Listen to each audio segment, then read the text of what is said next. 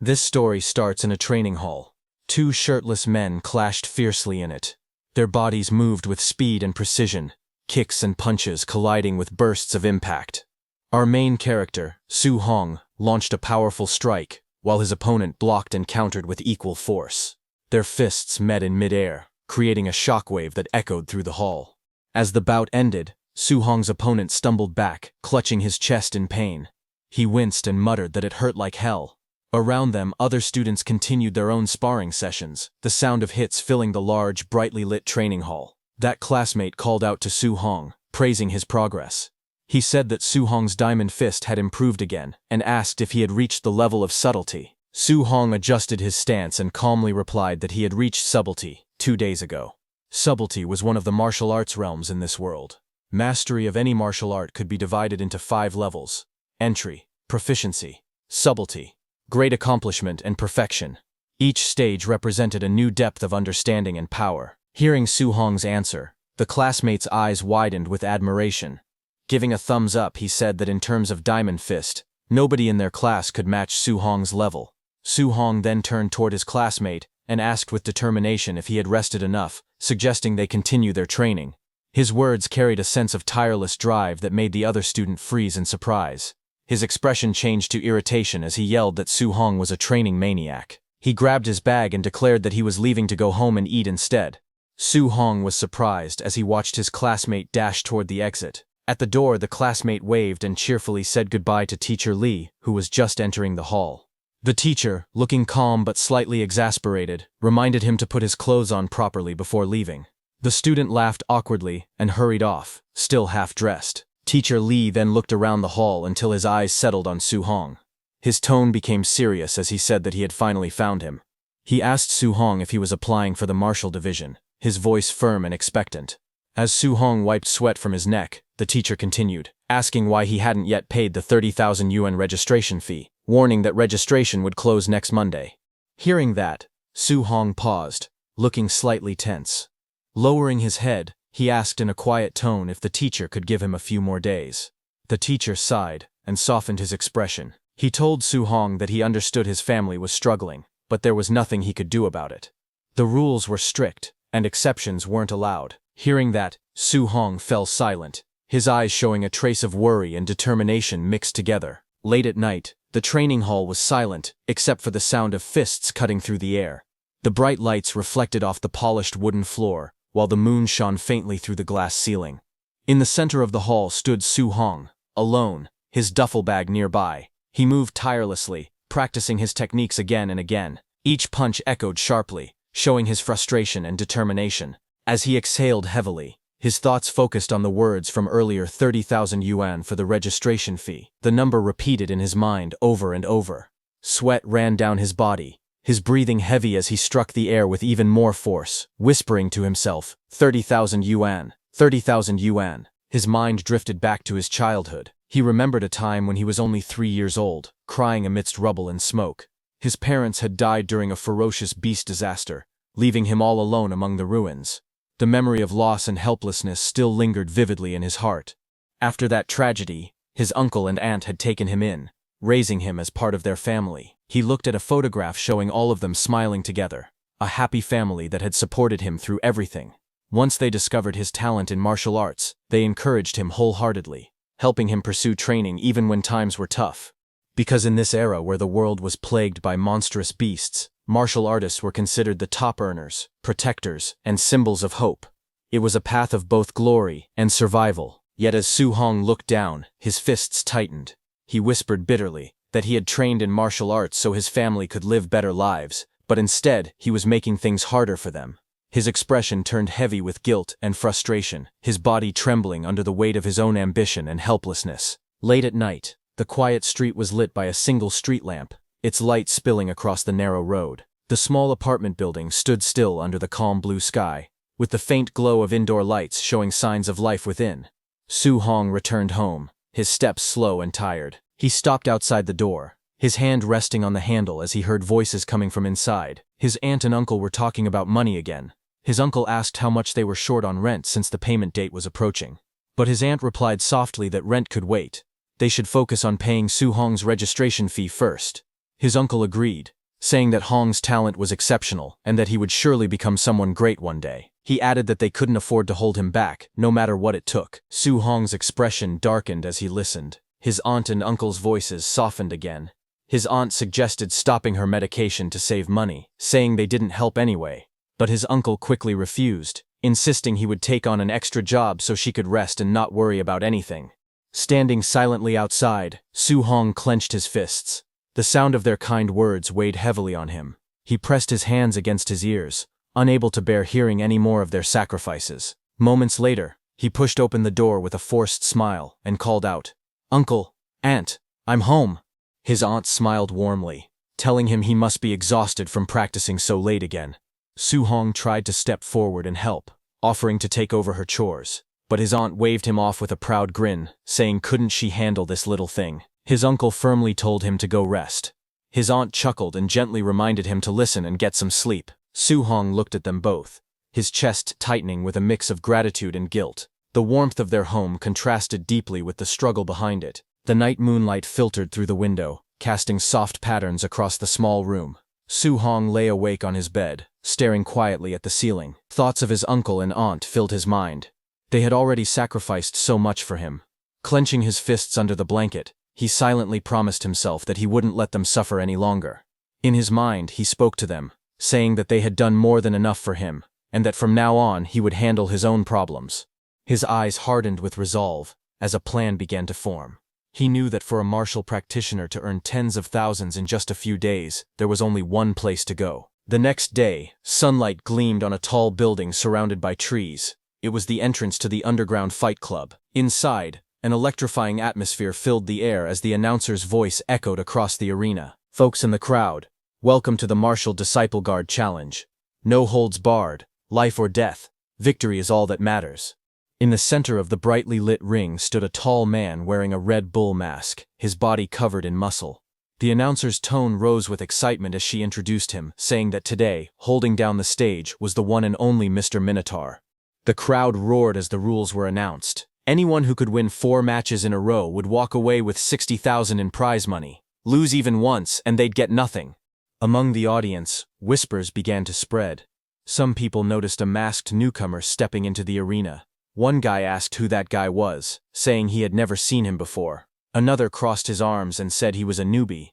A third spectator leaned forward, frowning, saying a newbie jumping straight into the guard challenge was just asking to die. As the lights focused on the stage, the tension thickened. Su Hong, hidden beneath the bull mask, was about to risk everything. Under the blinding lights of the arena, the announcer nudged Su Hong, who was wearing the bull mask. With a confident smile, she told him to liven things up and get the crowd excited. Su Hong tilted his head in confusion, scratching his mask. He asked how he was supposed to hype up the crowd. She rolled her eyes slightly, waving her hand dismissively. She explained that he should provoke them, throw some trash talk, stir them up. She muttered under her breath about how troublesome newbies could be. Hearing that, the masked Su Hong nodded firmly and gave a thumbs up. Then, stepping forward to the center of the stage, he clenched his fists and shouted with full confidence, declaring himself invincible against anyone below a martial artist. He challenged all weaklings to come and face him. Hearing that, the crowd immediately burst into noise. Some were shocked at his arrogance, whispering among themselves. One man frowned and said he was too cocky, while another laughed and called him a badass. Others muttered that he wouldn't even know how he died later. Excitement filled the air as people began chanting loudly, calling for his defeat, urging the fight to start. The announcer raised her microphone high and shouted, "Let's begin the match." As the crowd's cheers echoed through the arena, Su Hong stood tall behind his bull mask, his eyes sharpened with focus. He could feel the killing intent surrounding him. It was far stronger than anything he had felt before, but he wasn't surprised.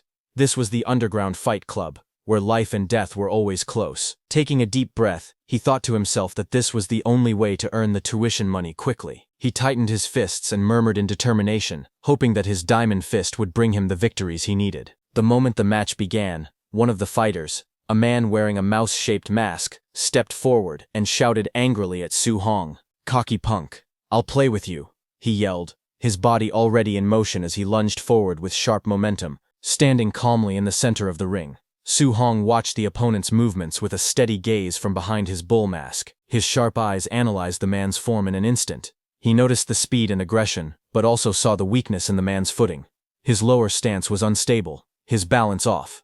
Su Hong smirked slightly, thinking to himself that this opponent would be easy to handle. The mouse-masked fighter closed in on Su Hong fast, shouting, "What are you daydreaming about?" He swung his fist towards Su Hong's head with a burst of power, but before the strike could land, Su Hong's arm moved like lightning. Energy gathered around his hands, swirling with bright blue force. With precise control, he unleashed his martial technique, the floating light palm. His glowing hand slammed straight into the attacker's face, the impact echoing across the arena. The mouse-masked man's eyes rolled back as his body was lifted off the ground and sent crashing into the floor with tremendous force. The crowd erupted in shock as Su Hong stood over his fallen opponent, the air around him still trembling from the energy of his strike. Under the blinding lights of the arena, Su Hong, wearing the bull mask, stood tall over his fallen opponent. Raising his fist high toward the ceiling, he shouted loudly, demanding the next challenger. The crowd erupted into cheers as the announcer's excited voice echoed through the speakers. "Minotaur, 1 win," she declared, her tone filled with energy. The audience roared in approval. Shouts of "badass" and "unbelievable" filled the air, the tension in the arena growing thicker with excitement. Soon after, another fighter stepped onto the stage. He was a tall man with curly blonde hair and a red mask covering his face. His muscular frame and confident smirk made it clear that he wasn't a rookie. The man taunted Su Hong, calling it a lucky break. Cracking his knuckles, he told Su Hong that his luck had run out now that he was facing him. Su Hong, still wearing his bull mask, stood calmly. His eyes narrowed as he observed the new opponent. Then, in a steady voice, he gestured for the man to make the first move. He analyzed his opponent's physique and aura, noting that the man seemed skilled and experienced, just the right kind of fighter to test the true strength of his diamond fist technique. The air grew still for a moment before the blonde fighter roared, charging forward with incredible speed. "Incoming," he shouted, as his massive frame blurred into motion. The two fists collided in a flash of blue energy, the shockwaves spreading across the stage. Both men gritted their teeth as their power clashed violently. The masked opponent widened his eyes, shocked by the strength he felt. It was the powerful fist wind that made him realize the impact behind Su Hong's strike. But Su Hong, calm and unshaken, analyzed the exchange with precision. His opponent's punch was strong, but still weaker than his. As the clash of fists echoed through the arena, Su Hong punched his opponent with his other hand. His punch landed squarely on the opponent's face. The masked man's mind raced as he felt his opponent's overwhelming strength. Su Hong's eyes sharpened beneath the bull mask. His analytical gaze focused on the fighter's movements. After taking the punch, his opponent's upper body was overcommitted, and his waist was left wide open with flaws. Taking advantage of that instant, Su Hong's body twisted sharply, and he kicked his opponent with explosive power. The impact sent the opponent flying across the ring, the force blasting through the air like thunder. The audience gasped in disbelief. "Holy crap! He's strong!" someone shouted from the stands. Dust and shattered flooring marked where the opponent had crashed, lying motionless. Su Hong straightened his back, his voice echoing through the silent arena. "Next," he said firmly. The announcer jumped with excitement, raising her microphone. "Minotaur, 2 wins in a row," she shouted, her voice filled with awe and energy as the crowd erupted once again. Inside the underground fighting arena, the crowd roared as Minotaur stood victorious once again in the center of the ring. In a luxurious viewing room above the ring, several men in black suits stood guard around an older man dressed sharply in a black suit. He watched the scene below with calm interest, his tone low and assessing. Looking at Su Hong, the man murmured that he wasn't even a quasi-martial artist, yet his strength was far above that of average disciples. That kid was no joke. Just then, the announcer's voice echoed through the loudspeakers. "Minotaur, 3 wins in a row," she shouted, excitement filling the air. "That man in the suit said Su Hong was not elite, but solid enough," he commented with a smirk, saying he was perfect for throwing matches.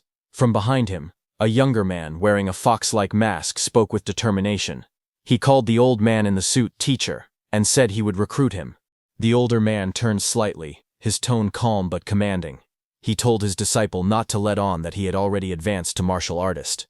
Meanwhile, down in the arena, Su Hong wiped the sweat from his face. His eyes remained sharp and focused as he analyzed his situation. He thought that his subtlety-level diamond fist had no trouble dealing with these regular disciples. As the defeated fighters were carried away, Su Hong clenched his fist, his expression steady and confident. A faint smirk crossed his lips, as he thought that with one more win, he would get that 60,000. But the crowd suddenly erupted in excitement, their voices echoing through the arena. Someone shouted from the stands that it was White Fox. Su Hong, wearing his bull mask, froze for a moment and turned his gaze toward the entrance.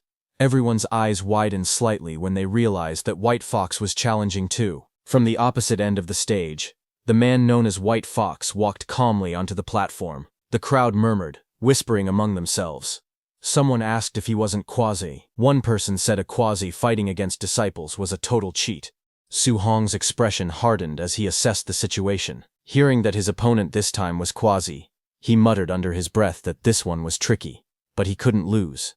Determination gleamed in his eyes as his stance lowered, ready for battle. Across from him, the white-haired man in the fox mask smiled faintly. A confident glint flashed in his golden eyes. Stepping forward with composed elegance, he adjusted his white suit and spoke in a calm, steady tone. He told Su Hong not to fear, saying he knew his limits. Under the bright arena lights, the announcer raised her hand and shouted across the stage, declaring the start of the guard challenge final round. Both fighters stood ready, Minotaur with his fists clenched, and White Fox calmly standing tall in his white suit. The crowd held its breath as tension filled the air.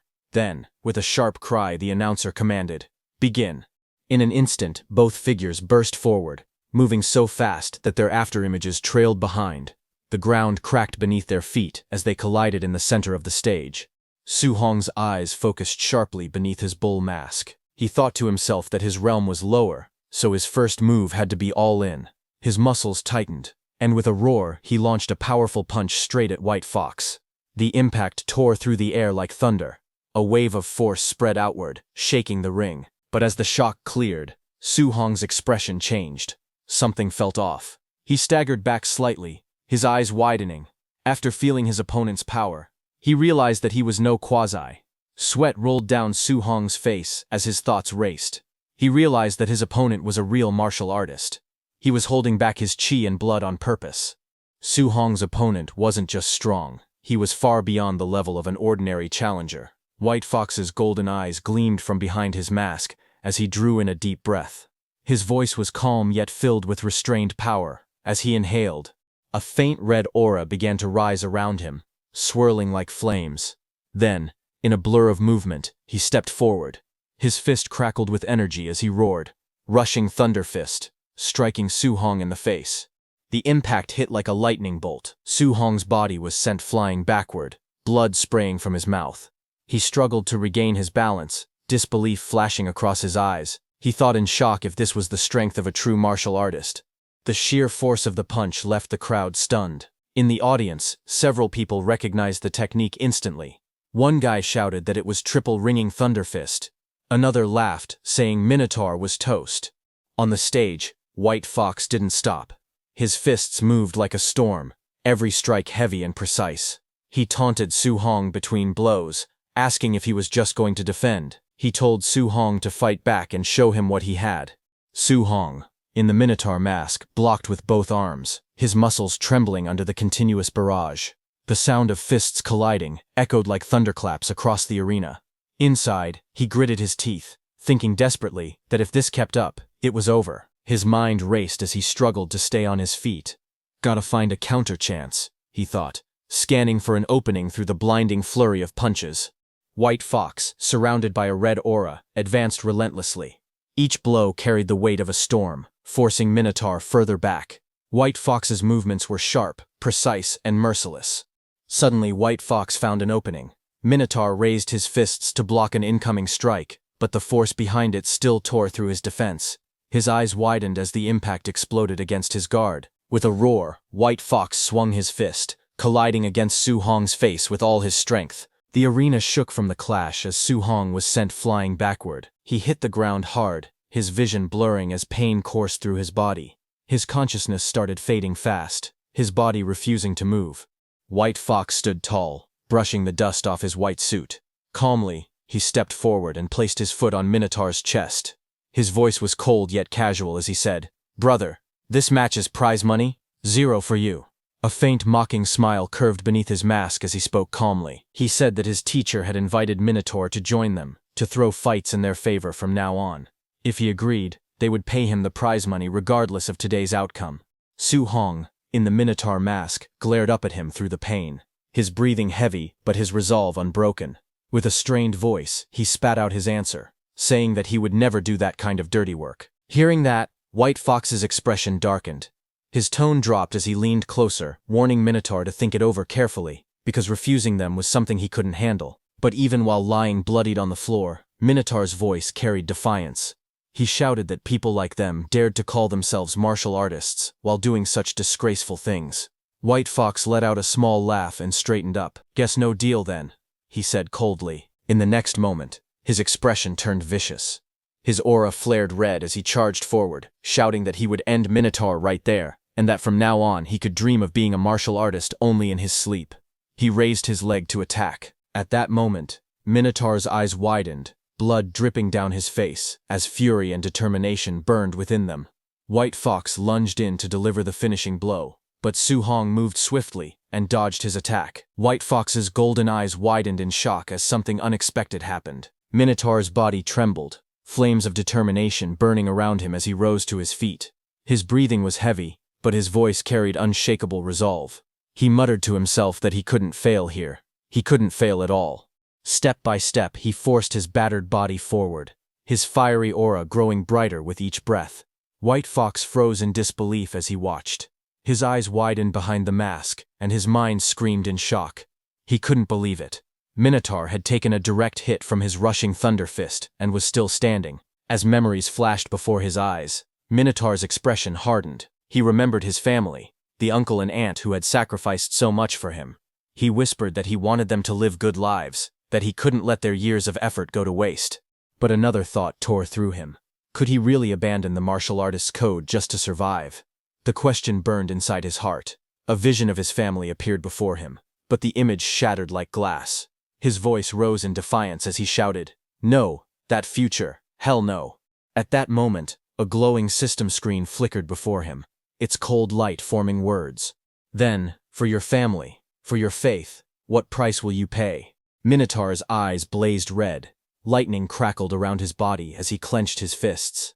His voice erupted with power and conviction as he shouted that he would give everything. In an instant, his aura exploded outward, engulfing the arena in a storm of fire and electricity. His eyes glowed fiercely as he stood tall once again, reborn through sheer willpower. A glowing screen appeared above Su Hong, asking what he was willing to give. Su Hong's body burned with red flames as he stood firm, and he answered with a powerful shout that he would give everything. Just as he said that, the scene in front of him shifted.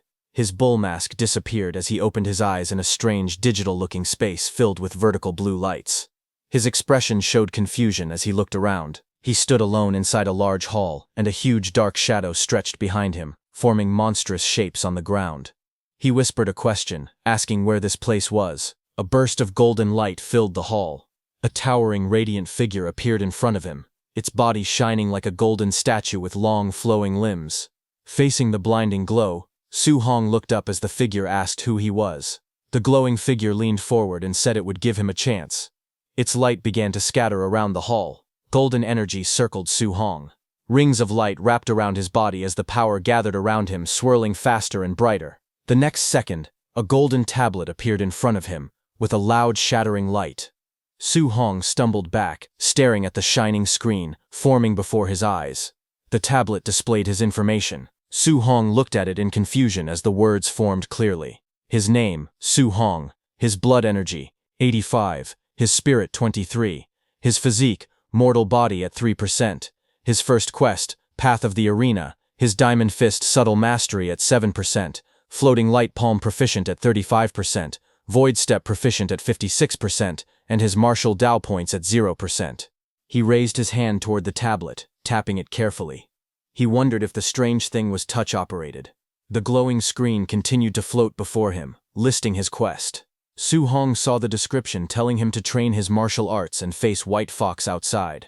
The quest objective was to hone his skills, raise Diamond Fist to Grand Achievement, and raise Floating Light Palm and Void Step to Subtle Mastery. For the quest reward, The system told him that this was a beginner tutorial, so there was no reward. Current progress showed his Diamond Fist subtle mastery at 7%, Floating Light Palm proficient at 35%, and Void Step proficient at 56%. It also noted that this quest could unlock a beginner tutorial.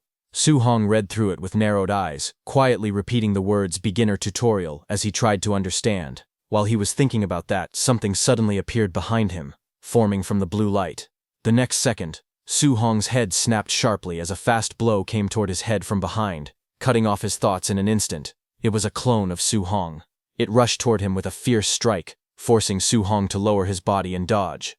The two figures moved at high speed, their motions blurring as their blows passed each other by inches. Su Hong's eyes widened in shock. He realized the attacker looked exactly like him.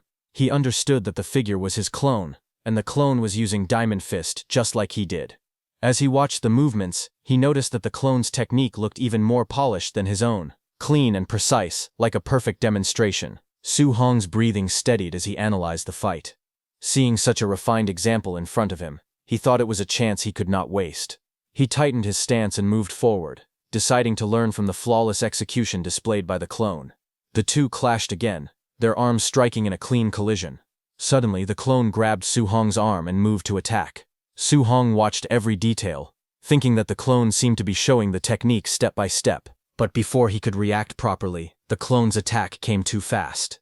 Su Hong's expression changed in panic as the punch hit him squarely in the torso. His body bent from the impact, and he cried out as the force blasted him backward. Su Hong slid across the floor, coughing lightly as he steadied himself. His clone stood firmly on the other side, the force of its last attack still rippling through the air. For a moment, Su Hong glanced at the golden panel glowing beside him. The progress bar under Diamond Fist showed a new number.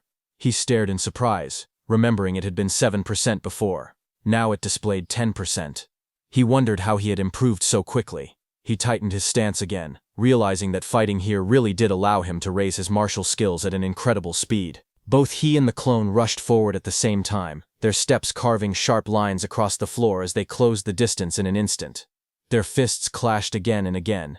Each collision sent out shockwaves, and with every exchange, the mastery numbers on the floating panels increased. One panel showed Diamond Fist reaching 15%. Another panel flashed as Su Hong's level climbed to 23%. The two continued moving, their bodies blurring as they shifted positions. The Void Step progress bars rose as well. Su Hong's Void Step reached 59%, then climbed to 70%. The battle continued, the room filled with streaks of motion and rising skill levels as the two figures pushed each other forward. They clashed again and again, their fists and palms striking with blinding speed. Each impact sent shockwaves through the air as their movements grew sharper, faster, and more refined. As they exchanged blows, glowing system panels appeared around them. The panels showed the progress of their skills.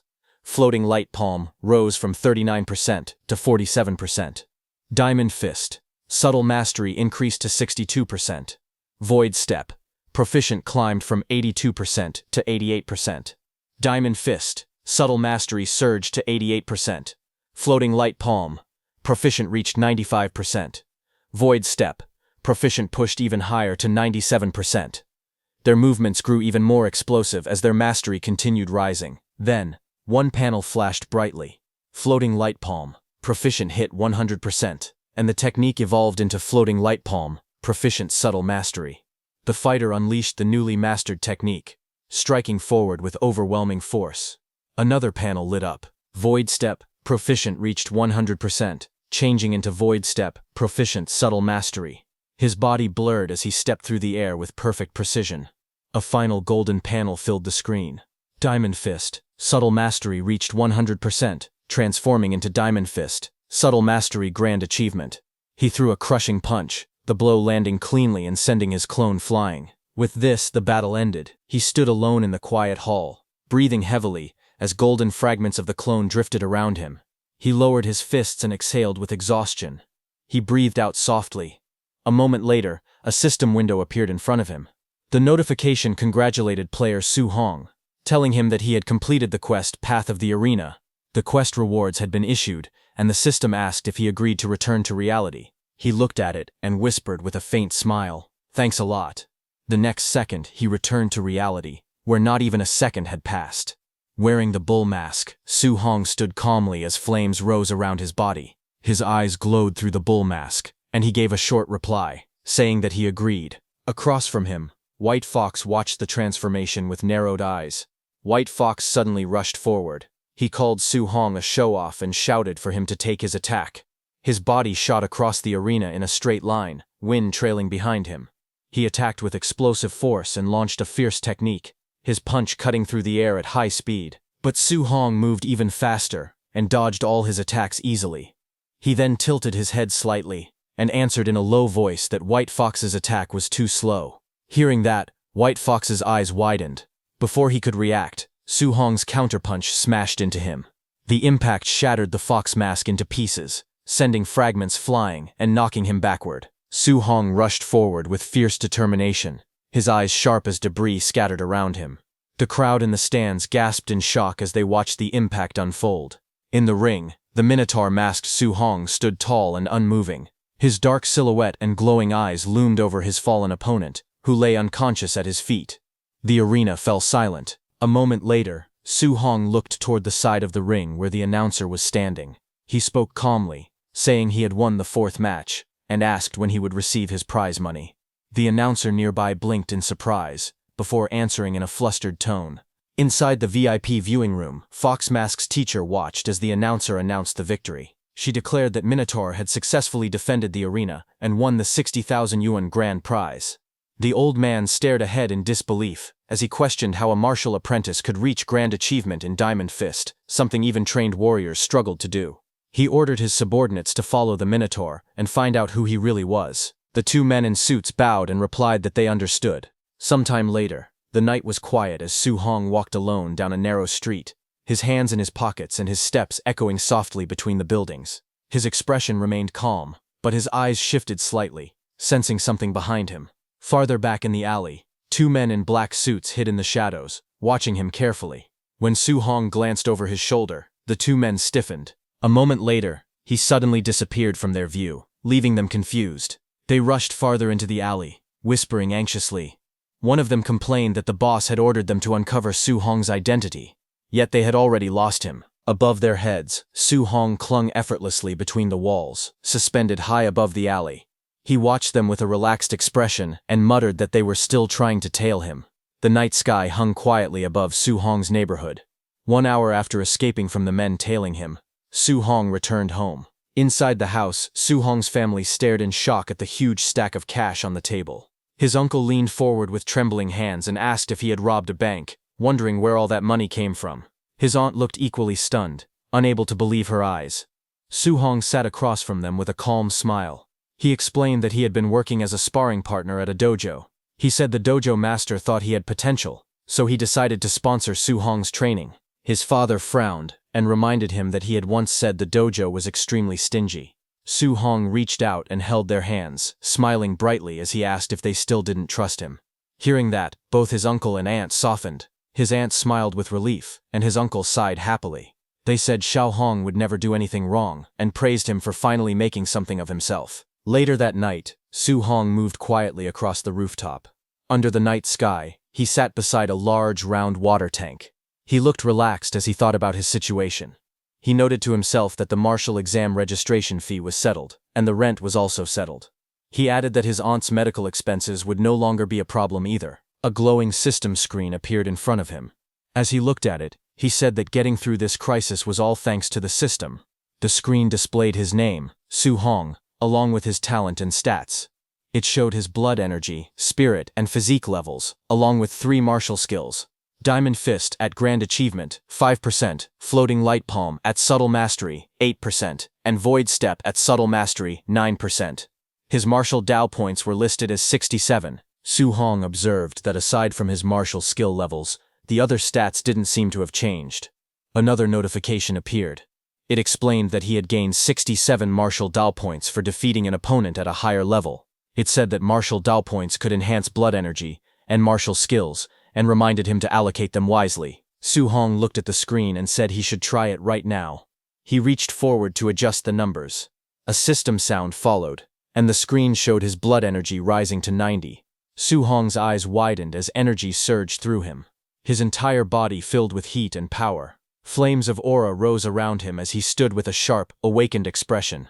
His clothes fluttered from the force of the energy as he felt the change taking place. Su Hong looked at the glowing screen in front of him.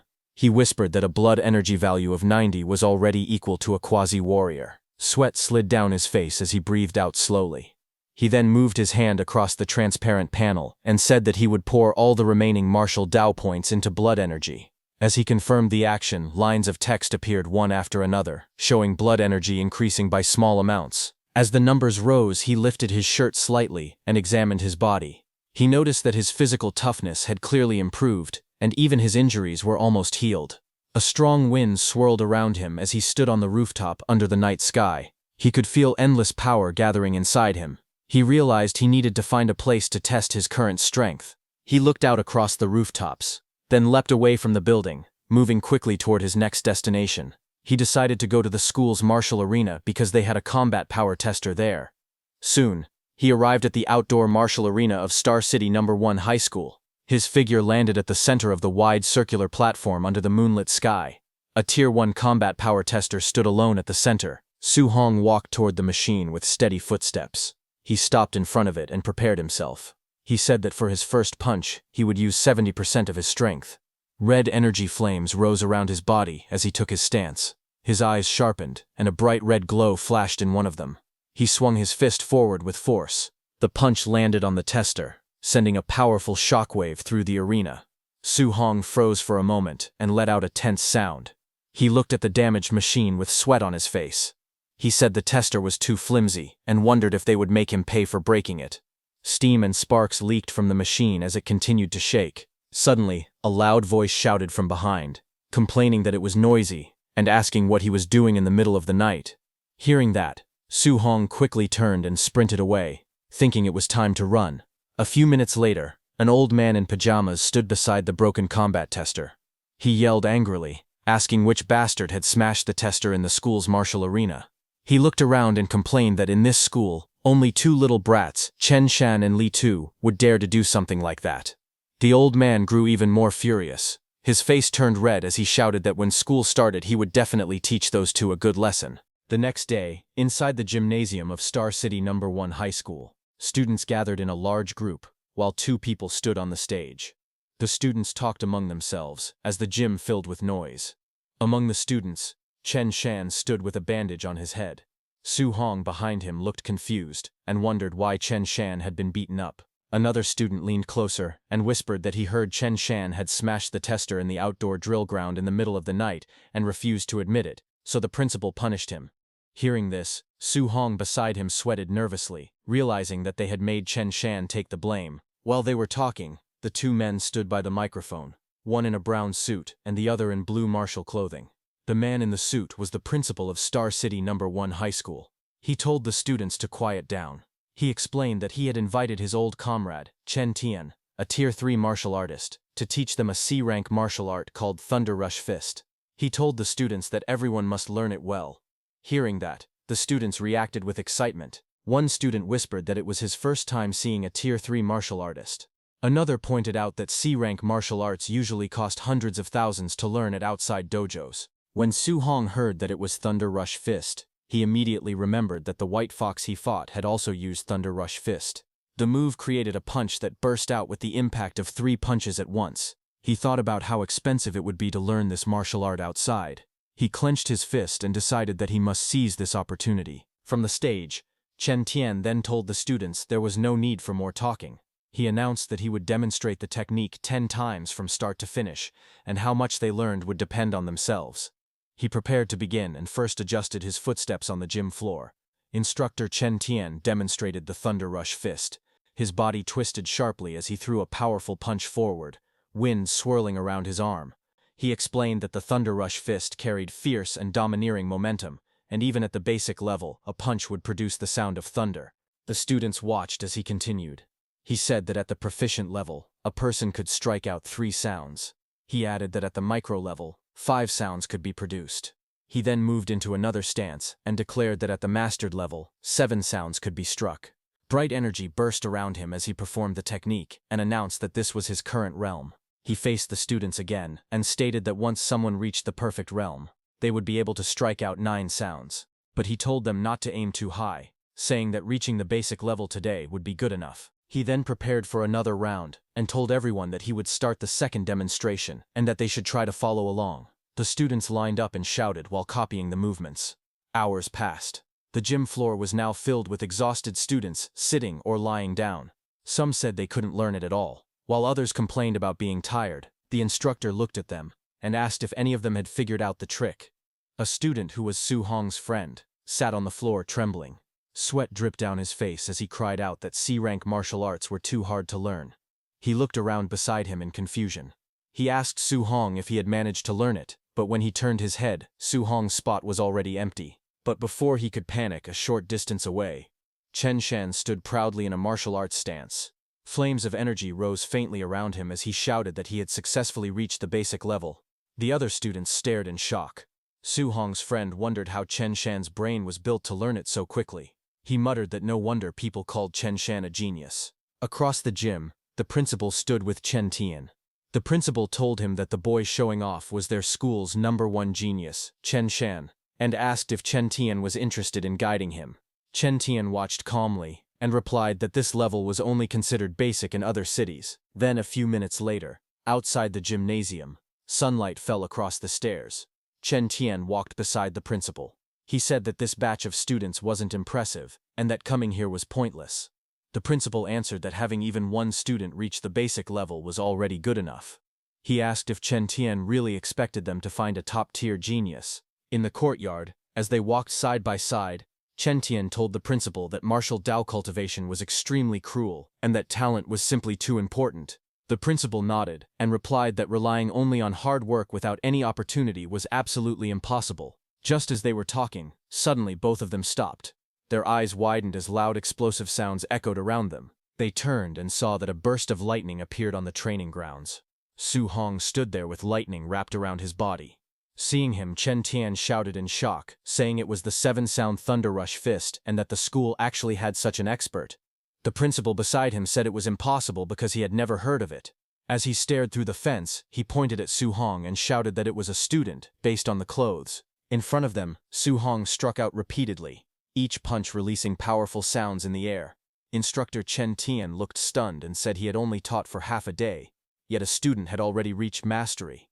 The principal rested his face against the fence and asked if he had heard wrong, repeating that the student had made 9 sounds. But instructor Chen Tian stood frozen, trembling slightly. Seeing that, the principal asked him what was wrong. Instructor Chen Tian then lowered his head slightly. Sweat rolled down his face as he shouted that he understood everything now. The next second, lightning gathered around instructor Chen Tian's hand. He clenched his fist as bright sparks wrapped around it. In the next moment, the instructor swung his arm forward with force. He shouted the name of the move, while lightning and impact lines burst around his punch, releasing 8 sounds. After punching, instructor Chen Tian looked excited. Sparks circled his fist as he smiled proudly. The principal beside him was shocked, shouting that the instructor had reached 8 sounds. Instructor Chen Tian explained that watching the Thunder Rush Fist from that student earlier had inspired him, allowing him to break through. Then both of them rushed forward in panic. Instructor Chen Tian said it was not the time to talk and told the principal to quickly find the student who used that move. But when they reached the field, they looked around in confusion. The outline showed that someone had just been there, but the person was now gone. On the other hand, Su Hong, not knowing he was being watched, walked through the street at sunset.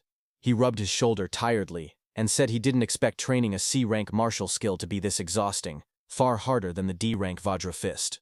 Su Hong then opened his system status window. The system screen showed his information.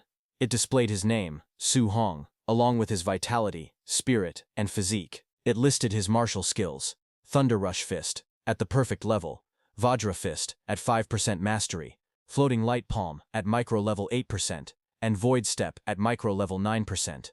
Below that, the martial value was shown as 0. Su Hong looked at the glowing system screen and said that his Thunder Rush Fist had already reached the perfect realm. He explained that he now needed to find a way to earn martial values and try to break through to martial artist soon. He said that unlike last time, he did not need a life-and-death battle.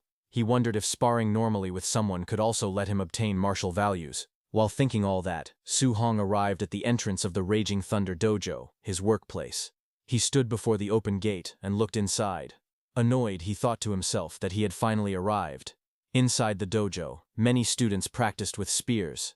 They moved quickly across the training hall, clashing their weapons against each other as they trained. One of the students noticed Su Hong and walked over. He asked Su Hong why he had come today.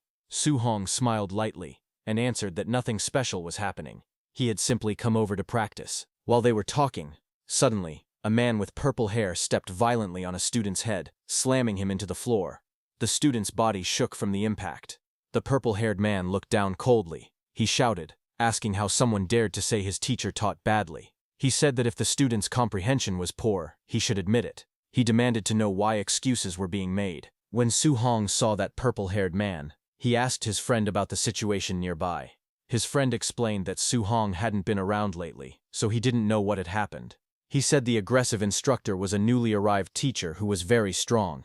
He added that the instructor looked down on common students like them and taught his classes carelessly. He continued explaining that this purple-haired man was that instructor's disciple, a man named Li Yan, who was also very strong. As he said this, Li Yan stepped forward with a confident, arrogant expression. He threw a punch and mocked the person he was fighting, asking how someone of that level dared to challenge him. But before the punch landed, a hand suddenly grabbed Li Yan's wrist, stopping the attack. It was Su Hong who grabbed his hand. Su Hong calmly told him that they should stop here.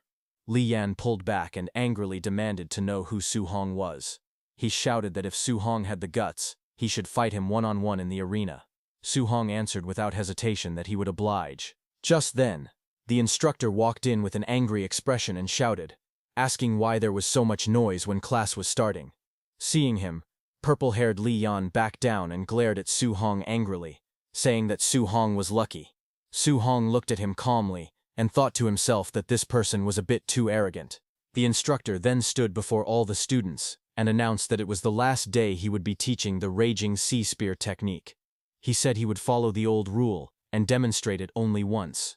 The students watched as he performed the technique with a spear, swinging it sharply across the room. After finishing the move, the instructor narrowed his eyes and said that he was only demonstrating it once because he did not believe they could learn it. But Su Hong stood with a spear in his hand. Blue light wrapped around the weapon as he stepped forward. His expression stayed calm, and his sharp blue eyes focused ahead. In the next moment, a reflection appeared in his eye. The silhouette of the instructor performing the spear technique could be seen clearly inside his pupil. Then, after showing it once, the instructor threw his spear onto the wooden floor with a sharp impact. The instructor then walked toward the doorway with Li Yan. He looked back and said that how much the students learned now depended on themselves. As he left, the students complained loudly. They said that demonstrating it only once was unfair, and that the students in the back could not see anything clearly. But it was different for Su Hong. He lowered his gaze to the spear in his hand. Flames rose behind him as he remembered the explanation. The technique's core was that the spear moved like a flood dragon crossing the sea. With momentum like endless waves, Su Hong held the spear tightly as blue energy wrapped around his arms. His body lowered slightly, and his eyes focused with a calm and determined expression. His body moved. Blue currents flowed around him, while he twisted his stance and swung the spear with powerful force. He stepped forward, spinning the spear as the blue energy followed each movement. The watching students widened their eyes in shock, unable to believe what they were seeing. Some students shouted in surprise, saying that Su Hong seemed to have learned the technique. Others wondered what kind of martial arts prodigy he was, and questioned if they were too stupid to learn it. Hearing the commotion, purple-haired Li Yan rushed out, asking why they were making noise and who they thought had learned the technique. He came forward and saw Su Hong swing the spear again, his movements sharp and smooth as the blue energy trailed behind him. Li Yan watched silently, his expression turning serious. He admitted to himself that Su Hong seemed to have really learned it. He thought that he needed to test Su Hong further, wondering if he truly was a genius. As Su Hong stood with his spear lowered, Li Yan called out to him, saying he would give Su Hong some pointers. Su Hong listened quietly and answered, saying okay. Hearing that, everyone moved back. Leaving space in the center, Li Yan stepped forward and spun his spear with force. Seeing that, a student beside Su Hong warned him not to be impulsive. He said that Li Yan had a bad personality, but very high strength. Su Hong told him not to worry. Su Hong then stepped out. He lifted his spear and asked Li Yan to enlighten him. Li Yan's expression turned sharp. He swung his spear fiercely and shouted that Su Hong was arrogant. He asked Su Hong to watch as he used the Raging Sea Spear technique at the micro level, releasing waves of energy. Su Hong closed his eyes for a moment, then focused. Water-like energy swirled around his spear. In the next moment, his whole body moved like flowing waves. His spear technique became smooth and powerful. Blue energy burst out as Su Hong performed the Raging Sea Spear technique at the proficient level. His movement formed a huge water-like arc across the room. Li Yan stared in shock. He could not believe what he was seeing. He shouted in disbelief, saying it was impossible for Su Hong to reach the proficient level in the Raging Sea Spear technique. Su Hong swung his spear as blue energy wrapped around his arms. He used the Rage Sea Spear technique at proficient level. Water-like light spiraled around him as he stepped forward with sharp movements. The spears crashed with a heavy impact, sending shockwaves across the arena. Across from him, Li Yan was forced back by the collision. Shock flashed in his eyes as he watched the blue aura lash forward. He couldn't understand how Su Hong had reached the proficient level so quickly. He wasn't even a warrior yet his mastery had already grown at an unbelievable rate. Just then, Su Hong's eyes glowed gold for a moment, shining with intense determination. He pushed forward again, driving the spear straight toward Li Yan. A powerful impact exploded between them.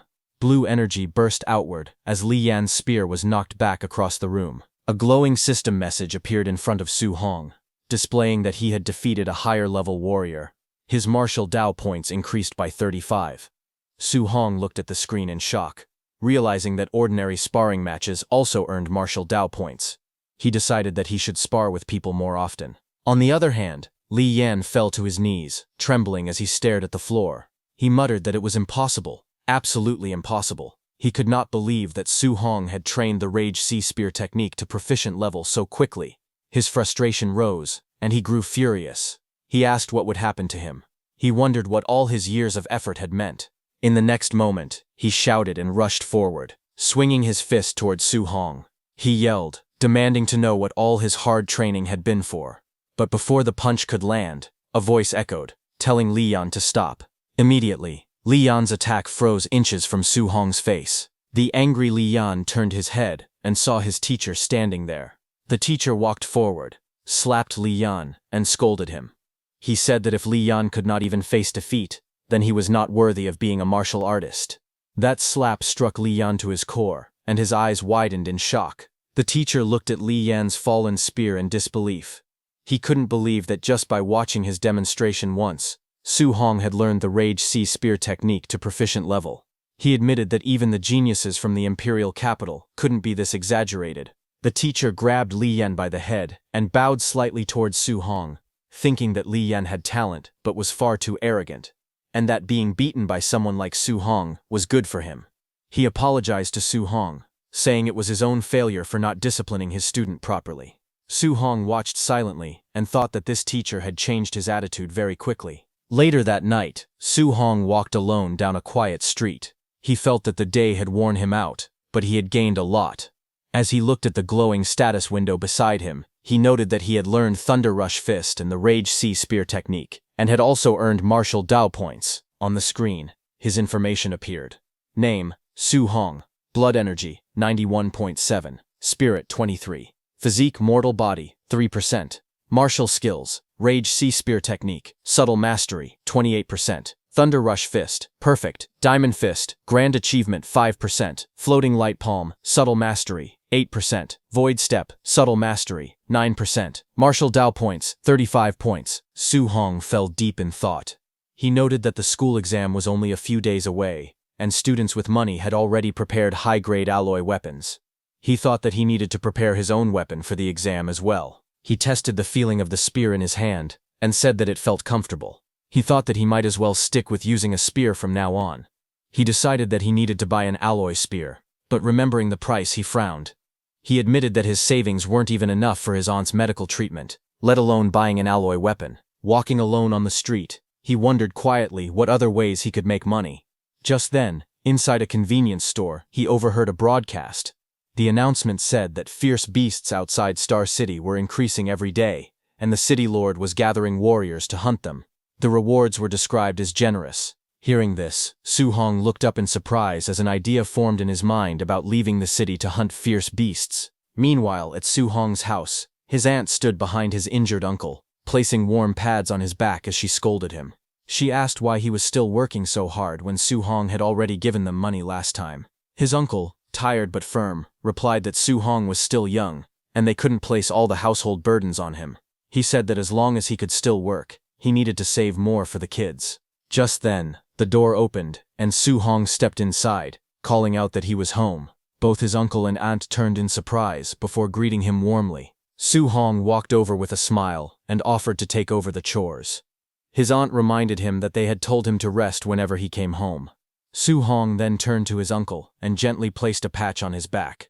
He told his uncle that he could earn money now and suggested that it would be better for him to stay home and take care of his aunt instead of working so hard. His uncle admitted that it sounded nice, but said he couldn't just sit still. With a confident grin and a thumbs up, he reassured Su Hong that he was only earning a bit for daily expenses and wouldn't push himself too hard. Su Hong's aunt smiled softly and told Su Hong that he would still need a lot of money for his martial arts training in the future. She said that both of them wanted to save as much as they could for him. Su Hong looked down at the hot patch in his hands and softly murmured to himself, calling out to his uncle and auntie. A determined look appeared in his eyes. He thought about how his uncle and auntie had always lived frugally. Unless he earned enough money to support them for a lifetime, they would never feel safe enough to retire and focus on their health. His expression hardened. He told himself that he absolutely could not miss the opportunity to hunt fierce beasts for the bounty. Sometime later, on his rooftop, Su Hong considered the idea of hunting down fierce beasts but remembered the dangers outside the city. The wilderness was unpredictable. To stay safe, he needed to raise his strength as much as possible. He decided to put all the martial Dao points he had earned into increasing his blood energy. That night, blue system panels appeared around him as he allocated his points. One by one, new notifications popped up, each showing his blood energy rising by small amounts. Eventually, a larger panel appeared before him, displaying that his blood energy was now 95.2. Su Hong sat cross-legged in a circle of burning red aura. Flames curled around his body as he checked his progress. He realized that he was now just one step away from becoming a warrior. 2 days later, at the school gymnasium late at night, Su Hong lay on the floor, drenched in sweat. System panels floated around him, displaying each of his martial skills: Rage Sea Spear Technique, Thunder Rush Fist, Diamond Fist, Floating Light Palm, and Void Step, all marked as perfect. After 2 full days of intense training, he had finally brought every martial skill to its peak. Breathing heavily, Su Hong stared upward. He told himself that all preparations were complete. It was finally time to leave the city. It was Saturday at the Star City Warrior base. Su Hong finally arrived and muttered that the place was really far away. As he walked through the gates, he looked around with curiosity. He thought that although he had seen the base many times on TV, this was his first time visiting it in person. Inside, he noticed warriors everywhere. Warriors who were rarely seen in daily life appeared all around him in the bustling streets. He opened a sheet of paper and read the bounty list silently. Unranked fierce beasts were worth 300 blue star coins each. Tier 1 lower stage fierce beasts were worth 1,000. Tier 1 middle stage fierce beasts were worth 3,000. Then he reached the line mentioning Tier 2 lower stage fierce beasts. Another line in the rules stated that after killing a fierce beast, its left ear must be cut off as proof. Without that, no payment would be issued. He stared at the rule with an awkward expression and wondered why it was so primitive. Nearby, a warrior walked up to the payment window and placed a bag on the counter. He asked the clerk to calculate how much everything inside was worth. Watching him, Su Hong thought that the bag must be filled with the left ears of fierce beasts. Just then, a loud shout echoed through the area as a group of people pushed forward. Someone at the front yelled for everyone to move aside. Su Hong turned his head and saw a group approaching. Among them was a blond young man walking confidently, while others cleared the path for him. One of the men shouted that young Master Ye was coming. As Su Hong observed, he quietly noted that the blond man's outfit and attitude looked similar to White Fox from the underground arena. Nearby, a few warriors whispered among themselves. One of them complained that the blond man was always showing off, saying that if his uncle were not the base director, he would have been beaten up long ago. Another person added that the blond man had already been beaten by someone a few days earlier, and it had been satisfying to watch. A third person responded that this explained why he hadn't been seen recently. Hearing that, Su Hong looked back. The blond young man passed by and glanced in his direction. The large masked warrior beside him also turned slightly. The blond man wore a faint smile on his face as he looked toward Su Hong. Su Hong stood silently, his expression calm as he looked ahead. He thought to himself that the danger did not only come from fierce beasts, but also from humans. Because of that, he reminded himself that he needed to be extremely careful. As he walked through the warrior base, someone approached him and asked if it was his first time there and if he was planning to enter the wilderness alone. He answered quietly that he was.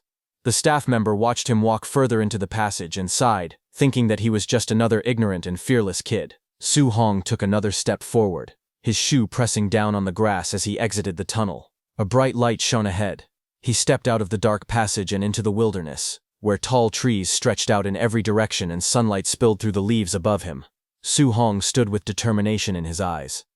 He tightened his grip on his sleeve and thought to himself that he must return with a full haul. 2 hours later, the forest around him was quiet. Sunlight filtered through the leaves as he walked deeper among the trees. He looked around and realized that he had not seen a single fierce beast. He wondered if all the beasts near the forest outskirts had already been hunted. He leaned against a tree with confusion on his face, holding his water bottle. Question marks hovered above him as he tried to figure out the situation. A moment later, he decided to head further inside. His body shot forward in a leap, speeding deeper into the forest. Su Hong rushed forward through the forest, his breathing sharp as the wind whipped past his face. Sweat formed along his cheek as he heard a sound ahead of him. A moment later, a white wolf, with glowing red eyes, burst through the trees. The beast lowered its body and growled, its claws digging into the dirt as it prepared to attack. Su Hong stopped and faced it cautiously. He looked at the creature and recognized it. According to his textbooks, this was a Tier 1 lower stage fierce beast, the Shadow Moonwolf. He thought to himself that this was the first time he had ever seen a living one. The wolf suddenly roared loudly, saliva flying from its jaws as it lunged toward him with its fangs bared. Su Hong tightened his stance as the beast leapt at him. Its crimson eyes locked onto him while it howled. The attack came down from above, straight toward Su Hong. Su Hong stood still as the fierce beast lunged at him with its claws extended. The wolf's red eyes glowed with killing intent as it swung its massive paw toward him. The wolf's attack cut through the air, but Su Hong dodged it by leaning back. The beast missed its strike. Lightning gathered around Su Hong's fist. His hand glowed with bright golden energy as he clenched it tightly. He stepped forward and struck the wolf with a powerful blow. Lightning exploded across the wolf's body as the impact sent it flying backward. The wolf crashed into a tree, rolling across the forest floor while letting out a weak howl. Su Hong then stood over the fallen beast. Lightning still flickered around his arm as he looked down at the defeated wolf lying motionless on the ground. Su Hong then looked at his trembling hand with bright eyes. He wondered if this was what fighting monsters felt like. It was even more exciting than he had imagined. His fingers shook as he remembered the battle. The feeling made his heart race. He clenched his fist with confidence. He thought to himself that he could now kill a Tier 1 initial stage ferocious beast in a single move. He wondered how he would perform against a Tier 1 middle stage ferocious beast. While he was thinking that, 2 glowing red eyes appeared quietly in the forest behind him. The next second, a huge figure stepped out. The scene revealed a Tier 1 middle stage ferocious beast, a raging black bear. The bear roared from behind him as Su Hong stood calmly with his fist raised. A powerful strike flashed across the darkness. In the next moment, the raging black bear collapsed with its eyes rolled back, beaten in a single blow. Standing over the fallen beast, lightning still flickered around Su Hong's arm. He thought that with his current strength, as long as he didn't provoke a Tier 2 beast, he wouldn't face too much danger. Finally, he crouched beside the defeated bear with a smile. He held up the bear's ear and thought proudly that 3,000 prize money was secured. A blue system window appeared in front of him. It displayed a reminder saying that his accumulated martial value was now enough for him to break through into a martial artist, and he should upgrade as soon as possible. Su Hong looked at the screen with excitement. He thought that he could finally break through and become a martial artist. But suddenly, he felt a very powerful aura behind him, shocking Su Hong completely. He turned quickly, sweat covering his face. He looked toward the forest and sensed the pressure coming from afar. He thought that the aura was extremely intense and wondered what kind of ferocious beast it was. He decided to go take a look and rushed through the forest at high speed. He landed on top of a large rock and looked down. His eyes widened in shock as he whispered that this was. Before him stood a massive creature, A glowing description appeared, explaining that it was a Tier 1 late-stage ferocious beast, black jade giant python. Below, 2 men were fighting the python with their weapons. The python struck them with its giant tail. The men used their shields to block, but the python's power was too much, making them spit out blood with just one attack. The python's massive tail smashed into both of them, sending them flying backward. Their bodies slammed into a rocky wall, breaking the stones on impact. From a distance, Su Hong watched the scene with widened eyes. Suddenly, shock flashed across his face as he stared ahead. The python lunged again. It swung its tail with incredible force, aiming straight at Su Hong. The ground cracked apart as the huge tail cut through the air. The beast's body twisted sharply. Its tail curved like a giant whip, moving faster than Su Hong expected. He gritted his teeth, thinking it was too fast, as the python's attack came crashing down. The giant python's body smashed into Su Hong, sending him sliding across the dirt as dust exploded everywhere. Nearby, dark blood splattered across the stone. A weak voice coughed again and again, the sound mixed with the shaking of the earth. Su Hong knelt down, covering his mouth as he coughed blood. In front of him, another man lay motionless, his body torn open and stained black with blood. He wiped the blood from his lips with the back of his hand. His expression stayed calm even though pain filled his body. Reaching forward, he grabbed the fallen man's spear and lifted it from the ground. He quietly said that he would borrow it for a moment. Then he stood up again and faced the enormous python. The python rose high into the sky, its golden eyes glowing fiercely. Wind whipped around them as it hissed loudly, towering over him. Su Hong held the spear tightly and stepped forward to face the beast.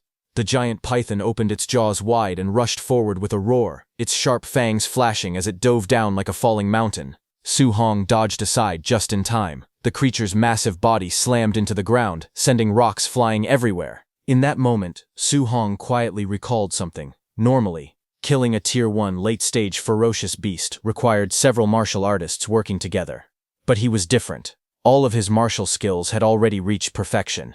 With that level of mastery, he had easily killed the Tier 1 middle-stage raging black bear before. Because of that, he believed he now had the strength to fight the black jade giant python directly. He dashed forward with incredible speed, his footsteps leaving white streaks behind him. His body spun through the air, avoiding another strike as the python whipped its tail. Using void step. Perfect. He closed the distance in a blink. The massive python lunged again, jaws wide. But Su Hong's eyes stayed calm. Blue light burst around his spear as water-like energy gathered and wrapped around the weapon. He raised the spear and unleashed his technique, Raging Sea Spear technique. Perfect. A powerful wave of blue energy burst forward as his spear swung down, carrying the force of crashing tides straight at the python. The giant python's massive body twisted violently as the golden spearhead pierced deep into its scales. The impact sent shockwaves through the air, and the beast let out a furious roar. Its jaws opened wide in pain, revealing rows of sharp fangs. Su Hong moved swiftly, stepping across the python's body with quick, precise motions. Each step left a sharp mark on the ground as he moved toward the spear. His hand tightened around it, gripping it firmly while power surged along his arm. Blue energy swirled around him, wrapping his entire body in a flowing, water-like aura. He lowered his stance, spear ready, eyes sharp and focused. With determination burning in his expression, he whispered to himself that he would strike again, one more time. With full power, he threw his spear at the massive python. The weapon shot forward like a beam of light. The giant python whipped its massive body forward, but the blue energy slash cut straight through its attack. Su Hong's spear pierced the python's body as it roared in pain. Enraged, the giant python swung its massive tail to attack, but Su Hong moved at extreme speed, circling around the creature again and again as faint blue trails followed behind him. He thought that the difference in their size was too great. Landing a fatal blow in a single strike would be difficult. He decided he had to weaken the python as much as possible first, then wait for the right chance to finish it. Just then, the python's tail swept toward him. Seeing this, Su Hong raised his fist, and a surge of bright energy formed around it. He used his Thunder Rush fist, perfect technique, as his entire arm shone with crackling power. He launched himself forward, delivering a powerful strike that sent waves of lightning bursting across the battlefield. The ground shook as the giant python's tail whipped across the battlefield. After landing a successful strike, Su Hong quickly leapt back, widening the distance between himself and the massive creature. Dust rose behind him with each step as he prepared his spear again. He reminded himself that after every attack, he needed to back away fast. Only by keeping his distance could he avoid being crushed by the python's huge body. The python twisted angrily, its scales scraping against the ground. Su Hong stayed alert. He told himself to wait for an opening, attack again, and then retreat right away before the monster countered. The constant movement tired him. His breath grew heavy, and sweat rolled down his face. Still, he knew this method kept him safe. He exhaled as he steadied his stance. Across from him, the python trembled. Its growls grew weaker. It seemed to be nearing its limit too. Seeing this, Su Hong realized he only needed to circle it a few more times and strike carefully to bring it down. He gripped his spear and called out in determination, ready for another round. But just as he prepared to move, something caught his attention. A sudden sound behind him. Su Hong sharply turned his head, his eyes widening as he sensed something approaching.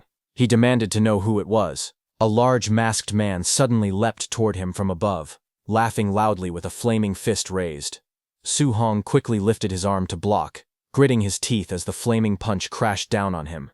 The force of the attack sent him flying across the ground, rolling until he came to a stop. He pushed himself up with difficulty, coughing as he tried to regain his breath. When he looked up, several figures were standing in front of him. He shouted, asking who they were. The man in the long coat stepped forward, surrounded by his group. It was the White Fox. He looked down at Su Hong with a confident smile and told him that they were meeting again. He then asked Su Hong to hand over the black jade giant python. The group of 5 stood together on the rocky path, watching the injured Su Hong kneel in exhaustion. His spear lay stuck in the ground beside him, its blade cracked from the earlier battle. White Fox stepped forward with a calm smile. His eyes narrowed slightly as he recalled the moment he saw Su Hong leaving the city alone. He said that when he first witnessed that reckless decision, he was certain Su Hong would die somewhere outside the city walls.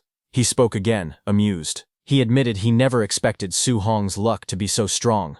Not only had he survived, but he had even managed to encounter a critically wounded black jade giant python, one that was already on the verge of death. Hearing that, Su Hong stared at him quietly, realizing that if they thought he had merely found the python, that meant these 5 had just arrived. He observed them carefully. All 5 were martial artists. He realized that they had the numbers advantage. Fighting them head-on was impossible. Suddenly, the large masked fighter stepped forward aggressively. He shouted at Su Hong, asking if he hadn't heard young Master Ye's words. He demanded to know why Su Hong was still standing there when young Master Ye wanted the giant python for himself. Hearing that, Su Hong lowered his head slightly. His fists clenched. His jaw tightened. He said nothing, but his body trembled with anger. Su Hong glared forward, electricity crackling around his fist as he spoke. He said that they had only pushed him back earlier because of a sneak attack, and he asked if they really thought he couldn't defeat them. In the next moment, he shot forward and slammed his glowing fist into the masked brute's punch. The impact exploded outward, sending the large man flying.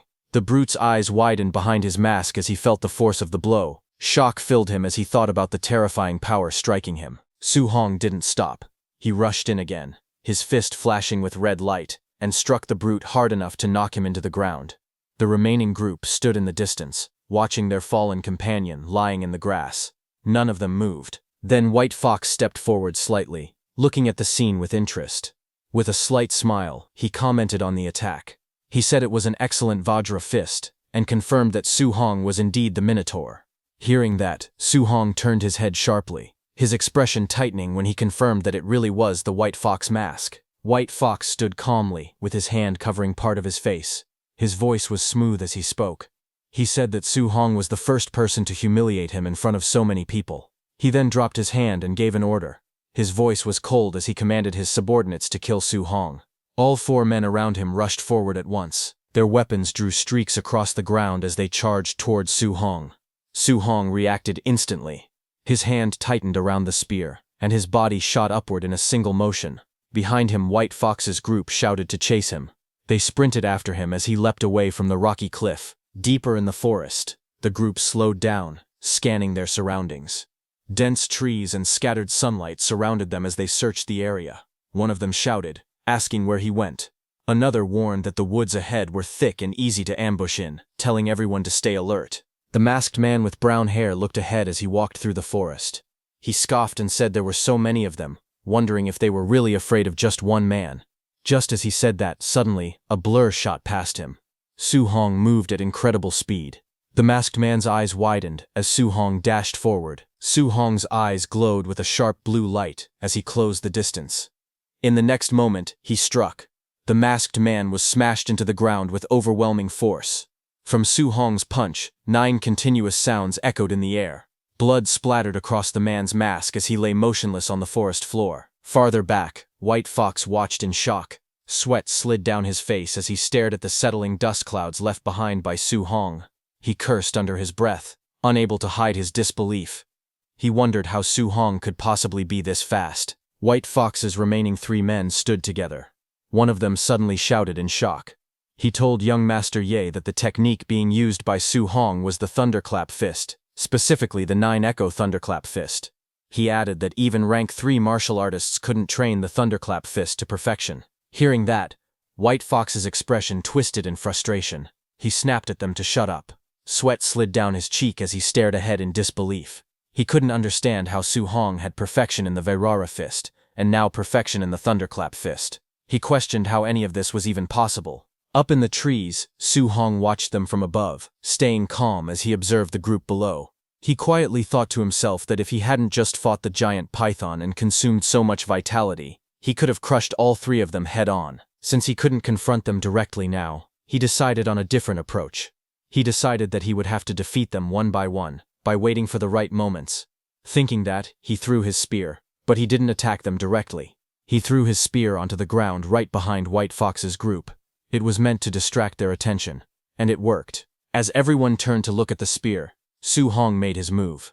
Before White Fox's men could react, Su Hong appeared right in front of one of them. Blue light flashed in his eyes as he reached forward with a swift, precise motion.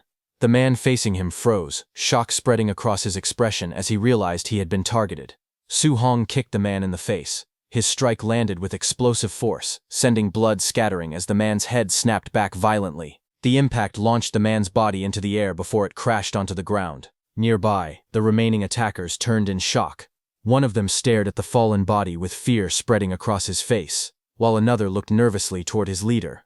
One man shouted that Su Hong was too strong and urged White Fox to retreat, but White Fox refused. He glared ahead and demanded whether they were joking, insisting that he would kill the boy today. A blur of motion cut through the forest as Su Hong dashed between the trees. His speed left streaks of blue light trailing behind him. The attackers could barely react as Su Hong appeared again and rushed straight toward them. In the next moment, another attacker was struck so hard that his body flipped upward and slammed into the ground, shaking the forest floor. White Fox clenched his teeth in frustration. Sweat slid down his face as he stared ahead. He cursed under his breath, wondering how Su Hong had grown so much stronger in just a few days. Just then, a blur shot past him. Su Hong rushed forward with incredible speed, closing in from behind. White Fox immediately spun around, eyes wide, but Su Hong was already gone. Leaves scattered in every direction as the ground shook from his steps. White Fox shouted in anger, repeating his frustration again and again. In the next moment, Su Hong appeared behind White Fox again, saying it was finally his turn. But little did he know, White Fox had already detected him.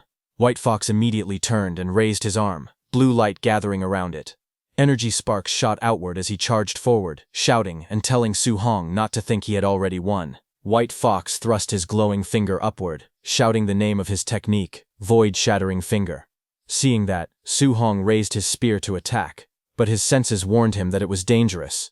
He bent down and dodged as the blue arc of energy sliced across the forest with incredible force. The blast struck a nearby tree, instantly blowing a massive hole through its trunk. Bark and dirt exploded outward as the tree shook from the impact. The entire tree burst apart, collapsing under the force of the attack. Across the forest, White Fox thrust both hands forward, using the same void-shattering finger technique again and again. Blue beams shot from his glowing fingers in every direction, filling the air with intersecting streaks of light. Su Hong jumped around the forest, dodging all of it. He watched White Fox with a sharp gaze. Sweat slid down his cheek as he assessed the attack's power. He noted that the martial skill wasn't weak, its level seemed high, possibly Class B. Then White Fox glared back with rage twisting across his face. He screamed that he had memorized Su Hong's face. He shouted that if he was injured today, he would kill Su Hong's entire family once he returned. This was White Fox's biggest mistake. Hearing the threat, Su Hong's expression darkened instantly. Blue light flashed across his eyes as White Fox's words rang in his mind. Su Hong sprinted through the forest. He zigzagged through the trees, leaving trails of destruction in his path. Ahead of him, White Fox glared nervously. He held up his glowing finger and shouted that his uncle was a supervisor at the martial artist base, and that his father held even higher status. But before he could finish, Su Hong appeared behind him. White Fox's eyes widened with fear as he sensed him closing in. Su Hong appeared behind him with lightning-like speed. Red light crackled around his fist as he spoke calmly, saying he preferred White Fox when he was acting arrogant a moment ago. His punch connected instantly. White Fox's face twisted as the blow sent him flying, blood spraying from the impact. Su Hong didn't stop. With one more sweeping attack, a red arc cut across the air and smashed into White Fox again, throwing him violently backward as his body spun out of control. White Fox was sent flying out of the forest. He fell from the cliffside and hit the ground with a violent impact, sending dust exploding into the air. Thick clouds of smoke rolled across the rocky ground. Through the haze, White Fox slowly pushed himself up. He coughed and panted heavily as the smoke began to clear. Su Hong, surrounded by a red aura, walked out of the shadows. His eyes were dark and cold. He looked straight at White Fox and said that he should never have used his family as a threat. Blood covered White Fox's face and clothes as he struggled to lift his head. He asked why Su Hong was so strong, and said it shouldn't be possible. He panted weakly and stared in disbelief, saying the other wasn't even a martial artist. White Fox screamed, asking Su Hong what he actually was. Just then, behind him, a massive black python rose from the ground, its eyes glowing and its tongue dripping blood. Terrified, White Fox's eyes widened as he turned around after sensing the black python. Just then, the black python slammed its tail onto the ground with tremendous force, cracking the earth. Seeing that, Su Hong got ready to face the giant python directly, gripping his spear. He said he had spent too much time fighting the others. As the monstrous snake coiled and lifted its head, he realized it had already regained its stamina. On the other hand, White Fox's 3 men whom Su Hong had knocked out before stood in the forest, shaken and confused. One of them muttered that Su Hong, whom they had fought, was far too strange. Another looked around anxiously and wondered where young Master Ye had gone, asking if he had already finished off Su Hong. Suddenly, the man in the red jacket lifted his head, alerted by a sound. Before they could react, they saw Su Hong running toward them from behind. He sprinted straight at them with his spear in hand. One of the men shouted that he would not spare him, while another yelled that Su Hong had finally come out, but Su Hong ordered them to move out of the way. Just as he said that, a loud rumble burst from behind. All 3 men froze when a massive python erupted from the ground, lunging toward them. Their eyes widened in shock. As the python crashed forward, Su Hong dodged aside, causing the giant creature to slam into the 2 martial artists. One of them screamed as the monster struck. A notification appeared, stating that Su Hong had indirectly killed an opponent martial artist and earned 30 martial value. A moment later, the python whipped around again, knocking the man in red into a tree. The notice appeared once more, another indirect kill, another 30 martial value. Su Hong stared at the scene in surprise. He hadn't expected to gain martial value this way too, but suddenly, the giant python's tail swung across the ground and came toward him. Seeing this, Su Hong was alerted, a bead of sweat sliding down his face as he reacted to the sudden movement behind him. He thought to himself that after so many battles, his martial value was finally enough for him to break through and become a martial artist. With a powerful leap, he spun into the air. He moved with lightning speed, jumping from tree to tree, until he made a large distance between himself and the python. He wished he could find a safe place to break through. His eyes sharpened when he spotted a cave in the distance, deciding that he would choose that spot. He shot straight down toward the cave entrance as the serpent followed. As he entered, the massive python crashed into the cave entrance, sending dust and rocks exploding upward upon impact. In the dim cave, Su Hong landed on one knee with his spear pressed against the ground. Dust and rocks fell around him as the giant serpent crashed down, its glowing eyes locked onto him. The python lurched forward, its jaws opening wide as it dove straight at him with a violent roar. But it couldn't enter. Inside the cave, Su Hong quickly pulled up his system status screen, while the serpent's body thrashed behind him. The python roared again as the system interface displayed Su Hong's information. Name: Su Hong, Vitality 96, Spirit 23, Physique, mortal body 3%. Martial skills, raging sea spear technique, perfect thunder rush fist, perfect vajra fist, perfect floating light palm, perfect void step. His martial value showed 504. Su Hong furiously tapped the vitality stat on his screen, shouting for it to increase faster. Numbers flashed rapidly as vitality rose by plus 0.1 again and again. A burning red aura erupted around him. Vitality surged through his body, making his entire frame tremble from the heat. Red light wrapped around him like flames as he gritted his teeth, thinking that it felt as if magma was flowing through his veins. The status screen flashed again, displaying that vitality had reached 100. Red energy burst outward. Seeing this, the serpent stopped, its eyes widening as a wave of crimson power surged across the cave. A red notification appeared above Su Hong, announcing his breakthrough and that he had become a Tier 1 martial artist. Flames of power burst around him as he stood in the center of the glowing circle. He looked at his own body, feeling the heat rising from within, and said that he had finally become a real martial artist. His fist tightened, energy crackling around it as bright light wrapped around his arm. In front of him, the giant serpent shrank back in fear, sensing the change in his strength. Su Hong stepped forward, flames burning around his body, and told the serpent that it was now his turn. His eyes sharpened, and with a swift motion, he launched himself forward. His glowing fist shot straight ahead, tearing through the air like a beam of light. The python was using its whole body to crawl out of the cave, but a loud impact echoed when Su Hong's punch struck the serpent's body. The python let out a furious roar as golden energy surged upward, launching the python high into the sky. The giant serpent's face filled the panel. Its scales cracked, and its fangs stained with blood.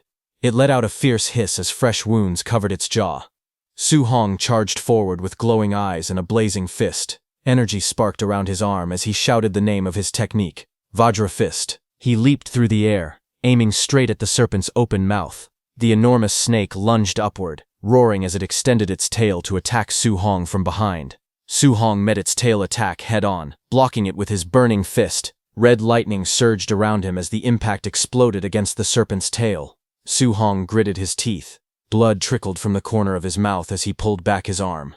He tightened his grip on his spear and steadied himself. He then drove his spear downward with full strength. Blue energy burst outward as he slammed the attack straight into the serpent's stomach, forcing the massive creature down with overwhelming force. A blinding column of blue energy crashed down the python's body onto the ground. Lightning burst outward on impact, making the creature roar in shock and pain. From high above, Su Hong descended with flames wrapped around his arm. His fist burned like molten fire as he shouted the name of his technique, Thunder Rush Fist. He dove straight toward the thrashing serpent. Su Hong's fiery punch slammed into the creature's skull, sending waves of sound force rippling through the air. The impact echoed through the forest. The serpent's head recoiled violently, as golden lightning swallowed it. Su Hong's attack smashed it downward, driving its head deep into the ground. The earth cracked beneath the blow, and the forest shook from the impact. Smoke and dust rolled across the battlefield in thick waves. When the dust slowly cleared, Su Hong stood firmly on top of the python's massive head. His red aura flickered as he looked down at the defeated beast. He noted that although the giant python had already been heavily injured, he was now strong enough to withstand its attacks directly. A glowing panel appeared beside him, confirming that his martial value had increased by 94. The enormous serpent lay motionless beneath him. Its threat finally ended. Su Hong then sat on top of the giant python's severed head, holding a knife in his hand. As he looked at the huge corpse beneath him, he muttered that hunting ferocious beasts normally required cutting off their left ear to exchange for money. But then he paused. The thought trailed off into silence as he stared at the massive serpent. Snakes didn't have ears. He wondered helplessly what he was supposed to do in this situation. After a moment, he sighed and stood up. He said it was better to forget it and head back quickly. The scene shifted to a distant view of the cliffside where he had first fought that massive python and white fox. His footsteps echoed softly as he approached someone lying bloodied on the ground. It was White Fox, but he was already dead after being crushed by the giant python's tail. Su Hong looked down at him calmly. He said that ending up like this, White Fox had gotten off easy. Su Hong then crouched beside the fallen body and began searching through his belongings. While checking his pockets, he wondered if he might find the high-level martial technique White Fox had used earlier. His hand paused when he pulled out a small booklet. The cover was worn, but the words were clear. He read the title out loud, Void Breaking Finger. Later that night, As the massive corpse of the giant python rested motionless, something shone nearby. It was a small fire flickering inside a cave, whose entrance was covered by a wall of stone. Inside the cave, the warm glow of the fire lit up the rocks. Su Hong sat cross-legged with the void-breaking finger manual open on the ground. He calmly stated that he had already memorized the entire introductory method of the void-breaking finger, and the next step was to use the system to master it quickly. Soon, the surroundings shifted into a dark, digital-like space. Su Hong sat in the center and called out for the system to begin. In front of him, a glowing blue projection of himself slowly appeared. Training began instantly. Light beams surged around him, and a sharp force shot past his body as he practiced. He narrowed his eyes and continued. One by one, streaks of blue energy burst from his fingertips as he repeatedly used the void-breaking finger. His voice echoed as he shouted the name of the technique. System panels floated beside him, showing the mastery level rising rapidly, 51%, 63%, and 93%.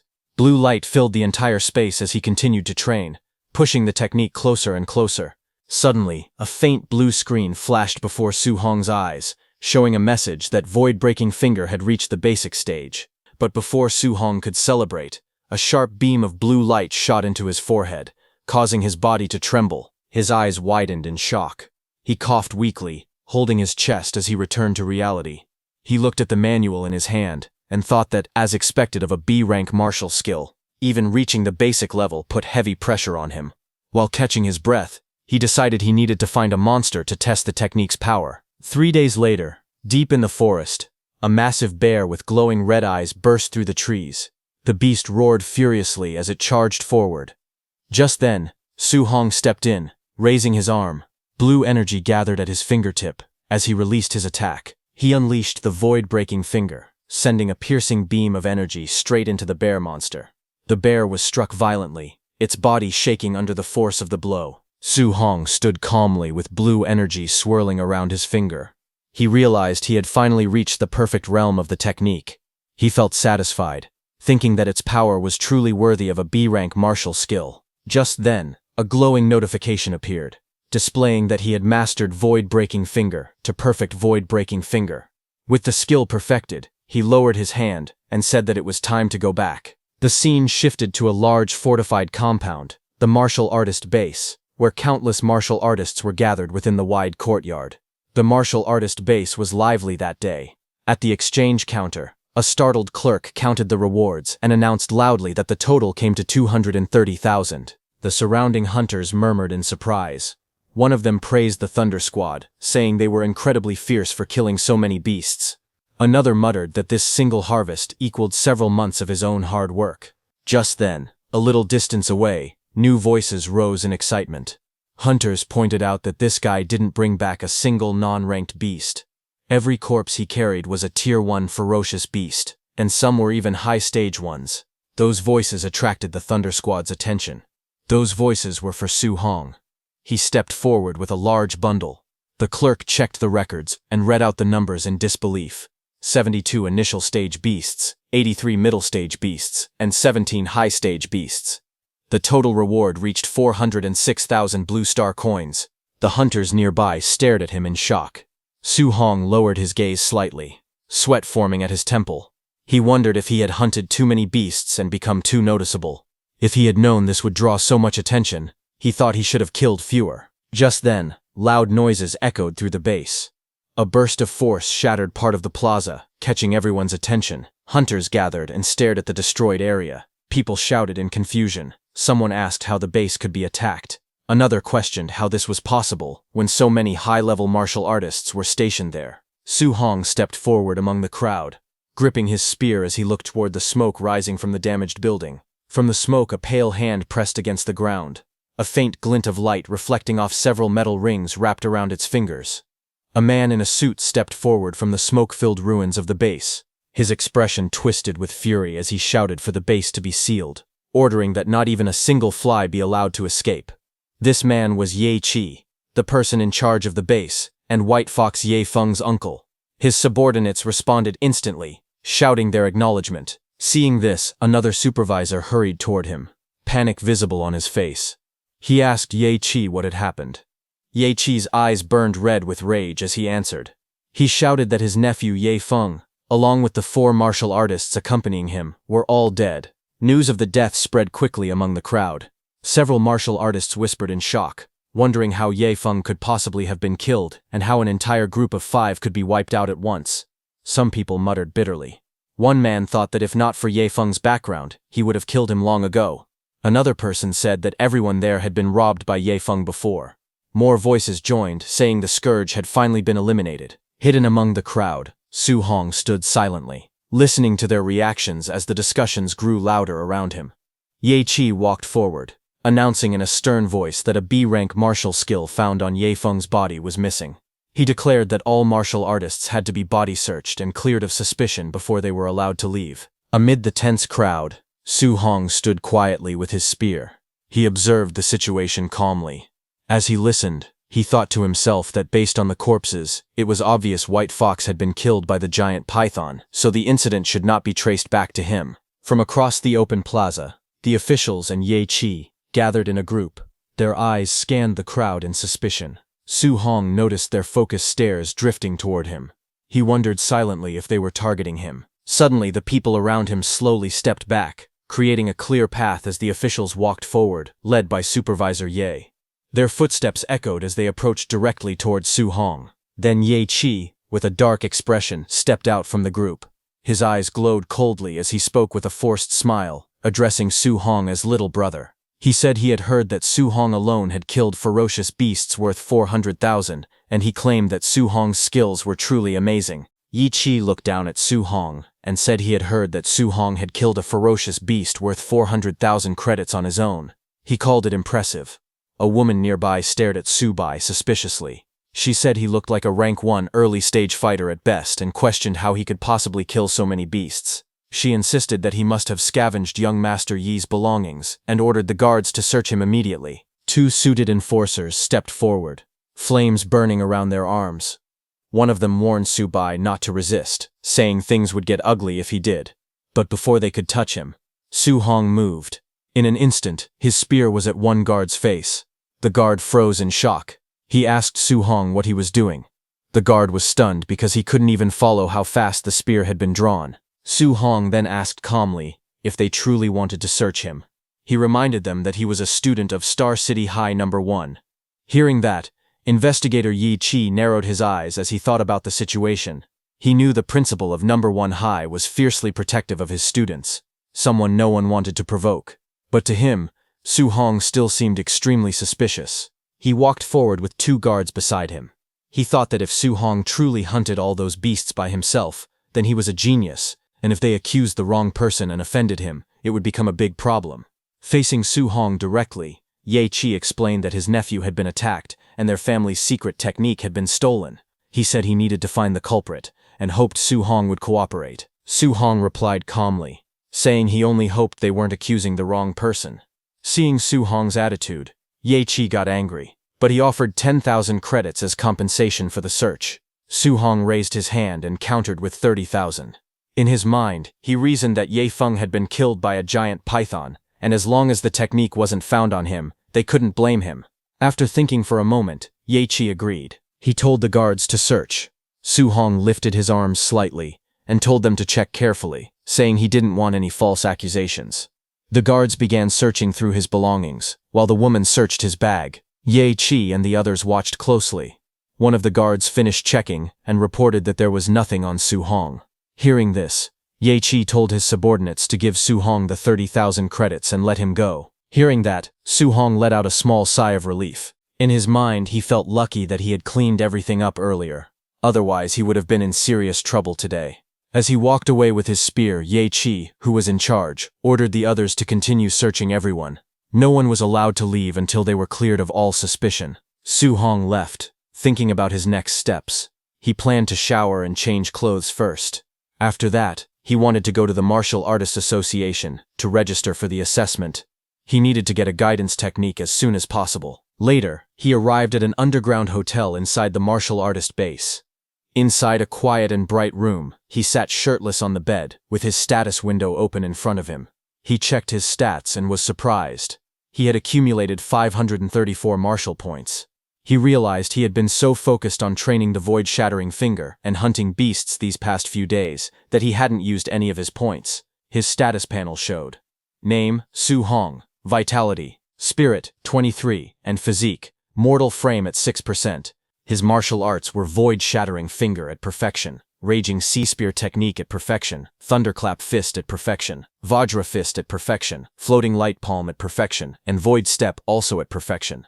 He also had 534 martial points. Su Hong remembered that a rank 1 early-stage martial artist usually had about 100 vitality, while a rank 1 mid-stage martial artist had around 200 vitality. He calculated quietly. If he used all his martial points on vitality, he could raise his vitality by 53.4 points, making him only about 40 points short of reaching mid-stage. He sat there, thinking carefully about what to upgrade next. He looked at his other stats and thought to himself that he still hadn't upgraded his spirit or mortal frame yet. He wondered what effects they might have. His screen displayed that he had 23 spirit and his physique, mortal frame was at 6%. He told himself that he had plenty of martial points anyway, so he decided to test it and see what would happen. He put some points into his spirit. Blue upgrade messages floated around him saying spirit increased by 0.1 again and again. As the light faded, he looked at his hands and admitted that he didn't feel much different after raising his spirit. Then he shifted his focus and began upgrading his mortal frame instead. Bright blue energy burst around him as new messages appeared. Mortal frame increased by 0.1, over and over.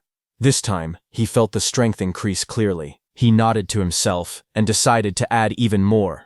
His status window updated again, showing that his spirit was now 26.5 and his physique mortal frame was at 36.1%. His martial arts list stayed the same: void-shattering finger, raging sea spear technique, thunderclap fist, vajra fist, floating light palm, and void step, all at perfection level. His martial points dropped to 0. He looked at his window and decided that his mortal frame level was enough for now. He planned to put 200 martial points into vitality next and the rest into spirit. A new wave of glowing panels swirled around him. Vitality increased by 0.1, filling the air, followed by more upgrades pouring into spirit. Suddenly, red energy exploded from his body. Su Hong clenched his fists as power surged through him. It felt as if an endless supply of strength was rising from deep inside, overflowing with unstoppable force. His body became very muscular. As the intense red aura around him faded, Su Hong's body slowly returned to normal. The overwhelming surge of power that had twisted his muscles settled down, leaving only a faint glow around him. He sat cross-legged on his bed, letting out a long breath. He was relieved that his body had returned to its usual shape. He thought to himself that if he had stayed in that bulky, muscle-bound form, he would have had no idea how to explain it to people he knew. Time passed, and an hour later, he arrived at the Star City Martial Artists Association. The tall building stood out among the surrounding structures. Inside the hall, Su Hong walked up to the front counter. He politely told the receptionist that he was there for the martial artist assessment. She nodded and told him that a staff member would guide him soon. As he followed her through the corridor, the guide glanced at him and commented that he looked quite young. She asked if it was his first time taking the assessment. She explained that to pass as a rank 1 martial artist, a person needed at least 100 vitality and over 1,000 combat power. She wished him good luck. Su Hong simply thanked her and continued walking. Nearby, 2 martial artists noticed him. One of them wondered aloud why Su Hong had come alone, without even a master accompanying him. The other guessed that Su Hong was probably just testing things out, considering his age. Su Hong continued forward quietly as their voices faded behind him. But just as he entered, his eyes widened slightly. His attention locked onto the assessment area ahead. A staff member read out the results loudly. Panjia's vitality was 102, but his combat power only reached 992, so the assessment failed. Panjia yelled in frustration, saying he had been so close. The crowd murmured all around. Next, another candidate stepped forward. The staff read the numbers again. Li Ming, vitality 105, passed. The examiner then announced that the next stage would be the combat power test. Li Ming faced the testing machine while the examiner watched. He took a stance and struck with full strength. The room shook from the force as he shouted. A moment later, the screen displayed the result. Combat power 1763, passed. Seeing that, the crowd murmured that Li Ming's combat power was 1763, almost reaching the level of a mid-stage rank 1 martial artist. People whispered that Jiang Ming from the Raging Thunder Dojo had a disciple named Li Ming. They guessed he must be that disciple and praised his talent, noting that he even used the thunderclap fist. Su Hong listened quietly. He wondered to himself why they mentioned Jiang Ming's disciple. He recalled that Jiang Ming's disciple was Li Yan, and questioned how many disciples that dojo master actually had. While he was lost in thought, Li Ming stepped toward Su Hong and told him it was his turn. As Su Hong went inside, Li Ming smirked confidently. He thought to himself that he was taking the assessment at this age, because he was a genius. Watching Su Hong enter, he wondered if someone the same age could ever compare to him, but suddenly, shocked reactions filled the room. People stared at the screen and cursed in disbelief. They wondered if the vitality tester was broken. They couldn't understand how someone's vitality could be that high. Hearing this, Li Ming was stunned. He looked back in shock as the examiner announced the result. Su Hong, vitality, 123. Li Ming, who had mocked Su Hong earlier, shouted in frustration, saying it was impossible. He tried to steady himself. He told himself to calm down, repeating that high vitality meant nothing and that only combat power truly mattered. A moment later, the examiner announced that the combat power test was about to begin. Everyone watched as Su Hong stepped up in front of the machine. He thought about his progress. He had already advanced to a martial artist and strengthened his body, so his power had grown a lot. He guessed that using 40% of his strength should be enough for this test. But then he worried. If he held back too much, he might fail the requirement. To be safe, he decided to use 50%. He took his stance and focused. His eyes sharpened as he rushed forward, his fist glowing with power. In the next instant, he struck the machine with a powerful blue force, sending a huge shockwave through the entire room. The machine went flying back violently as his attack blasted straight into it, leaving the ground cracked behind him. The machine exploded into pieces the moment his punch landed, leaving behind streaks of motion as fragments of metal scattered across the floor. Everyone watching froze in shock. Li Ming's eyes widened as he saw that the tester had been sent flying with just a single punch, calling that level of power terrifying. But what was even more terrifying was that Su Hong didn't even use any martial arts. Then the results appeared. The broken machine displayed the number 3004, a combat power normally reached only by a rank 1 high-stage martial artist. The crowd was stunned. They said that number was unimaginable. Up on the balcony, an instructor pointed at the chaos below. He told his superior that the same kid had caused trouble again, calling him an absolute monster. The superior looked down and recognized Su Hong. That was the same man who had watched Su Hong's match in the underground arena. With a calm expression, he said that it all made sense now. Meanwhile, in a bright office filled with sunlight, the president of Star City's Martial Arts Association, Wu Linshen, sat at her desk. She complained that the Yang City branch next door kept producing geniuses and showing off every day. She worried that if Star City didn't produce any geniuses soon, she would lose her job. Suddenly, an assistant burst into the office in a panic. He yelled that a monster had appeared in the martial artist assessment. Wu Linshen was startled enough to nearly drop her phone. He quickly explained that a rank 1 early-stage youth had sent the testing machine flying using only raw physical strength, and his combat power had reached 3000. Hearing this, Wu Linshen's eyes widened. She stared ahead, shocked by the news. Meanwhile, the Martial Artists Association's central hall was busy, filled with people walking around and talking. Su Hong stood near the escalators, with a staff member dressed in a suit. The staff member told Su Hong that he would first take him to the second floor to register his martial artist identity. After that, they could go collect his allowance. Su Hong nodded and thanked him. As they spoke, someone walked down the escalator. A pair of high-heeled boots appeared at the top, and a woman's voice said that the staff member could leave because she would personally handle Su Hong. The staff member froze. Then the woman stepped fully into view. It was the president. Her long golden hair flowed behind her as she looked down at them from the escalator. The staff member called out in surprise. The president walked up to Su Hong and asked if he was Su Hong. She introduced herself as Wu Linshen, the president of the Star City branch of the Martial Dao Association, and told him to follow her. Su Hong replied politely, calling her president.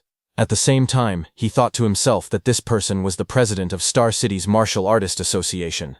He had heard rumors that she was a Tier 5 martial artist. She looked different from what he had imagined. The scene then shifted to the president's office. A bright and spacious room filled with warm sunlight. Su Hong sat on a couch while the blonde president reclined casually on another seat. She looked at him with a relaxed smile and began speaking. She said she knew he was a student from Star City No. 1 High School, and mentioned that Principal Lee Chengshan had complained to her before. According to him, the school had produced only 2 ordinary Tier 1 martial artists this year, yet Lee Chengshan somehow hit a major genius like Su Hong. Su Hong looked confused, and asked why she had brought him to her office. He explained that he only wanted to register as a martial artist, and collect his allowance and guidance technique. The president waved her hand confidently. She told him not to worry, saying the people downstairs had already handled his martial artist ID and monthly allowance. As for the guidance technique, she said she would teach him personally. She stood before him and asked how much he currently understood about guidance techniques. Su Hong thought for a moment. He said the textbook mentioned that heaven and earth spiritual chi had different attributes, and that guidance techniques were methods to absorb those spiritual energies to strengthen the body. He also added that absorbing spiritual chi of different attributes required a matching guidance technique. The president lifted her hand, and a warm orange flame appeared in her palm. She explained calmly that the textbooks were not wrong, but guidance techniques were more than just cultivation methods. She gave an example. The heavenly flame guidance technique she practiced mainly absorbed fire attribute spiritual chi. While it strengthened her body, it also gave her attacks the power of fire. As she spoke, the flame in her hand burned brighter and sharper. She then released the flame outward. A stream of fire shot across the room like a blazing whip, lighting up the entire office. She said that if someone could release attribute attacks externally, it would also increase their attack range. But for a Tier 1 martial artist, even carrying a small trace of attribute power was already impressive. Su Hong stared in surprise. He asked if guidance techniques could actually be used for attacking. He thought they were only for absorbing spiritual chi to cultivate. The textbooks never mentioned this part. The president raised her hand again, and symbols representing different elements appeared beside her. She explained that heaven and earth spiritual chi had 7 attributes: metal, wood, water, fire, earth, thunder, and wind. Each had its strengths and weaknesses, but in pure attack power, thunder ranked first, metal second, and fire third. She added that the guidance technique someone could cultivate depended on their compatibility. As she spoke, she lifted a glowing red crystal ball from the table. Su Hong nodded slowly. He realized it wasn't possible to cultivate any guidance technique freely. One had to match their own compatibility first. The president held the glowing crystal ball in her hands. She explained that it was used to test a person's compatibility. The brighter and larger the glow, the higher the compatibility. She said that ordinary martial artists usually had only 20 to 30%.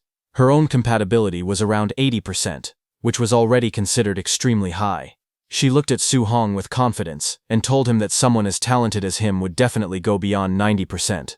As she spoke, the flame inside the crystal disappeared, and she handed the ball to him. Su Hong looked at the crystal ball quietly.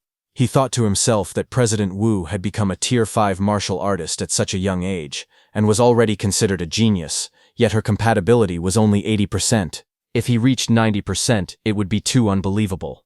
When Su Hong placed his hands on the ball, a blinding light erupted instantly. President Wu's eyes widened in shock.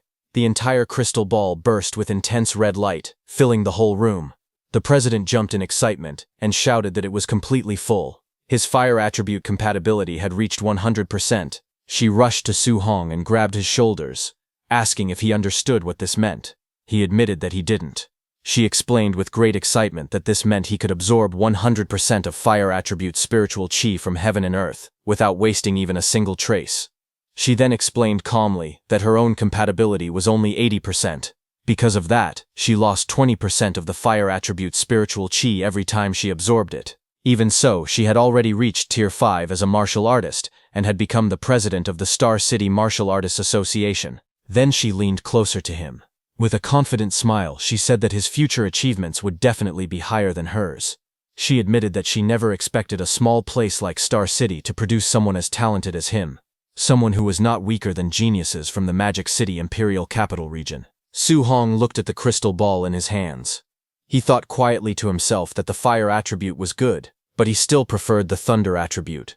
He wished he had the thunder spirit attribute instead. Just as he said that, the crystal ball suddenly burst with bright golden lightning. Thunder-like patterns flashed inside it, as powerful light filled the room. When he lifted the glowing sphere, President Wu stared at him in shock. He looked at her and said that his thunder attribute compatibility also seemed to be 100%. She stayed silent, unable to respond. President Wu stared at the test results in shock.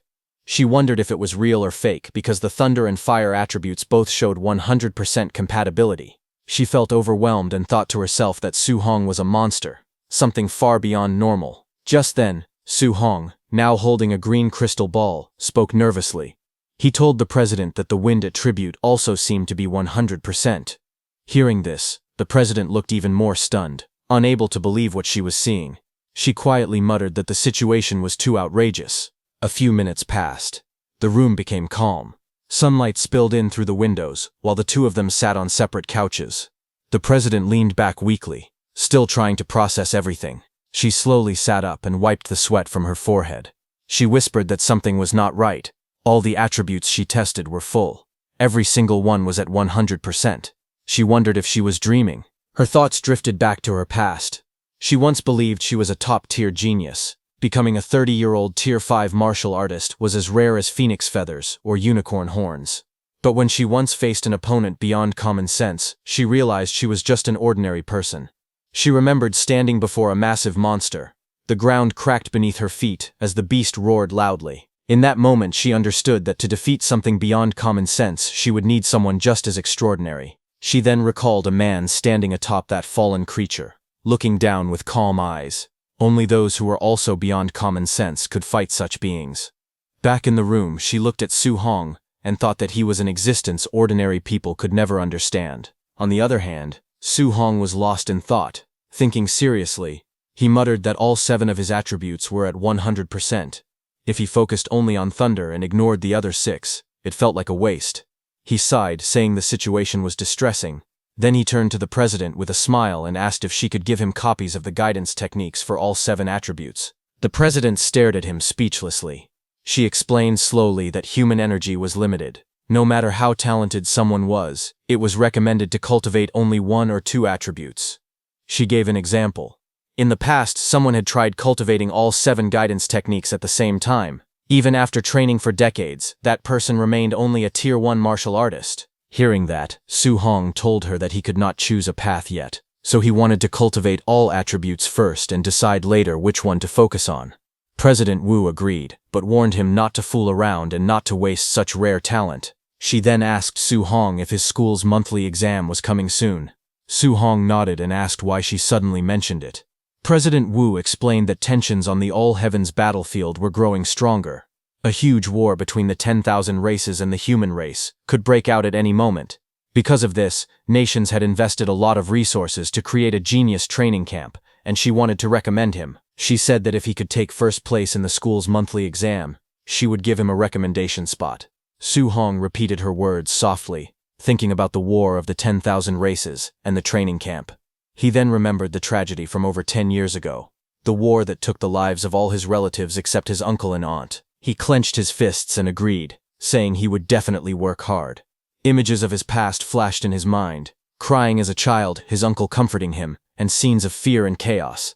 He whispered to his uncle and aunt in his heart, promising that he would never let that tragedy happen again. Finally, Su Hong strengthened his resolve. He told himself that he must become strong enough to protect everyone around him. Late at night, Su Hong's home stood quietly under the dark sky.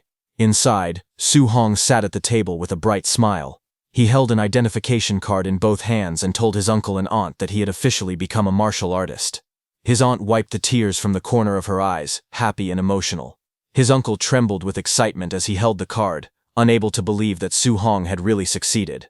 They both praised him, saying that he had become a capable young man. Su Hong explained that a Tier 1 martial artist received a monthly allowance of 10,000, so his uncle no longer needed to work with such difficulty. His uncle laughed happily and said that Su Hong had now become the pillar of their family and that they would listen to him from now on.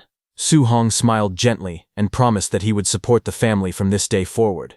Later that night, Su Hong sat alone on the rooftop. He crossed his legs and began cultivating. Orange energy flames burst out around him as he breathed steadily, focusing all his strength on training. Su Hong's eyes suddenly lit up with a bright, fiery glow. Power surged inside him, and his stare turned sharp and intense. The next second, he punched the air with determination.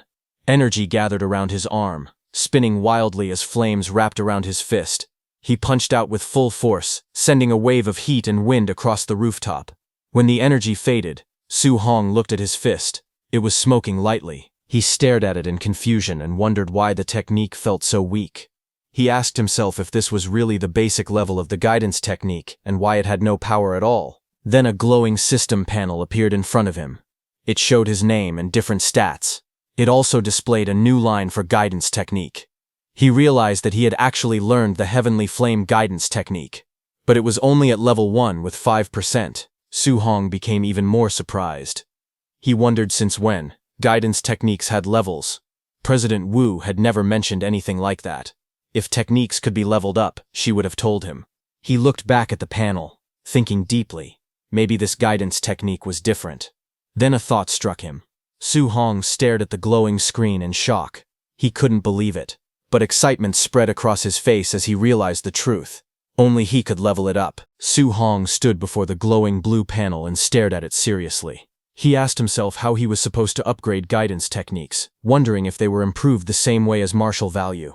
Just as he touched his system window, a red warning screen flashed in front of him. The panel showed the message: insufficient martial value. Seeing that, Su Hong sighed. He decided to first cultivate the rest of the guidance techniques. He told himself he would figure out how to earn more martial value later. He then sat cross-legged on the rooftop, surrounded by books. Flames of spiritual energy burst around his body, brightening the whole surrounding.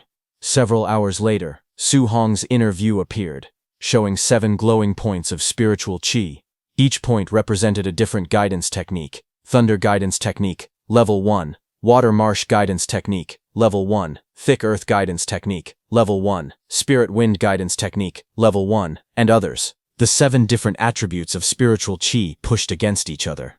Su Hong gritted his teeth as sweat rolled down his face.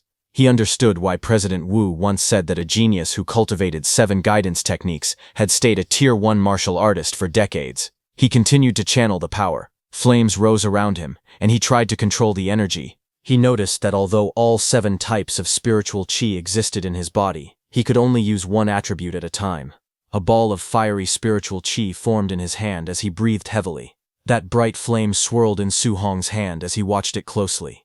He had realized that if he forced himself to use a second attribute, the 2 glowing forces instantly collided, followed by a violent explosion.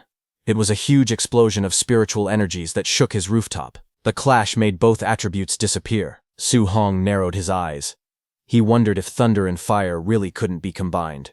Their natures felt similar, so why did they keep rejecting each other? He tried again. Thunder light and fire sparks wrapped around his fingers. The 2 forces touched. Another explosion burst out, and the energy scattered into the air. Still sweating, Su Hong clenched his teeth. He refused to give up. He yelled in frustration, telling himself to try one more time. Flashes burst from the rooftop again and again through the night, as he repeatedly attempted to fuse the attributes. When dawn arrived the next day, the building still glowed faintly from the leftover sparks of Su Hong's non-stop training. He breathed heavily, sweat running down his face. He told himself he just needed a little bit more. In his hand, the lightning and flame flickered and shook. He stared at it, insisting softly that he only needed a tiny bit more. He gritted his teeth and shouted for the power to fuse. Lightning and fire wrapped around his arms as he forced the 2 energies together. He raised his hand again and yelled, calling for fusion. A bright flame exploded in his palm. After trying through the whole night, he finally succeeded. He looked at the flame in his hand with relief and satisfaction. He then straightened his clothes and said it was time to go out and test the power. The scene shifted to Star City's Citizen Martial Arts Square, a large open plaza with a tall clock tower at its center. Training robots stood ready around the area. Su Hong stood in front of the spider-shaped combat tester. He pointed at it and said that he had switched to a Tier 3 combat power tester. Hoping it wouldn't break this time, he remembered that 50% power had reached 3,000 combat power. So he decided to try 30% power first. He raised his glowing fist and struck. The machine displayed the result. The number went above 2,300. He looked surprised. At 30% strength, the power should have been around 1,800, but it had increased by 500 more. He looked at the lightning burning in his hand, and thought that just the power of thunder alone was already this strong. Then he clenched his hand again, and aimed. He wondered how strong the fused power of thunder and fire would be. He released the combined force, and the explosion of lightning and flames shot forward. His punch smashed into the combat tester with overwhelming speed and power. The screen flashed new numbers. Su Hong stared in surprise. It showed 3041, far higher than he expected. He muttered in shock, wondering how it had passed 3000. He stood beside the damaged tester, rubbing his hands. He thought about how, with only his physical strength and the fused thunder fire, 30% of his power already surpassed a Tier 1 high-stage martial artist. Then he glanced at his own status and sighed. His vitality was only 123 points, which made the result even more terrifying. He thought that if the power was already this strong with just 2 fused attributes, he wondered what kind of strength he would have if he could fuse all 7 attributes. The thought of combining them filled him with excitement. He looked at the flames and lightning dancing in his hand, and smiled. He decided to go back and try fusing 3 attributes next time. Later, he was shown lying flat on the rooftop, exhausted. His shirt was gone, and his body was drenched in sweat. Small lights floated around him as he breathed heavily. He thought about the difficulty again. Fusing 2 attributes was already hard, but fusing 3 felt many times harder. He had rearranged and combined all 7 attribute patterns repeatedly, yet he still made no progress at all. Even so, he kept thinking about how powerful it could be if he finally succeeded. He looked at the system screen and wondered if increasing the level of his guidance techniques would help him succeed in fusing attributes. The screen listed the techniques he had. Thunder Guidance Technique, Level 1. Heavenly Flame Guidance Technique, Level 1. Water Marsh Guidance Technique, Level 1. Thick Earth Guidance Technique Level 1, and Spirit Wind Guidance Technique Level 1. He reminded himself that the monthly exam was tomorrow, and he needed to earn as much martial value as he could. The next day, all the students gathered at Star City No. 1 High School. Students stood on the field as the principal walked onto the stage. The principal told them that this monthly exam would be different. Because the front lines were under heavy pressure, a special training camp would now be held every year to select geniuses for focused training. He explained that the training camp had many resources, powerful martial arts, rare pills, and even grandmasters who would serve as instructors. The top 3 students in the monthly exam would be allowed to join Star City's training camp. Hearing that, the students became excited. Some shouted about wanting to enter the genius training camp. Others were shocked that a Tier 7 grandmaster might be an instructor, since even their principal was only Tier 3. Amid the noise, Su Hong stared ahead with a tired face as he remembered President Wu telling him that if he got first place, she would give him a spot. But didn't the top 3 all receive spots anyway? A friend of Su Hong told him that Chen Shan and Li Tu had already become Tier 1 martial artists. Beside them, several others had also reached the basic level of Thunder Rush Fist, and he felt they had no chance of winning. Su Hong looked confused. He thought about how he had only missed school for 10 days. Yet those students had already broken through to martial artist. His friend explained that recently, the principal had asked Senior Chen Tian, the instructor of Thunder Rush Fist, to give private lessons to talented students. Because of this, Chen Shan and Li Tu's vitality had already exceeded 100, and their Thunder Rush Fist could echo 3 times. While they were talking, suddenly Chen Shan and Li Tu walked forward confidently. One of them said he wanted everyone to know who the real No. 1 genius was. The other replied that when he beat him to the ground he hoped he would stay just as confident. Elsewhere, as Su Hong's principal came down from the stage, instructor Chen Tian asked him if he had found the genius who performed the 9 Echoes Thunder Rush Fist. Principal Li answered that he had searched everywhere recently, and didn't think that person was from his school. While they were talking, they suddenly heard some noise behind them and turned. A tall man in a black suit walked up with 2 others. It was Jiang Ming, who had taught Su Hong that spear technique. Along with him were Li Ming and Li Yan. Jiang Ming joked, calling Principal Li, Old Li, asking why he looked like his wife had run away. The principal looked at Jiang Ming and asked what he was doing at his school. Jiang Ming smiled and said that the quality of this year's students didn't seem very good. He then explained that he had brought 2 disciples with him. After the monthly exam, he suggested letting the first-place student come over for a spar. Hearing that, Principal Li's expression tightened. He knew that Jiang Ming had clearly come to embarrass him.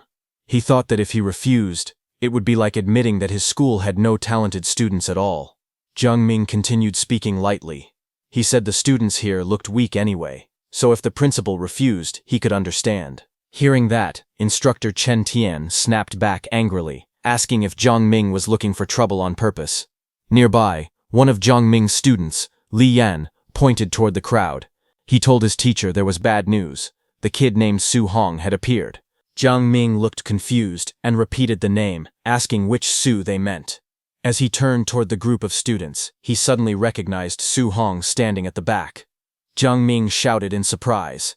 He realized it was that same little monster he had seen before. Su Hong looked at them calmly, a faint smile on his face as the crowd blurred around him. Jiang Ming stared in shock as sweat formed on his face. He realized that the kid they had been talking about was actually from Nome High School. He looked at his two disciples and grew even more troubled. He thought that if Li Yan and Li Ming fought Su Hong, they would definitely lose. Rather than letting them lose face in front of everyone, he needed to avoid the match. He quickly put on a smile and waved his hand. He told Principal Li and Instructor Chen not to be angry. He said he had only been joking and that there would be no competition. He even called his own disciples trash, saying they could never compare to the other school's students. Li Yan and Li Ming immediately shouted that they conceded. Hearing that, both Principal Li and Instructor Chen were furious. Their faces twisted in anger as they thought about how these men dared to mock them so sarcastically. Soon after, the scene shifted to the arena.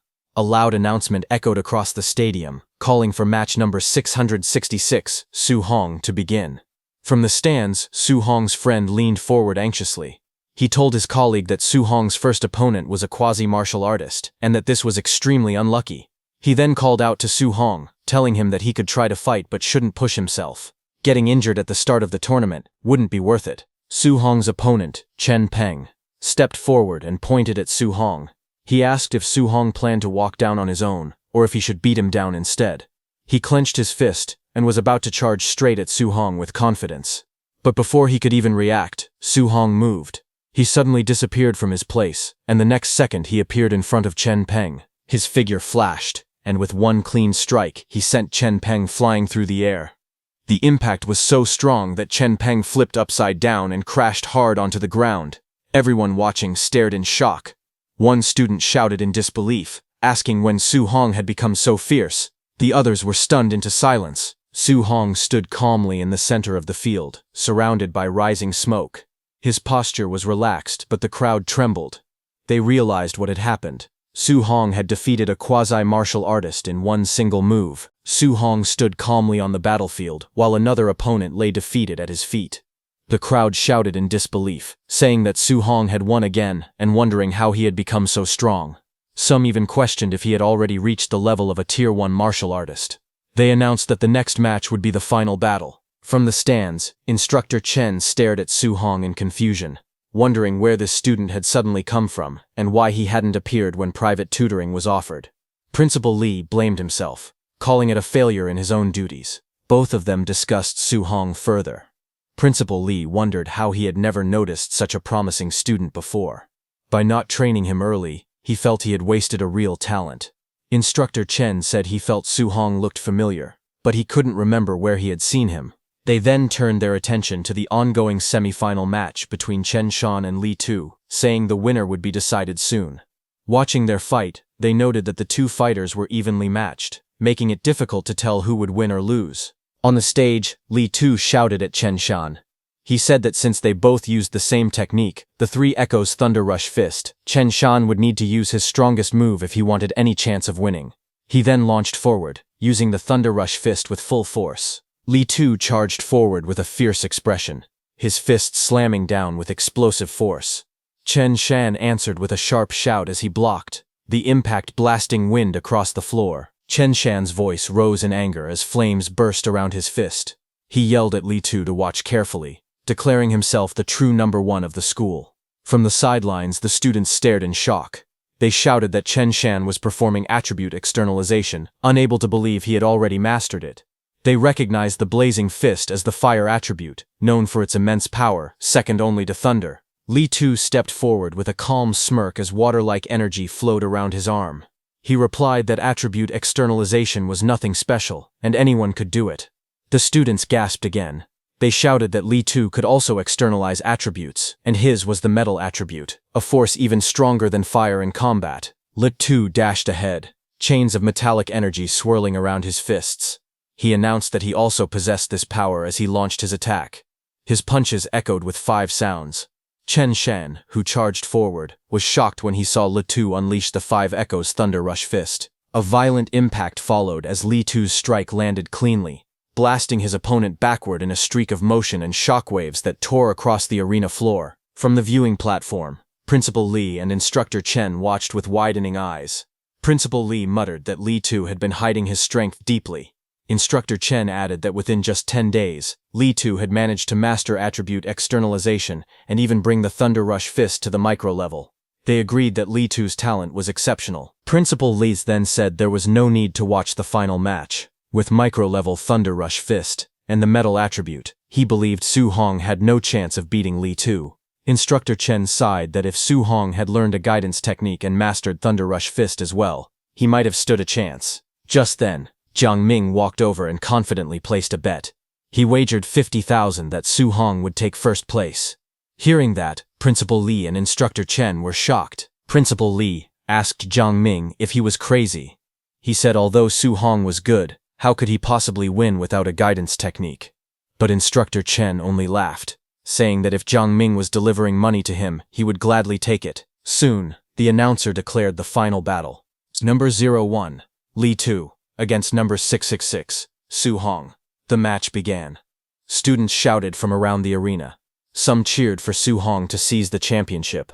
Others urged Lee Tu not to lose face. The two fighters stepped onto the circular stage, facing each other as the final showdown began. Lee Tu stood confidently, telling Su Hong that he was lucky. He said Su Hong had only reached the finals because he hadn't met him or Chen Shan earlier. Su Hong looked calm. After hunting so many ferocious beasts, he felt that the students here were too weak. Now he finally thought someone worth watching had appeared. Lis Tu stepped forward with a grin. He said that since Su Hong reached the finals, he could call himself the second strongest in the school. Su Hong simply asked who the first was. Lis Tu stomped on the ground and declared that the number one was himself. He rushed in with a fierce attack, saying he only needed one move to show how big the gap between them was. The students watching gasped in panic. One of them exclaimed that Lee Tu was using the 5 Echoes Thunder Rush Fist right from the start, wondering if he was actually taking things this seriously. Another student nervously said it was already over. With the Thunder Rush Fist coming out, there was nothing left to fight. Su Hong was bound to lose. But Su Hong's eyes glowed with a sharp golden light, as power built up inside him. In the next moment, flames burst from his fist, and he shot forward. He said he only wanted to see where the limits of his physical body lay. The students panicked even more when they saw him rushing straight in. One shouted that Su Hong must be crazy, he didn't even dodge, choosing to meet the attack head-on. Another yelled that even if he wanted to die, this wasn't the way, urging the referee to save him quickly. The two fighters collided in the middle of the arena, their fists smashing together with explosive force. Shockwaves blasted outward as the impact shook the ground. They clashed again and again, their blows sending bursts of energy through the air. Su Hong met his opponent's thunderous attack directly, the impact scattering chains of water and sparks in every direction. Lee Tu stared in shock, realizing that Su Hong had actually neutralized his 5 Echoes Thunder Rush Fist instantly with just 5 punches. The two fighters clashed again, their fists colliding in a storm of blows as chains of energy whipped around them. Lee Tu gritted his teeth, wondering if Su Hong was a monster, because every punch Su Hong threw felt overwhelmingly heavy. Up in the stands, students watched with wide eyes. Su Hong's teacher exclaimed that Su Hong wasn't using any martial skills at all, yet he was evenly matched with Lee Tu, who was using the 5 Echoes Thunder Rush Fist. Su Hong's friend shouted that Su Hong's strength was far too terrifying. Principal Lee and Instructor Chen also looked stunned. Instructor Chen said that Su Hong must possess some kind of special physique, otherwise his strength wouldn't be this exaggerated. Principal Lee burst into laughter, proud that his school had actually produced a genius with a special physique. But Instructor Chen beside him shook his head. He said that although Su Hong's strength was astonishing, Lee Tu had already condensed an attribute, so Su Hong still held no real advantage. On the arena, the clash sent both fighters sliding back across the arena floor. Su Hong steadied himself as flames flickered around his fist, while Lee Tu skidded several meters away, forced backward by the impact. Lee Tu's eyes widened with anger and disbelief. He shouted that Su Hong shouldn't act arrogant, because the winner could only be him. Blue lightning surged around his arms as he powered up again. He then lunged forward, shouting for Su Hong to accept defeat. His fists, wrapped in chains of energy, tore through the air as he charged straight at him. Su Hong watched calmly. He thought to himself that he had originally planned to test how far he could fight Lee Tu, using only his physical body. But Li Tu had already stopped holding back and was now attacking at full power. Since Li Tu had gone all out, Su Hong decided he should also show some respect. Flames burst from his own fist as he sprinted forward to meet the attack head-on. Lightning burst across the arena as Li Tu shouted in shock. He looked at Su Hong with wide eyes as he recognized his technique.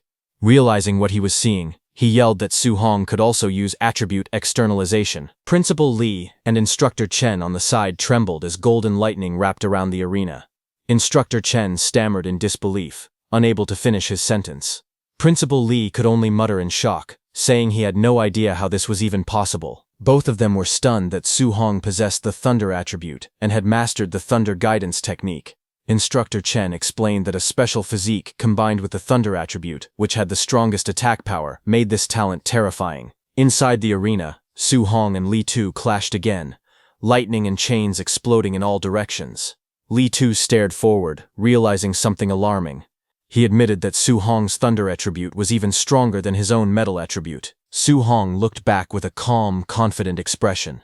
Lightning coiled around his body as he spoke.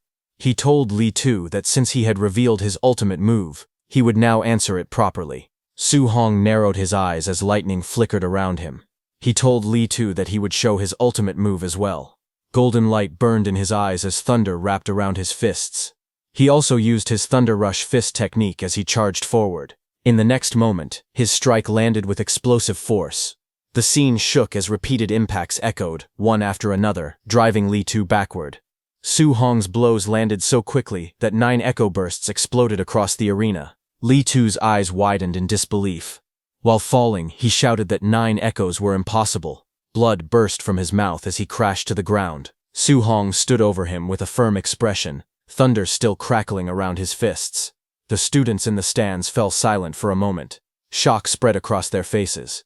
They were all speechless. A student finally spoke, stunned, asking if Su Hong had really won. Excitement erupted as others shouted that Su Hong had reached the perfect realm. Thunder Rush Fist, 9 echoes. They cheered that his technique was even fiercer than the teacher who taught it. Instructor Chen and Principal Li stared in shock. Instructor Chen stuttered out that Su Hong had produced 9 echoes. He asked if Su Hong was the same genius who had disappeared from school that day.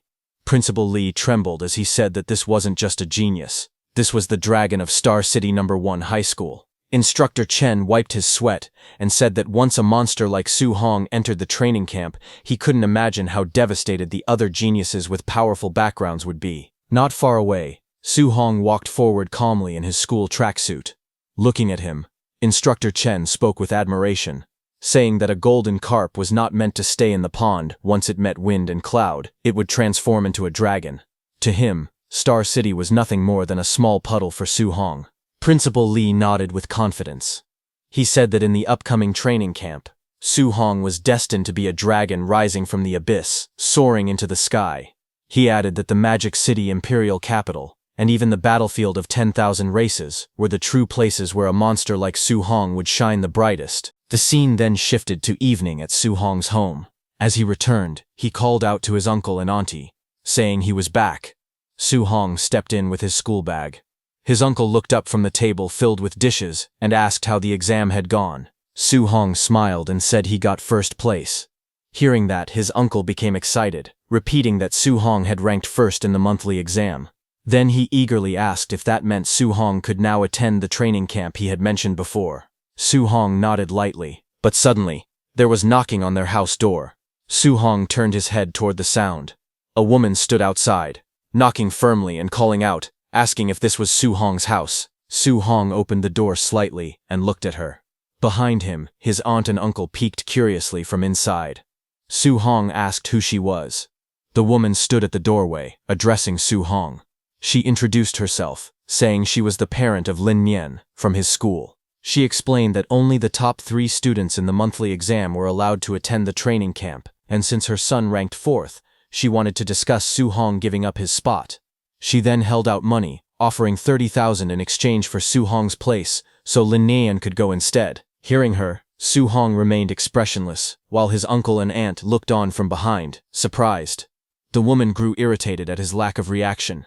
She raised her voice, saying the training camp existed to nurture geniuses for the future battlefield. She warned that the competition was extremely cruel and that people could actually die. She continued, explaining that those in the camp consumed high-grade pills until they vomited and practiced high-level martial skills freely. She added that, given Su Hong's family circumstances, giving up early was for his own good. Hearing that, back inside the home, Su Hong's aunt looked worried and asked him if what the woman said was true and whether the camp was really that dangerous. Su Hong's uncle turned to his wife and told her to calm down. The uncle then looked at Su Hong seriously and asked if he could guarantee his own safety. Su Hong answered firmly that he could, a confident flicker in his eyes. Hearing that, the woman in the purple suit complained, saying they actually believed a child's promise. Su Hong's uncle replied that he trusted Su Hong. He said going to the training camp was Su Hong's own decision, and he believed his promise. He added that if he couldn't trust his own family, he wouldn't trust her instead. The woman shouted in anger, but the uncle slammed the door shut right in front of the woman's face, telling her to leave. The woman stormed out. As she walked away, she angrily muttered that they should wait to be eliminated from the training camp. Then inside the house, Su Hong stood in the room and looked at his uncle. He told his uncle that it was not like he had intentionally hidden the dangers of the training camp, but his uncle shook his head and told him it was fine. His uncle smiled and pointed at himself, saying he was just a rough man. He said Su Hong was more educated and understood the training camp better than he did. Since he had the resolve to face difficulties, they would support him. But his aunt suddenly slapped her husband's back and scolded him, asking what kind of talk that was. She stepped forward and told Su Hong that they did not ask for any ranking, they only wanted him to stay safe. Su Hong smiled gently and nodded. Night fell over the city. Lights from tall buildings glowed in the distance. Su Hong stood alone on the rooftop, looking over the skyline. He thought to himself that although his uncle and aunt supported him, they must still be worrying about him secretly. He told himself he absolutely could not let down their expectations. Standing under the night sky, he strengthened his resolve. He thought that to protect this hard-earned life, he had to become stronger. Su Hong looked at the glowing system panel in front of him. He said that he had fought more than a dozen matches in the monthly exam, and earned a total of 285 martial value points, but it still wasn't enough. The panel displayed his information: vitality, spirit, mortal body percentage, his guidance techniques, martial skills, and his total martial value. He tapped on the screen and increased his mortal body, which was currently at 36.1%. He said he didn't know what high-level skills or trump cards the geniuses in the training camp had. To fight against them, he needed to improve his physical combat power first. Immediately, red notifications floated around him one after another, showing that mortal body increased by 0.1. They appeared repeatedly as he pushed himself harder, sweat running down his face. A few minutes later, a new value flashed. His mortal body had reached 64.6%. Breathing heavily, he said he was still 35.4% away from reaching 100%. He wondered what kind of special physique would appear after the mortal body, but suddenly, he noticed something and looked at the panel again. He asked himself when the Thunder Guidance Technique and Heavenly Flame Guidance Technique had reached level 2. The screen showed both techniques listed at level 2. He touched his chin, thinking. He said he had only cultivated the guidance techniques for a few days and hadn't done anything else. He wondered if no special conditions were needed. Maybe simply cultivating the guidance techniques allowed them to level up naturally. Su Hong then activated his guidance techniques, thunder crackling in his left hand and flames rising in his right. He thought to himself that he would strive to level up one more time. The next morning, dawn broke across the city skyline as sunlight spilled between the tall buildings. Su Hong slowly opened his eyes after cultivating all night, sitting cross-legged with lightning and fire gathering in front of him. Notifications appeared showing that his Thunder Guidance Technique was now level 3, and his Heavenly Flame Guidance Technique had also reached level 3. He looked at the glowing panel beside him and realized that not only had his guidance techniques leveled up, but his vitality had increased by 3 points. He called it an unexpected harvest. The panel showed his stats. His vitality was at 126, spirit at 26.5, physique mortal body at 64.6%. In his guidance techniques, Thunder Guidance was at level 3, and Heavenly Flame Guidance was at level 3. His martial skills, Void Breaking Finger, perfect, Raging Sea Spear Technique, perfect, Thunder Rush Fist, perfect. His current martial value was 0. Finger, perfect, Raging Sea Spear Technique, perfect, Thunder Rush Fist, perfect. Then some time later, on a quiet street outside their house, his uncle and aunt stood together, watching him prepare to leave. His aunt told him to pay attention to safety, and if things didn't work out, he should just come home. His uncle waved and told her not to say such depressing things. He encouraged Su Hong instead, telling him to go to the training camp and bring back another first place. Su Hong raised his hand in response and said he was heading out now. Su Hong walked away down the empty street. His uncle's hand started shaking as he watched Su Hong's figure grow smaller in the distance. His wife looked at him and said he talked about her, but he was just as worried. His uncle sighed and said he only spoke that way because he didn't want little Hong to worry. Meanwhile, Su Hong walked through the city with a calm expression, carrying a long bag over his shoulder. The morning sunlight followed him as he continued forward. Suddenly, he heard a loud sound and turned his head slightly, his eyes narrowing. A red sports car screeched into view, drifting across the pedestrian crossing. Its tires smoked as it came to a sudden stop. President Wu was confidently in the driver's seat of the red sports car. She looked toward Su Hong and told him to get in. The scene shifted to the highway as the red car sped across elevated roads, sunlight reflecting off its surface as it cut through the city. Inside the moving car, Su Hong sat beside her while the wind rushed past. Su Hong turned to her and asked what she needed from him. President Wu, still driving, explained calmly. She said that there were things about the training camp he needed to know. She told him that, as the president of the Martial Dao Association, she knew the profiles of several participants. She continued speaking as the car accelerated. She told him that, from what she knew, some of the martial artists entering the camp were already Tier 1 high-stage fighters. She added that a few of them weren't far from breaking through to become Tier 2 martial artists. She added that a few monsters in the training camp possessed martial skills that were at least B rank. Su Hong listened quietly. He thought to himself that a Tier 2 martial artist required 200 points of vitality, and some people in this batch were already close to that level. But he didn't feel afraid. He believed that with the system space, he could quickly learn even B-rank techniques. As the car sped forward, President Wu looked at him and continued speaking. She said that Su Hong's talent was the strongest she had ever seen, but he didn't have the same resources as the others. She told him not to worry even if he faced setbacks at the training camp, because with his talent, surpassing them was only a matter of time. Su Hong nodded and thanked her, calling her Sister Wu. Hearing that, President Wu glanced at him again. She thought to herself that even though his vitality and martial skills were lower than others, he still remained calm. She realized she didn't need to worry about his mental state causing problems. Then sometime later, Su Hong met with his principal and went with him. Their vehicle drove along the winding road of the Tianlin mountain range. Snowy peaks and green slopes stretched far into the distance as the car made its way deeper into the mountains. Inside the car, Chen Shan and Li Tu were shocked and asked their principal why the training camp was located in the Tianlin mountain range, a place filled with fierce beasts. The principal, who was seated behind Su Hong, tried to calm them. He told them that there was nothing to worry about because grandmasters were guarding the training camp, so normally their lives wouldn't be in danger. Su Hong sat quietly while listening. He recalled information about the mountain range.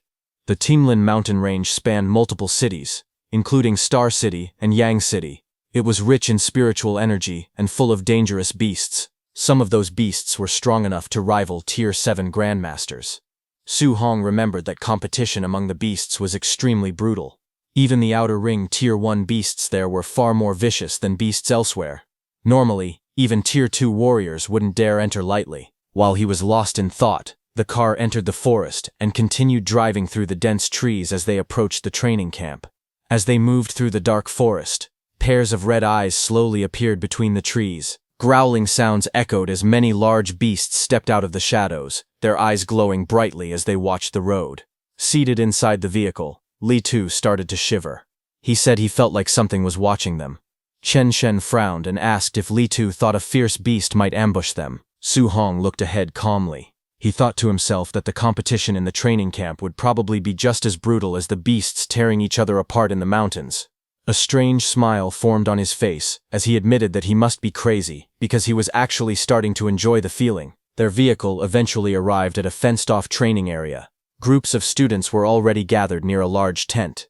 As Su Hong and his group approached, Li Tu laughed and wondered how strong the other people there were. Just as he said that, a crowd of students turned to look at them. Their expressions were mixed, some curious, some hostile, and some cold and confident, as they judged the newcomers walking into the camp.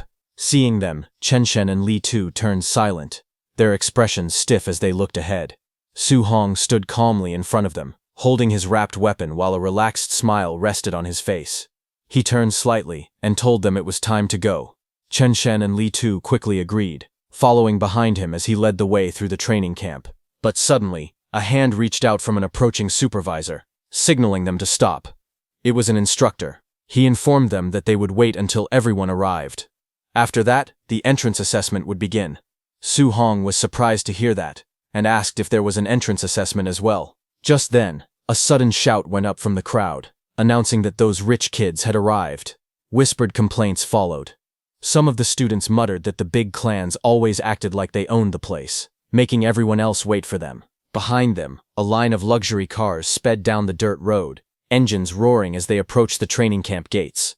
When the vehicles stopped, several men in suits stepped out first, opening the doors for their young masters. From the red car, a white-haired man in elegant clothes appeared. From another car, a muscular man in a sleeveless shirt climbed out confidently. Nearby students began whispering. One of them admired how beautiful and cool Xiaoyan looked, calling spiritual mind masters enviable. That white-haired man scoffed at the surroundings, saying the place wasn't elegant. Someone pointed out Lin Xinghe, from the Lin family, saying he was almost tier 2, but far too flashy.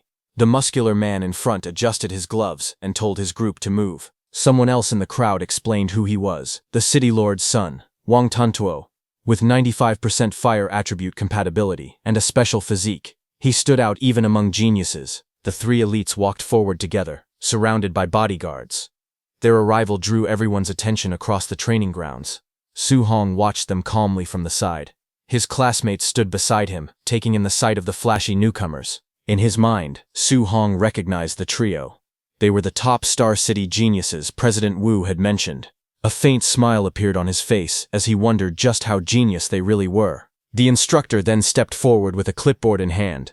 He announced that everyone had arrived and that he would now explain the rules for the entrance assessment. The crowd gathered around him in a wide circle. He told them that the actual training camp was located 30 kilometers deeper inside the Tianlin mountain range. He explained the next rule. Some of the fierce beasts in the mountains carried these tokens inside their bodies. Only those who obtained a token would be allowed to enter the training camp. Hearing that, Chen Shen and Li Tu grew worried. Chen Shen said that walking 30 kilometers in 8 hours might sound simple, but not in a place like the Tianlin mountain range.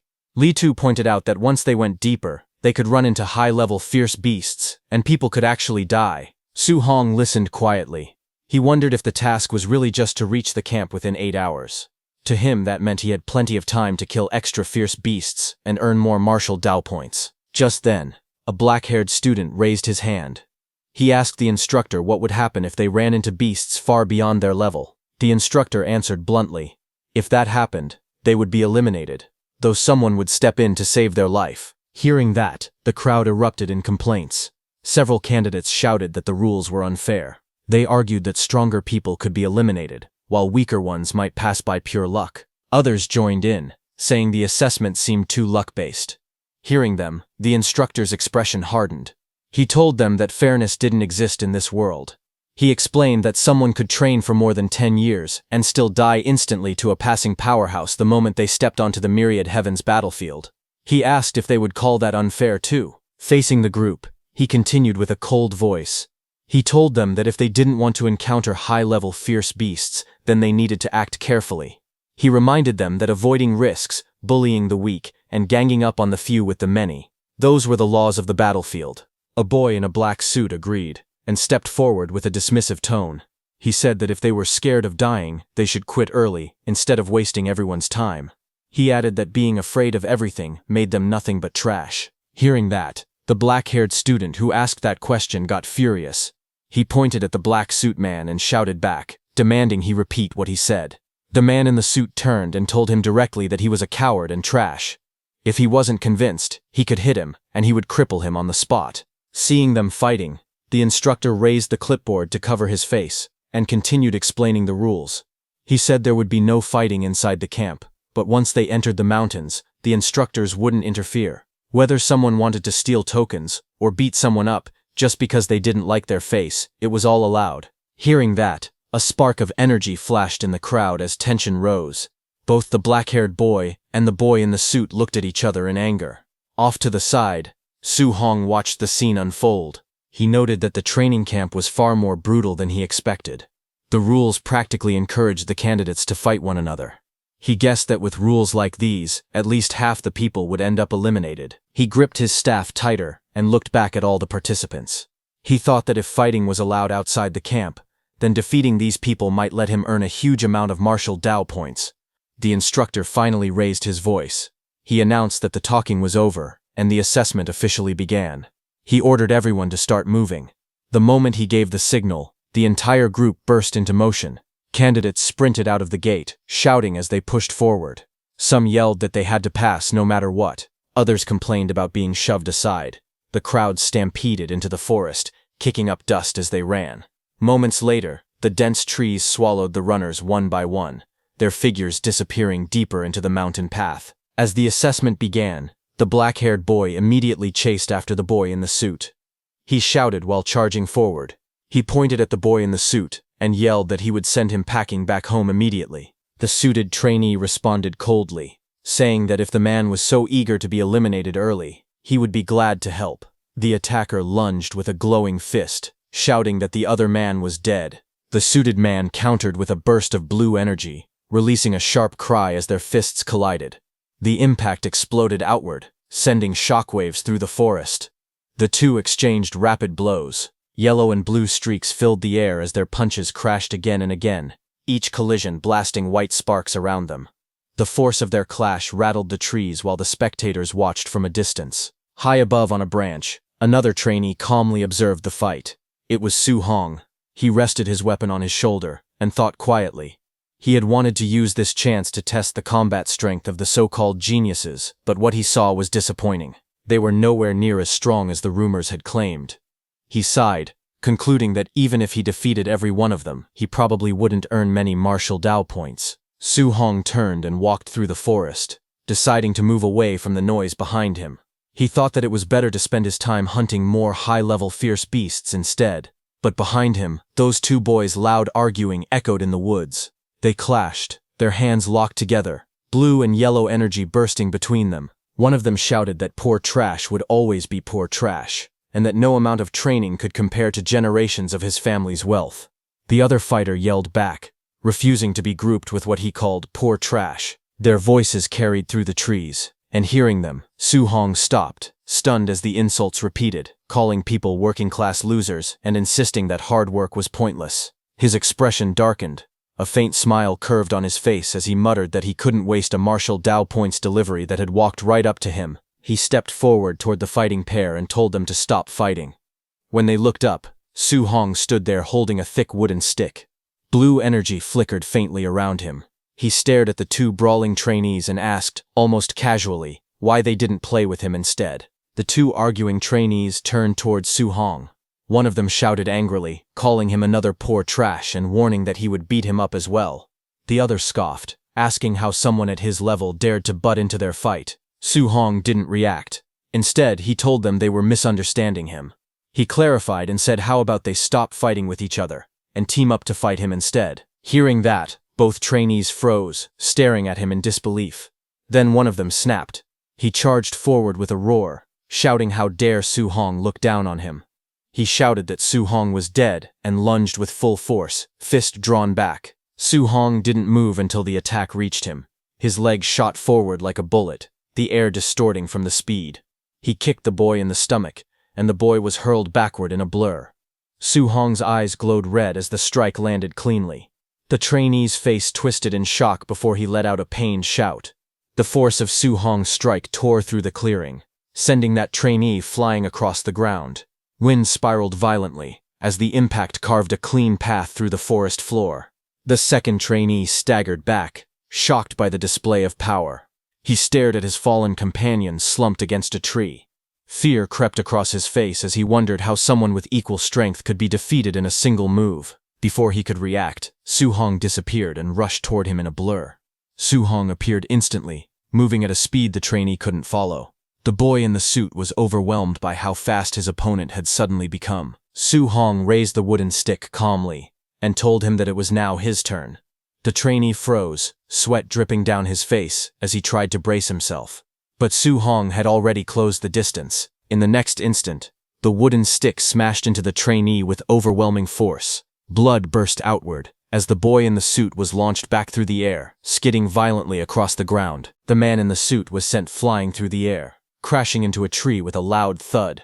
His eyes rolled back as he screamed, unable to resist the force that overwhelmed him. On the ground, Su Hong stood calmly with the wooden stick resting on his shoulder. He looked down at the two defeated men and said that this was what they got for looking down on ordinary cultivators. Inside the monitoring room, instructors watched the scene on a large screen. One of them pointed at the display and wondered where this guy even came from. He complained that the two men had been having a normal duel, and the newcomer just walked in and one-shotted both of them. Another instructor asked if the two who got knocked down counted as eliminated. The supervisor shook his head and explained that they hadn't called for rescue, so the assessment would continue. The staff member bowed slightly and replied with a respectful acknowledgement. Back in the forest, the man in the suit slowly opened his eyes and groaned. He held his aching face and muttered that it really hurt. As he pushed himself up, his expression changed when he noticed the wooden bat beside him. He jerked back in panic, yelling for him to back off.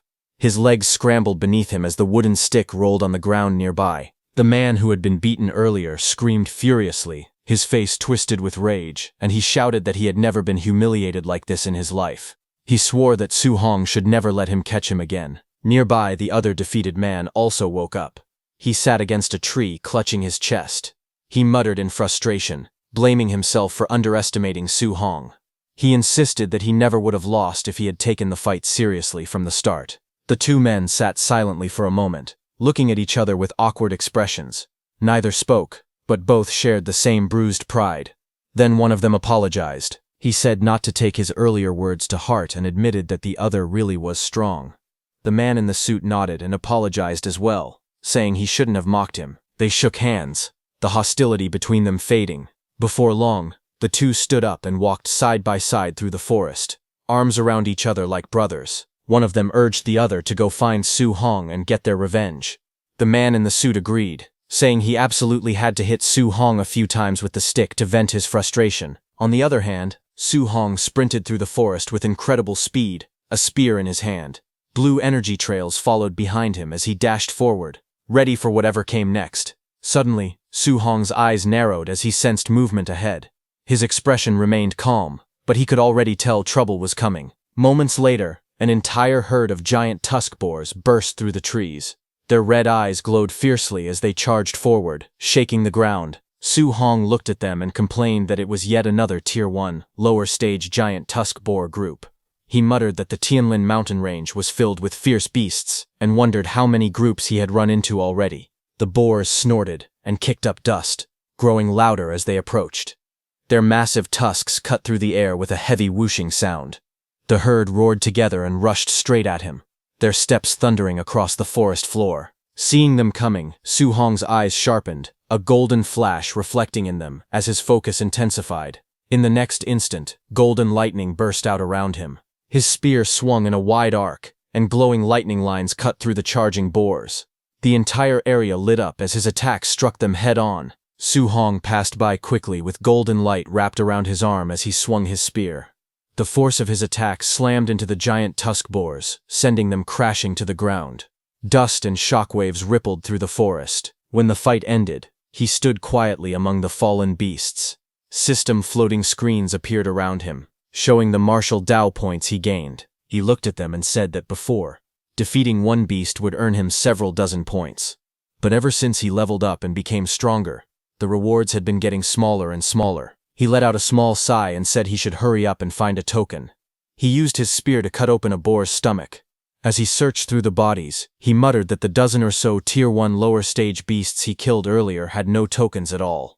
He wondered if this new batch might have one. Soon, he crouched beside each fallen boar and searched them one by one. Every corpse turned up empty. He stood up again and said that, as expected, not a single token appeared. It seemed like only higher-level fierce beasts would have tokens inside them. Then, half an hour later, he moved swiftly through the forest. His spear cut through the wind as he dashed between trees, leaving long streaks of motion behind him. As he ran deeper into the forest, he thought about how things used to be. When he moved 3 to 5 kilometers inside, he could encounter more than 10 low-level fierce beasts in just 1 hour. But now, no matter how far he went, he couldn't find even a single one. Just then, a sudden roar cut through the silence. A massive black tiger, its eyes glowing red, leapt out from the trees and pounced toward him with incredible speed.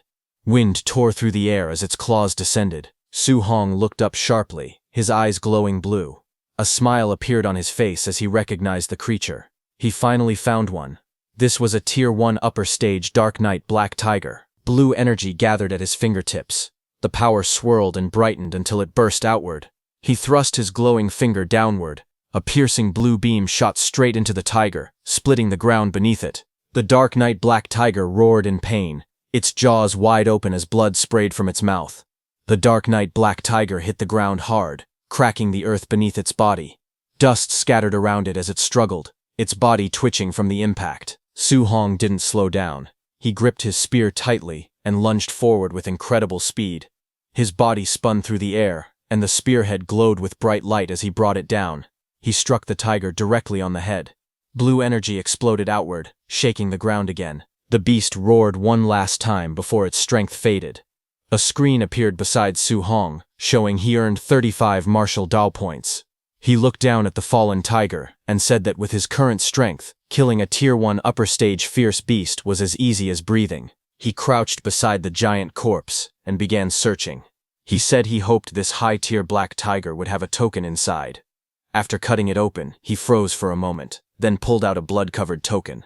He laughed softly and said that, sure enough, it was inside the upper-tier beast's stomach. With the token in hand, he wiped the sweat from his forehead. Searching for just one token had taken him nearly 3 hours.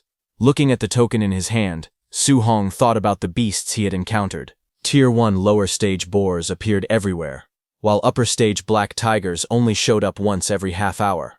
As he walked, he realized something. The deeper he went into the mountain range, the stronger the beasts became. But there were fewer of them. He glanced at the corpse of the black tiger at his feet. Tier 1 upper stage black tigers gave more martial Dao points, but seeing only one every 30 minutes made it inefficient. Hunting the low-level fierce beasts on the outer edges would actually earn him more martial Dao points overall. He gripped the token and smiled to himself. Instead of chasing quality, he decided he might as well make it up in quantity. He raised his head and continued forward. There were 5 hours left in the assessment. He needed to gather enough martial Dao points to max out his mortal body progress. As he walked deeper, the forest shifted from sunlight to shadows. A blood-soaked clearing came into view. Deer were torn apart, their bodies floating in pools of red. The ground was littered with the corpses of boars, their bodies piled up everywhere. Su Hong had killed them all. Just as Su Hong killed another boar with his bare hands, suddenly a massive bear with glowing red eyes lunged forward, roaring as it swung its claws down. Blood splashed across the ground as he moved to dodge the sudden attack. He spun to the side with incredible speed. Flames wrapped around Su Hong's fist as he charged at the bear.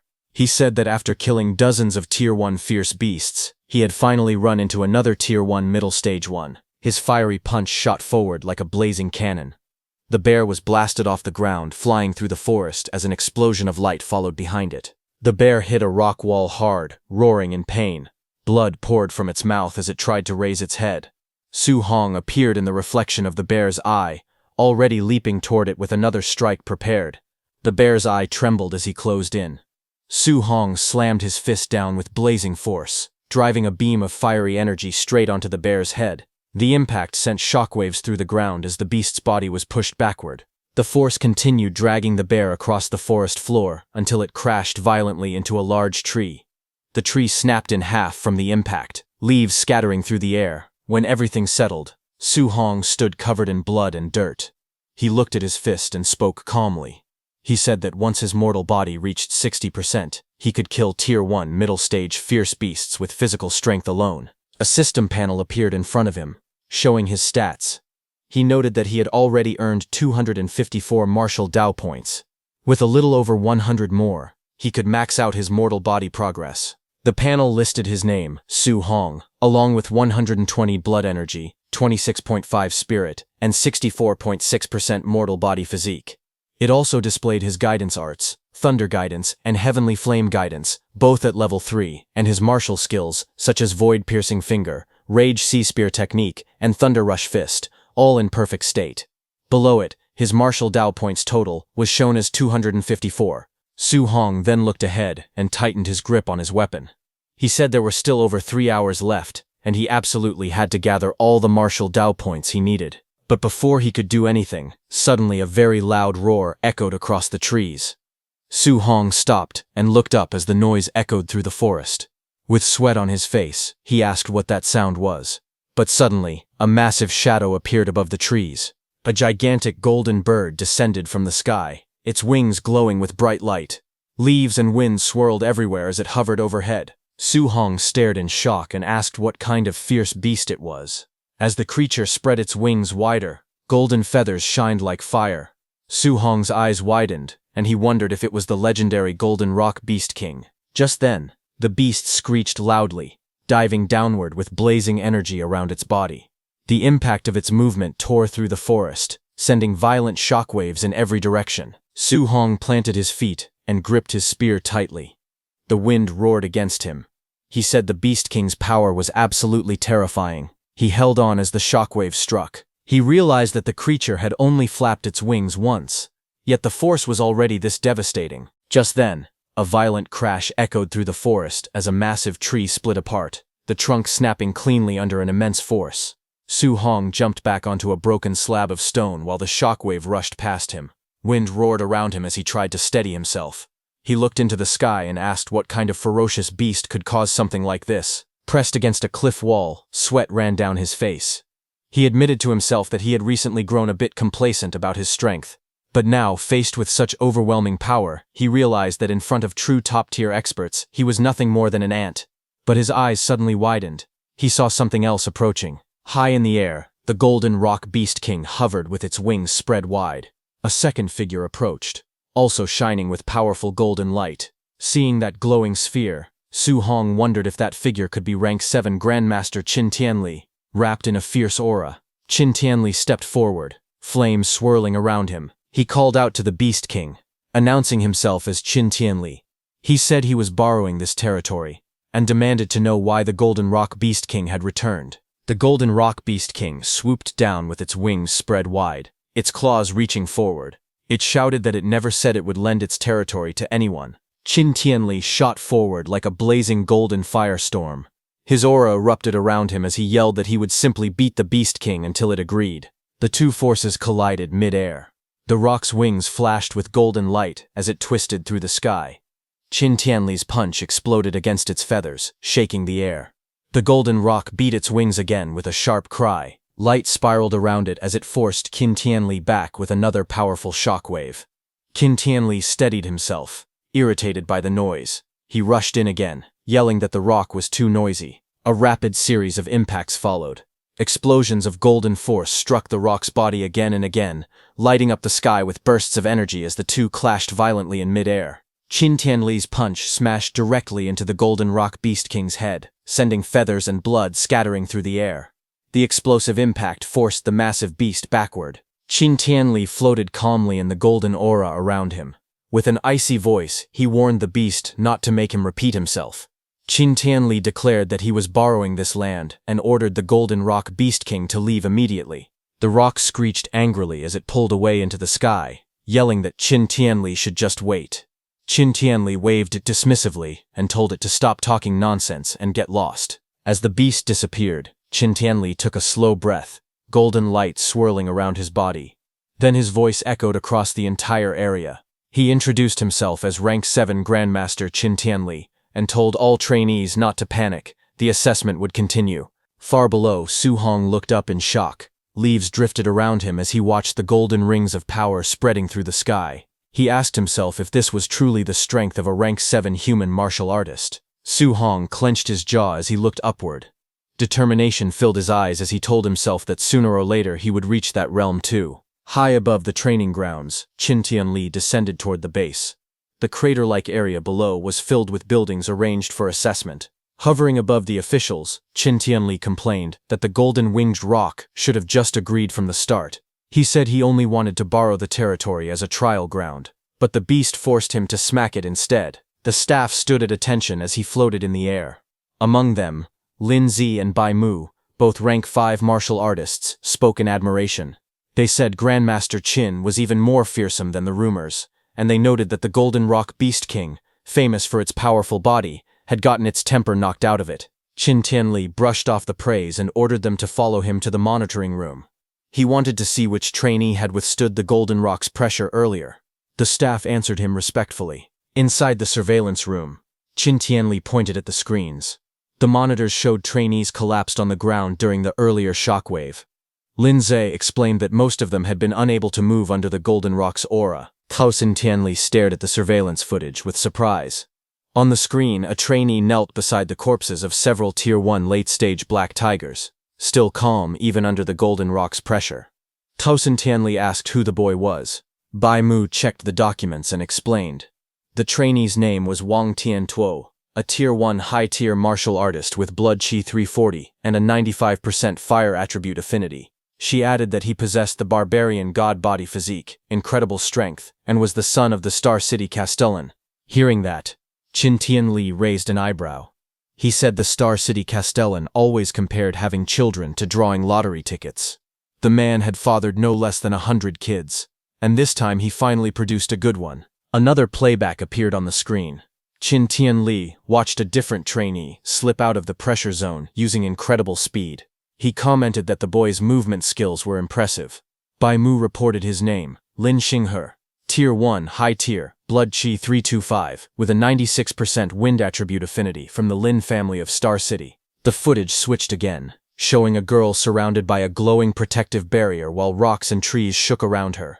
Qin Tianli noted that she was a spiritual telekinetic and praised her ability to use spirit power to counter the Golden Rock's pressure. Bai Mu identified her as Zhao Yan, a Tier 1 mid-stage spiritual telekinetic, with blood chi 290 and a 95% wood attribute affinity, from the Zhao family of Star City. Qin Tianli nodded, saying these three handled the Golden Rock's pressure with ease and clearly outmatched their peers. He then asked if there were any other talents worth noting. Bai Mu listed more names. Lin Po, a Tier 1 mid-stage martial artist from the Lin family, and another member of the Wang family, also Tier 1 mid-stage. She hesitated as she continued reading, noting that several more belonged to the famous families of Star City. Hearing that, Qin Tianli frowned. Bai Mu explained that the dozen or so students on the list all possessed Tier 2 mid-stage combat power, and none of them had fainted under the rock's aura. Qin Tianli questioned why every standout was from a major family, and asked what had happened to the school's students, especially those from number 1 high. Bai Mu continued reading the reports, explaining that the students from the various schools were only at Tier 1 early stage. She added that the 3 students from number 1 high had only broken through recently, and began listing their names. Qin Tianli waved his hand dismissively. He said he wouldn't bother looking, and commented that Star City number 1 high was unworthy of its reputation. But just then, Lin Zi suddenly shouted in shock, asking what was happening with one particular person. All 3 of them looked up at the screen. The scene showed Su Hong cutting down a ferocious beast with a powerful strike. They were all shocked to see that even after experiencing the Golden Rock's pressure, he still had enough strength to continue hunting. Bai Mu trembled as she clutched the report. She stuttered that the boy was Star City number 1 high's monster. Hearing that, Lin Zhao scolded her, telling her not to make a fuss in front of the Grandmaster. Qin Tianli stood between them in silence.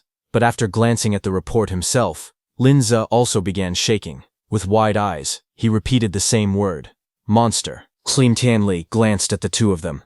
He reminded them that both of them were rank 5 and should have seen countless geniuses before. He asked why they were making such a big fuss. He added awkwardly that they were still young and their temperaments weren't that steady. But when Qin Tianli looked at the report, his eyes widened in shock too.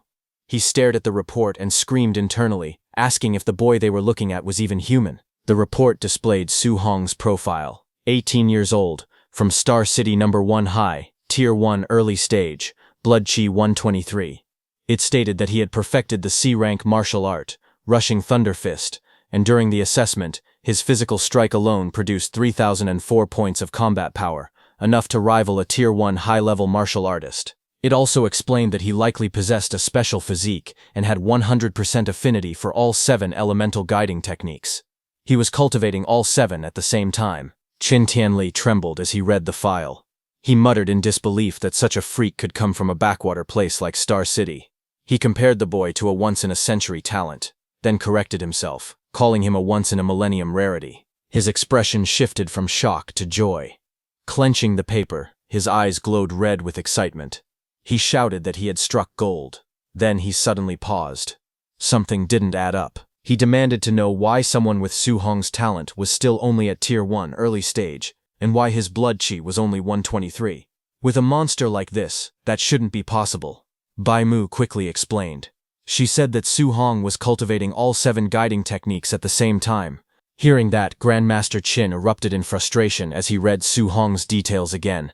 He said it was no wonder the boy's blood chi was so low. Anyone cultivating 7 guiding techniques at once would destroy themselves. Even an immortal would be doomed. With that kind of strain, Qin questioned how Su Hong's cultivation could rise at all. He growled that the president of the Star City Martial Arts Association, Wu Linxin, should have explained this to the child but hadn't. Just then, a staff member stepped into the room, reporting that trainees were now arriving at the training camp one after another.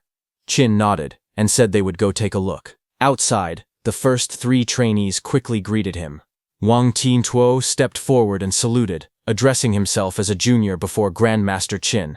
Qin praised them, saying the 3 of them were very good. Then, 6 hours after the assessment began, more students staggered toward the camp. Some complained they thought they were going to die. Another reminded them they had faced the Golden Rock Beast King. At 7.5 hours, more trainees gathered. Qin stood above the group, while the students who arrived earlier said that there shouldn't be anyone left behind. One student suggested ending the assessment early. Another scoffed that anyone who still hadn't arrived after all this time must be incredibly weak. But Grandmaster Qin wondered why Su Hong, his newly discovered freak, still hadn't shown up. He worried that Su Hong might be lost somewhere in the forest. A hint of panic crossed his face as he thought that his precious treasure might get eliminated. Then, a few minutes later, Grandmaster Qin finally spotted a figure walking out of the forest. He let out a sharp snort, thinking that the brat had finally decided to show up. Su Hong stepped into the light, dragging his spear behind him. Dirt and blood covered his clothes. He muttered to himself that he had made it in time. He admitted he had been so focused on earning martial value that he had almost forgotten the deadline. When he entered the camp, the other trainees looked at him in shock. One of them whispered that Su Hong was even more ruthless than he was. Another said he didn't see any injuries on Su Hong at all, and wondered how many beasts he had killed to end up so dirty. 2 men who had been embarrassed by Su Hong earlier glared at him from the ground. One shouted that he had finally waited long enough for Su Hong to arrive. The other stopped him, saying not to rush. Once they entered the training camp, there would be plenty of opportunities to deal with him. Nearby, the 3 elite trainees watched Su Hong approach. One commented that Su Hong had passed right at the deadline and called him an expert. Another simply said it was interesting. Wang Tiantuo, resting with his eyes closed, only gave a short nod in agreement. As the sunset cast a warm glow over the camp, Instructor Lin Zi stepped forward. He announced that the 8-hour limit had ended. Anyone who hadn't arrived by now was completely eliminated. He then said he would begin introducing the facilities and rules of the training camp. Instructor Lin began introducing the major facilities inside the training camp. He explained that the camp contained a gravity training room, a movement skill training room, and even a ferocious beast combat room. He continued the tour, pointing toward a large traditional building and announcing the martial arts pavilion. Inside that pavilion, trainees could exchange contribution points for martial arts, movement skills, pills, and weapons, some even reaching A rank. Hearing this, Su Hong sat among the other trainees, blood-covered but calm. He thought to himself that coming to this training camp had been the right decision. But then Instructor Lin shifted to the rules. He stated that all these facilities required contribution points to use. There was only one way to earn those points, by passing the various training subjects. Outstanding performance would bring extra rewards. With the sun setting behind him, he dismissed the group. He told those who still had energy to begin training immediately. Then he instructed the injured students to follow him to the dormitories so they could rest, saying he wouldn't allow anyone to die under his supervision. Su Hong entered his assigned dorm room and looked around. He was surprised to find that it was a single room. He thought to himself that from now on he could cultivate and level up without worrying about anyone seeing him. Then sometime later, he sat cross-legged on his bed, finally ready for the moment he had been waiting for. His status screen appeared before him. showing his stats. His blood chi was 126, spirit was 26.5, and his physique, mortal body, was at 64.6%. His guiding techniques were the thunder guiding technique at level 3 and the heavenly flame guiding technique at level 3. His martial arts skills, void piercing finger, raging sea spear art, and rushing thunder fist were all at perfection. Currently, he had 354 martial value. With a calm breath, he decided to use all 354 points of martial value to completely upgrade his mortal body. A surge of power erupted around him. Red flames rose, and glowing notifications appeared one after another, showing that his mortal body increased by 0.1. Countless notifications appeared like this. His entire body strengthened continuously as the red energy washed over him. Finally, a new message appeared, showing that his mortal body had reached 100% and was now evolving. Su Hong's eyes snapped open, glowing with intense crimson light. His breath surged like a storm as the evolution began. A powerful change began inside Su Hong's body. Brilliant red light burst from the center of his forehead and chest. Lines of energy spread across his body like a glowing constellation, connecting different points as lightning-like power surged through him. Flames of red energy rose behind him while the transformation continued. The force of the evolution exploded outward. A violent shockwave spread through the room, spinning the air around him as the power gathered around his body.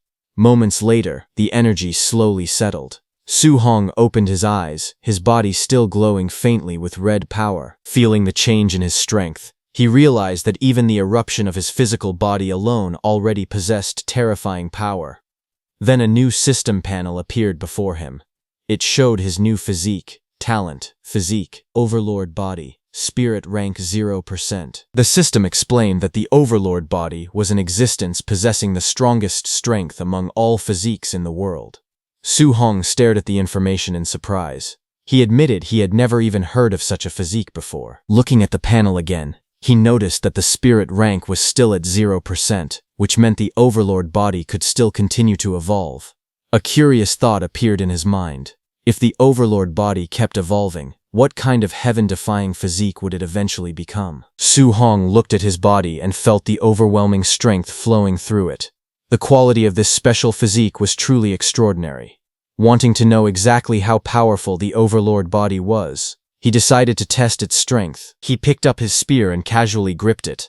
The moment he squeezed it slightly, the metal shaft began to bend and crack under the pressure of his hand. Su Hong stared at it in shock. The spear was made from C-rank alloy, and it was already about to snap just from him squeezing it. He quickly realized how terrifying his new strength had become. Then another thought crossed his mind. C-rank alloy spears were extremely expensive, and breaking one like this would cost a fortune. But a moment later, he remembered something. This spear had actually been picked up earlier in the Star City wilderness, so it hadn't cost him any money at all. Still, he understood that he would need a stronger weapon from now on. Su Hong decided that he should gather enough contribution points as soon as possible so he could exchange them for an A-rank alloy spear. As he thought about his next step, a new idea formed in his mind. He realized that contribution points could be earned simply by wearing a weight vest and training. With a determined expression, Su Hong wondered whether his new Overlord body would allow him to carry several hundred kilograms of weight. Without wasting any more time, he prepared to begin training. On the other hand, inside the warehouse training area, many martial artists gathered around the testing equipment. Suddenly, someone shouted in shock. The weight being tested had reached 3,000 kilograms. The crowd stared in disbelief. In the center of the room, Wang Tiantuo, wearing a heavy training vest, stood calmly. Even under the enormous weight, he moved without much difficulty. After testing the load, he casually remarked that it was still a bit light. The surrounding trainees were stunned. One of them shouted in disbelief, asking if he really thought 3,000 kilograms was light. Another person looked at him jumping with the massive weight and exclaimed that he could still leap into the air despite carrying such a load. Everyone knew that a normal Tier 1 martial artist could only carry a few hundred kilograms at most. What they were witnessing completely broke their understanding. From the side, Lin Xinghe and Xiao Yan watched the scene carefully. Xiao Yan commented that Wang Tiantuo's strength was as huge as a monster's. Lin Xinghe looked at him with a complicated expression and muttered that he was like a barbarian bull. Meanwhile, inside a monitoring room, Grandmaster Qin and staff members watched the training through a large screen. The footage clearly showed Wang Tiantuo carrying the enormous weight with ease. Grandmaster Qin spoke calmly, saying that Wang Tiantuo could easily carry a 3,000-kilogram load, a strength worthy of the barbarian god body. Nearby, Bai Mu, holding a report, asked Grandmaster Qin about Su Hong. She asked when they should find him to explain the matter of him simultaneously cultivating 7 guidance techniques. Grandmaster Qin shook his head slightly and said they could not approach him directly. He explained that geniuses always had strong pride. If they spoke to Su Hong too directly, it might only backfire. Instead, Grandmaster Qin decided they needed to use other methods, allowing Su Hong to understand the situation by himself and give it up voluntarily. Grandmaster Qin turned to Lin Zhe and asked if the night raiders he had arranged had finished assembling.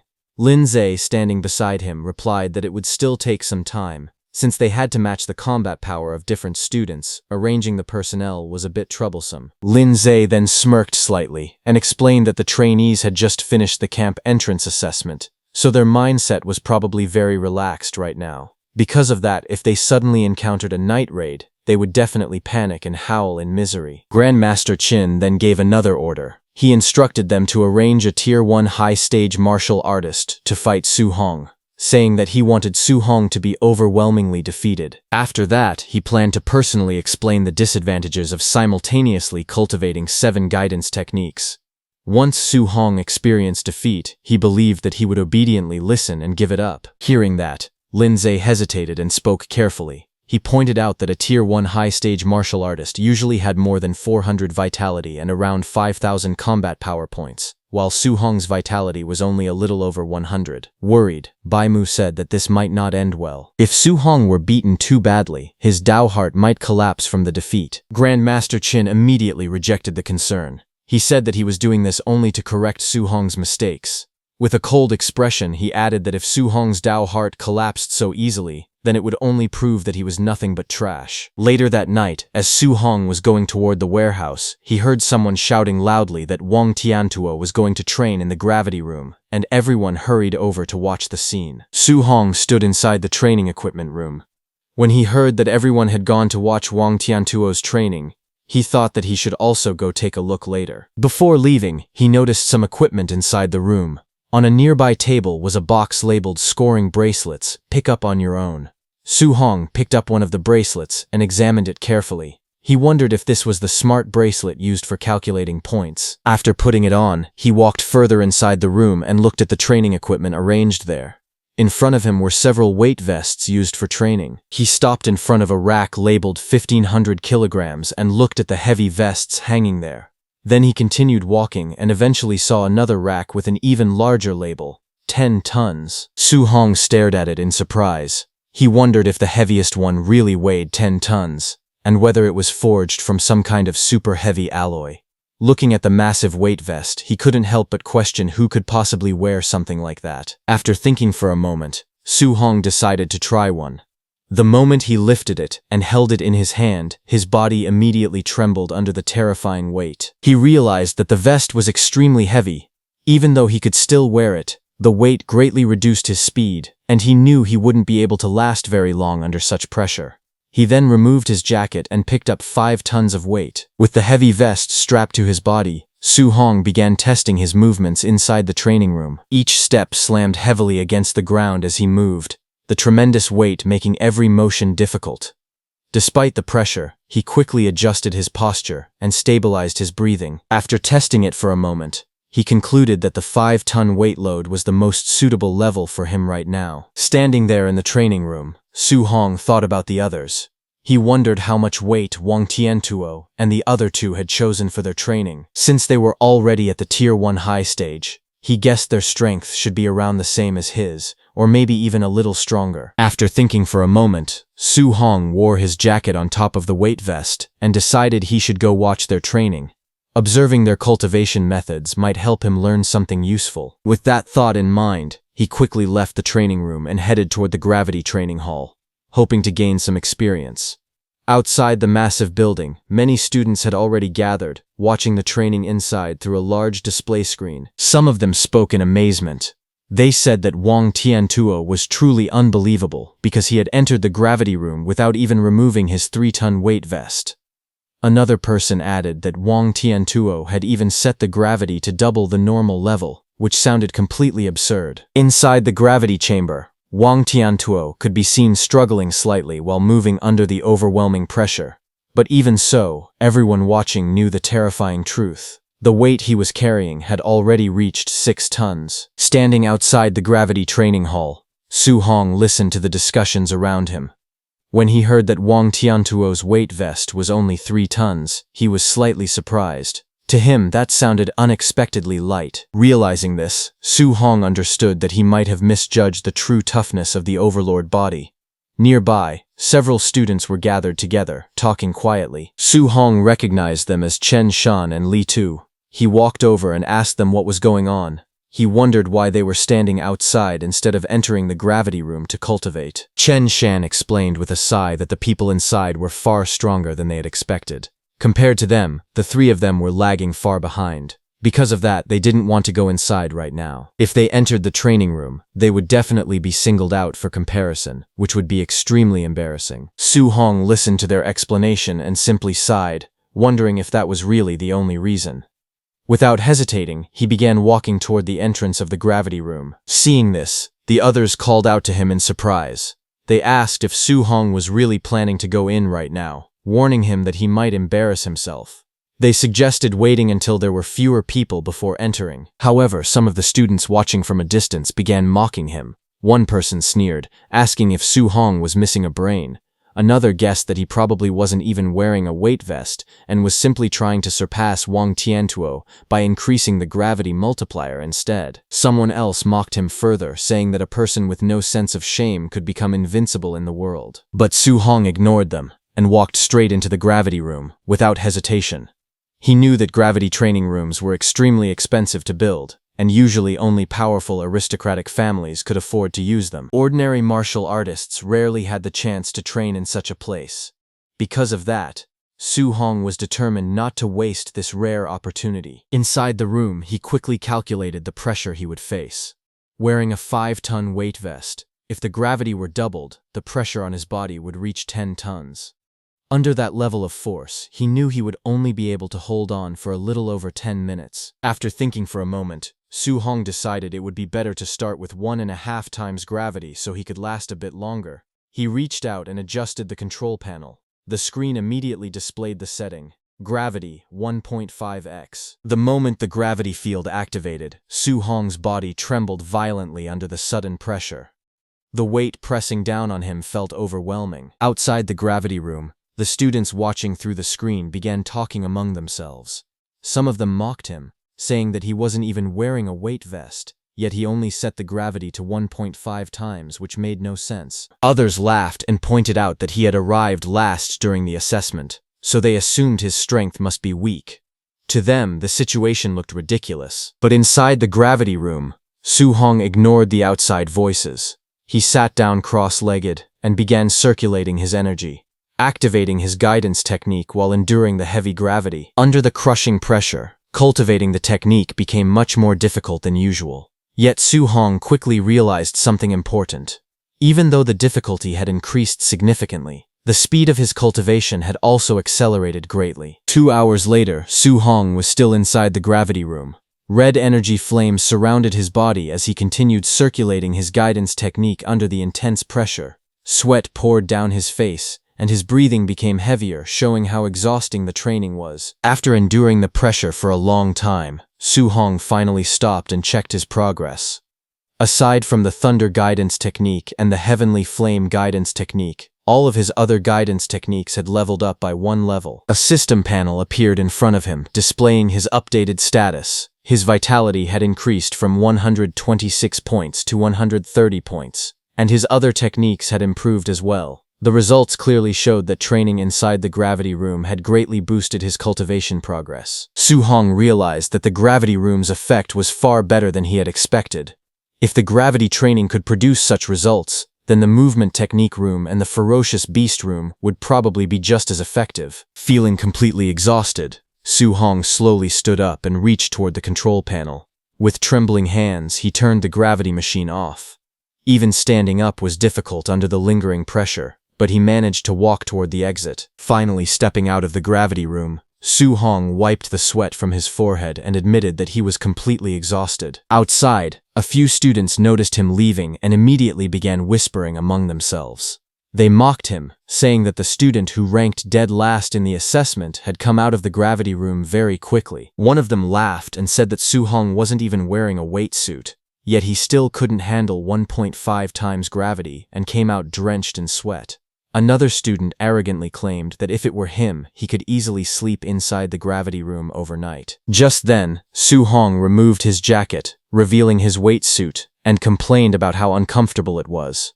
The suit had terrible breathability, and wearing it made him feel extremely hot. This caught the attention of the two students watching him.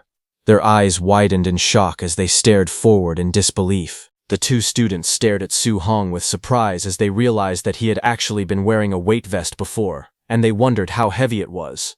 In front of them, Su-hong slowly removed the heavy vest from his body. Watching him struggle, one of the students commented that for someone who ranked last, even 500 kilograms would already be hard to handle. However, since he managed to stay inside the gravity room for 2 hours, his strength could at least be considered acceptable. Another student added that even if Su-hong had some strength, he still couldn't be compared to Wang Tiantuo at all. Ignoring them, Su-hong carefully placed the weight vest on the ground. Meanwhile, the others continued talking, saying that comparing anyone to Wang Tiantuo was a joke, because no one among them could match that monster. At that moment, someone suddenly shouted that Wang Tiantuo was coming out. Everyone immediately turned their attention toward the gravity room.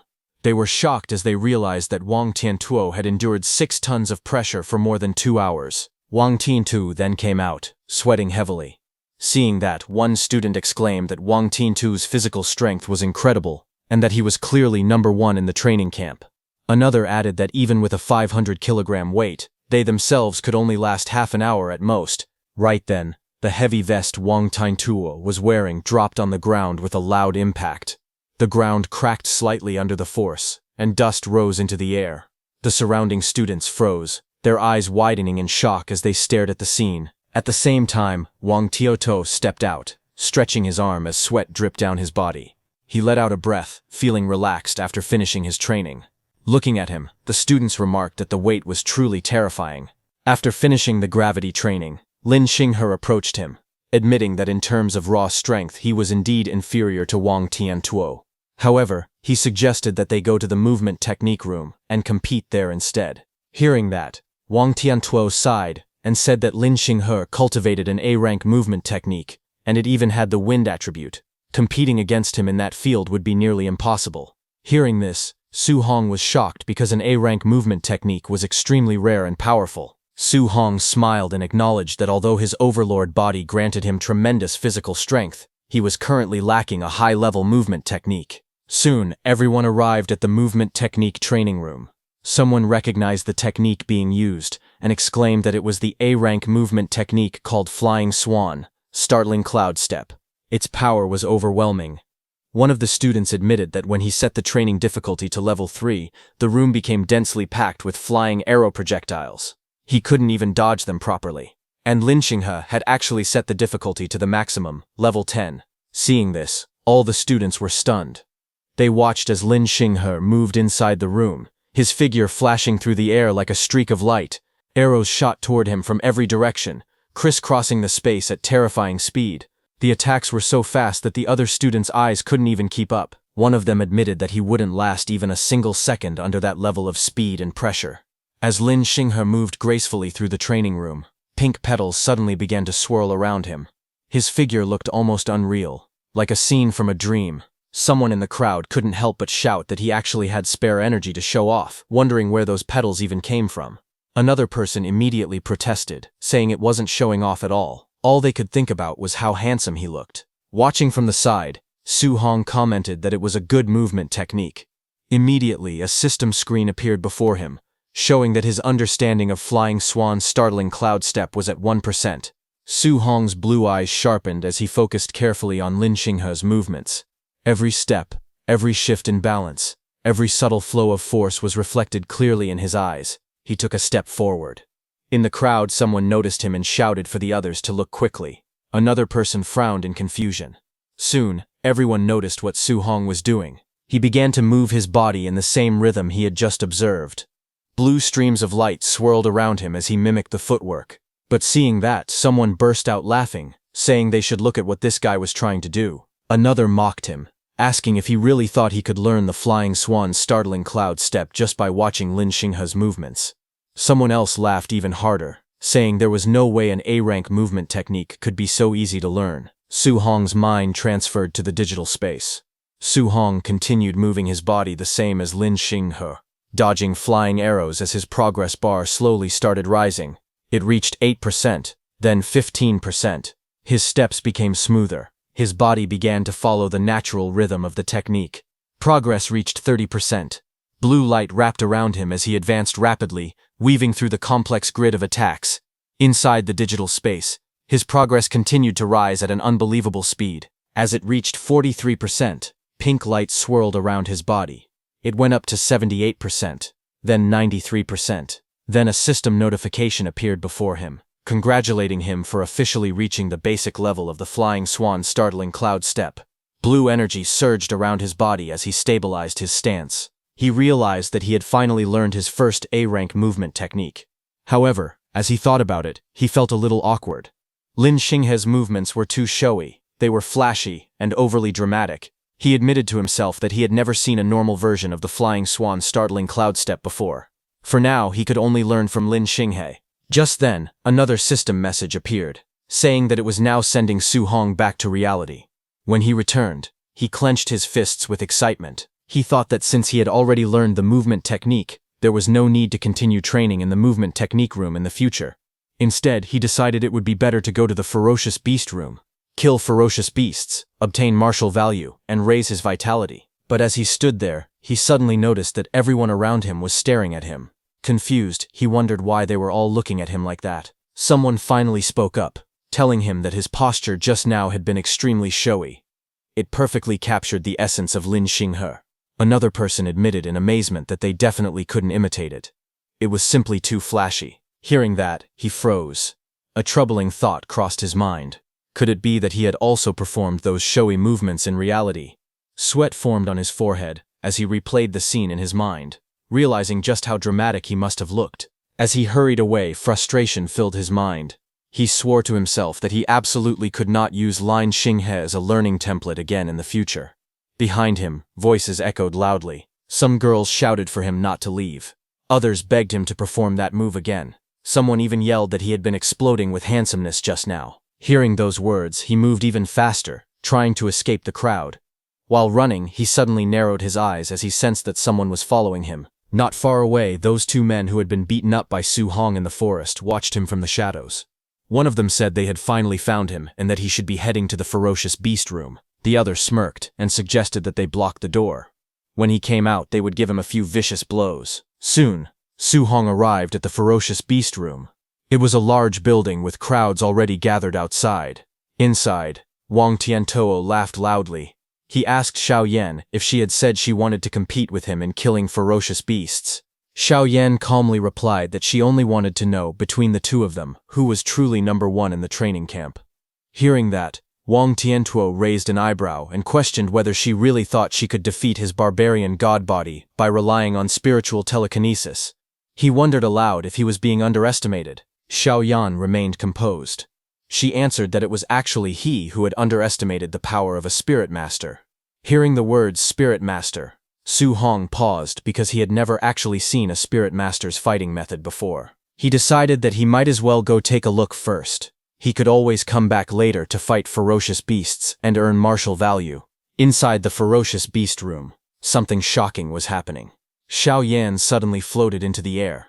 Seeing this, Su Hong was stunned. He could not understand what was going on. She had actually floated out of thin air. Sweat formed on his face as he remembered that walking on air was a method only grandmasters possessed. He wondered if this was truly the power of a spirit master. In the next instant, Xiao Yan raised her hand. Golden light gathered at her fingertips. Streaks of flowing light shot forward at terrifying speed. Before anyone could react, 3 Tier 1 high-stage black tigers were pierced at the same time by that golden light. Blood splashed as the beasts collapsed instantly. Su Hong stared in disbelief. In just one moment, she had simultaneously killed all three of them. He could not understand what those streaks of flowing light were. Suddenly, a deafening roar echoed through the arena. A massive, ferocious beast appeared behind Zhao Yan, its eyes glowing red with killing intent. Red energy surged around it like flames. But suddenly, the massive beast's eyes widened in shock. Xiao Yan turned sharply, and using her telekinesis, she grabbed the beast's neck. Su Hong was shocked to see that Xiao Yan was actually using spiritual telekinesis to forcibly bind and control her enemy. Golden energy flared again. Xiao Yan made a simple motion with her hand. In the next instant, blazing streaks of light slashed forward. The attack tore through the beast with explosive force. As Su Hong observed closely, he finally understood. Those streaks of flowing light were daggers. He felt a chill run down his spine, walking on air, controlling objects from a distance, even controlling enemies directly. Now he truly understood why spirit masters were known to be ridiculously strong enough to easily crush ordinary martial artists. Suddenly, the crowd behind him erupted in shock. They stared at the battlefield in disbelief. Someone shouted in confusion, asking what that giant sword was. Golden light filled the entire ferocious beast room as a giant ferocious beast appeared there. Seeing that, Xiao Yan created a massive golden sword in the sky. Blazing light poured down like a pillar from the heavens. Xiao Yan raised one hand calmly.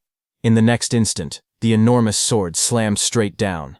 The giant ferocious beast opened its mouth and roared, but the golden blade pierced through it with overwhelming force.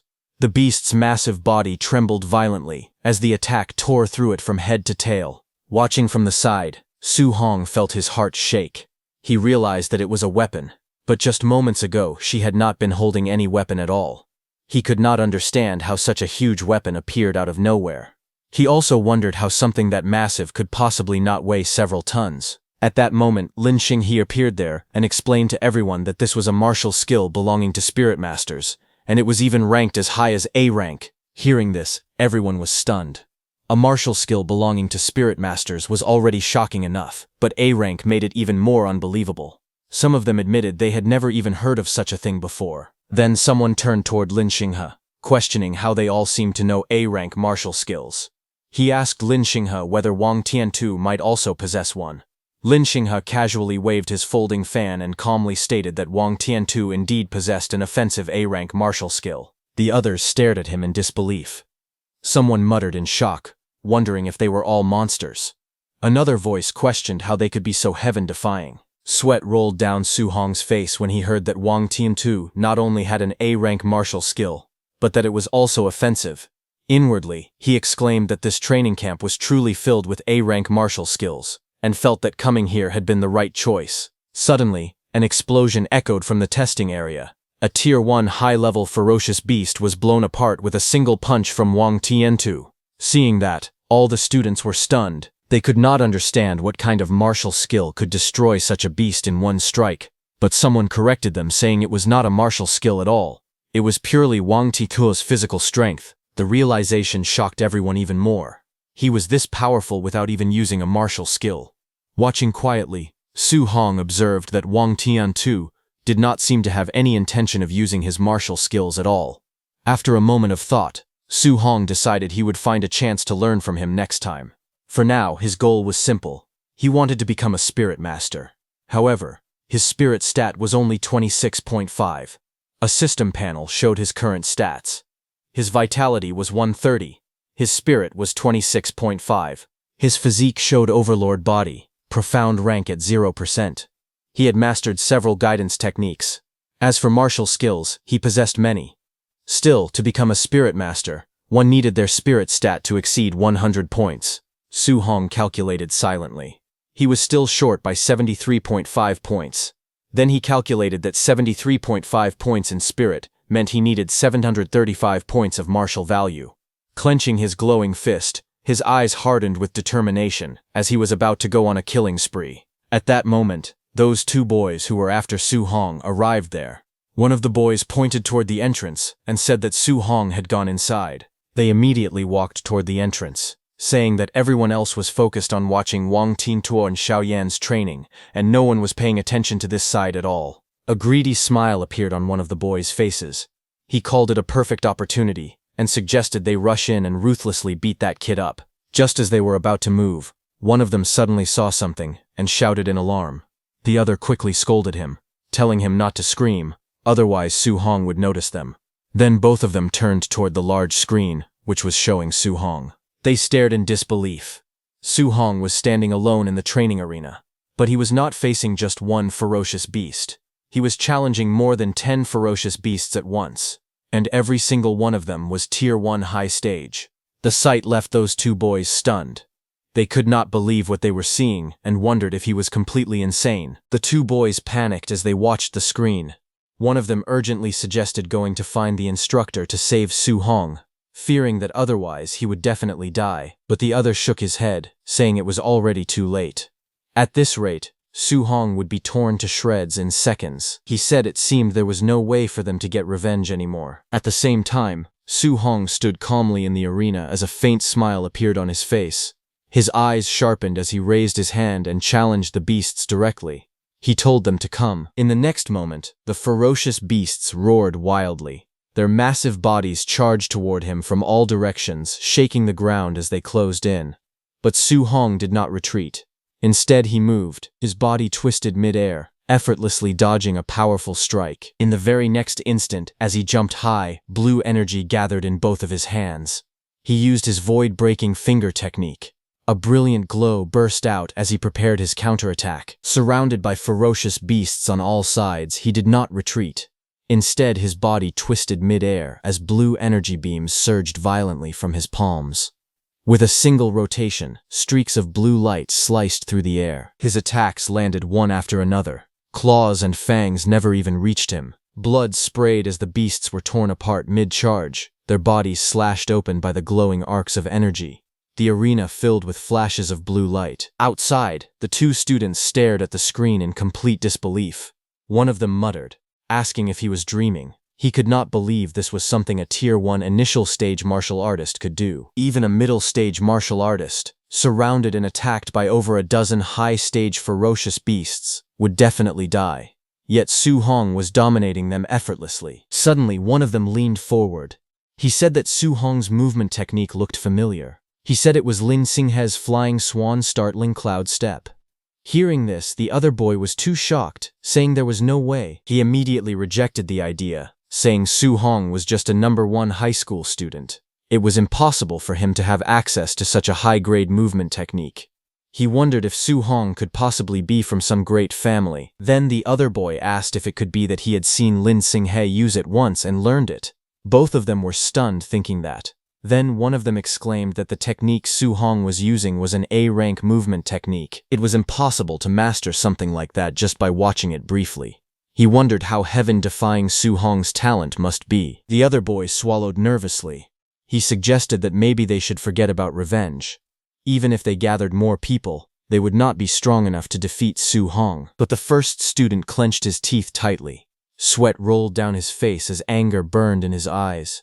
He said that whether Su Hong was the heir of a great family or some kind of monster genius, he could not swallow this humiliation. While shaking, the other boy raised a hand and pointed toward the screen, telling the first boy that before he went looking for trouble with Su Hong, he should take another look at the screen. Hearing this, the first boy froze and turned back toward the screen in silence. What he saw left him speechless. His metal bat fell from his hand. He muttered in disbelief that they had only been talking for a few minutes. Yet all the high-stage ferocious beasts inside were already completely dead. On the screen, Su Hong stood calmly atop the massive corpse of a giant serpent-like beast. Around him, the bodies of other monsters lay scattered across the battlefield. Standing among the corpses of fallen beasts, Su Hong calmly calculated his gains. Over a dozen Tier 1 high-stage ferocious beasts had only given him a total of 81 martial value points. That meant they averaged just 7 points each. He realized that the stronger he became, the harder it was to earn martial value. But suddenly his blue eyes sharpened as he noticed movement. From the dark upper level of the building, several ferocious beasts emerged. Their red eyes glowed ominously in the shadows. The air turned heavy with bloodlust. Without hesitation, Su Hong stood tall atop the corpse beneath his feet. Red light flickered throughout the building as more beasts stirred in the darkness. He declared that there was no time to rest. He said they should continue. In the next instant, the giant beast lunged downward from above, claws extended, tearing through the air toward him. But Su Hong did not panic. His expression remained steady. A golden glow ignited around his fist as energy gathered rapidly. Using his Vajra fist, he stepped forward and threw a powerful punch that collided with the descending beast. A burst of golden light exploded outward. The impact sent shockwaves ripping through the air as multiple beasts were struck at the same time. He landed in the middle of those beasts as golden energy spiraled around him, expanding violently. The ground beneath his feet cracked. Seeing his power, the remaining beasts hesitated. The saber-toothed and the giant scorpion-like monsters began to retreat. But Su Hong did not let them escape. He launched himself forward as a faint smile appeared on his face. He demanded to know where they thought they were going, and ordered them to hand over all their martial value. His body shot through the air at incredible speed as he reached out with one hand. He grabbed onto the thick tail of a fleeing scorpion beast. With a violent motion, he swung it around. The massive creature crashed into the surrounding beasts. The beasts' bodies were sent flying across the battlefield. The arena echoed with the sounds of bones breaking and monsters howling. Outside, the giant screen flickered with violent flashes of red and gold. The two boys stood frozen in front of it, and neither of them spoke. After a long moment, the first boy forced a smile and said he wondered when this cycle of vengeance would ever end. He said he had decided to forgive Su Hong. The other boy immediately agreed. He suggested they should slip away quickly before Su Hong noticed them again. Otherwise, they might end up beaten half to death one more time. While they were going, they passed by a group of students gathering in front of the screen showing Wang Tiantuo and Xiao Yan's fight. Someone shouted that 9 Tier 1 high-stage ferocious beasts had been hammered to death by Wang Tiantuo in less than 10 minutes. Another voice added that Xiao Yan had stood completely still and killed a full 8 Tier 1 high-stage ferocious beasts. The crowd buzzed with shock. Just then, one man noticed the two boys and called out to them. The two boys stiffened and slowly turned around. The man asked if they were back already. He asked if they were supposed to be getting revenge and whether they had already beaten that kid up. The two exchanged nervous glances. One of them scratched the back of his head and laughed awkwardly, saying yes. Both of their expressions stiffened completely as they admitted the truth in their minds. If they had not been clever enough to retreat in time, they would have been lying on the ground like dead dogs right now. They complained that this training camp was outrageous. It was filled with heaven-defying monsters everywhere. Just then, the massive doors of the training ground opened with a loud sound as Wang Tiantuo and Xiao Yan came out. Seeing that, someone shouted that they had come out. Xiao Yan was surprised to see that Wang Tiantuo had killed so many ferocious beasts. She said that even with the overlord body, he must be exhausted. She asked how many contribution points he had earned. Wang Tiantuo glanced at his wrist display and announced that he had earned 280 points. Xian Han also checked her own screen and said she had 270 points. Hearing this, the surrounding crowd instantly fell into an uproar. Someone shouted in disbelief that it was far too many. A Tier 1 high-level ferocious beast was only worth 5 contribution points. If calculated that way, the two of them must have killed 50 or 60 high-level ferocious beasts. Wang Tiantuo then checked the results of the weight vests and said that the contribution points for the weight vest had been settled at 100 points.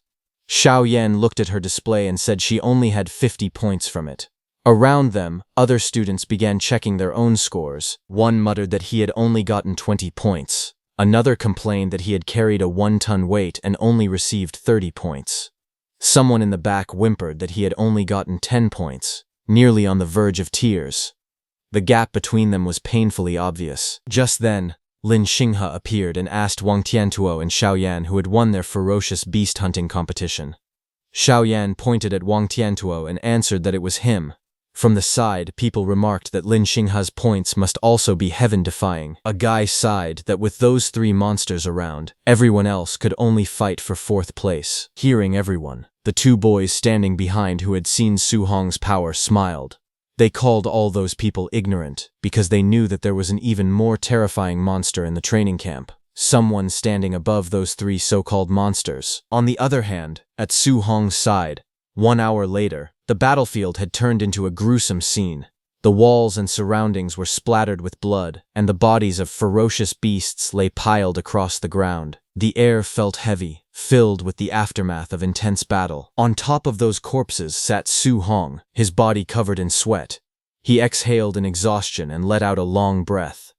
After continuously killing ferocious beasts for over an hour, even with his overlord body, he could feel the strain taking over. Even after everything, he was still far from reaching 735 martial value points. He then checked his training watch for points. Despite the exhaustion, he had gained 700 contribution points. He wondered what kind of rewards he could exchange for them at the martial art pavilion. His watch showed that for hunting ferocious beasts, he got 400 contribution points, and for the weight vest, he got 300 contribution points. The total stood at 700. After confirming it, he arrived at the martial art pavilion. Under the night sky, the grand building stood tall, glowing warmly with light. Inside the martial art pavilion, behind a long wooden counter, a receptionist in a pink suit lazily leaned back in her chair, resting her chin on her hand. Across from her, Su Hong stood calmly, flipping through a thick catalog. His eyes scanned the list carefully. A Tier 1 Vitality pill was for 10 points. A Tier 1 Blood Recovery pill was for 20 points. A Tier 1 Spirit Gathering pill was for 30 points. Another Tier 1 Spirit Gathering pill was for 50 points. He continued turning the pages and saw that an A-rank martial art, Explosive Palm, was for 2,000 points. Another A-rank martial art, Bone Netherfire Fist, was for 2,880 points. Then another A-rank martial art, Startling Swan Heavenly Roam, was for 3,000 points. Looking at it, Su Hong thought that A-rank martial arts were extremely expensive. The cheapest one cost 2,000 points. Compared to that, the prices of the pills were still acceptable, especially since there were spirit gathering pills available here. The receptionist looked at him with mild curiosity and asked whether he had decided what to exchange for.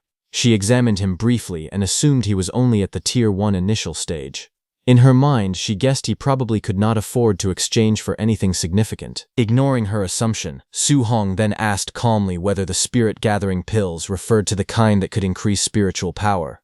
The receptionist said yes and explained that the spirit-gathering pills were only effective the first time they were taken. The higher the grade of the pill, the better the improvement effect. Hearing that, Su Hong immediately checked the book. He saw that the highest grade of spirit-gathering pill available there reached Tier 4. Costing 500 contribution points. The catalog listed clearly. A Tier 4 Vitality pill was for 100 points. A Tier 4 Blood Recovery pill was for 200 points. A Tier 4 Energy Gathering pill was for 300 points. And a Tier 4 Spirit Gathering pill was for 500 points. After a brief moment of silence, Su Hong made his decision. He asked the receptionist to give him a Tier 4 Spirit Gathering pill first. Hearing this, the receptionist froze. Her eyes widened in shock as she blurted out, telling Su Hong that a Tier 4 Spirit Gathering pill cost 500 contribution points, not 50. Su Hong showed his point-calculating watch and said that was right, a Tier 4 Spirit Gathering pill. Still stunned, she quickly checked his contribution balance. The number displayed 700 points clearly in front of her. She was stunned seeing that he actually had a full 700 contribution points. Her attitude instantly changed. With a bright smile and sparkling eyes, she carefully brought out an ornate wooden box and handed it to him politely. She told him that it was his spirit-gathering pill. He thanked her and then asked if they had any dual thunder and fire attribute alloy spears. Without missing a beat, she nodded enthusiastically, saying they did have them for only 200 points. She thanked him warmly for his patronage, calling him handsome with a cheerful expression. Outside, the night sky stretched wide and clear as Su Hong returned to his room. Inside, he placed his new spear with his old spear. His new spear was a C-rank dual thunder and fire attribute spear named the Thunder Fire Spear. Later that night, Su Hong reviewed his progress.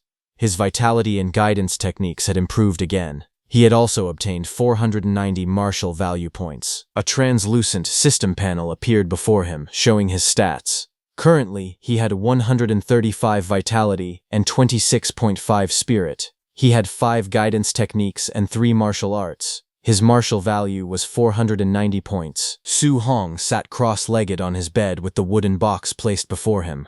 The improvement he achieved in a single day was greater than what he had gained in an entire previous week. Still, after calculating carefully, he realized that his spiritual power stood at 26.5. Even with 490 martial value points, he was still 25.5 points short of reaching 100. He opened the box. Inside was the golden spirit gathering pill. He picked up the pill and looked at it steadily. He hoped this spirit gathering pill could provide at least 25 points of spiritual power improvement. With determination in his eyes, he ate the pill, thinking that no matter what, he was going to become a spirit master. The next second, the Tier 4 spirit gathering pill dissolved inside his body. The instant he swallowed it, its effects manifested immediately.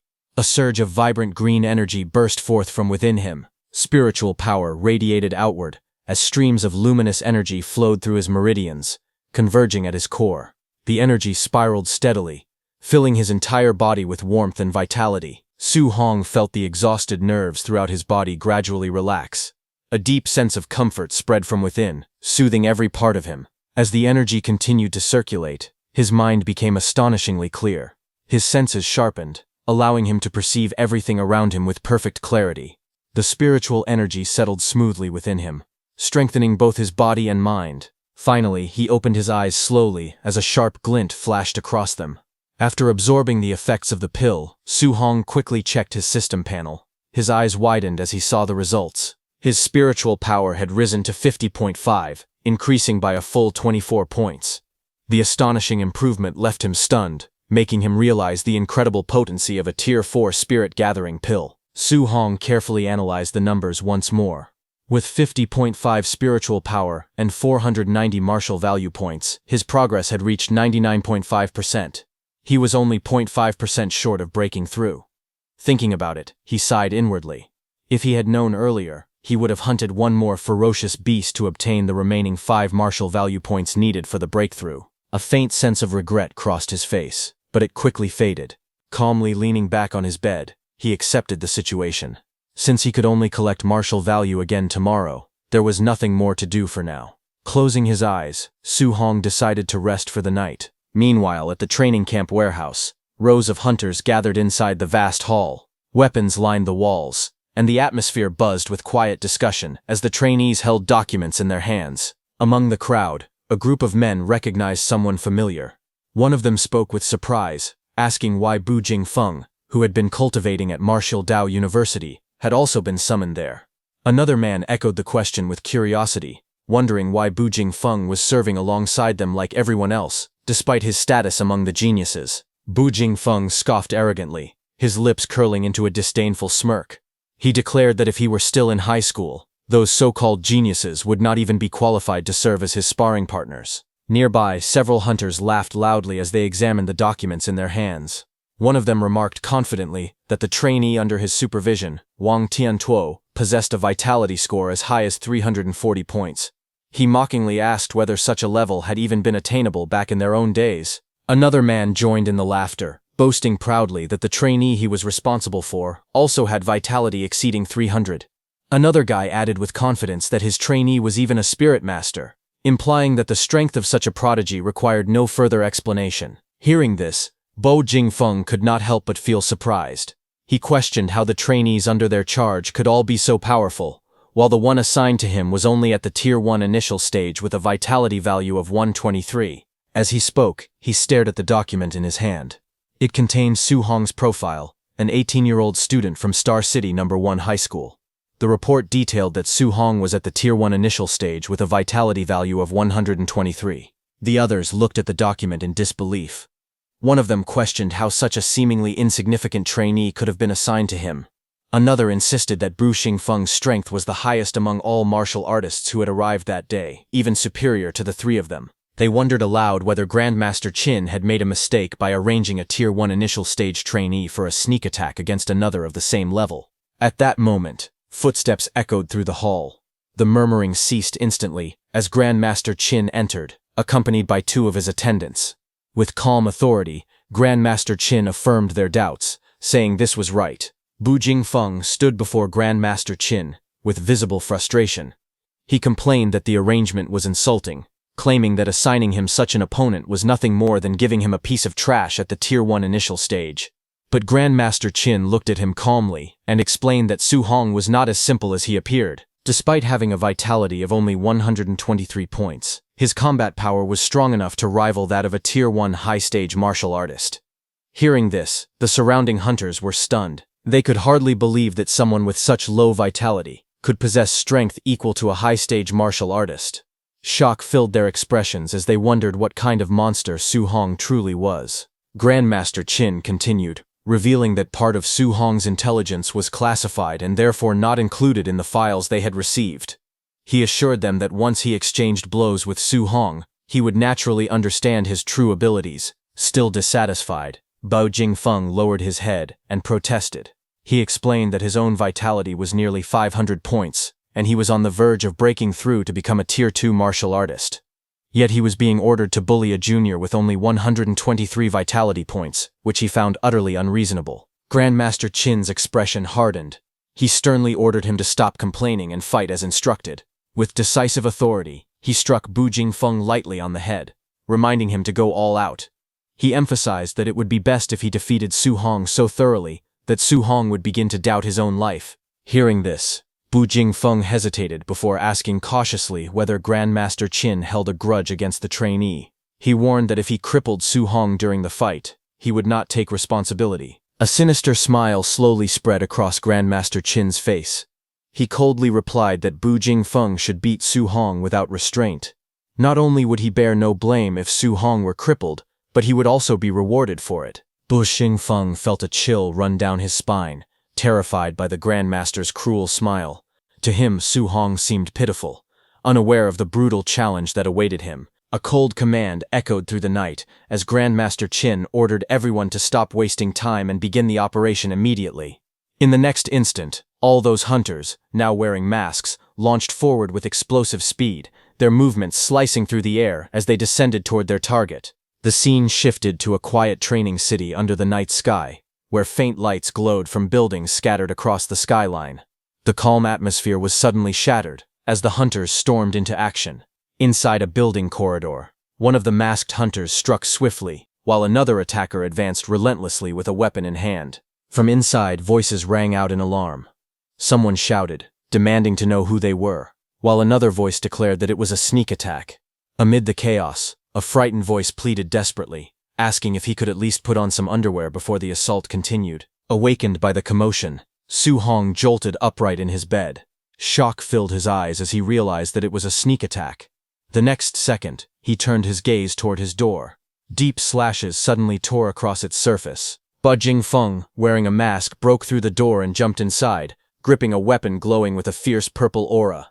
With a confident smirk, he unleashed a powerful strike, sending a blazing arc of energy crashing down toward Su Hong. The violent impact shattered the floor as the purple energy exploded outward, forcing Su Hong to leap back to avoid the devastating blow. Regaining his balance amid the chaos, Su Hong quickly assessed the situation. A tense thought crossed his mind, as he recalled a disturbing rumor. There were whispers that the All Heaven's 10,000 races frequently hunted down human geniuses across the world to weaken the strength of humanity. He wondered if these attackers were among them. Without hesitation, he clenched his spear from the side, steeling himself for the battle. Though uncertain of the enemy's true power, he remained alert and prepared to defend himself. The next second, Bu Jingfeng jumped towards Su Hong, his blade radiating a dangerous purple glow. With a mocking tone, he declared that it was just as he expected. A mere Tier 1 initial stage brat stood before him. Running into him, he sneered, was nothing but bad luck. Su Hong was surprised to see that the attacker was a human martial artist at the Tier 1 high stage, not a member of the All Heaven's 10,000 races as he had initially suspected. A confident smile slowly spread across his face. The timing was perfect. This opponent was exactly what he needed. Determination filled his gaze as he tightened his grip on his spear. He believed that by defeating this enemy, he could obtain the final 5 points of martial value required to break through and become a spirit master. Meanwhile, Bu Jingfeng watched in disbelief. He could not understand why a mere Tier 1 initial stage martial artist would choose to confront his attack head-on instead of evading it. To him, such a decision seemed utterly reckless, as if Su Hong had lost his mind. In the next instant, their weapons collided with explosive force. A brilliant burst of energy erupted at the point of impact, sending shockwaves through the air. Bu Jingfeng's eyes widened as he was forced backward, stunned by the overwhelming power behind the strike. Realization struck him like a thunderbolt. This seemingly insignificant brat possessed strength far beyond his expectations. Bu Jingfeng admitted that his combat power was indeed capable of rivaling that of a Tier 1 high-stage martial artist. As he struggled against the pressure of the clash, he finally understood that Grandmaster Qin had spoken the truth. Bu Jingfeng's eyes widened in disbelief as he felt the overwhelming force pressing against him. Panic surged through his mind as he realized something was terribly wrong. He shouted inwardly that this level of strength was impossible, and questioned how a Tier 1 martial artist could possess such terrifying power. At that moment, Su Hong remained calm. He acknowledged that his opponent was merely at the Tier 1 high stage, and reminded himself that he had already fought someone of that level before. With unwavering confidence, he tightened his grip on his weapon and commanded the energy around him to press forward. A crimson aura erupted from his body as he raised his spear high. With a fierce shout, he unleashed his full strength and brought the attack crashing down. His strike descended like a blazing comet, smashing toward Bu Jingfeng with unstoppable force. The impact exploded with a thunderous sound, sending shockwaves across the battlefield and forcing Bu Jingfeng backward. Staggering from the overwhelming power, Bu Jingfeng trembled as he gripped his sword. Unable to contain his shock, he wondered if Su Hong was a monster.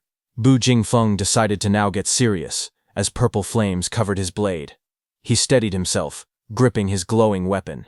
With a confident expression, he declared that a battle between martial artists was not merely about comparing who possessed greater physical strength. Su Hong watched closely, recognizing that it was a fire attribute martial art, something he had never encountered before.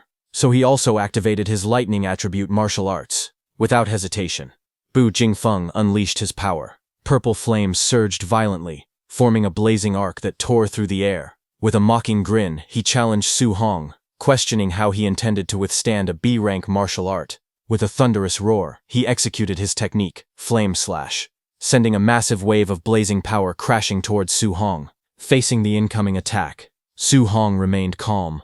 Golden lightning crackled fiercely around his body as he raised his spear, gathering immense energy. As he assessed the incoming strike, he realized that the power behind it might be even greater than the void-breaking finger.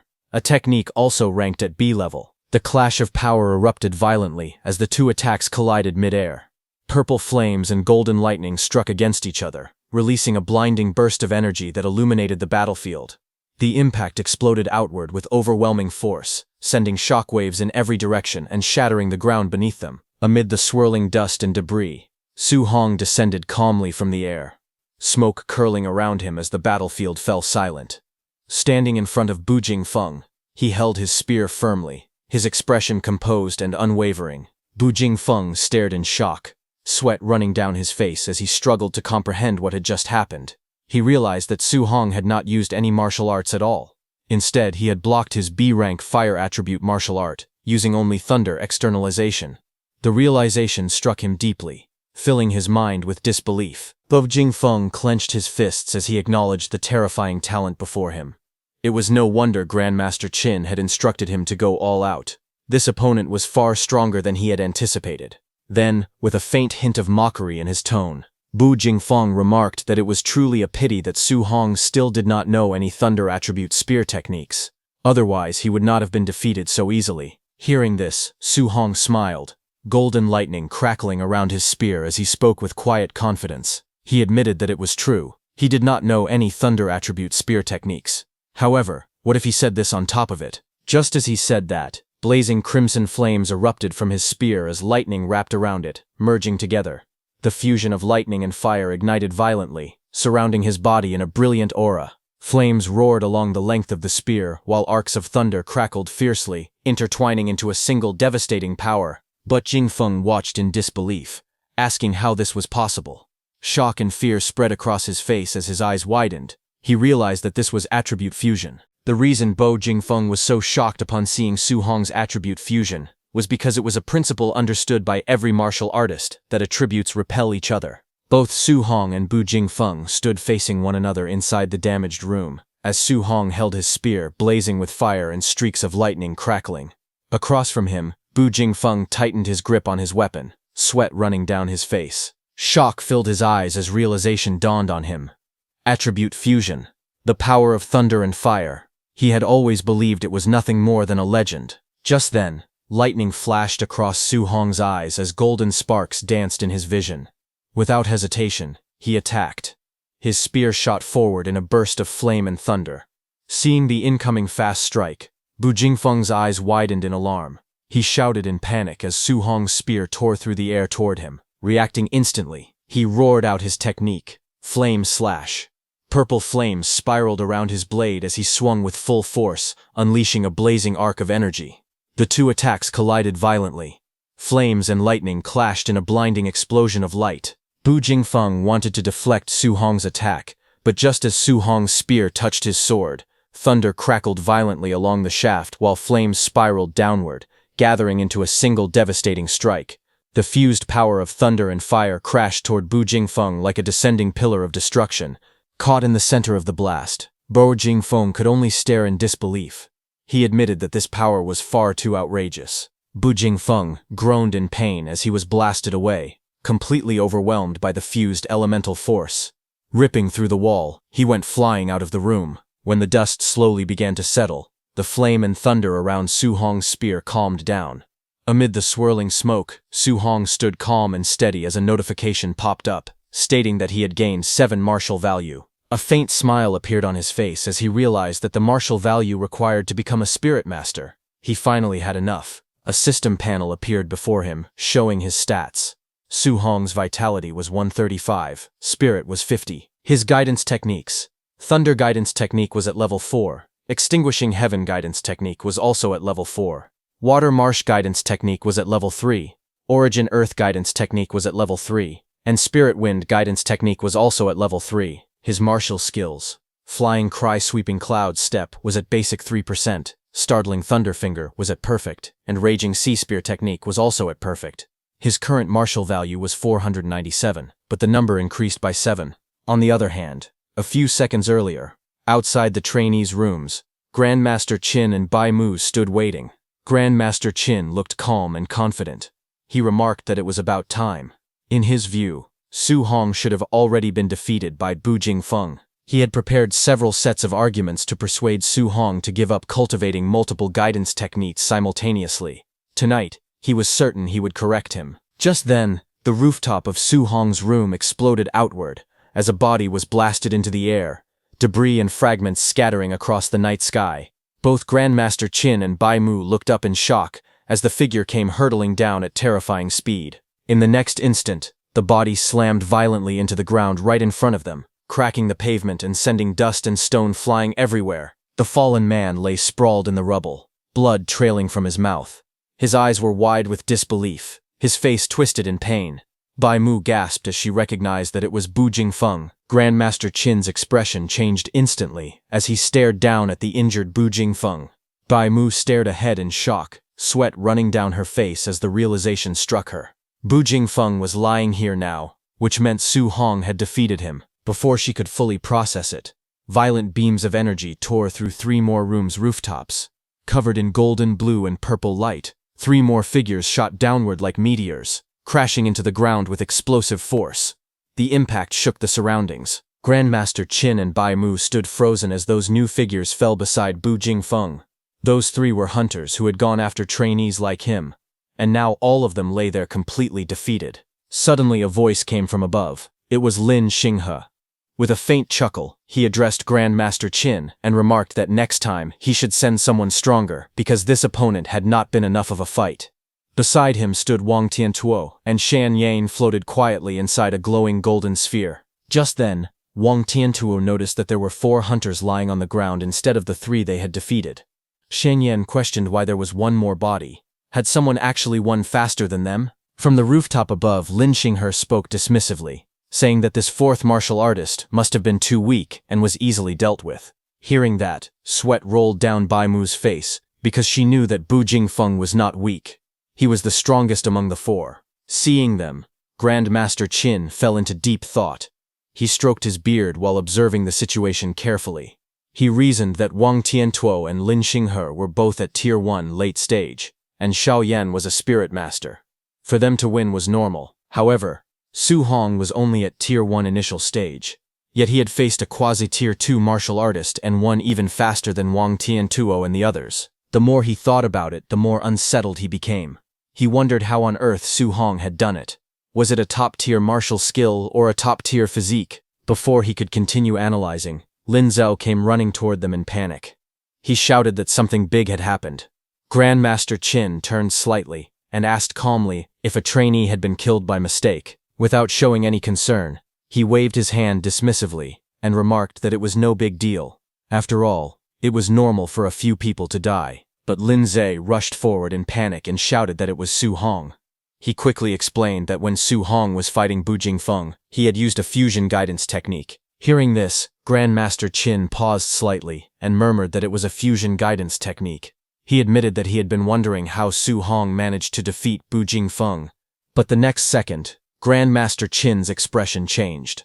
While releasing huge amounts of golden energy, he grabbed Lin Zhau's shoulders and demanded to know what he had just said, declaring that he could not simply spout such nonsense. Lin Zhao stated that Su Hong had truly fused the dual thunder and fire attribute guidance techniques and used them to defeat Bu Jingfeng. He insisted that he had seen it clearly on the surveillance. If no one believed him, they could go and ask Bu Jingfeng directly. Hearing that, Grandmaster Qin fell silent. He looked at Bu Jingfeng, lying on the ground, who also stated that it was indeed the dual thunder and fire attribute fusion.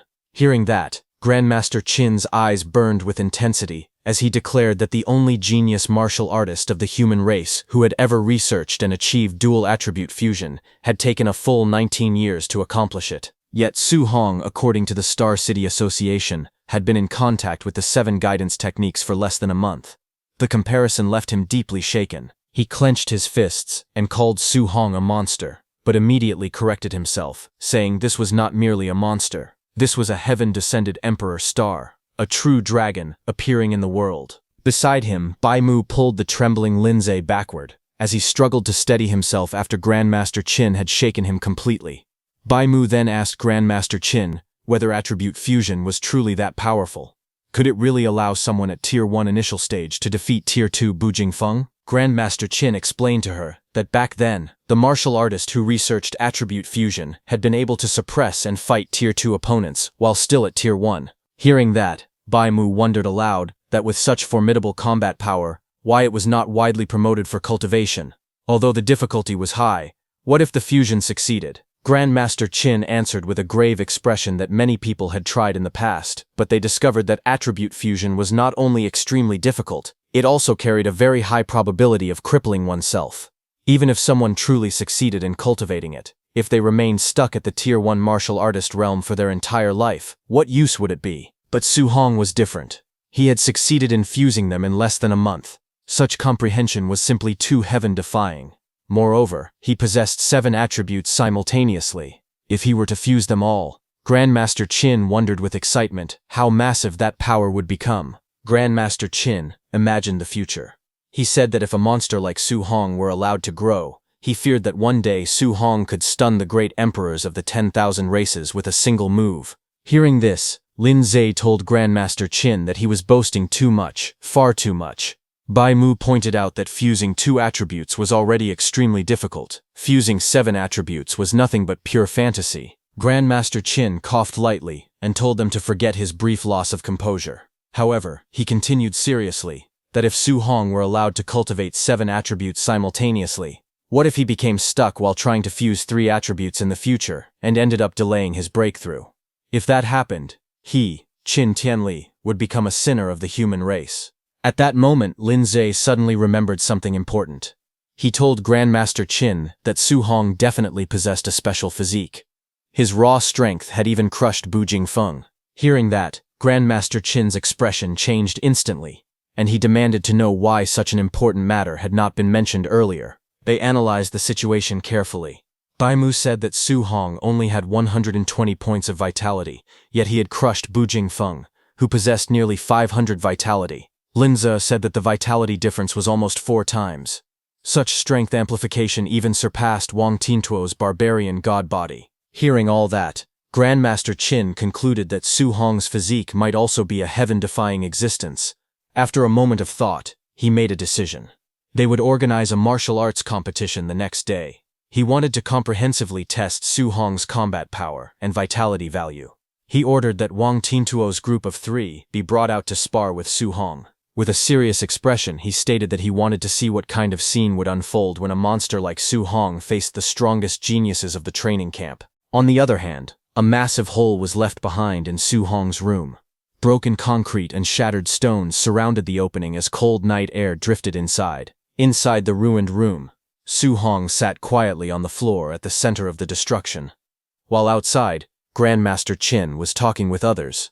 Ignoring everything around him, Su Hong focused inward. In one breath, he added all the martial value into spirit points. A translucent system panel appeared before him, showing that his vitality was 135 and his spirit was 50.5. Then small notifications popped up one after another, saying his spirit increased by 1. His spirit value continued rising without pause. A faint smile appeared on his face. He declared that he was finally going to become a spirit master. In the next moment, a powerful aura erupted around him. Rings of light formed behind his head like orbiting halos. Glowing against the dark sky, energy surged outward, enveloping his entire body. He closed his eyes and calmly felt the transformation. He described it as a wonderful feeling. White spiritual energy flowed around him like flames, wrapping his body in brilliance. His breathing became steady and slow as he adjusted to the change. To him, the sensation was strange yet fascinating. It felt as though a person had suddenly grown a third arm, something unfamiliar, slightly awkward, yet undeniably powerful. His body formed an energy hand. Another system panel flashed brightly before him, saying his spirit was at 100.2%. The moment it exceeded 100%, the spiritual energy around Su Hong suddenly dispersed outward. He exhaled slowly, sweat sliding down his face as the white aura swirled and gradually stabilized around his body. His gaze sharpened as he sensed the changes within himself. Nearby, fragments of broken concrete began to tremble. Then his bed vibrated against the ground. Then, slowly, it started to float. It lifted inch by inch into the air, suspended by an invisible force. Then Su Hong's body rose gently off the ground, surrounded by shattered debris and floating slabs of concrete.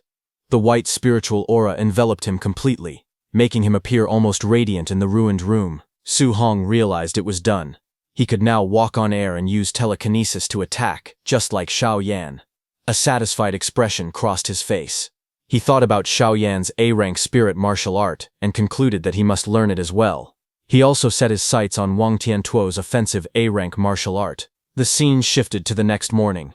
Under a bright sky streaked with early sunlight, a voice rang out across the training camp. Everyone was ordered to gather within 1 minute. Being late by even 1 second would result in a deduction of contribution points. Hearing the announcement, the trainees rushed down the stairs, breathing heavily. One of them shouted in frustration, asking if they were kidding, and whether they were not going to let them rest.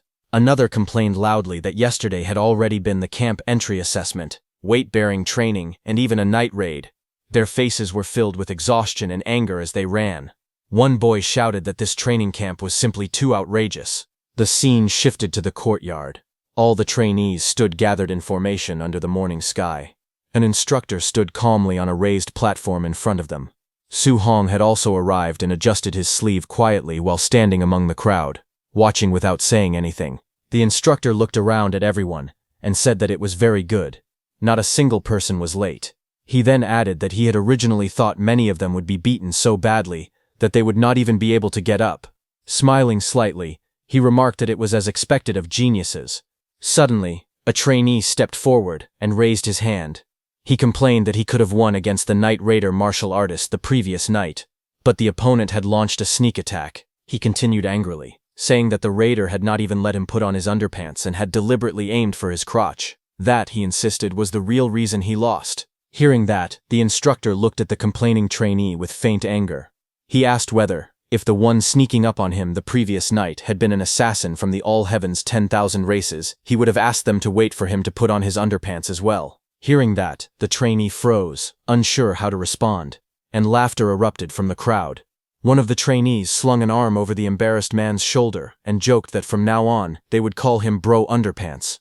The surrounding students burst into even louder laughter. Meanwhile, Su Hong, standing quietly among them, thought to himself that although the instructor made a lot of sense, actual combat would never care whether someone was ready or not. Still, after a tiring day and being ambushed in the middle of the night, it was normal for everyone to feel disgruntled. The instructor raised his hand again and addressed the group. He said that he knew many of them were still unconvinced, so today he would give them another chance to perform. He announced that they had arranged a comprehensive test.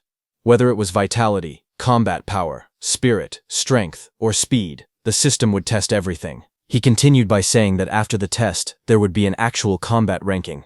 The top 10 students would receive different amounts of contribution point rewards every day. As the instructor finished speaking, all the trainees began whispering among themselves. Some of them glanced toward Wang Tantuo, Lin Xinghe, and Xiao Yan, standing confidently at the front. They thought that the top 3 would definitely be those 3. Others felt relieved, saying that fortunately there were also rewards for 4th to 10th place. One trainee clenched his fists and muttered to himself that no matter what, he had to squeeze into the top 10. Meanwhile, Su Hong stood quietly and wondered what the reward for first place would be in such a comprehensive test and ranking. The instructor suddenly coughed loudly and ordered everyone to quiet down and follow him to the test. Soon, the group arrived at a warehouse that served as a temporary testing ground. Inside, a large machine stood on a raised platform. It was labeled as a Tier 2 combat power tester. The trainees gathered below, forming a crowd as they looked up at the equipment. From the stage, Grandmaster Qin observed the crowd and noticed that Su Hong was hiding among them. He noted that Su Hong did not stand out at all. A trainee standing nearby, Su Hong noticed Grandmaster Qin's gaze and mistakenly thought that Grandmaster Qin was looking at him and thinking highly of him. However, Su Hong beside him knew that he was 80% wrong. Su Hong knew that the person being targeted by Grandmaster Qin was him. On the stage, Grandmaster Qin looked at the crowd and calmly announced that he thought highly of all of them, so he had made a temporary decision. He declared that the one who ranked first in the comprehensive score for combat power, vitality, speed, and other aspects would receive an additional reward. That person would be allowed to choose an A-rank martial art or movement technique. Hearing this, the crowd immediately grew excited. Someone exclaimed that it was an A-rank martial art and called it a grand gesture. Others began discussing intensely, saying that Wang Tiantuo and the other 2 would probably have to go all out now. One person asked who everyone thought could win. Hearing this, Wang Tiantuo thought to himself that A-rank martial arts were not common. Even his family only possessed a few of them. Xiao Yan smiled faintly as she thought that simply by getting first place in the comprehensive test, she could freely choose an A-rank martial art. Lin Xinghe thought that as long as he obtained an A-rank martial art that could complement the Flying Swan's startling cloud step, no one in the family would dare to say that speed was useless anymore. When Su Hong heard about the reward, his eyes sharpened. He thought to himself that it was another A-rank martial art. A faint red aura seemed to glow around him as he decided that he would have to go all out in this test. On the stage, Grandmaster Qin narrowed his eyes slightly.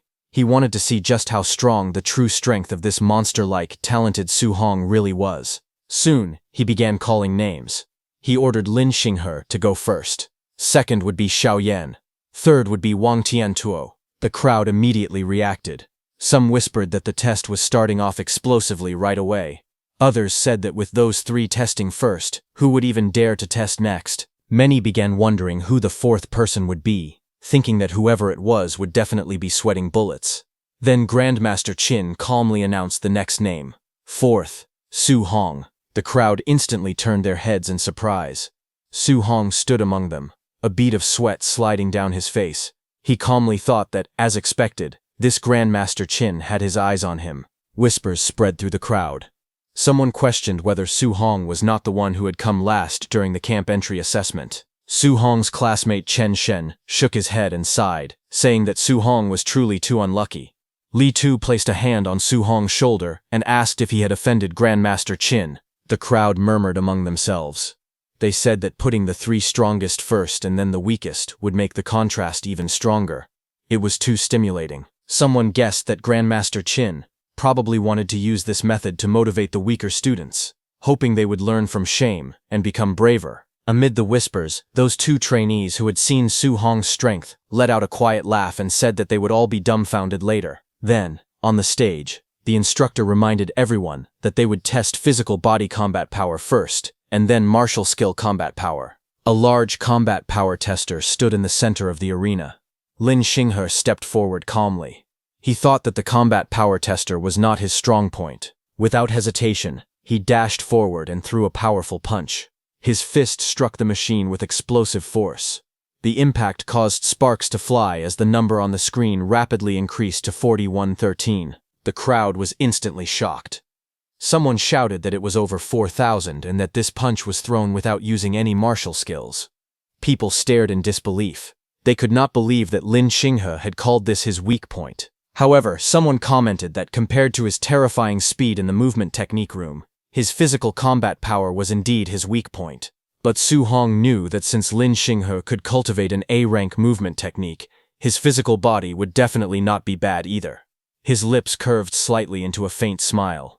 He judged that it had to be at least a B-rank martial art. He wondered if he could learn it. Green energy began to swirl tightly around Lin Xinghe's fist. Wind gathered in layers, wrapping around his hand as sharp currents formed. In the next moment, he stepped forward and unleashed his technique, Cloud-Hiding Gale Fist. A powerful green torrent of wind crashed down onto the combat power tester. The machine trembled violently as the numbers on the screen surged upward to 5642. Seeing that, the crowd was completely stunned. Someone shouted that 5600 was already the standard of a Tier 2 martial artist. Another cried out in disbelief, saying the combat power was unbelievable. What shocked them even more was that this was not his strongest ability. It was only his weak point. They realized that he had just used a B-rank wind attribute martial art, and they called it terrifying. At that moment, a system notification appeared before Su Hong, saying he had acquired a new achievement. Wind, Cloud-Hiding Gale Fist. Su Hong immediately used it, calmly observed the result, and thought that using a B-rank martial art had only increased his combat power by 1600. To him, the increase felt a bit small. On the stage, Lin Xinghe brushed shoulders with Xiao Yan as they passed each other. She told him that it was just so-so and asked why he looked so smug. With a faint smile, he told her to do her best. The examiner announced the next result. Xiao Yan's physical body combat power was 32,053. The number appeared clearly on the combat power tester. Seeing that, Su Hong commented that it was normal for a spirit master's physical body to be a little weaker. What truly mattered was spiritual telekinesis, martial arts. Xiao Yan closed her eyes and took a deep breath.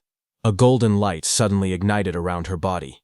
Her spiritual power surged outward, blazing like flames. In the next moment, a massive golden spirit weapon condensed in the air and smashed heavily toward the combat power tester.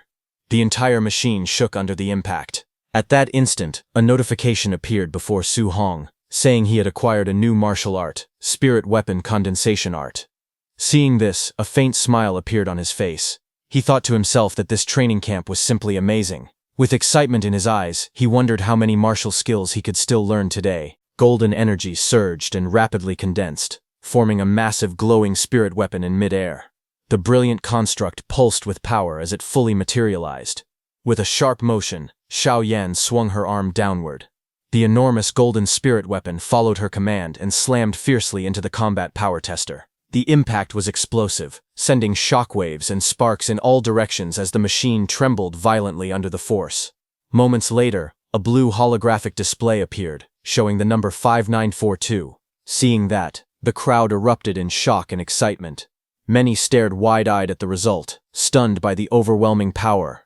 People exclaimed that her combat power was nearly 6,000. Even higher than Lin Xinghe's. Others recalled that she previously had just over 3,200 combat power, and now it had almost doubled. The spectators praised the terrifying explosive strength of a spirit master, calling them true darlings of heaven. Amid the commotion, Su Hong stood calmly among the crowd, surrounded by a faint blue aura as his mind went into the system space. Some trainee beside him said he felt a surge of jealousy of Xiao Yan. He reflected that the most frightening aspect of spiritual power was not only its explosive strength, but also its versatility.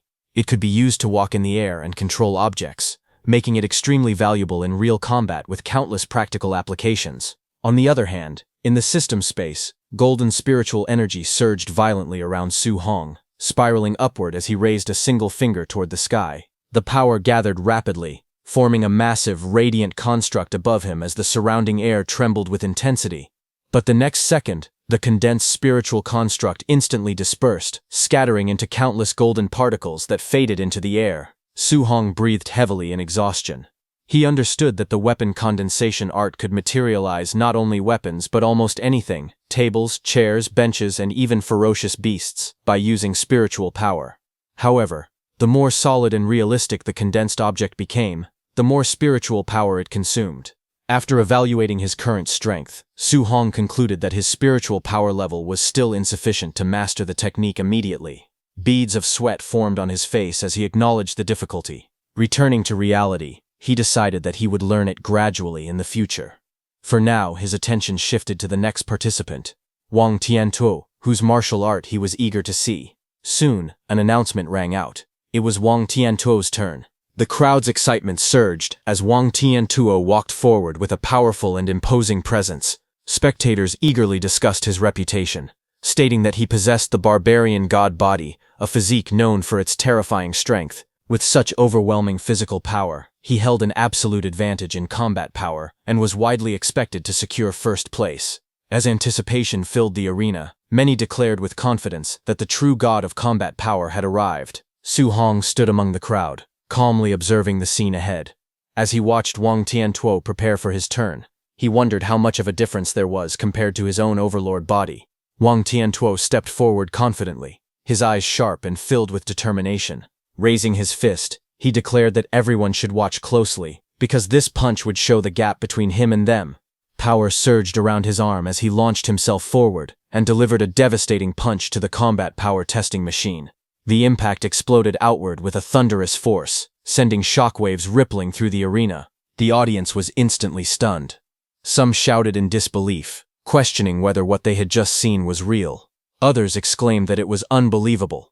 Wang Tiantuo's pure physical punch was only 300 points lower than Lin Xinghe's result when he had used a martial art. The crowd erupted in amazement, recognizing the terrifying power of the barbarian god body, a physique famed for its immense strength.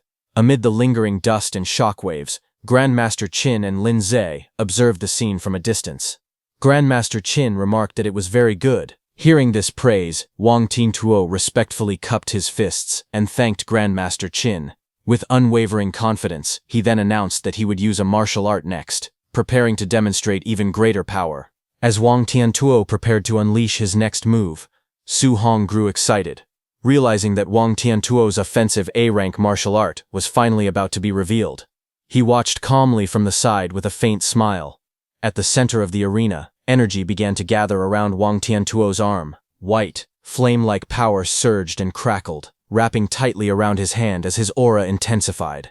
With a powerful stance and focused gaze, he condensed the energy further, preparing to release a devastating attack. Observing the technique, Grandmaster Qin immediately recognized it. He noted with interest that Wang Tiantuo was using the A-rank martial art known as the Bone Netherfire Fist. At the same time, a system notification appeared before Su Hong's eyes, indicating that he had acquired a new martial art, Fire, Bone Netherfire Fist. Seeing that, Su Hong's eyes widened as he recalled that this martial art was also available in the martial art pavilion and required 2,800 contribution points to exchange for it. With sharp focus, Wang Tiantuo's eyes gleamed as he prepared to act. Wang Tiantuo unleashed his A-rank martial art with overwhelming force. His arm, engulfed in blazing energy, came crashing down like a meteor, and the impact shook the entire arena. The combat power testing machine flashed brightly before displaying the result, 7534. The crowd erupted in shock. Spectators were stunned, exclaiming that if it were just 500 points higher, it would meet the standard of a Tier 2 middle-stage martial artist with a vitality value of 600. Many were stunned, recalling that Wang Tiantuo's vitality was only around 350, which made his result even more astonishing. Grandmaster Qin watched with satisfaction and praised Wang Tiantuo highly. He remarked that Wang Tiantuo's elder had long spoken of nurturing a grandmaster, and now it was clear there would be no problem achieving that goal. Wang Tiantuo respectfully cupped his fists and humbly responded that he would borrow the grandmaster's auspicious words. With Wang Tiantuo's performance concluded, Grandmaster Qin called for the next participant, Su Hong. As Su Hong walked forward calmly through the crowd, whispers spread among the spectators. Many felt that after the outrageous performances of the top three, anyone going up now would be extremely humiliated. Some were surprised by Su Hong's composure, saying that if they were in his place, they would be terrified. Some guys murmured that a dead pig does not fear boiling water. Reaching the testing area, Su Hong stood before Grandmaster Qin and Lin Zhe. Grandmaster Qin explained the rule clearly. The first punch must rely purely on physical strength, and no martial arts could be used. Su Hong calmly acknowledged the instruction with a simple agreement, and prepared to begin. Su Hong planted his foot firmly on the ground, his body lowering as a powerful aura swirled around him. The air twisted with force, and dust rose beneath his feet as he gathered his strength. After a brief moment, he let out a quiet breath, steadying himself. A sharp glint flashed in his eyes as confidence filled his expression. In his mind, he declared that the test reward was definitely his. In the next instant, Su Hong surged forward like a released arrow. His fist shot out with explosive speed and slammed into the combat power testing machine. A thunderous boom echoed across the arena as a massive cloud of dust and debris erupted, stunning everyone present. As the smoke cleared, the glowing screen of the machine revealed the result, 655-1. The spectators froze in shock. The number was far beyond what anyone expected. Grandmaster Qin stared at the result, his eyes widening as cold sweat formed on his face. Grandmaster Qin admitted internally that he had still underestimated Su Hong's terrifying monster-like strength. The arena fell into complete silence as the crowd stared at the combat power tester in disbelief. The astonishing result left everyone speechless. Suddenly, murmurs erupted among the spectators. Many exclaimed in shock that the reading had exceeded 6,500 and questioned whether the combat power tester had malfunctioned. Others pointed out that Su Hong had previously ranked last, yet now he displayed strength like a monster. Some trainees admitted they had believed Wang Tiantuo was already invincible in the training camp, only to realize that an even more powerful expert had emerged. From the observation area, Wang Tiantuo, Lin Xinghe, and Xiao Yan watched with tense expressions. Xiao Yan remarked in astonishment at the exaggerated combat power. Lin Xinghe concluded that such power was impossible for a Tier 1 martial artist, and insisted that Su Hong must be a Tier 2 martial artist. Realizing the gap between them, Wang Tiantuo lowered his head and admitted that he had been too arrogant before. After the commotion settled, Su Hong calmly turned toward Grandmaster Qin and respectfully asked whether he should continue using a martial art for the next test. Grandmaster Qin looked at him with approval and simply nodded, telling him to continue. Su Hong then stepped into position and steadied his breathing. He clenched his fists as he adjusted his stance.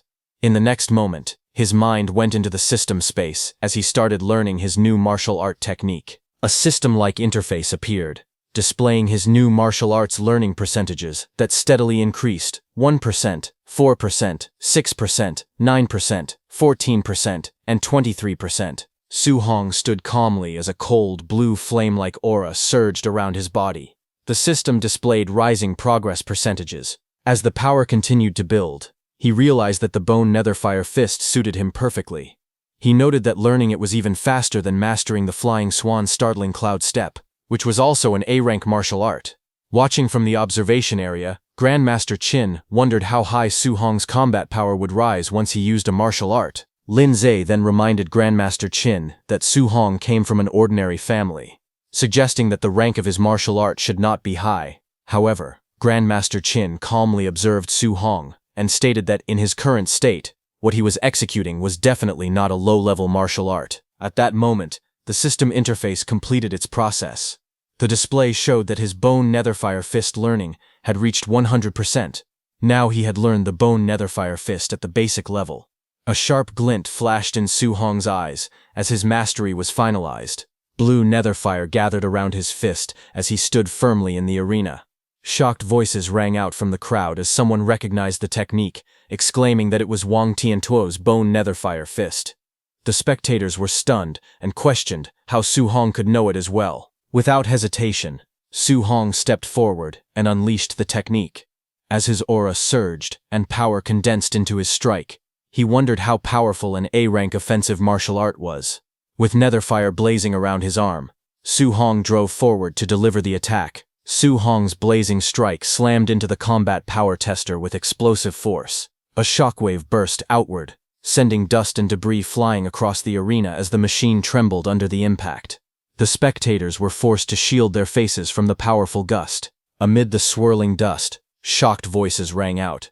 Some exclaimed in disbelief that Su Hong's power was even greater than Wang Tiantuo's and urgently asked for the combat power reading. As the dust settled, the display lit up with a shocking number. A stunned voice cried out that it was a full 9,000 combat power. Others quickly pointed out that 9,000 was already the standard for the Tier 2 high stage, expressing disbelief at the result. From the observation area, Lin Ze questioned whether such combat power was possible for a Tier 1 initial stage martial artist with only 123 points of vitality, suspecting that the tester's data might be faulty. Grandmaster Qin, watching calmly, concluded that Su Hong was truly a monster. Nearby, Lin Xinghe analyzed the numbers aloud. He explained that 7,000 combat power corresponded to Tier 2 initial stage, 8,000 to Tier 2 middle stage, and 9,000 to Tier 2 high stage. Zhao Yan reasoned that the standard vitality for a Tier 2 martial artist was 500 and concluded that Su Hong must have hidden his true vitality, which should definitely exceed 500. Hearing this, Wang Tiantuo admitted that his own vitality had not even reached 400 yet and said it was not shameful to lose to Su Hong. However, the situation took another shocking turn. When the vitality tester displayed Su Hong's actual value, only 137, the crowd erupted in disbelief. Wang Tiantuo shouted in shock that Su Hong's vitality was merely 137, while Lin Xinghe questioned whether the vitality tester itself was broken. The vitality tester displayed the number 137, leaving everyone in shock. Lin Zi stared at the result in disbelief and declared that the situation was simply outrageous. The crowd quickly erupted into heated discussion. Some questioned whether the number was missing a zero and wondered if it should have been 13,700 instead. Others shouted in astonishment that Su Hong was actually only a Tier 1 initial stage martial artist. The shock deepened as people exclaimed that producing 9,000 combat power with just 137 vitality was far too outrageous to believe. As the murmurs spread through the room, Su Hong calmly stepped out of the testing chamber, steam drifting around him. Nearby, Grandmaster Qin watched with a serious and thoughtful expression, silently acknowledging the extraordinary result. Regaining control of the situation, Grandmaster Qin addressed the crowd and told them to stop crowding around. He announced that they would proceed with the practical combat test and directly begin the practical combat tournament ranking. He then explained the rules of the competition. The tournament would adopt a challenge system where participants could designate their own opponents. He further stated that if no one dared to challenge a participant, that person would be ranked first and would receive the reward of an A-rank martial art. At that moment, someone called out to Grandmaster Qin. It was Lin Xinghe. He stepped forward confidently and, with a determined expression, pointed at Su Hong and declared that he wanted to fight him. Lin Xinghe looked at Su Hong with a confident smile, thinking that although Su Hong's combat power could be called invincible, his vitality was far too weak. He planned that as long as he used his movement technique to avoid Su Hong's attacks, he could rely on his higher vitality to slowly exhaust him to death. But Grandmaster Qin firmly rejected the idea. Lin Xinghe was startled and let out a confused sound, unable to understand the response. Grandmaster Qin then made a shocking proposal. He looked at Lin Xinghe, Zhao Yan, and Wang Tiantuo, and said that the three of them could attack together. Hearing that, the group froze in surprise. Lin Xinghe immediately questioned the decision, asking what kind of opponent deserved the three of them attacking at the same time. Zhao Yan accused Grandmaster Qin of looking down on them too much. With a sneer, Wang Tiantuo added that he was only worried they might accidentally cripple Su Hong while playing around. Grandmaster Qin ignored the complaints and turned his gaze towards Su Hong, asking him what he thought. Without hesitation, Su Hong said that he had no objections. Hearing that, Wang Tiantuo and his group looked at him with amusement. Wang Tiantuo wondered aloud if Su Hong truly believed he was guaranteed to win. Zhao Yan let out a quiet chuckle. Looking down at Su Hong, they mocked him for being so pretentious. Lin Xinghe declared confidently that, forget about fighting the three of them, he could defeat Su Hong alone and leave him completely stunned. The atmosphere grew tense as the challenge was set. Grandmaster Qin gave the signal and announced that they could begin. All four of them stood facing each other inside the vast testing hall. In the next instant, Lin Xinghe dashed forward with incredible speed. Wang Tiantuo and Zhao Yan followed closely behind, charging straight towards Su Hong. As he moved, Lin Xinghe formed a plan in his mind. He decided that he would first unleash a cloud-hiding gale fist, and then retreat. Once Su Hong was occupied with the others, he would launch a sneak attack from the flank. With the speed of his flying swan startling Cloud Step, he believed it would be impossible for Su Hong to react in time. But suddenly, Xiao Yan sensed danger and shouted for Lin Xinghe to dodge. Before Lin Xinghe could react, Su Hong had already moved. In a blur of motion, he appeared behind Lin Xinghe. Lin Xinghe was stunned, unable to comprehend what had just happened. With cold determination, Su Hong said goodbye as his fist surged forward, aimed directly at Lin Xinghe. But just as Su Hong's fist was about to land, everything came to a sudden stop. Su Hong's punch froze mid-air, inches away from Lin Xinghe's face. In a blur of motion, Lin Xinghe backed away, barely dodging Su Hong's attack. Lin Xinghe fell back and returned to Wang Tiantuo and Xiao Yan's side. He thanked Xiao Yan, who was using her golden spiritual energy to stop Su Hong's punch mid-air. Lin Xinghe warned them, saying Su Hong's speed was unusual and that they needed to be careful. Su Hong stood there with one hand vibrating non-stop. He realized what was happening. It was spiritual telekinesis. It was his first time experiencing the strange feeling of being controlled like that, and he was clearly not used to it. His eyes narrowed slightly. From the corner of his eye, he glanced toward Xiao Yan, who had used that spiritual telekinesis. In that moment, Su Hong made his decision that he needed to finish her off first. Without hesitation, he dashed forward again, moving so fast that afterimages trailed behind him. The air split around his body as he charged straight toward her. Xiao Yan's eyes widened as she immediately recognized that Su Hong was using Lin Xinghe's flying swan startling cloud step. At the same time, shock spread across Lin Xinghe and Wang Tiantuo's faces. Lin Xinghe yelled in disbelief, wondering how Su Hong could use the flying swan startling cloud step when he was supposed to be of the fire attribute. Wang Tiantuo understood and told him that Su Hong must have dual attributes and that they should stop him. Wang Tiantuo stood in front of Xiao Yan and declared that he would stop Su Hong, ordering her to use spiritual control. She agreed and activated her ability. Wang Tiantuo jumped at Su Hong, with blue netherfire surging violently around his fist as he roared the name of his technique, Bone Netherfire Fist. Seeing that Su Hong did not back down, he also used the Bone Netherfire Fist. Blazing flames spiraled fiercely, twisting through the air as his punch shot forward with overwhelming force. Seeing Su Hong's attack closing in, Xiao Yan thrust her hand out and used her spiritual control to freeze Su Hong's hand. Golden spiritual power wrapped tightly around Su Hong's body, restricting his movements. He clenched his teeth and admitted inwardly that this spiritual control was even more troublesome than he had imagined. Before he could fully adjust, Lin Xinghe leapt high into the air. He shouted fiercely, calling Su Hong a monster and ordering him to take his kick. Watching from the sidelines, Grandmaster Qin stroked his beard and thought that it seemed it was still too early for Su Hong to fight 1 against 3. The abilities of a spirit master were simply too difficult to deal with, because once controlled by a spirit master, one must either forcefully break through with physical strength or counter it using spiritual power. Otherwise, it would be extremely difficult to break free. Looking at Su Hong, he thought that although Su Hong's physical strength was very high, it probably still was not enough to break free from such control. But at that moment, Grandmaster Qin noticed that Su Hong's lips curved into a smile. Grandmaster Qin was shocked, seeing that Su Hong was actually smiling, as Lin Xinghe and Wang Tiantuo came toward him from both directions while using their powerful techniques. In that moment, with a sudden burst of strength, he shattered the spiritual restraint on his body. Blood burst from Xiao Yan's mouth as the backlash of her spiritual control struck. Her eyes widened in disbelief as she realized that Su Hong had actually forcefully shattered her spiritual power, using nothing but brute strength. At the same time, Su Hong raised his arm and blocked Lin Xinghe's and Wang Tiantuo's incoming attacks head-on. Observers stared in disbelief. They could not believe what they were seeing. Just by relying on physical strength, Su Hong had blocked it. Not only that, he had even shattered Xiao Yan's spiritual telekinesis using pure physical power. The crowd erupted in astonishment. They called it ridiculous, saying Su Hong's strength was inhumanly great. He was simply a humanoid, ferocious beast. In the next moment, Su Hong tightened his grip on Lin Xinghe's leg and Wang Tiantuo's hand. Lin Xinghe's and Wang Tiantuo's faces twisted in shock as they shouted in panic, cursing loudly. But it was already too late. Su Hong swung them violently through the air, turning the battlefield into chaos.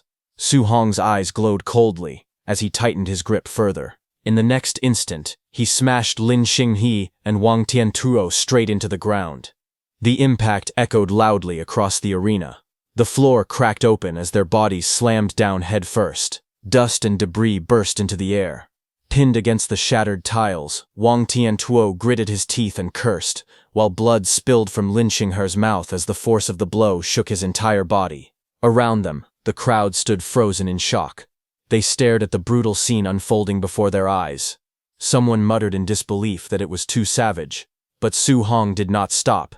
He lifted them again and slammed them down repeatedly. The ground trembled with each impact. Lin Xinghe's and Wang Tiantuo's eyes rolled back as they completely lost consciousness. Only then did Su Hong stop. He lowered his head slightly and let out a long breath, standing amidst the drifting smoke and debris. Then suddenly his eyes sharpened as he looked to his side. A flicker of alertness flashed across his face. Standing at his side, Xiaoyan hurriedly raised both hands and backed away. Her voice trembled as she shouted at him not to come any closer. She quickly declared that she surrendered. Seeing that, the room fell into stunned silence. Someone exclaimed in disbelief that Su Hong had actually won. Another questioned whether the training camp's strongest trio had truly been defeated by him alone. They called him an absolute monster. At that moment, Grandmaster Qin frowned slightly and asked what all the noise was about. He questioned if anyone else planned to challenge Su Hong. Silence answered him. With no one stepping forward, the result became clear. He declared that Su Hong was first place in this combat test. Hearing that, the crowd murmured. A guy awkwardly stated that Su Hong was number 1 in the training camp and that there was no need for the remaining matches. Another voice quickly admitted surrender, saying he forfeited and did not want to take a beating. After witnessing that battle, only an idiot would dare to challenge Su Hong. Grandmaster Qin then looked over the arena and announced that since that was the case, Su Hong would take first place. Looking at Lin Xinghe and Wang Tiantuo lying there, he continued speaking, stating that the 2nd to 10th places in the tournament would also receive rewards. He instructed everyone to continue the competition, adding that instructor Lin Zi would arrange the rest. Then he turned his attention back to Su Hong. He declared that as the universally acknowledged first place, Su Hong should come with him to receive his reward and choose an A-rank martial art. Hearing this, Su Hong's eyes lit up. He felt a surge of excitement because he had obtained another A-rank martial art. Later, away from the crowd, while walking with Su Hong, Grandmaster Qin told him that ever since the day he stepped into the training camp, he had been paying attention to him. He remarked that while others could not wait to show off their strength, Su Hong chose to hide his. Su Hong replied that he had no power or influence. If he revealed himself too early, it would only make him an easy target. Hearing that, Grandmaster Qin started laughing. He said he liked smart people like him. Then he explained that this combat tournament had actually been arranged by him specifically for Su Hong. He wanted to strive for more resources on Su Hong's behalf. Then, with a serious tone, Grandmaster Qin said that in today's world, the strong only grow stronger and resources would always be concentrated on geniuses. He told Su Hong that there was no need for him to hide his strength in the future. He declared that he, Qin Tianli, would personally cover him and challenge anyone who dared to cause Su Hong trouble. Hearing this, Su Hong respectfully thanked Grandmaster Qin. Soon after, they arrived at the martial art pavilion. The warm golden light filled the room as they stepped inside.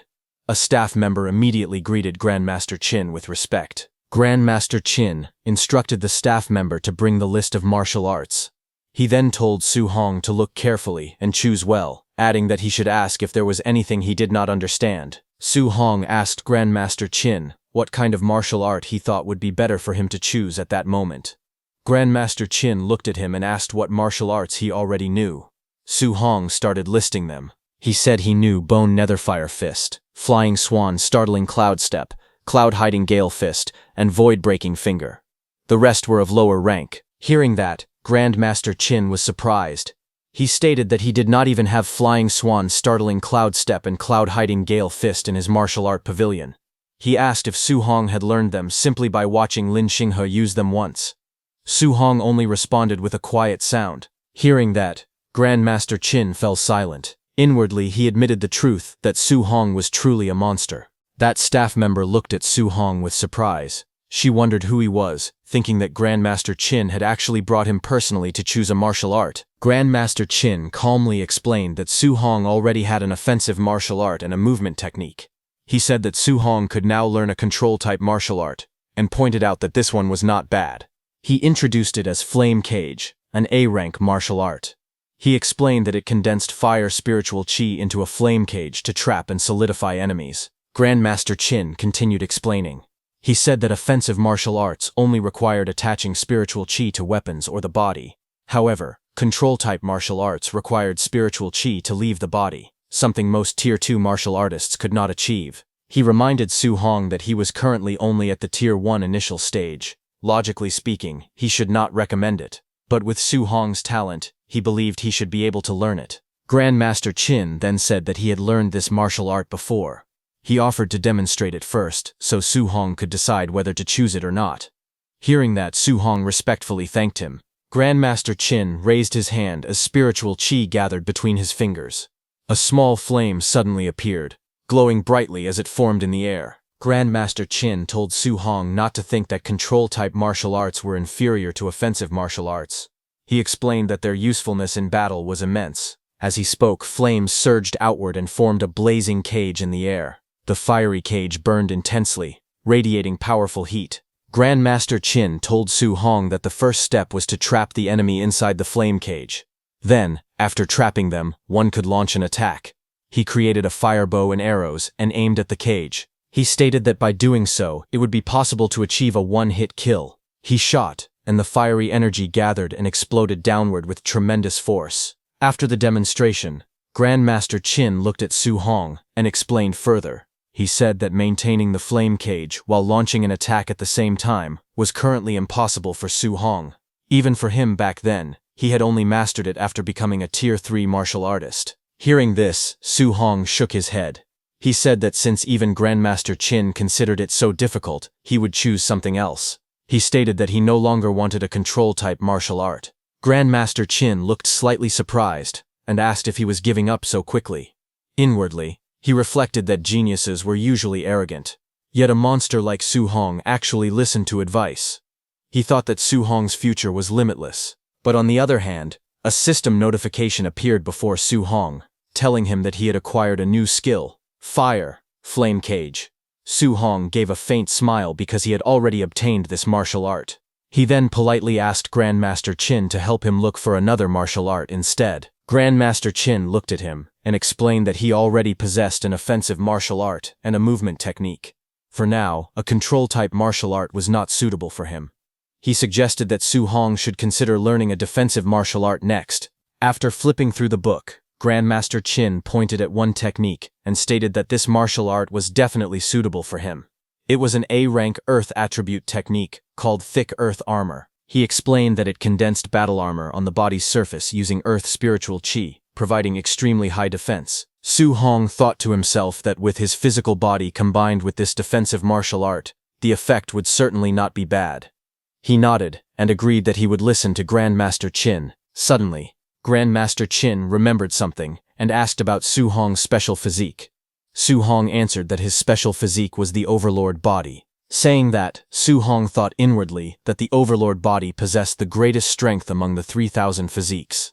If the Grandmaster heard this, he might even pull out a whole basket of A-rank martial arts to give him. He even imagined that Grandmaster Qin was shocked and exclaimed that it was actually the once-in-a-millennium Overlord body, and excitedly declared that all those A-rank martial arts were his. But in reality, Grandmaster Qin frowned and said he had never heard of a physique called the Overlord body. Su Hong laughed awkwardly and admitted that he had actually come up with that name himself. Hearing that, Grandmaster Qin realized that it seemed to be a physique that had not been recorded yet. Grandmaster Qin then spoke seriously. He said that even a full-power punch from Wang Tintoke, who possessed the barbarian god body, had been easily blocked by Su Hong. The strength amplification of Su Hong's Overlord body was truly terrifying.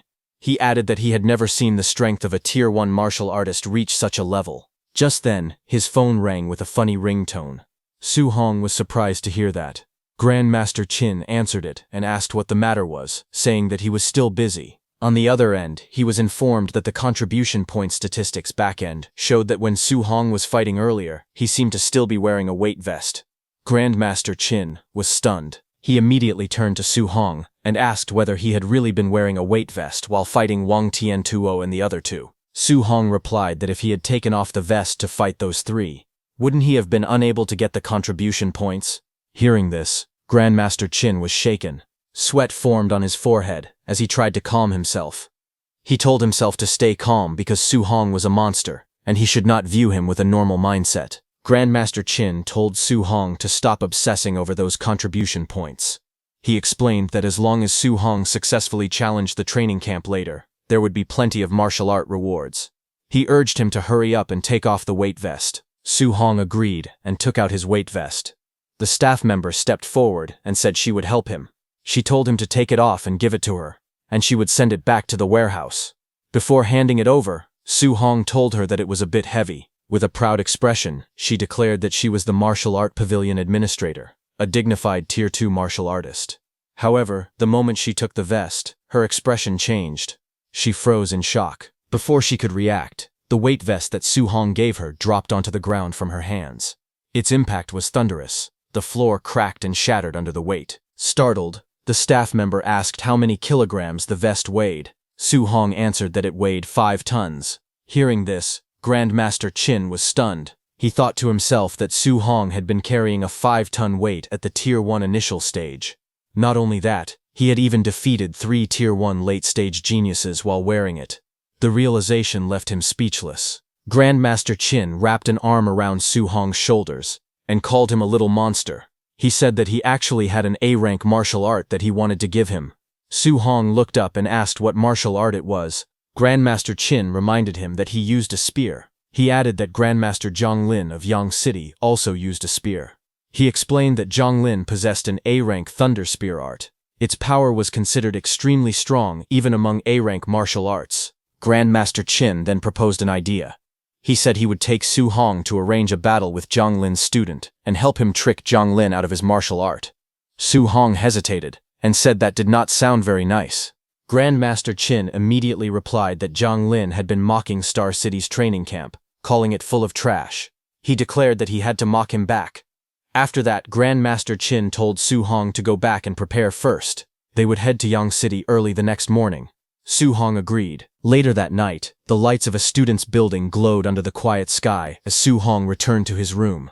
Su Hong looked around his room and said that the training camp had actually helped tidy it up very nicely. As he sat down to start cultivating, system notifications soon appeared before him, telling him that he had acquired a new martial art, fire. Then another notification appeared, saying he had acquired a new martial art, spirit, soul capture art. Then a third notification followed, saying he had acquired a new martial art, earth, thick earth armor. Sitting cross-legged, surrounded by rising flames, Su Hong decided that he would hurry and cultivate these 3 martial arts. He aimed to reach the basic level for all of them before tomorrow morning. At the same time, Grandmaster Qin contacted Zhang Lin. He told Zhang Lin to prepare his Thunder Spear art because tomorrow he would bring his student to challenge his dojo. Zhang Lin responded confidently. He told Grandmaster Qin to drop it. He said that Yang City's training camp had produced a wood spirit body and that the student had even broken through to become a Tier 2 martial artist. He added that in just 2 days, the student had cultivated the A-rank control-type martial art, Wood Prison, to the point where spiritual chi could leave the body. In front of him, in a training room, a muscular young man stood with a green aura surrounding him. Power surged through his body as he trained, showing the strength of his cultivation. His name was Lin Chunfeng. His eyes widened sharply as green light gathered within them. In the next moment, he unleashed his technique and shouted, "Wood Prison." Thick green vines burst out violently, twisting and spiraling through the air. They wrapped around everything in sight, forming a powerful wooden cage. The vines lashed forward with force, filling the room with glowing green energy. But suddenly at once, the raging vines trembled and stopped. Then the green energy shattered into glowing fragments. The wooden prison collapsed and the vines broke apart into scattered light before fading away completely. Breathing heavily, Lin Chunfeng lowered his head and admitted that he had failed again. From behind him, his master Zhang Lin told him that a control-type martial art was not something he could successfully train just because he wanted to. He warned him not to bite off more than he could chew. Lin Chunfeng clenched his teeth and looked up with determination. He told his master to give him at most 1 month, promising that he would successfully reach the basic level. Hearing that, Grandmaster Zhang Lin looked at his phone and asked Grandmaster Qin if he heard that Lin Chunfeng claimed he could learn it in a month. He recalled that back in his own day, he had spent almost 3 months on it. He remarked that the boy was truly a monster. He continued, saying that the student he was bringing was not someone that certain pieces of trash could challenge. On the other end of the call, Grandmaster Qin got furious hearing that and wanted to shout, but before he could, Grandmaster Zhang Lin abruptly hung up. After ending the call, Grandmaster Zhang Lin turned to Lin Chunfeng and told him that when Grandmaster Qin brought his student to their door, he must not win too easily. He instructed him to act as if the fight were evenly matched and to win by a narrow margin. He said they needed to leave the other side some face. Lin Chunfeng smiled confidently and assured him that there was no need to worry about his acting skills. The next afternoon, at Yang City training camp, the facility stood atop a high plateau surrounded by mountains. Grandmaster Qin and Su Hong came flying there. Grandmaster Qin pointed at the building below and told Su Hong that they were here. As the wind rushed past Su Hong's face, he thought to himself that he had never expected his first experience of flying to happen in such a situation. They soon landed in an open area surrounded by mountains. Grandmaster Zhang Lin stood there with several men waiting for them. Grandmaster Zhang Lin looked at Grandmaster Qin with a grin and asked what kind of genius he had brought this time. He told him to hurry and let him see. Grandmaster Qin introduced Su Hong calmly. He said his name was Su Hong, a Tier 1 initial stage cultivator, and that he used a spear just like him. Su Hong stepped forward respectfully and greeted Grandmaster Zhang. Seeing him, Grandmaster Zhang frowned and asked Grandmaster Qin if he was joking. He questioned whether he had gone senile, wondering how he could treat a Tier 1 initial stage as some kind of treasure. In his thoughts, Zhang found it absurd. A Tier 2 fighting a Tier 1 initial stage would be an instant kill. He wondered how he was supposed to act like the fight was evenly matched. He then looked at Lin Chunfeng, thinking that the moment to test his acting skills had finally arrived. Grandmaster Qin told Grandmaster Zhang to hurry up and start the fight, saying that after finishing, they still needed to head back for dinner. At the training camp martial arena, a large crowd gathered in the open square. Among the students, some whispered curiously. One wondered what level of strength the genius from Star City had. Another laughed and said he hoped the challenger would not be weaker than him later. Standing in front of the crowd, Grandmaster Zhang raised his hand and introduced the guest. He told everyone that this was the famous Grandmaster Qin Tianli. The students immediately greeted him respectfully. Grandmaster Zhang continued speaking and said that the one standing beside Grandmaster Qin was the genius from Star City who had come to challenge them today. Su Hong stepped forward, smiled, and greeted everyone politely. Grandmaster Zhang forced a smile when he revealed that Su Hong's realm was Tier 1 initial stage. Hearing this, the whole crowd instantly erupted in shock. They could not believe that a Tier 1 initial stage had come to challenge them with just that level of strength. Someone shouted that Lin Chunfeng was a Tier 2 martial artist and could kill him instantly with one hand. Another person mocked him, wondering whether to praise his courage or his thick skin. Lin Chunfeng forced a nervous smile as sweat rolled down his face. Hearing that Su Hong was a Tier 1 initial stage fighter, in his heart he wondered how he was supposed to act out a back-and-forth battle and barely win at the end. Nearby, Grandmaster Zhang spoke with a faint smile. He told Grandmaster Qin that if his student defeated Su Hong at Tier 1 initial stage, he would have to teach his student an A-rank martial art. He admitted that he felt a little embarrassed, even asking. Grandmaster Zhang then patted Su Hong's shoulder and told him that if he won, then besides the Thunder Spear art, he could also choose another A-rank martial art. He told him to do his best. Su Hong immediately thanked Grandmaster Zhang. Hearing that, Grandmaster Qin praised Grandmaster Zhang, saying that he was actually quite a nice person. However, Grandmaster Zhang was thinking that it was impossible for a Tier 1 initial stage to defeat Lin Chunfeng, who was already Tier 2 and possessed a wood spirit body. Soon, both fighters stepped onto the martial arts viewing platform and stood facing each other from a distance. Grandmaster Zhang warned Lin Chunfeng to know his limits. Lin Chunfeng answered calmly, telling him not to worry. Lin Chunfeng stepped onto the platform with his sword in hand, looking calm on the outside. Inside, however, he was thinking carefully. He wondered how he should act out the fight. If he seriously injured the other party with just one move, it would not look good. From the other side, Su Hong stepped onto the stage barehanded. Seeing that, Lin Chunfeng called out to him and asked if he was not going to use his spear. Saying he remembered that Su Hong had brought one with him, Su Hong replied calmly that he would not use it for now. In his heart, he thought that he only knew the C-rank Raging Sea Spear technique. Its power was far inferior to the Cloud Hiding Gale Fist and the Bone Nether Cold Ghost Fist. If he used a spear, he would actually be at a disadvantage. But hearing this, Lin Chunfeng misunderstood him and sneered, calling him arrogant. Lin Chunfeng shouted that he wanted to see exactly what gave Su Hong the confidence to be so arrogant, and rushed forward at incredible speed. Wind gathered around his body as he shot through the air like a blade. A green aura burst out from him, and he slashed downward fiercely, but Su Hong easily dodged. The force of the attack crashed into the ground, sending shockwaves across the platform.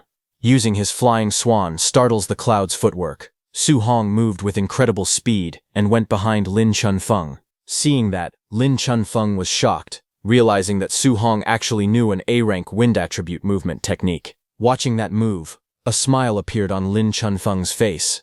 He found it interesting. Lin Chunfeng sneered and charged at Su Hong again, declaring that movement techniques were useless against him right now. He extended his hand. Green light gathered around it as he activated his technique, Wood Prison. A burst of green energy shot forward, and wooden vines rose from the ground, rushing toward Su Hong and trapping his legs. Seeing the vines, Su Hong was shocked, realizing that it was a control-type martial art.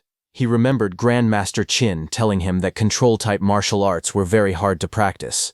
Realizing this, he understood that Lin Chunfeng was truly a genius. Facing the incoming restraint, Su Hong narrowed his eyes and decided that if he could not escape normally, he would use brute strength to break free.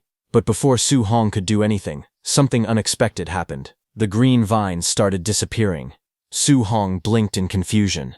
He was surprised to see that Lin Chunfeng's wooden restraint had dissipated in just a second. But at that moment, Lin Chunfeng was already behind Su Hong.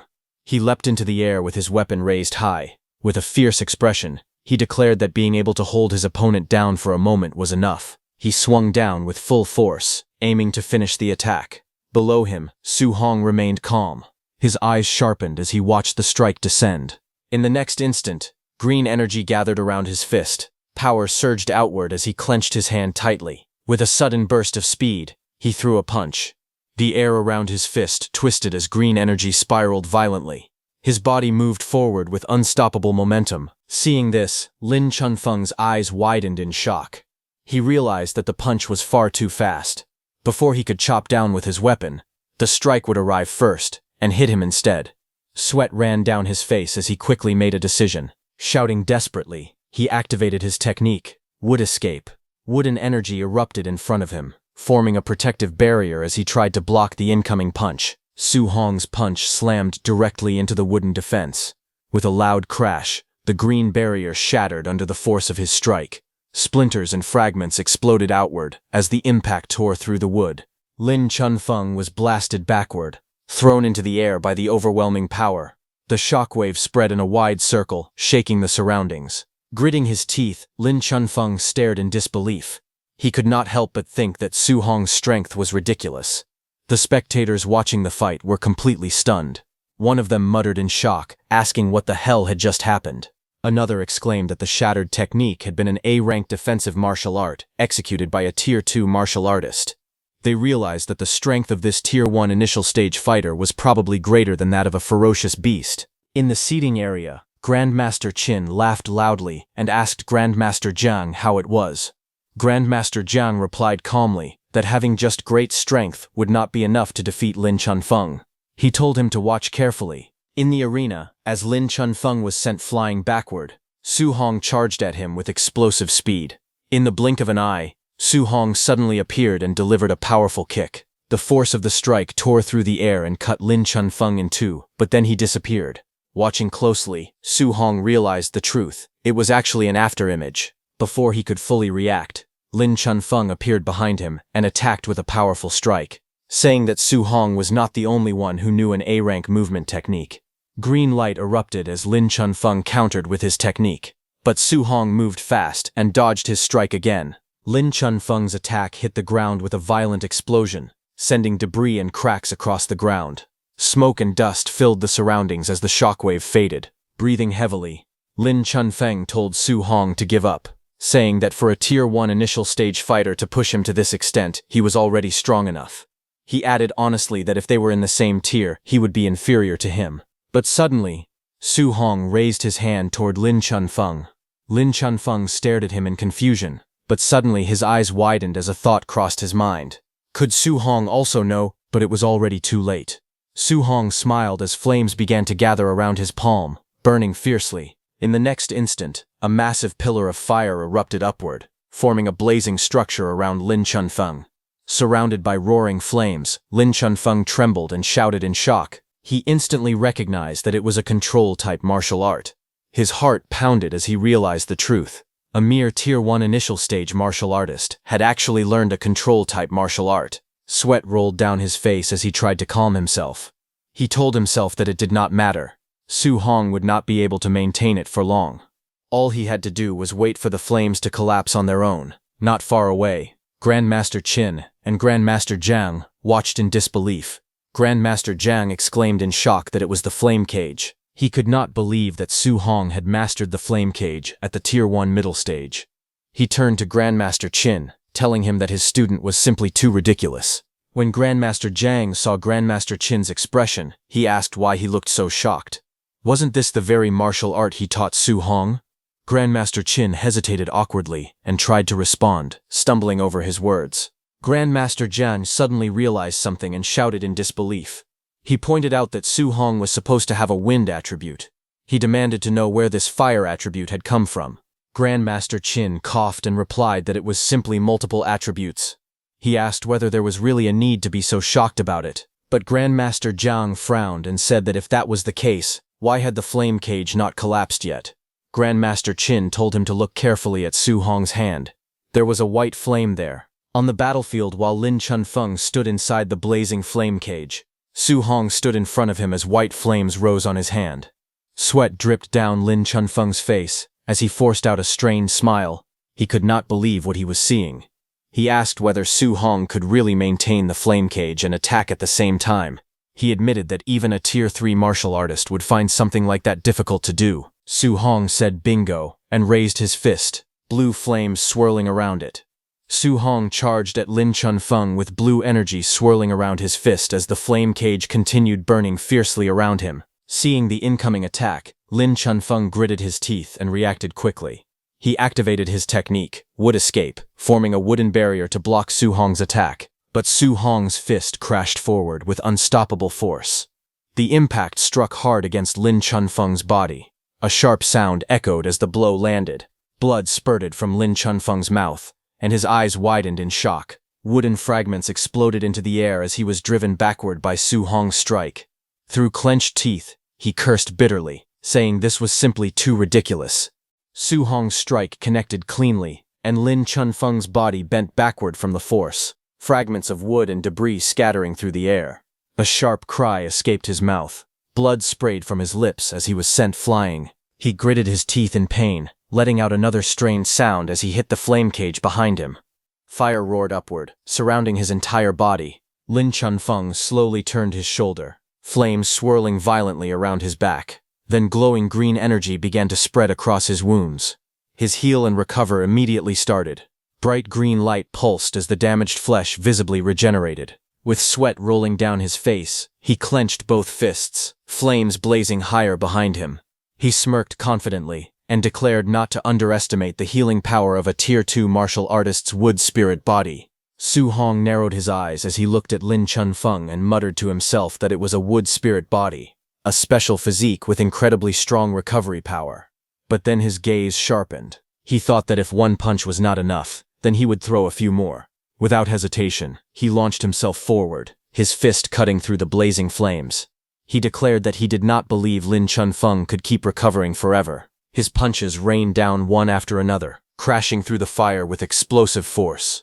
But Lin Chunfeng only grinned through the blood on his lips. He shouted that it was useless, and that Su Hong could not outlast him. He added confidently that a Tier 1's endurance could never surpass a Tier 2's.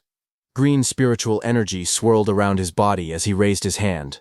He said he wanted to see whether the flame cage would collapse first, or whether his recovery power would run out first. Hearing that, Su Hong felt the strain in his body. He realized there was not much fire spiritual chi left within him. Once the restriction of the flame cage disappeared, the situation might reverse completely. Su Hong moved his hand, and with a swing of his arm he dissipated all the flames. The fire scattered across the ground as green spiritual energy flared up around Lin Chunfeng's body. With a loud laugh, Lin Chunfeng mocked Su Hong, asking if he was already giving up. His body immediately started to recover as the green aura intensified around him. His wounds visibly began to mend under the glow of his wood spirit body. Smirking confidently, he declared that now it was his turn to counterattack, and that Su Hong was bound to lose. But suddenly, his expression changed. His eyes widened in shock as he saw something unusual. He stared forward and demanded to know what that thing was. Across from him, Su Hong stood calmly as golden lightning and flames crackled around his arm. He admitted that this move consumed a great deal of energy and that he had not originally planned to use it. Electric arcs danced wildly around his body, illuminating the battlefield. Seeing that overwhelming power, Lin Chunfeng trembled. Sweat rolled down his face as he shouted in disbelief, asking whether this was truly a power a Tier 1 martial artist could unleash. He called Su Hong a monster. Panic flashed in his eyes. He told himself that he absolutely could not let him get close. Green energy surged violently as he pushed his hands onto the ground. Lin Chunfeng clenched his teeth and used his wood escape technique desperately, repeating the words wood escape again and again. Green spiritual energy burst from his hands and slammed into the ground. In an instant, thick wooden walls shot upward from the floor, rising one after another with violent force. The towering wooden barriers stood in front of Su Hong, blocking him from attacking. Behind the walls, Su Hong lowered his gaze slightly. His golden eyes began to glow intensely, lightning flickering within them. Without hesitation, he stepped forward. Golden lightning exploded from his body as he drove his fist into the wooden barrier. A deafening crash echoed through the arena. The massive wooden wall cracked under the impact, splinters and debris flying everywhere. The lightning-charged punch tore straight through the defense. In the next instant, Su Hong burst through the broken wall in a streak of golden light. Before Lin Chunfeng could react, Su Hong descended and smashed his electrified fist downward. Lin Chunfeng was blasted backward violently. His body spun through the air before crashing heavily onto the ground. Dust exploded outward as he struck the floor, completely overwhelmed by the lightning-infused punch. Su Hong stood calmly amid the fading golden aura. Flames and lightning slowly settled around him as he looked down at his defeated opponent. Silence spread across the arena. Su Hong stood alone at the center, while Lin Chunfeng lay motionless on the tiles. The crowd watching from a distance fell into stunned silence. Someone finally broke the quiet in disbelief. They exclaimed that Lin Chunfeng had been knocked out with just one punch, even though he possessed a wood spirit body. Another voice cried out in shock, saying that the power of that punch was almost catching up to an S-rank martial art. They could not believe it. They added that Su Hong was only at the Tier 1 initial stage. Grandmaster Zhang stared in disbelief and demanded to know what kind of monster Grandmaster Qin had brought. He turned to Grandmaster Qin and, pointing at the arena, shouted that it was attribute fusion. Su Hong actually knew attribute fusion. He emphasized that such a young Tier 1 martial artist had already mastered attribute fusion and asked whether he understood what that truly meant. Grandmaster Qin calmly sipped his tea and said that it did not matter. He added that he definitely would not tell anyone that Su Hong had only taken 1 month to achieve dual attribute fusion. Grandmaster Zhang, beside him, froze in confusion. Still holding his teacup, Grandmaster Qin continued in a casual tone. He said that if people knew Su Hong had 100% compatibility with 7 attributes and could cultivate 7 guidance techniques simultaneously, they would probably be scared to death on the spot. Hearing that, Grandmaster Zhang turned pale, sweat running down his face. Grandmaster Qin simply looked away calmly while drinking his tea. After a moment, he suddenly exclaimed that it had slipped out and claimed he regretted it very much. However, his satisfied expression clearly showed otherwise. His words echoed dramatically in Grandmaster Zhang's mind. Fusing dual attributes in 1 month, achieving 100% compatibility in 7 attributes, and cultivating 7 guidance techniques at the same time. He was too stunned. Grandmaster Qin then reminded Grandmaster Zhang that since Su Hong had won, it was now time for him to fulfill his promise. He demanded an A-rank Thunder Spear art, and for the other reward, he wanted him to personally teach Su Hong the ultimate skill, Palm Thunder. Grandmaster Zhang stuttered in disbelief before finally nodding weakly and agreeing. Later, the scene shifted to the martial arts training room, a large dome-shaped building standing quietly under the open sky. Inside the martial arts training room, Su Hong and Grandmaster Zhang stood facing each other on the circular platform, each holding a spear. Grandmaster Jiang looked at Su Hong and admitted inwardly that Su Hong was truly a monster. He had never seen someone like him in his entire life. After a moment, he straightened his posture and began explaining seriously. He said that the A-rank Thunder Spear art he was about to teach was called 9 heaven-breaking spears. He gripped the spear firmly, and lightning suddenly surged around it, crackling with blue energy. He explained to Su Hong that in the 9 heaven-breaking spears, every 3 moves formed one stance, and there were 3 stances in total. Electricity wrapped around the spear as he continued, saying that each stance was stronger than the last, and the difficulty of learning them increased progressively. He then added that if it were an ordinary martial artist, he would not teach this technique at all unless they had reached Tier 4. However, he looked at Su Hong calmly and said that with Su Hong's talent, learning the first stance should not be a problem. Grandmaster Jiang's eyes flashed with lightning as he gripped the spear tightly. Blue electricity crackled violently around the weapon. He shouted at Su Hong to watch closely. In the next instant, thunderous power burst forth. He declared the first stance, river overturning. A massive surge of lightning exploded outward like a raging river, flipping upside down. Waves of electric energy roared across the platform, crashing forward with unstoppable force. Without pausing, he continued. He announced the second stance, sea inverting. The spear swept downward, and the lightning transformed into something even more terrifying. It rose like an enormous ocean turned upside down. A colossal wave of thunder spiraled into the sky, swallowing everything in its path. The roaring energy surged, layer after layer, each strike heavier than the last. Standing below, Su Hong felt as if he were trapped in the center of a violent thunderstorm. He thought that in this storm of lightning, he was like a lone boat drifting in the ocean. Any single bolt of thunder, or even a raindrop, could completely overturn him. As the storm reached its peak, Grandmaster Jiang's voice rang out once more. He calmly declared the third stance. The spear tip erupted with blinding light, gathering all the thunder into a single dazzling point. Grandmaster Jiang shouted its name, heaven breaking. In the next instant, he flipped his body in midair and drove the spear straight downward.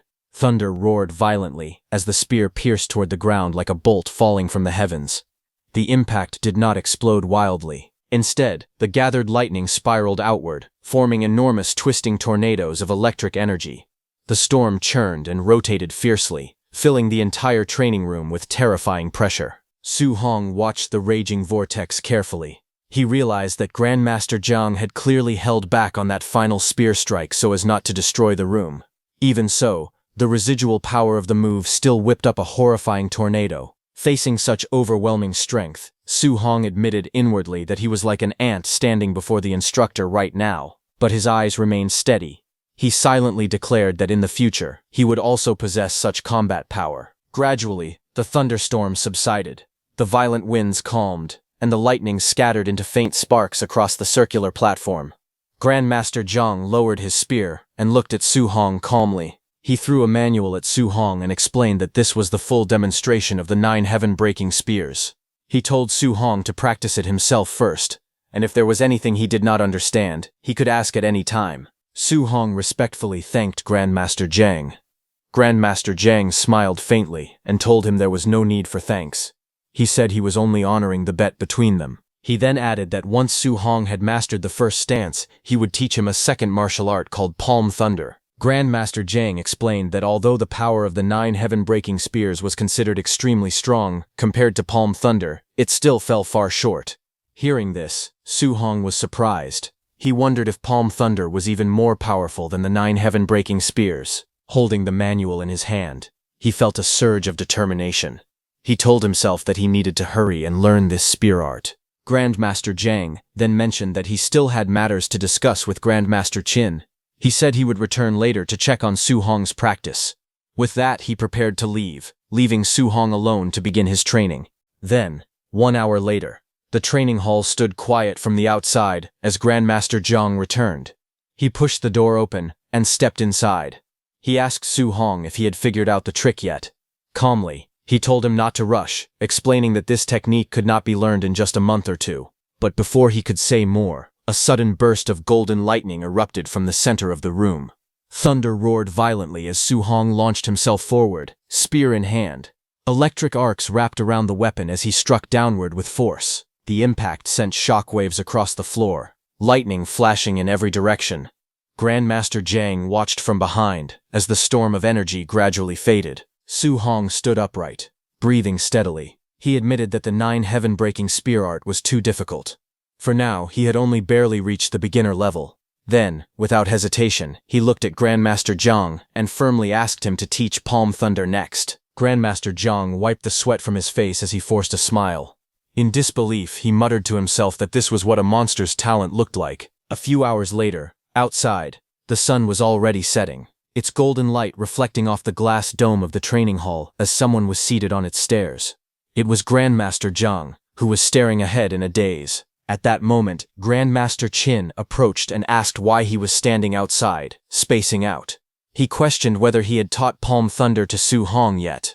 Grandmaster Zhang calmly replied that he had already finished teaching it and told him to go see for himself. Grandmaster Qin narrowed his eyes and warned Grandmaster Zhang not to tell him that he had held back on Su Hong. He said that Palm Thunder was an extremely high-difficulty martial skill. If it was not taught step by step, how was Su Hong supposed to possibly learn it? Before he could finish speaking, the sound of crackling thunder echoed from inside. Grandmaster Qin looked through the doorway and saw Su Hong standing in the center of the room. Lightning surged around his body as golden arcs burst from his palms. The Palm Thunder technique had already taken form. Lightning crackled wildly around Su Hong's body as golden thunder gathered between his palms. With excitement in his voice, he declared that he had finally learned Palm Thunder. Outside the training room, Grandmaster Qin watched the scene unfold. He admitted that although he had been mentally prepared, he still did not expect Su Hong to master it so quickly. Grandmaster Zhang recalled that it had taken him 3 whole months to grasp Palm Thunder in the past. And even then, his teachers had called him a prodigy. But looking at Su Hong's performance, he concluded that Su Hong would definitely reach Tier 9 one day. His future was limitless. Grandmaster Qin then told Jan to stop sighing and said that he would treat him to a meal. It had been a long time since they had shared a proper drink together. Before leaving, he informed Su Hong that he would be going out drinking with Grandmaster Zhang. The camp assistants would arrange a temporary dormitory for him, and they would head back tomorrow. Su Hong immediately replied that he understood. That night, at the Yang City Training Camp dormitory building, Su Hong lay on his bed, thinking quietly. After defeating Wang Tiantuo and the others yesterday, and Lin Chunfeng today, he calculated that he had earned a total of 230 martial Dao points. A translucent system panel appeared before him. It displayed his current status. His vitality and blood were at 138.6, his mental power was at 100.2, and his physique, overlord body and spirit rank were at 1%. His guidance techniques were listed clearly. Thunder guidance technique had reached level 5. Heavenly flame guidance technique was also level 5. Spirit wind guidance technique was level 4. Under martial arts, his mental weapon condensation secret was still at the introductory stage. Cloud hidden gale fist, bone chilling nether flame fist, and flying swan startling cloud step had all reached the proficient level. Thick earth battle armor remained at the introductory level. Looking at the panel, Su Hong frowned slightly.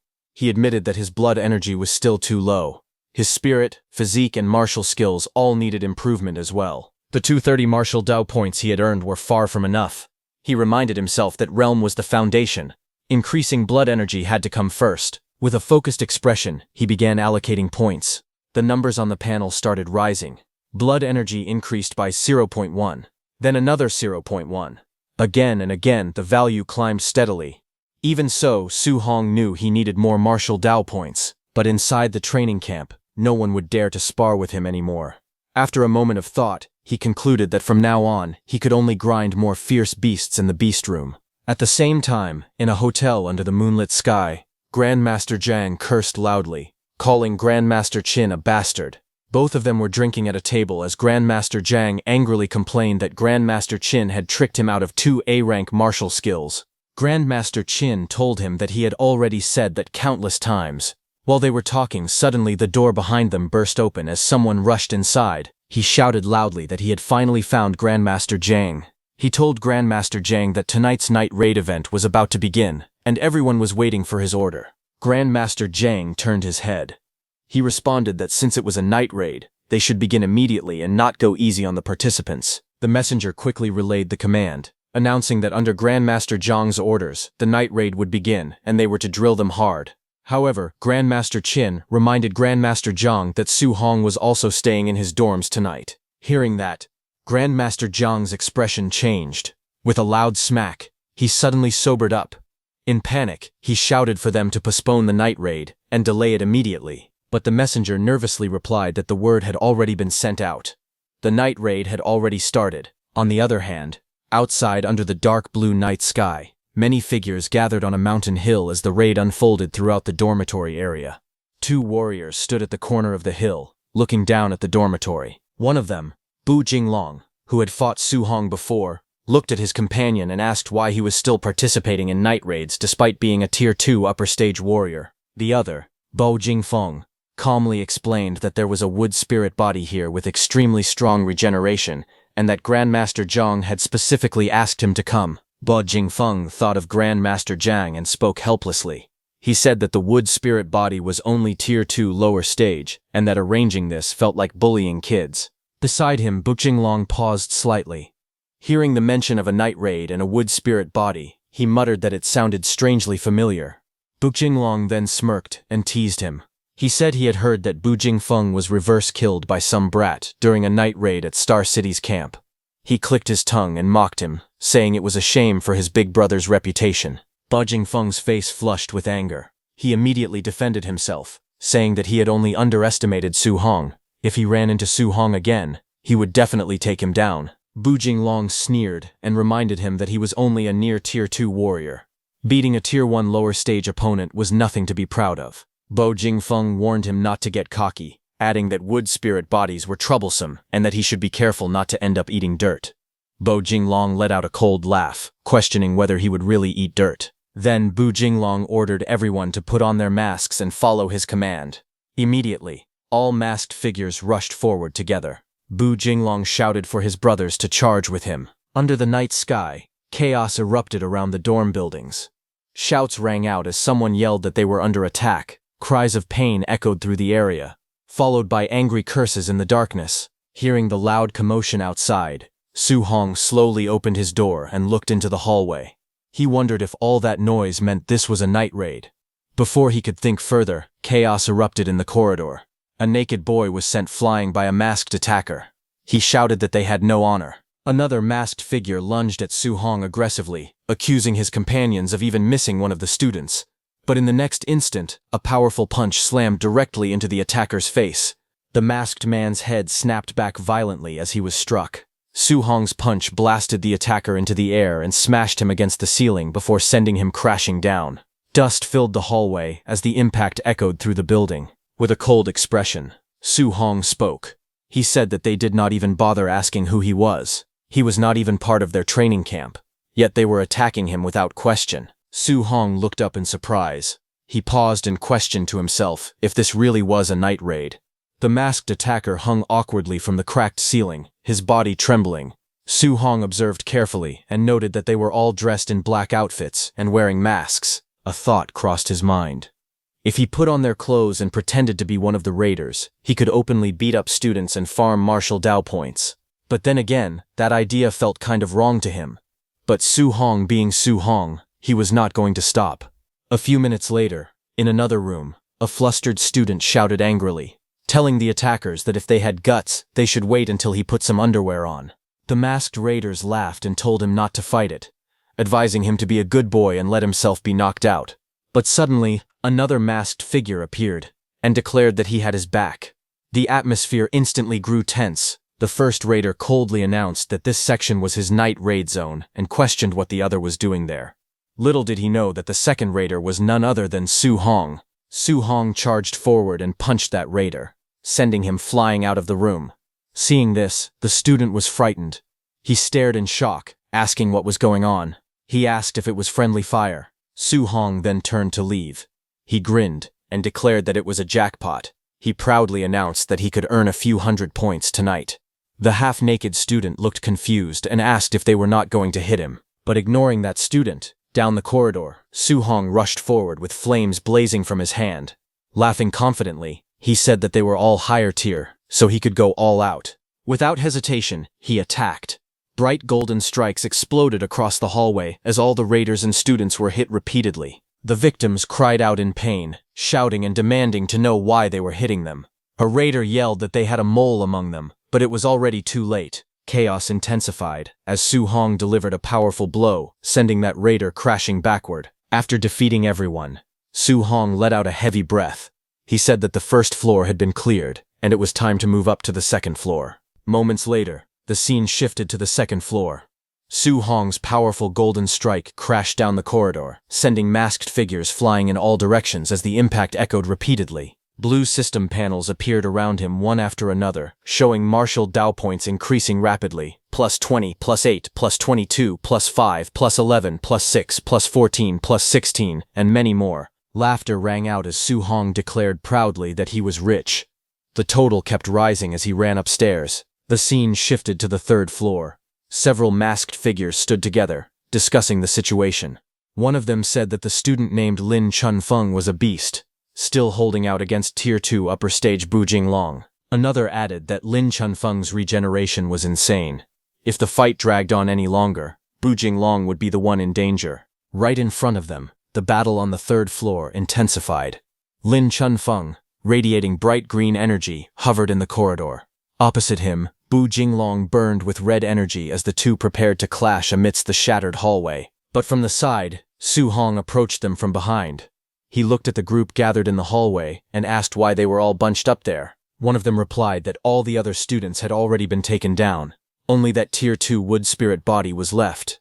Another told him that he should come and watch, saying that the boy's recovery was absurd.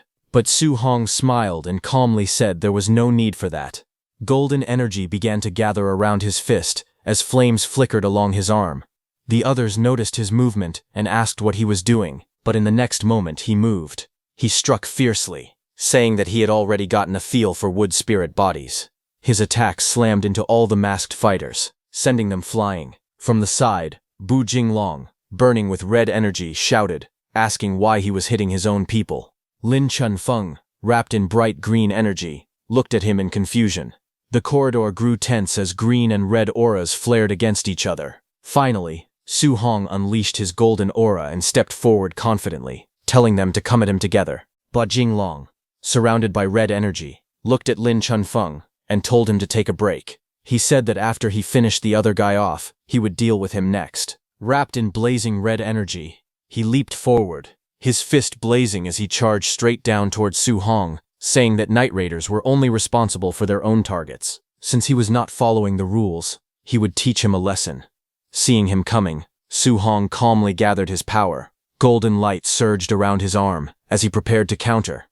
Their attacks collided violently. Red and gold energy exploded against each other, lightning-like sparks flashing through the corridor. But Su Hong's punch was more powerful, and Bu Jinglong felt it. He frowned in confusion, surprised by the resistance he felt. His hand was also injured, and he backed off. Shocked, he cursed and demanded to know what kind of power this was. Su Hong forced Bu Jinglong to retreat and put some distance between them, but Su Hong charged at him again. Seeing him charge again, Bu Jinglong turned toward Lin Chunfeng and shouted that this guy's strength was not right. He suggested they join forces. Lin Chunfeng reacted with surprise, but agreed. Without hesitation, he raised his hand and used his wood prison skill. Bright green energy burst from his palm. Thick wooden vines erupted from the ground and twisted violently towards Su Hong. Those vines tried to wrap around him and restrain his movements, but Su Hong did not get caught. Using his hand, he jumped forward and dodged.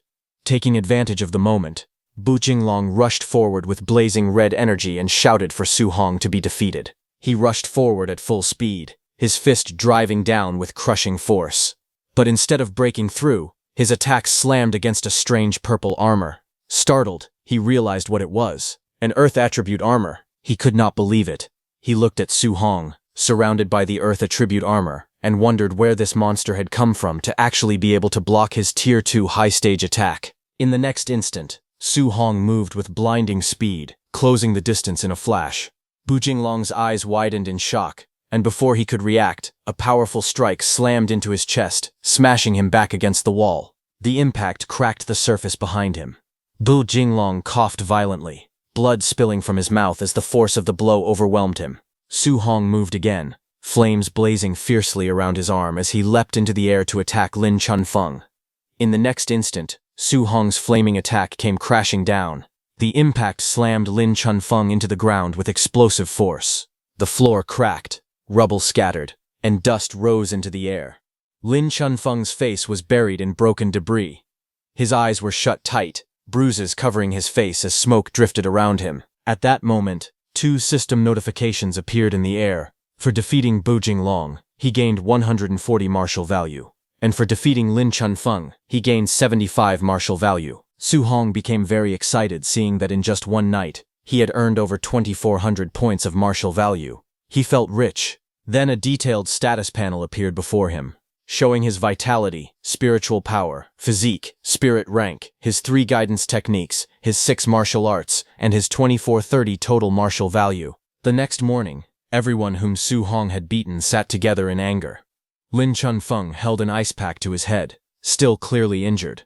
Beside him sat Bu Jinglong with bandages on his face.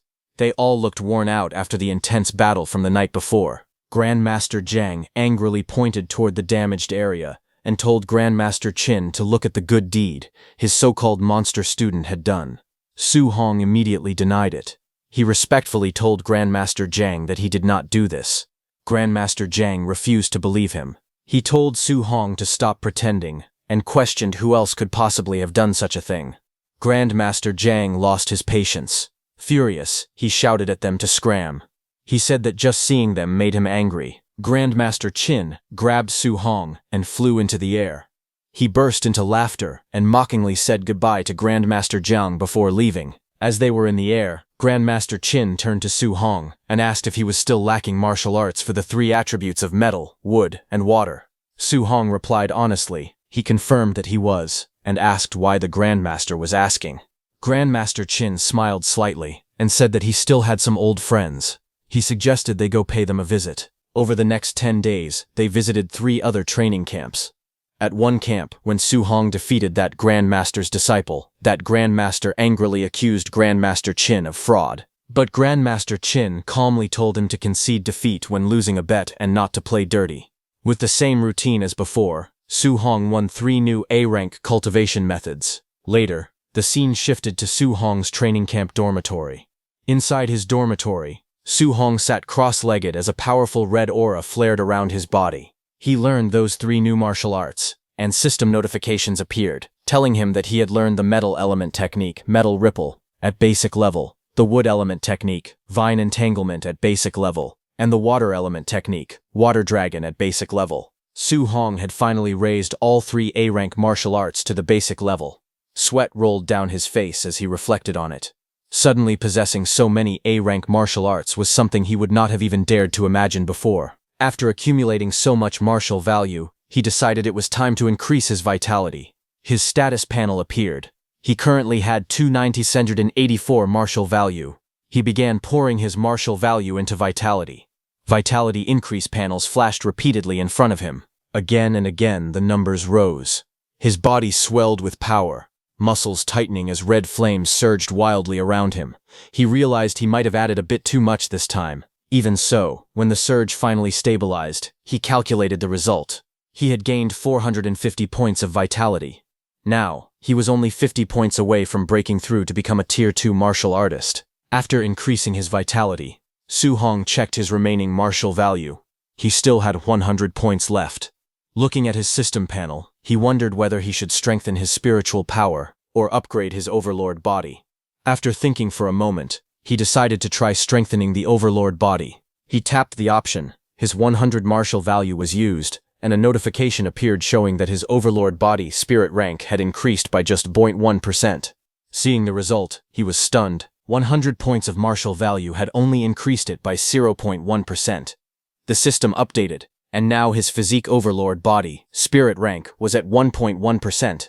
Sweat slid down his face as he realized how difficult it was to upgrade the overlord body. He admitted to himself that this physique was far too hard to improve.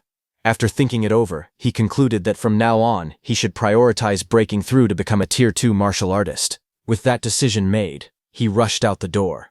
He planned to go to the ferocious beast room to farm more martial value. But as soon as he stepped out, he saw Grandmaster Qin standing outside his door. Grandmaster Qin looked at him calmly and asked whether Su Hong was still lacking a healing martial art. Su Hong looked at Grandmaster Qin with an awkward smile and wondered if the old master had come once again with another arrangement. Soon after, the scene shifted to the Hang City training camp. A vast compound stood among towering mountains and drifting clouds. Birds circled above the tiled rooftops as young martial artists gathered below. Grandmaster Wang Qingshan explained the rules of the wilderness special training. The training required surviving in the 10,000 monster mountain range for 7 days. No supplies were allowed to be carried. Only by killing ferocious beasts of the same realm or higher could the participants obtain contribution points.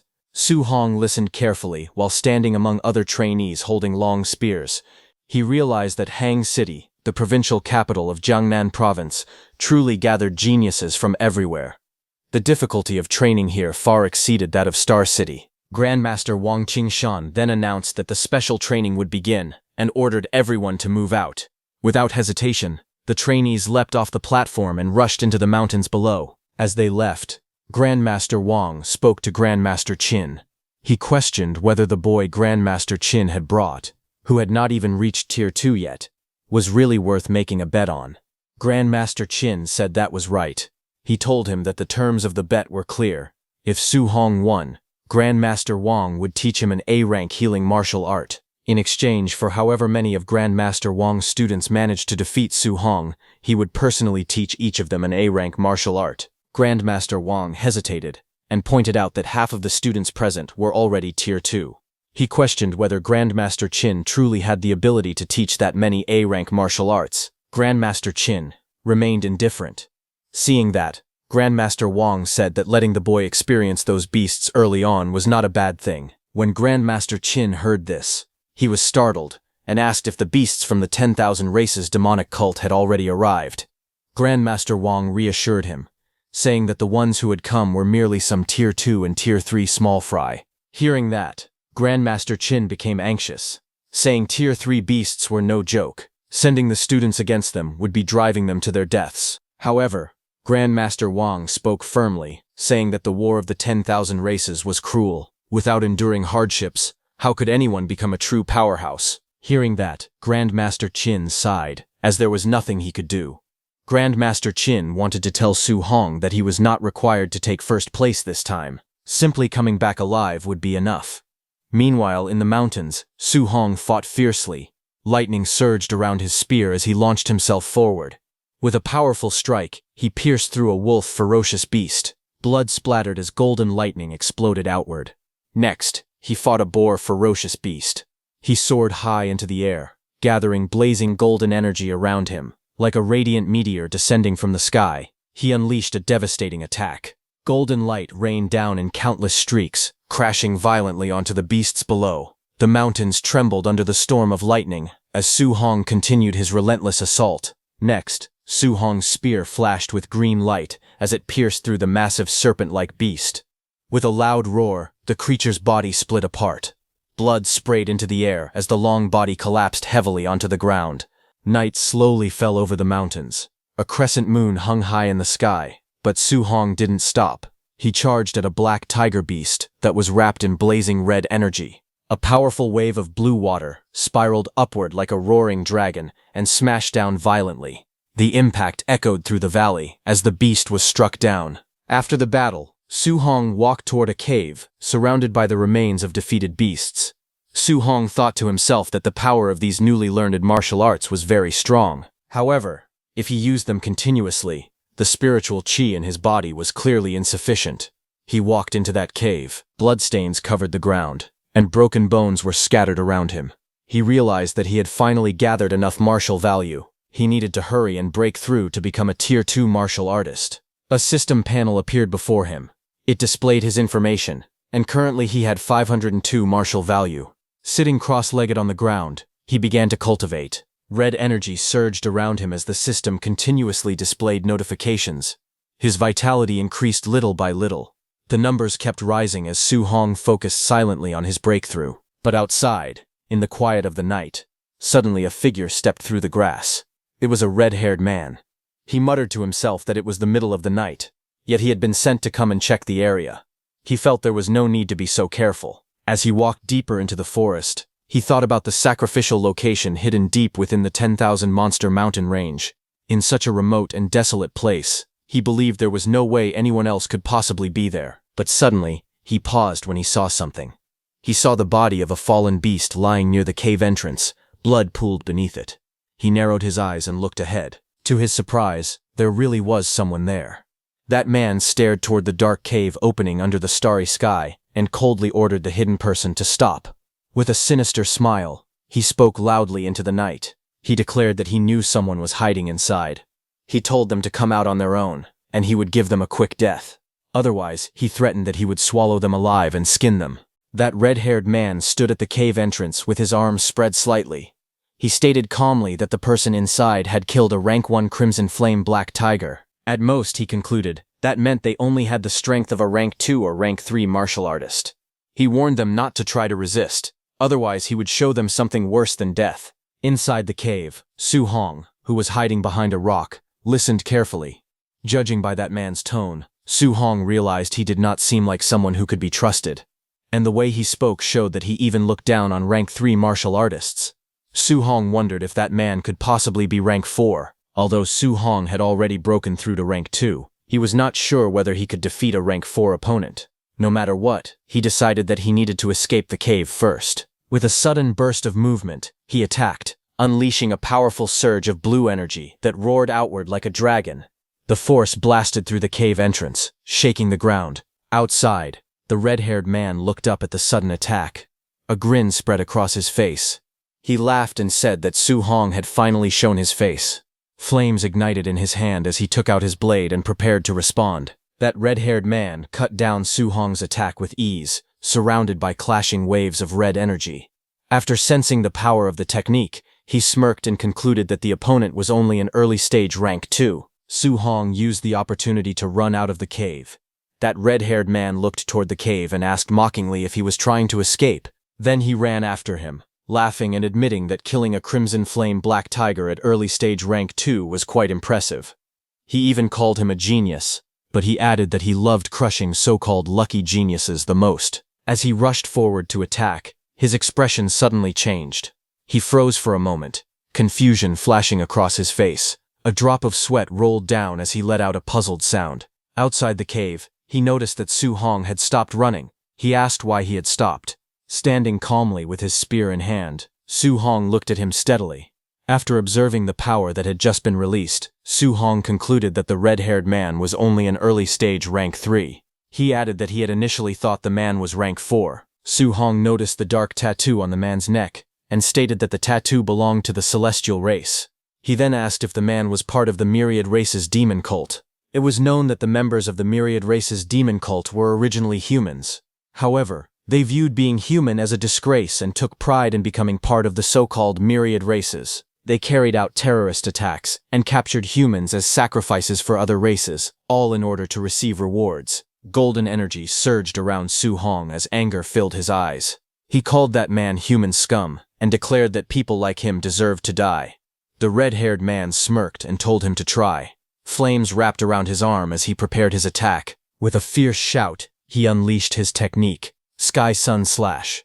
A blazing arc of fire tore through the air, descending with overwhelming force. Facing the incoming attack, Su Hong steadied himself. He realized that this was his first time fighting a rank 3 martial artist. He decided that he would have to go all out. As the blazing attack descended, Su Hong unleashed his counter. With a powerful shout, he activated his technique, River Flip. A massive surge of energy roared upward, colliding directly with the fiery slash. The two forces crashed violently, flames and lightning scattering in every direction. Seeing the clash, Su Hong was stunned. He realized that a rank 3 martial artist's technique had actually been scattered by his own attack. The red-haired man's eyes widened in disbelief. He could not understand it. He was an entire level higher, and was even using an A-rank technique. Yet he was falling behind. On top of that, Su Hong was supposed to use water attribute abilities. How could he also wield lightning? Anger twisted his expression. He cursed and declared that Su Hong was asking for death. Golden arcs of energy tore across the battlefield as he swung his blade in all directions to attack. In the next instant, a flash of lightning streaked through the air. Before the red-haired man could react, Su Hong appeared behind him in a burst of speed, his blade cutting forward with decisive force. Golden lightning roared upward like a blazing pillar, illuminating the entire battlefield. Su Hong leapt into the air, surrounded by crackling energy. The red-haired man froze in shock as the overwhelming power pressed down. With calm eyes and steady resolve, Su Hong called out his next technique, Sea Treader. The lightning intensified, surging violently around him. The red-haired man felt the terrifying pressure and realized that this power was even stronger than his own Sky Sun Slash. Panic gripped his heart. He immediately decided that he had to retreat. Just as he attempted to pull back, green vines suddenly shot upward from the ground and wrapped tightly around his legs. His eyes widened in disbelief. It was a wood attribute control technique. First water, then lightning, and now wood. He couldn't believe his opponent was using multiple attributes. The vines tightened, holding him firmly in place. In the next instant, the blazing sphere of lightning energy crashed down with unstoppable force, exploding in a brilliant burst of light. The lightning slowly faded, leaving smoke drifting through the forest. Su Hong stood calmly, holding his spear as arcs of electricity crackled around him. In front of him, a molten figure knelt within the smoke, its body melting and reforming. Seeing that, Su Hong wondered if the man had dodged the attack using some strange movement technique. The molten body continued to dissolve, heat rising from it as it softened and shifted. Suddenly, a little farther away, fragments of dark rock began floating in the air. An eye opened within the rocky mass as it reappeared. The red-haired man reformed his body from the scattered stones, kneeling on the ground. His skin looked cracked like burning rock, glowing with lava-like veins. Fear filled his thoughts. He realized that he had not encountered a mere human genius. He had run into a complete monster. But anger quickly replaced fear, as Su Hong tracked him down, saying that he wanted to see where he could run now. With a furious roar, the red-haired man cursed him and shouted that the brat would pay. A bright light began to gather on his neck where the wing tattoo was, glowing intensely as he prepared another attack. The red-haired man roared as dark wings burst out from his back. He shouted for Su Hong to feel the divine might of the celestial race. His body, cracked like burning stone, surged with violent energy as the transformation continued. Seeing this, Su Hong tightened his grip on his spear and swung it forward. He declared that neither human nor ghost had ever mutated into such a state, and that everyone in the demon cult was insane. But in the next instant, the red-haired man caught the spear with his bare hand. Shockwaves rippled outward from the impact. Su Hong was flung backward as the force exploded between them. The red-haired man sneered and shouted that Su Hong knew nothing. Once his transformation was complete, he would become a true celestial. He then roared that their sacrifice ritual would not be ruined. Dark wings spread wide as he pressed forward with killing intent. But suddenly, flames erupted violently around him. His eyes widened in disbelief as the blazing attack pierced through the battlefield. He could only shout in shock as the overwhelming fire engulfed him. Su Hong's eyes sharpened as flames spiraled violently around his fist. He thrust his hand forward and used his flame cage technique. In an instant, towering pillars of fire erupted from the ground, forming a blazing prison around the red-haired man. The flames roared upward like burning walls, sealing him inside. Without hesitation, Su Hong shifted his stance. Golden lightning crackled wildly around his spear as he lowered his body and used his piercing spear Destruction. The spear shot out like a bolt of thunder, wrapped in violent arcs of lightning. It pierced straight into the enemy's chest, sparks exploding upon impact. A massive blast followed. The ground shattered as debris flew into the air. Fire and lightning collided in a blinding explosion. When the smoke cleared, Su Hong knelt firmly with his spear planted before him, lightning still dancing around the blade. Behind him, the red-haired man's body was thrown backward, his wings torn and his cracked skin breaking apart like shattered stone. Blood spilled from his mouth as he collapsed onto the ground. With fading strength, he looked toward Su Hong and trembled. His voice shook as he muttered that Su Hong was a monster. Then the red-haired man's body began to crumble. With a cracking sound, his stone-like skin shattered into pieces, scattering across the ground like broken rock. A blue system panel appeared in the air. It displayed that Su Hong had killed a mutated celestial and gained 212 martial values. Su Hong looked at the notification in surprise. He muttered that the points for killing a demon cultist were actually this high. He reflected that he had been fighting beasts for so long and had only earned 500 points. Then his expression grew serious. He recalled that the enemy had mentioned a sacrifice ritual. He wondered if they had already captured humans. Realizing the seriousness of the matter, he decided that he needed to inform the Grandmaster. At the Hangzhou training camp, night had already fallen. Grandmaster Qin looked at his phone calmly. He said that Su Hong had reported encountering the myriad race's demon cult. He explained that Su Hong mentioned they were performing a sacrifice ritual and had called for them to save people. Sitting at a tea table, Grandmaster Wang told him that the sacrifices this time were their own cult members, so there was no need to worry about them. Hearing that, Grandmaster Qin remarked that sacrificing their own people was truly demon cult behavior. He then poured tea for himself. Grandmaster Wang looked at him and asked if he was still in the mood for tea. He questioned whether he was not going to save his student. Grandmaster Wang calmly took a sip of tea and replied that it had only been an early-stage rank 3 cultist. He said Su Hong had already taken care of him. Hearing that, Grandmaster Wang said that a high-stage rank 1 killing an early-stage rank 3 and a demon cultist at that was nothing special. He remarked that his student bragged too much. Grandmaster Qin simply told him to believe whatever he wanted. Then, 3 days later, a beast lay dead on the ground, blood pooling beneath its body. Su Hong stood nearby, leaning against the monster with his spear resting at his side. He muttered that it had already been 3 days. He had killed plenty of rank 3 beasts, but he had not found another cultist. A blue status panel appeared before him, displaying his information. His vitality had reached 5002 and his mental strength was 100.5. His constitution was listed as Overlord Body, Spirit Grade 11%. His total martial values were 832. Looking at the number, he remarked that it was only a little over 800 points in total. Not as good as killing 4 cultists. Just then, he sensed a sudden warning and looked up. From between the trees, a woman stepped forward and spoke in a playful tone. She called him a little handsome guy and praised his perception for being sharp enough to notice her presence. She smiled faintly and told him that if they had met at another time, she would not have minded showing him some love. Her expression then turned cold. She declared that since he was here now, he would simply have to die. In the next instant, energy gathered in her hand. Sharp, glowing blades formed around her as she launched a fierce attack, sending multiple streaks of light slicing toward him at high speed. Su Hong stood calmly, his spear resting over his shoulder as the attacks rushed toward him. Looking at her, he realized she was a cultist.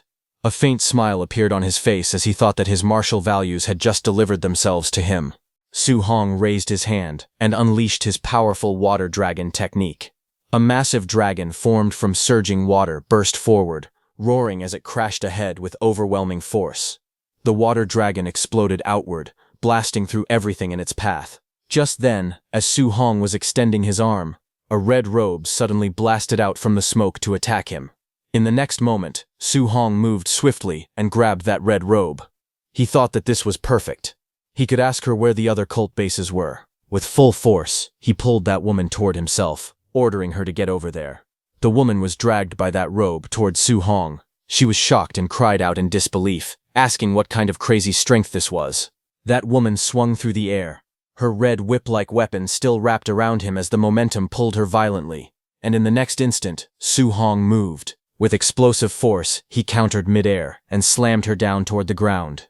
A powerful burst of energy followed as she crashed heavily below. Dust and shockwaves spread outward from the impact. Su Hong stood over her fallen body, his spear pointed down at her.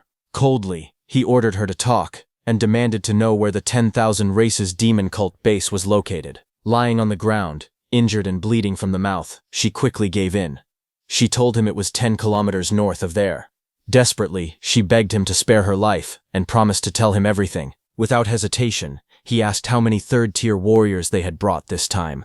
She answered weakly that, counting herself, there had only been one more third-tier warrior. Hearing that, Su Hong calculated that he had already taken out 2 third-tier warriors. That meant only one remained. If that was the case, then he could wipe out every last cultist there. Killing enemies at his own tier should be enough to push him into tier 2. While he was lost in thought, that woman suddenly broke free from him. She shouted that he was underestimating her and swore that this old lady would never let him off.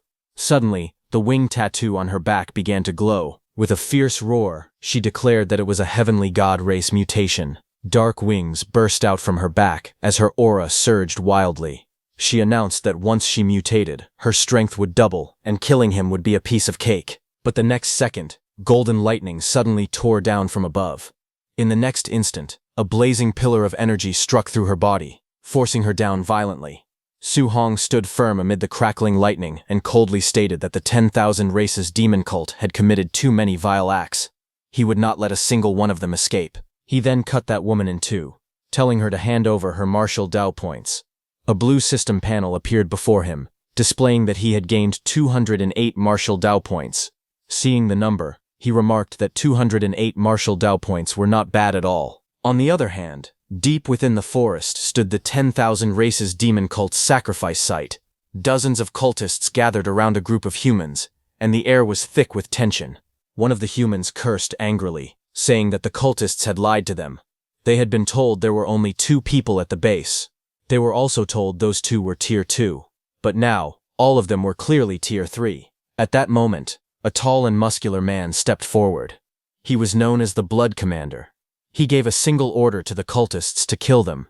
Hearing that, one cultist sneered and pointed out that there were 3 Tier 2 fighters, and all of them were human geniuses. With killing intent rising, they charged forward, mocking the so-called geniuses and shouting for them to die. They roared that they would skin them, tear out their tendons, and offer them up to the immortals. On the other side, the 3 fighters remained fearless. They declared that their enemies were only Tier 3, so there was nothing to be afraid of. Even if the worst happened, they would die together, and no matter what, their grandmasters would avenge them. High above the scene, Grandmaster Qin and Grandmaster Wang observed everything from a distance.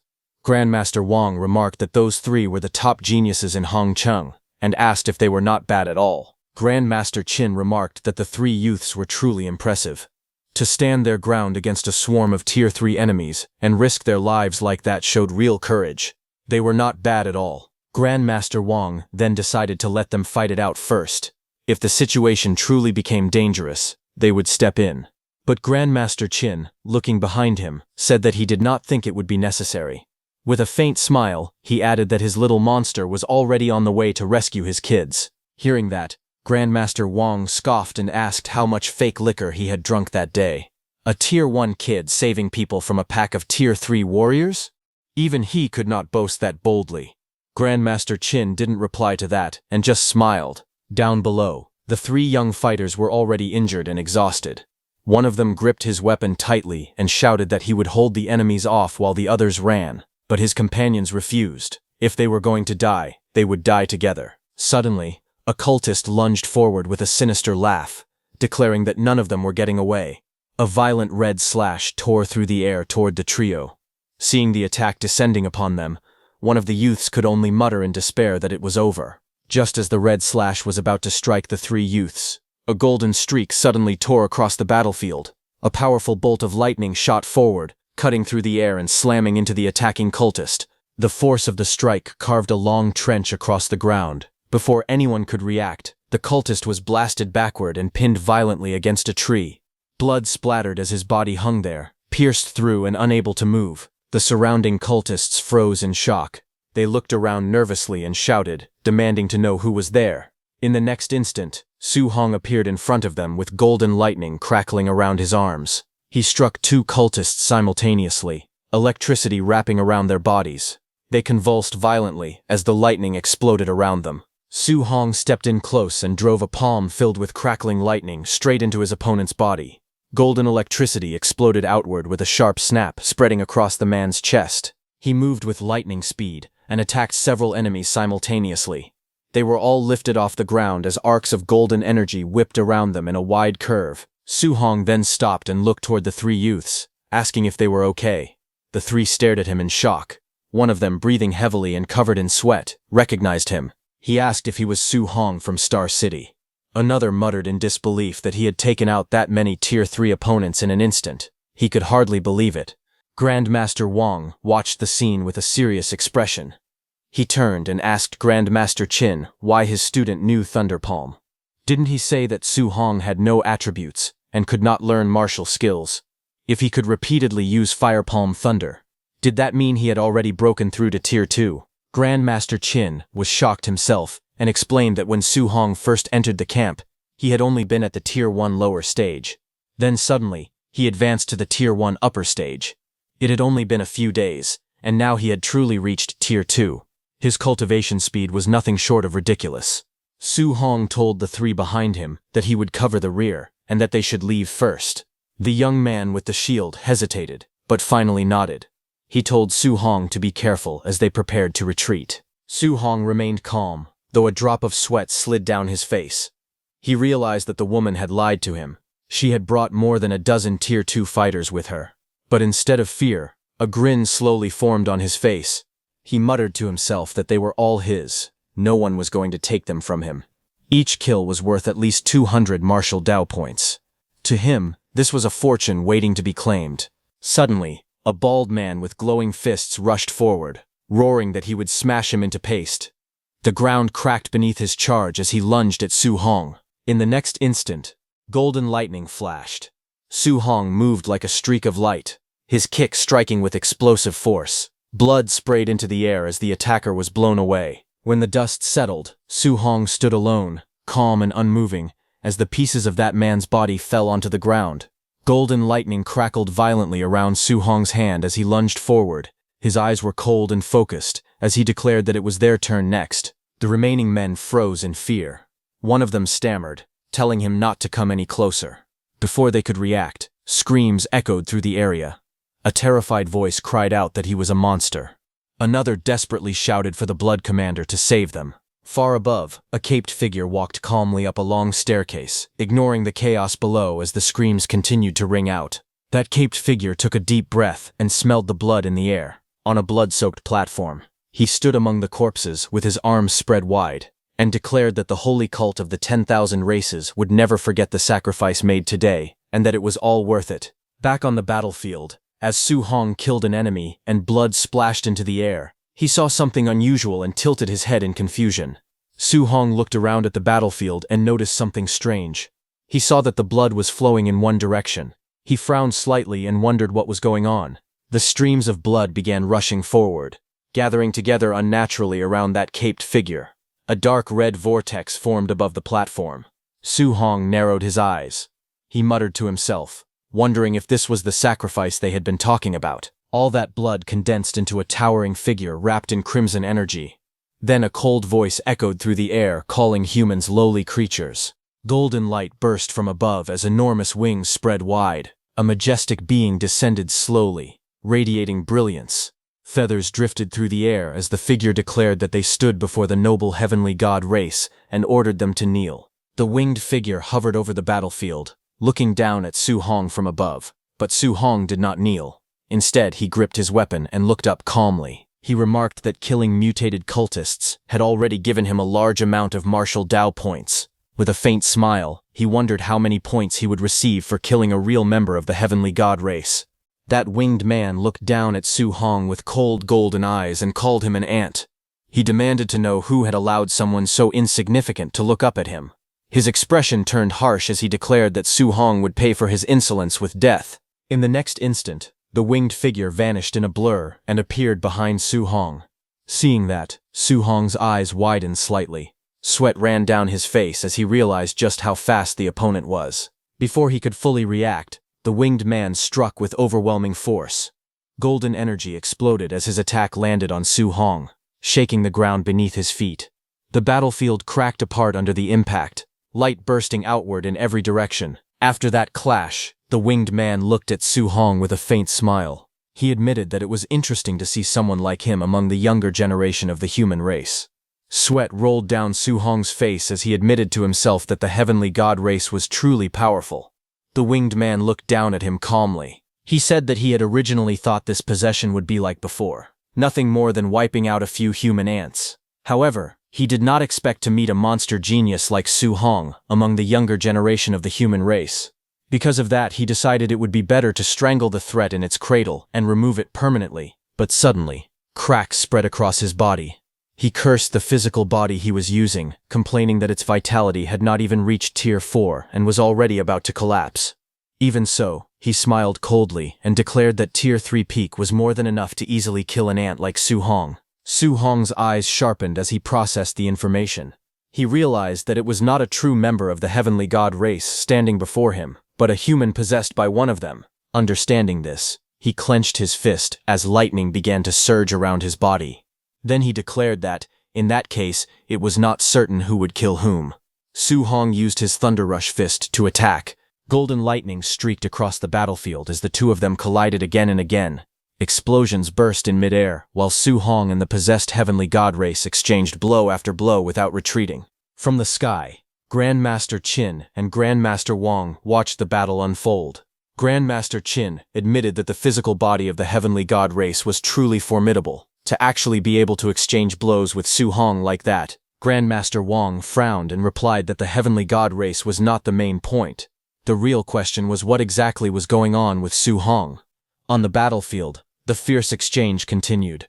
Grandmaster Wang was shocked that Su Hong was fighting the heavenly god race using nothing but his physical body and was even suppressing his opponent.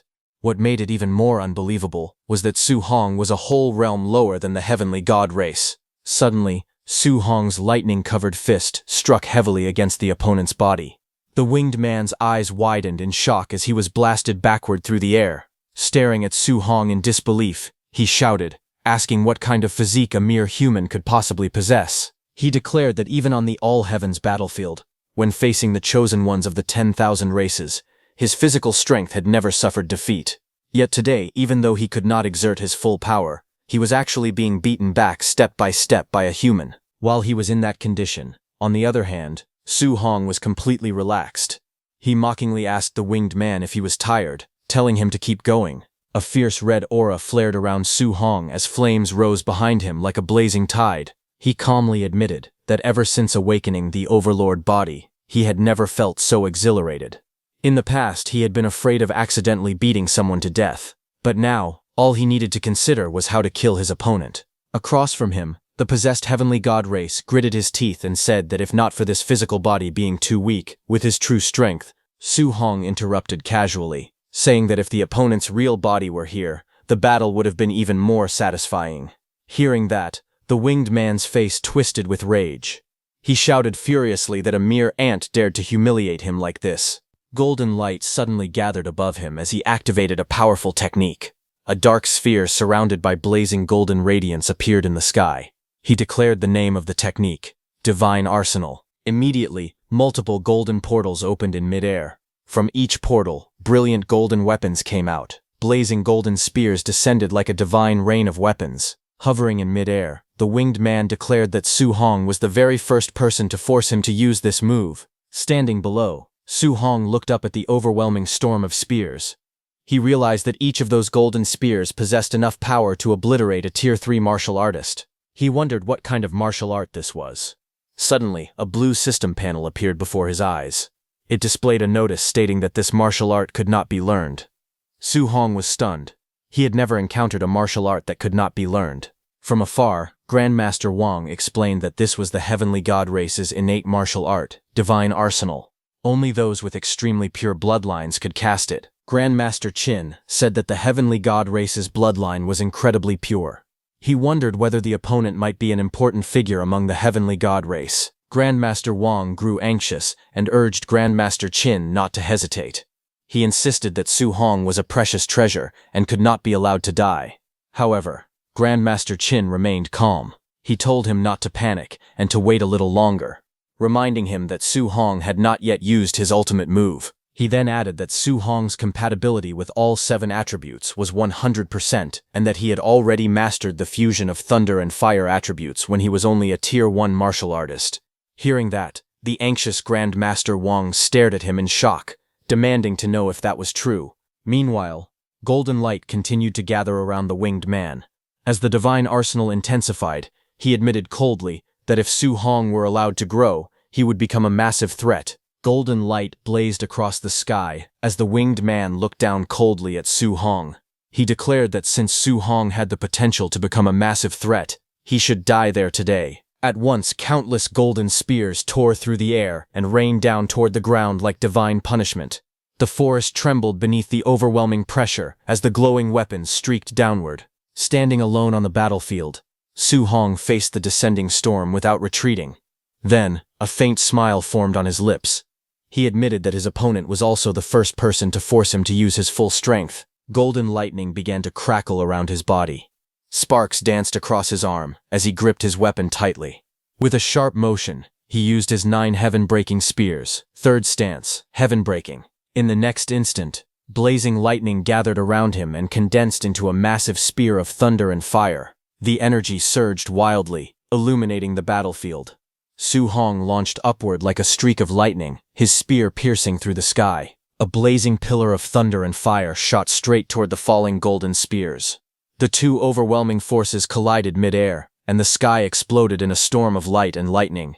The winged man's eyes widened in shock as Su Hong's blazing spear of thunder and fire pierced straight toward him. A stunned expression crossed his face. He could not believe what he was seeing. He shouted that this was impossible as the lightning-infused spear tore through his divine attack. The overwhelming force slammed downward, and in the next instant, a violent explosion erupted on the ground. Thunder and fire spread outward in a blazing circle, scorching everything in their path. When the light finally faded, only charred fragments remained. He was completely carbonized. The shattered stone structures collapsed with loud crashes, dust rising into the air as debris rolled across the ground. At the center of it all, Su Hong stood holding his spear, his body trembling slightly from the exertion. A translucent blue panel appeared before him. It displayed that he had gained 843 martial value. Sweat dripped down his face as he steadied himself, a faint smile forming on his lips. He admitted quietly that it was really worth a lot. Grandmaster Wang rushed down excitedly, his robes fluttering as he exclaimed that this was his darling treasure, his great genius. Su Hong stood there holding his spear, still catching his breath, looking slightly confused by the sudden enthusiasm. Grandmaster Wang declared that if he had not seen it with his own eyes, even if someone had beaten him to death, he would never have believed it. A Tier 2 martial artist had actually taken out a member of the heavenly god race. Su Hong wondered why Grandmaster Wang was so excited. After all, was it not just a heavenly god race opponent? Grandmaster Qin asked Grandmaster Wang if he should not be excited. Calming down slightly, Su Hong reflected that, as expected of the heavenly god race, ranked in the top 10 of the all heavens, even an ordinary clansman had forced him to use his trump card. He admitted it was hard to imagine how terrifying the true geniuses of the heavenly god race must be. Su Hong blinked and asked if he had been wrong. Grandmaster Qin quickly corrected himself, saying that he should not be this excited over defeating a small fry from the heavenly god race. Then, 4 days later, the special training came to an end. At the martial grounds surrounded by mountains and grand buildings, the results were announced. Someone commented that the Su Hong brought by Grandmaster Qin was far too absurd. The rankings were displayed. First place was Su Hong with 17,210 points. Second place was Lu Dao with 4,700 points, and then so on. Seeing the rankings, a guy muttered that Su Hong had not even reached Tier 2 yet, so those points must have come from cheating. But those students who had seen Su Hong fighting could not stand the accusations anymore. One of them angrily declared that Su Hong was impossibly strong. Even if the 3 of them teamed up, they still would not be his match. Another agreed, saying that Tier 3 demonic cultists were nothing to Su Hong. He took them down with a single move each. Someone then wondered where Su Hong was, mentioning that he still wanted to ask him for some guidance. Another replied that Grandmaster Wang was currently teaching Su Hong an A-rank martial art personally. Walking out of the hall, Grandmaster Wang clicked his tongue in disbelief and said that the little monster had learned his healing martial art in just half a day.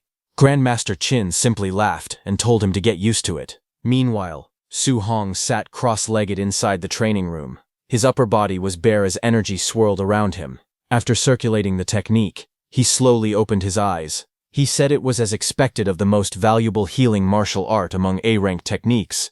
It had completely erased even old, long-standing scars on his body. His skin gleamed as if polished. After killing ferocious beasts and demonic cultists, he had also accumulated enough for 4,800 martial value. A translucent panel appeared before him, displaying his information. His vitality was at 506.9, spiritual power at 100.6, and his physique, overlord body. Spirit rank was at 1.1%. He had 4,842 martial value. Looking at the panel, Su Hong calmly analyzed his situation. Not only could he raise his spiritual power to 500 points and become a Tier 2 Spirit Master, but his vitality could also be increased significantly. On the other hand, at the Heavenly God Race planet, within the Heavenly God Palace, A grand and radiant palace stood above cascading waterfalls and blooming gardens.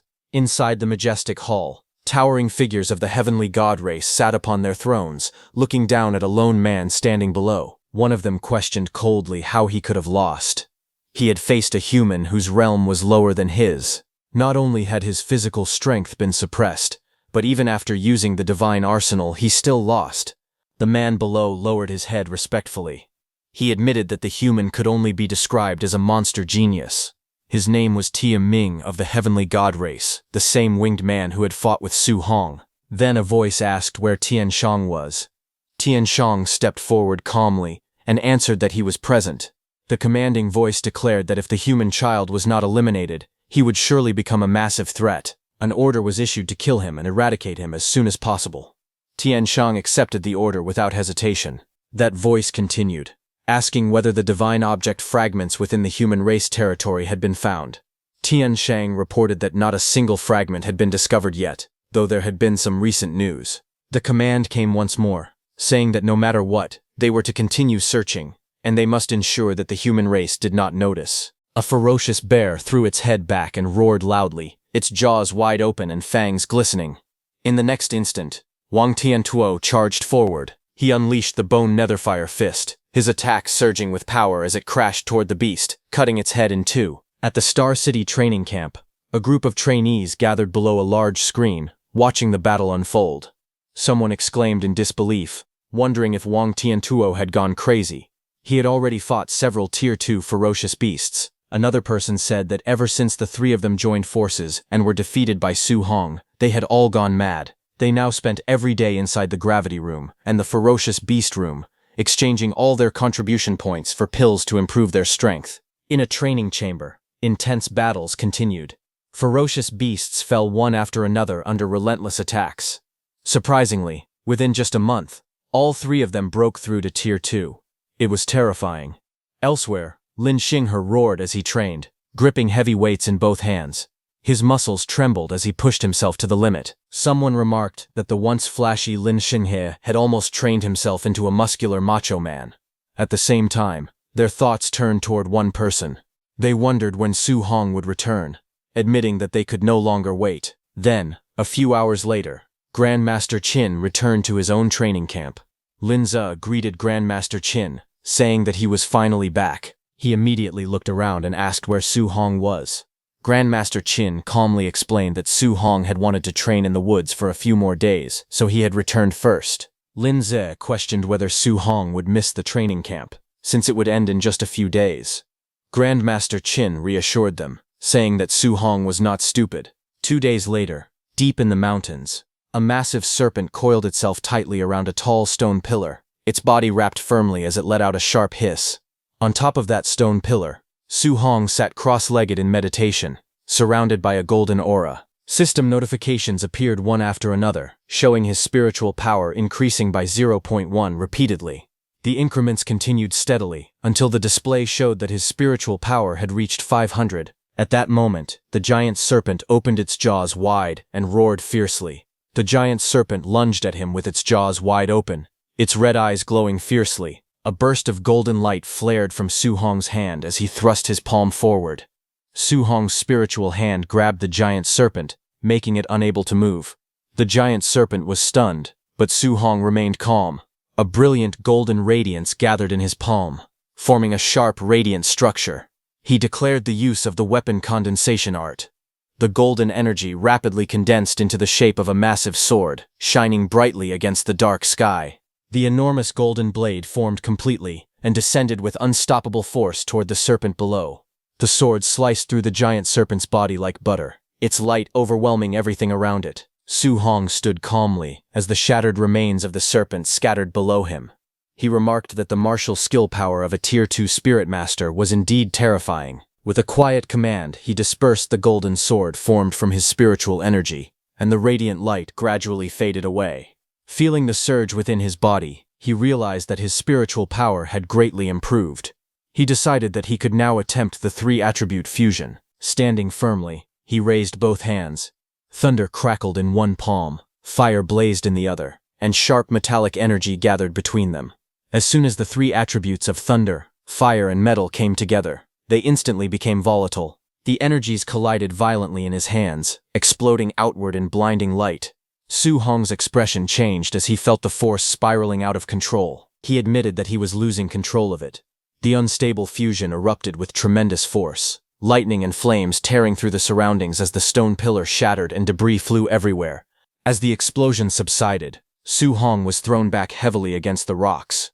Coughing weakly, he acknowledged that the power of a failed fusion was truly terrifying. Even so, he concluded that if the fusion ever succeeded, it might even be powerful enough to injure a Tier 4 martial artist. It was the last day of the training camp. Su Hong walked forward calmly, holding his spear over his shoulder as he entered through the open gates. Soon someone noticed him and shouted that Su Hong was back. They urged others to quickly notify Wang Tiantuo. The news spread quickly. People rushed to watch, saying that Wang Tiantuo and the other two were going to challenge Su Hong again. Some spectators began wondering who would win this time. Standing before the three challengers, Grandmaster Qin asked them if they thought they could win. Without hesitation, they answered confidently that they would win. Facing them, Su Hong calmly asked if they were sure they truly wanted to challenge him. Wang Tiantuo and the others released their auras and warned Su Hong not to underestimate his enemies. Lin Xinghe declared that now all three of them had broken through to Tier 2. With overwhelming confidence, Xiao Yan added that she could now defeat him all by herself. Su Hong smiled awkwardly and apologized softly. Then he calmly revealed that he was also a Tier 2 martial artist now. Flames erupted around his body, rising fiercely as his aura expanded outward. All three opponents were stunned. Wang Tiantuo demanded to know how that was possible, saying that Su Hong had just been at the Tier 1 initial stage before. Lin Xinghe could not believe what he was seeing, and questioned if this was even real. Even so, Xiao Yan stepped forward boldly. She declared that even though Su Hong was Tier 2, she was still a Tier 1 spirit master and was not afraid of him. She immediately activated her weapon condensation art. Golden light surged into the sky, condensing into a massive radiant sword that descended with overwhelming power. But suddenly, her radiant sword was hit by another, more powerful sword, and shattered. Caught in the explosion of light, Xiao Yan coughed up blood and cried out in pain as the impact overwhelmed her. Su Hong pointed his spiritual sword, surrounded by a brilliant white aura, and apologized calmly once more, revealing that he was actually a spirit master as well. The three opponents were stunned. Lin Xinghe was shocked, realizing that Su Hong was a Tier 2 spirit master. Wang Tiantuo understood that Su Hong had not even used his full strength when he sparred with them last time. As they instinctively backed away, they began listing his abilities in disbelief. Tier 2 Spirit Master, Tier 2 Martial Artist, and a top-tier special physique. Looking down at them with a faint smile, Su Hong declared that the three of them were not enough. He suggested that everyone come at him together instead. He treated it as an opportunity, thinking that it was another great chance to earn a large amount of martial value. Behind him, a massive spiritual phantom manifested, its glowing eyes shining with overwhelming pressure. The spectators trembled at the terrifying presence. The crowd quickly panicked. Some shouted that they surrendered immediately. Others yelled for him to go find Wang Tiantuo and Lin Xinghe instead. Many warned him not to come any closer. Fear spread rapidly as Su Hong started attacking them, radiating absolute dominance. Instructor Linze and Bai Mu confronted their grandmaster, accusing him of hiding the news that Su Hong was a spirit master. They questioned whether he was treating them too much like outsiders. But the grandmaster stood silently for a moment. Shock washed over his face as he muttered in disbelief that Su Hong was a Tier 2 spirit master. He found himself completely speechless. Bai Mu and Linze asked him directly whether he truly had not known beforehand, but the grandmaster burst into loud laughter. He declared that Su Hong was a monster among monsters. He even claimed that such a genius would only appear once in a millennium and that the human race was saved. Meanwhile, chaos continued in front of them. Su Hong was beating all the students all by himself in a completely one-sided fight. Bai Mu asked whether they should go and stop them. However, Linzi told her that there was no need to interfere. This was youth. At that moment, Grandmaster Qin suddenly narrowed his eyes, sensing something unusual. He let out a low hum, clearly having noticed the change in the atmosphere. Just then, a massive fiery phoenix descended from the sky, its wings blazing as it roared that 30 days had passed and that the humans should get out of its sight. Su Hong, who was fighting, stopped and looked up. He immediately recognized the presence. He realized that it was the Great Rock again. Grandmaster Qin's aura suddenly erupted in a violent surge of purple energy. With fury in his voice, he declared that he had already given that smelly feathered bird enough face. The ground cracked beneath him as spiritual power burst outward in waves. The Great Rock responded coldly, stating that the time had come and that it would naturally leave. It questioned whether this was now their turn to chase people away. The Great Rock called out to Grandmaster Qin Tianli, asking what he intended to do today, but before the sentence could finish, the clash had already begun. The rock roared that it was not afraid. In an instant, Grandmaster Qin punched it with his blazing purple flames. Explosions of light and energy filled the sky as the Grandmaster launched his attack, punching the Great Rock again and again. Watching from below, Su Hong felt the terrifying heat radiating through the air. He wondered if this was truly the flame of a Tier 7 Grandmaster, noting that the temperature was overwhelmingly intense. To him, this battle was no different from immortals fighting in the heavens. As the Grandmaster stood atop the golden-winged Great Rock, the massive bird shouted desperately for him to stop hitting it. It claimed that it had a powerful backer supporting it today. Grandmaster Qin warned it to call that person out, saying he would beat him up as well. But suddenly, a cold voice echoed through the sky, saying that it was enough. Grandmaster Qin's expression changed instantly, shock flashing across his face.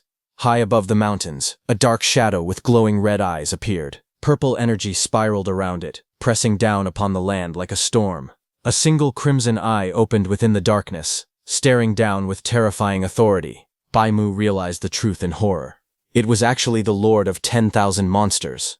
Linze remembered that the golden-winged Great Rock was related to that supreme being. Su Hong clenched his fist as he knew that the Lord of 10,000 Monsters was one of the strongest entities in the entire 10,000 monster mountain range. Even the weakest among those monsters were Tier 9, and above Tier 9 there were still King Tidal realms. High above the forest, the Lord of 10,000 Monsters with the crimson eye stared down coldly, its gaze piercing through the storm. Su Hong felt the overwhelming pressure and realized the truth. Facing experts of Tier 9 and above, even a Tier 7 Grandmaster seemed insignificant. He clenched his fists tightly. At that moment, he was only Tier 2. The gap between him and those beings was like heaven and earth. He thought that if that kind of expert were to attack Star City, the current him would be powerless. Who could he protect? He would not be able to protect anyone. A strong determination rose in his heart. He had to become stronger. Tier 3, Tier 4, Tier 8, Tier 9, and one day he would reach the King Realm. Meanwhile, Grandmaster Qin looked at the golden-winged Great Rock and said that even the Lord of 10,000 Monsters had appeared. The mixed feathered bird truly had a deep background. The rock glared fiercely and warned Qin Tianli to just wait. Soon after, the enormous bird spread its wings and flew into the distance. Its figure slowly dissipated into the sky. Grandmaster Qin didn't panic because, in the end, he knew that the Lord of 10,000 Monsters had an old agreement with the human race and could not attack casually. Therefore, there was no need to worry about him bullying the younger generation. Despite the sudden appearance of the Lord of 10,000 Monsters, the training camp eventually ended as usual. Vehicles arrived at the camp entrance as students began leaving in groups. Su Hong walked out with his backpack over his shoulder. It had already been a month since he left home, and he thought that his uncle and aunt must be very worried about him. Just then, someone called out happily, saying they had finally found him. It was his classmates, Chen Shen and Li Tu. They gathered around him and joked that after the training camp, he would become famous in Star City. Even though they had not gotten along before, they hoped he would not target them in the future. Su Hong sighed and asked if he was really that petty. He said that if they had not mentioned those past issues, he would have already forgotten about them. Soon, an announcement was made to all the students. They were praised for their hard work during training. To welcome everyone back, the City Lord's estate had prepared a banquet with various gifts. All students were invited to attend. The students thanked the City Lord for his hospitality. As his friends chatted excitedly around him, Su Hong felt slightly overwhelmed. In his heart, however, he did not want to attend any banquet. He only wished to return home as soon as possible and reunite with his uncle and aunt. The scene shifted to Star City, at the City Lord's estate. Inside the grand banquet hall, golden chandeliers hung from the ceiling, and a long red carpet stretched down the center. Guests filled the hall, seated at round tables covered with luxurious dishes. The atmosphere was lively, and the sound of chatter echoed everywhere. A waiter approached two guests and politely told them that they were assigned to a specific table. One of them nervously thanked him. It was Su Hong's uncle and aunt. When they sat down, an awkward silence surrounded them. The two looked uncomfortable as they stared at the lavish food in front of them. At another table, some elegantly dressed guests whispered among themselves. They questioned whose parents were sitting over there. One woman wondered aloud if migrant workers were also allowed to attend the banquet. Another person complained about the waiter, asking why he was bringing just anyone over. Meanwhile, Su Hong's uncle and aunt, sitting at the table, felt uneasy. His aunt worried that they might be embarrassing little Hong by dressing the way they did. His uncle could only respond helplessly, saying those were their best clothes. With a sigh, they both felt that perhaps they should not have come at all. While they were feeling uneasy at their table, suddenly Su Hong's principal approached them with a warm smile. He asked if they were Su Hong's relatives. He then introduced himself as Li Chengsham, the principal of No. 1 High School. Su Hong's uncle and aunt were startled and quickly greeted him respectfully, addressing him as principal. Both of them were clearly nervous. The principal laughed kindly and told them there was no need to be nervous. He reached out to shake their hands, but Wu Lingshan noticed them and stepped forward. She grabbed Su Hong's uncle's hand and introduced herself as Wu Lingshan, the president of the Star City Martial Artists Association. With great excitement, she declared that Su Hong was the most promising genius she had ever seen. She laughed loudly, clearly proud of the young man. Overwhelmed, Su Hong's uncle and aunt stuttered nervously as they greeted the president. At another table, several guests watched the scene in shock. They whispered among themselves, wondering what was happening. They could not believe that the principal of No. 1 High School and the president of the Martial Dao Association had personally gone to greet those people. They also noticed that the two of them seemed to have a very good relationship with them. Some guests looked confused and asked who Su Hong was. They even wondered whether there was any powerful family with the surname Su in Star City. Meanwhile, another table was filled with chatter as the banquet continued. Lin Xinghe's father smiled proudly and said that the city lord had a good son with a barbarian god body. In his opinion, that boy would easily take first place in the training camp. Nearby, the city lord of Star City and Wang Tiantuo's father, Wang Ni, calmly held a glass of wine and laughed. He admitted that both the Xiao family and the Lin family made him envious. He explained that one of the younger generation was the only spirit master in Star City, while another had terrifying comprehension. That young genius had mastered the A-rank martial art, Flying Swan, Startling Cloud Step, even when he was only at the Tier 1 initial stage. Xiaoyan's father nodded confidently. He said that compared to the barbarian god body, the spirit master seemed stronger. He believed his family's Yanyan would most likely take first place. Lin Xinghe's father let out a soft laugh and said that with Xinghe's movement technique before the overlord body and spiritual telekinesis could even react, they might already be defeated. Hearing them, the city lord slammed his hand down and angrily argued that his Tiantuo's attack power far exceeded ordinary people. He firmly declared that Tiantuo would definitely be first in the training camp. Xiaoyan's father responded with a confident laugh, saying that spirit masters were extremely rare, and that his Xiaoyan had the potential to become a king.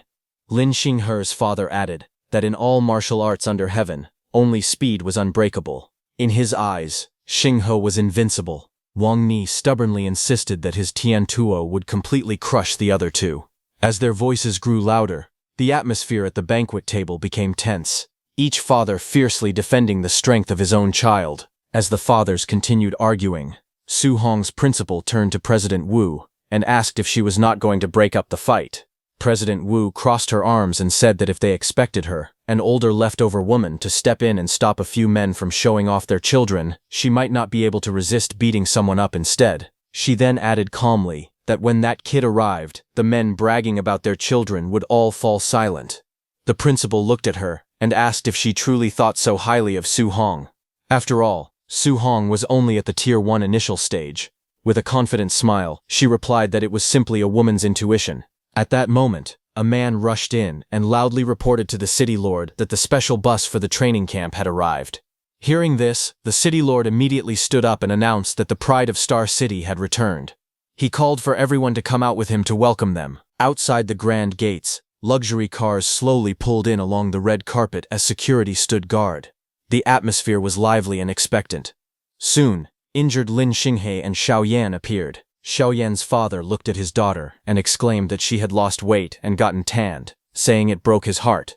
Lin Xinghe's father anxiously asked his son how he had gotten hurt, worrying that his handsome face was disfigured. When the city lord heard Lin Xinghe's father call his son disfigured, he immediately retorted angrily.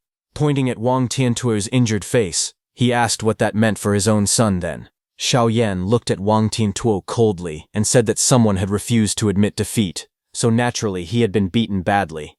Lin Xinghe added that he had admitted defeat quickly, so he had taken fewer beatings. Hearing them all, the fathers were shocked.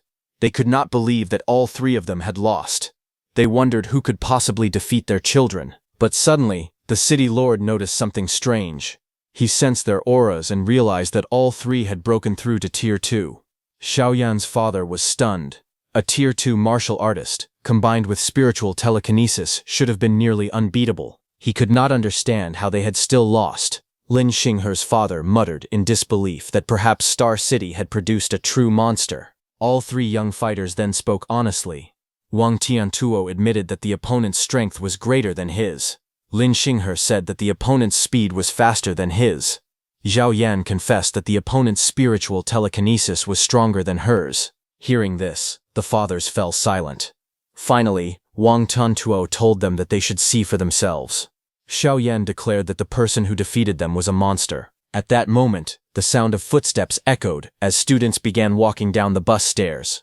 A line of injured students stood facing each other, the air heavy with tension. At last, a footstep echoed as Su Hong descended the stairs, saying that them acting like this made him feel very awkward. He casually added that he really wanted to go home. His uncle and aunt must have prepared good food for him and were waiting for him right now. The surrounding students stood in respect. In the distance, Su Hong's uncle and aunt rushed forward, shouting, "Little Hong!"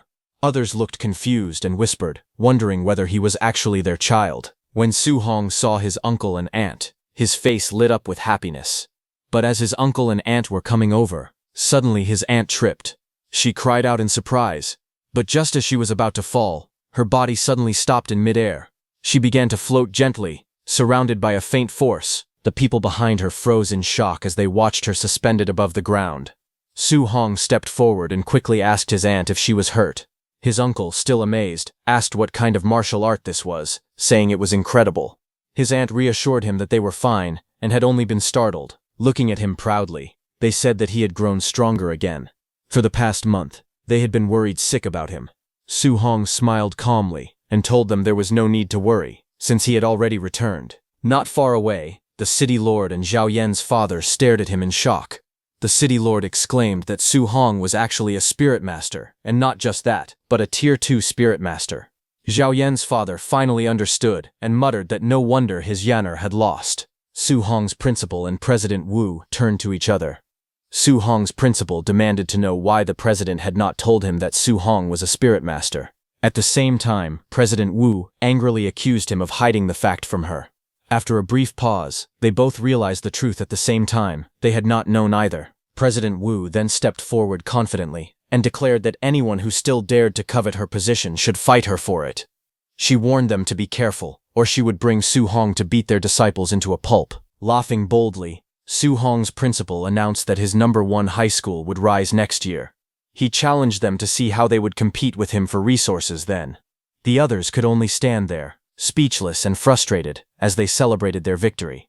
As soon as the news spread, many influential figures reacted immediately. One person demanded all the information about Su Hong from #1 high school. Another urgently ordered someone to prepare a generous gift at once. Someone excitedly declared that he had found the perfect husband for his daughter. Another quickly instructed his people to bring their daughter to the city lord's estate and dress her beautifully. But someone had already taken out a luxurious tray, holding a bank card and property documents. Star City's city lord, Wang Ni, stepped forward proudly. He announced that student Su Hong was indeed the #1 genius of Star City, truly a dragon among men. He then offered Su Hong a villa and 3 million in cash, explaining that it was the bonus prepared for first place in the training camp, and asked him to accept it. Watching from the side, others immediately saw through it. They mocked the so-called bonus, saying the city lord had only just realized his own son was not first. They understood that he had clearly seen Su Hong's family was not wealthy, and had prepared the reward on the spot under the excuse of a training camp prize. They complained that the old fox had acted too quickly. The The city lord continued smiling and declared that as the #1 talent of Star City, Su Hong could ask for anything in the future, and he would help him with all his might. Hearing this, Su Hong thought carefully. He realized that the city lord was publicly trying to win him over. If he refused, he would offend him. But if he accepted and sided with him, he might not be able to refuse any requests from the city lord in the future. He silently weighed his options as the city lord extended his hand toward him. Su Hong carefully considered the situation. He knew that the city lord's faction was the most powerful in Star City, so he could not afford to offend him. Moreover, with the city lord protecting his family, he would be able to go out and train without worry. He also had Grandmaster Qin, President Wu, and his principals supporting him. With their backing, he would not have to fear the city lord forcing him into anything excessive in the future. After weighing everything, Su Hong made his decision. He thanked the city lord for his favor, and admitted that he truly did need his help. The city lord smiled broadly and shook his hand firmly, telling him to feel free to ask for whatever he needed. Su Hong then made his request. He explained that his aunt had a rare disease and asked if the city lord could help treat it. Hearing this, his uncle and aunt were deeply moved. His aunt softly called his name, her eyes filled with emotion. The city lord immediately agreed. He ordered his subordinates to handle the matter and instructed them to use the best medical resources available. His subordinate respectfully responded and promised to carry out the order. With that, the agreement between them was sealed, and Su Hong had secured powerful support for his family. The city lord looked at Su Hong with a satisfied smile and asked if there was anything else he wanted. He told him not to be polite, saying he liked straightforward young people the most. After a brief pause, Su Hong admitted that he also wanted a handy weapon. The city lord laughed heartily and told him to come with him to the armory and pick whatever he liked. Su Hong thanked the city lord respectfully. The city lord smiled even wider and thought to himself that he had been afraid Su Hong would not ask for more. The more requests Su Hong made, the deeper he would be tied to the Wang family. Su Hong then turned to his uncle and aunt and asked them to wait for him for a while. The city lord instructed Tine Tuo to host the banquet in his place and said he would return shortly. Wang Tiantuo politely guided Su Hong's uncle and aunt to another area. Onlookers whispered that Su Hong's family had truly risen to great heights. Soon they arrived at the city lord's mansion armory. Inside, rows of weapons were neatly displayed. The city lord explained that one section contained C-grade alloy weapons, another held B-grade weapons, and the deepest part contained A-grade weapons. He then asked Su Hong what attribute he possessed and told him to go straight to the A-grade area and pick one. Seeing the display of high-level weapons, Su Hong realized that an A-grade alloy weapon was worth hundreds of millions. He understood that the city lord was truly going all out to win him over. Su Hong looked at the city lord and respectfully asked whether there were any multi-attribute alloy weapons available. The city lord was startled. He repeated the question in disbelief and asked whether Su Hong was a multi-attribute martial artist. Su Hong calmly explained that he cultivated multiple attributes at the same time. He added that Grandmaster Qin thought highly of him and had advised him to choose a multi-attribute weapon if possible. As he spoke, 7 different attribute energies appeared around his body, glowing in different colors. The city lord stared in shock and stammered that there were 7 attributes. Seeing the city lord's reaction, Su Hong thought to himself that since he had already decided to accept the city lord's attempt to win him over, the more monstrous he appeared, the more the city lord would value him. The city lord could hardly believe what he was seeing. He exclaimed that cultivating 7 attributes at the same time should make cultivation extremely slow. He questioned how Su Hong's cultivation speed could be so fast. He even recalled that it was said that those who cultivated 7 attributes could not even reach rank 2, but Su Hong was already a rank 2 7-attribute martial artist. He was also a rank 2 spirit reader and possessed a special physique that surpassed the barbarian god body. Overwhelmed, the city lord declared that such a monster had actually appeared in his Star City. He felt as though a heaven-sent genius had descended upon them. After a moment, he sighed and called himself useless in front of nephew Su Hong. Seeing his sudden reaction, Su Hong asked what had happened to the city lord all of a sudden. The city lord led Su Hong through the armory and explained that multi-attribute alloy weapons were extremely rare. Even in his own collection, there were only a few dual-attribute weapons. As for 3-attribute weapons, he said there was only one available, a B-grade dark gold profound iron spearhead. Holding the spearhead in his hand, the city lord asked whether Su Hong wanted him to dismantle an A-grade alloy spear shaft so he could make do with it for now. Su Hong clasped his hands politely and thanked the city lord for the offer. He said that for the shaft he could simply continue using his Thunderfire spear. A 3-attribute spearhead would already be enough for him at the moment. The city lord then mentioned that anomalies had recently appeared near Star City. Rumors claimed that dual-attribute and even multi-attribute fierce beasts had emerged.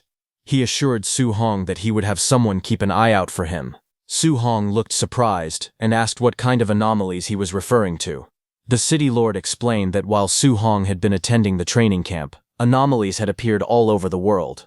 In those places, not only had multi-attribute fierce beasts shown up, but multi-attribute natural treasures had also been born. He added that someone had personally witnessed a thunder-attributed fierce beast that, after coming into contact with a shard-like object, gained the ability to breathe both thunder and flames. The city lord told Su Hong that Stargazing Lake, located outside Star City, had also reported sightings of multi-attribute fierce beasts. Su Hong was surprised and asked about Stargazing Lake.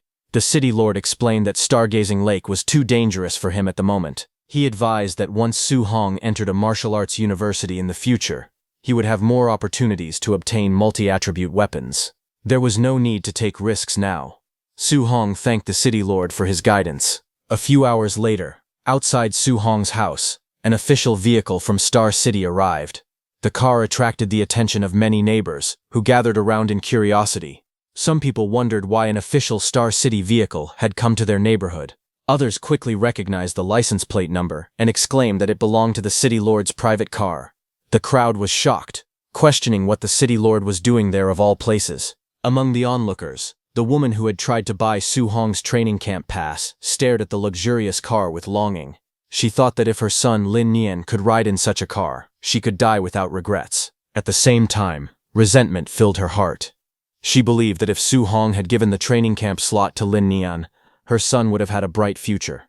Angrily, she swore that she would raise the Su family's rent and drive them out. The woman stood with her arms crossed, staring at the car in disbelief as the door slowly opened.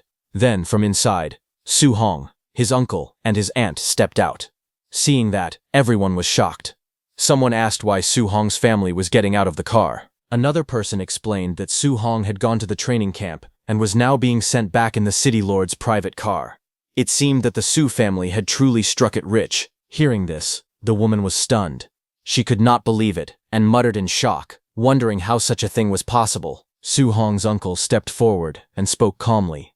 He greeted Sister Hong and said he just happened to have something to tell her. He announced that Su Hong had taken first place in the training camp and that the city lord had rewarded their family with a villa. They would be moving the next day. Sister Hong could only stammer in disbelief, asking if it was true. Su Hong's uncle then added that they would no longer be renting the apartment.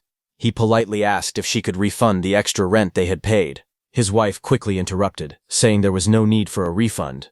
Their family now had money, so they could simply treat it as a gift for Sister Hong. Later, as they walked inside, Su Hong's uncle asked whether they should move the tables and chairs from the apartment to the villa. His wife told him not to be so stingy. Su Hong was an important figure now, and they should not embarrass him.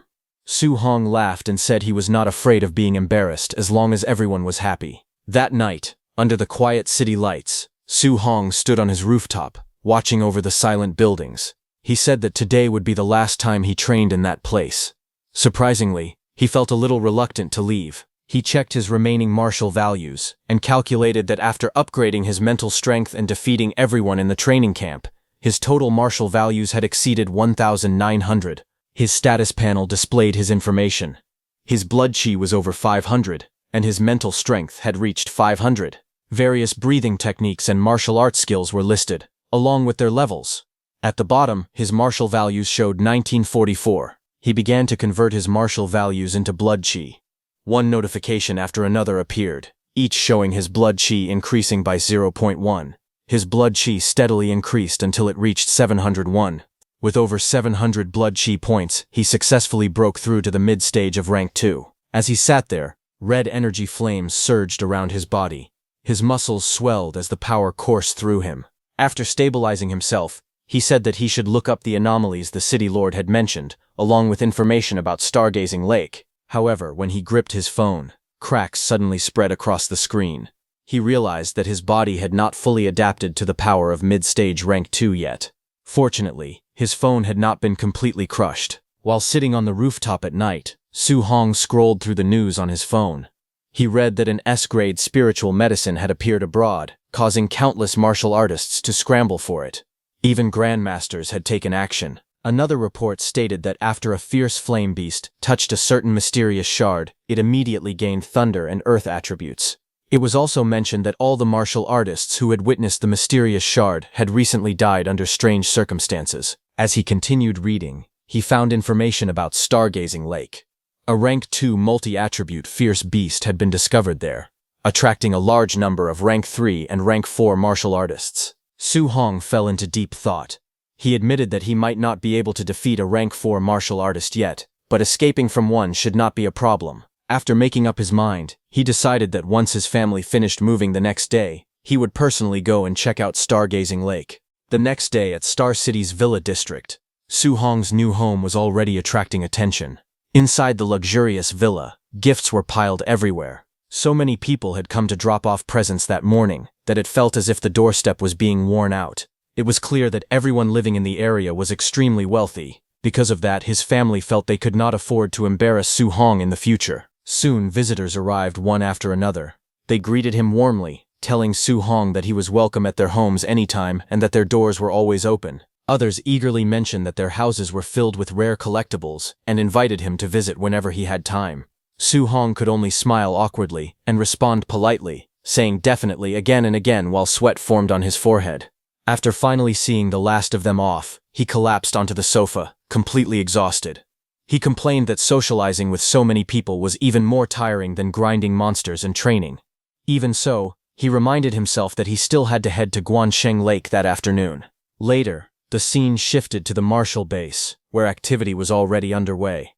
When Su Hong arrived at the Martial Base, he was surprised to see so many people gathered there. He wondered why the base was so crowded. Since Guanxing Lake had experienced an anomaly, he thought most people should have already gone there. As he walked through the base, he overheard several warriors talking. They questioned when the Tier 3 and Tier 4 warriors heading to Guanxing Lake would finally leave.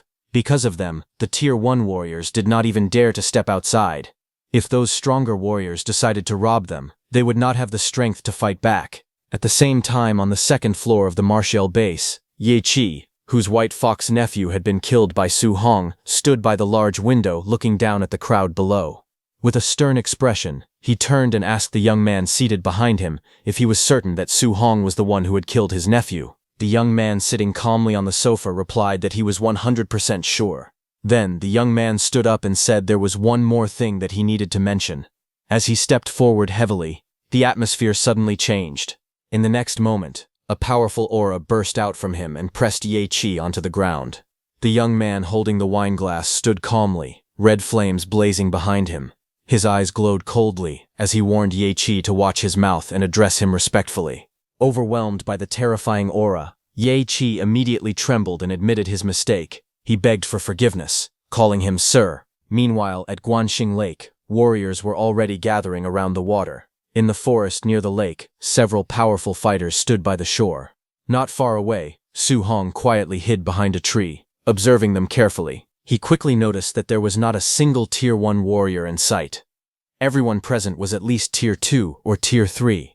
Among them, there were even several Tier 4 warriors. Su Hong realized that Guanxing Lake only had a Tier 2 multi-attribute beast on record.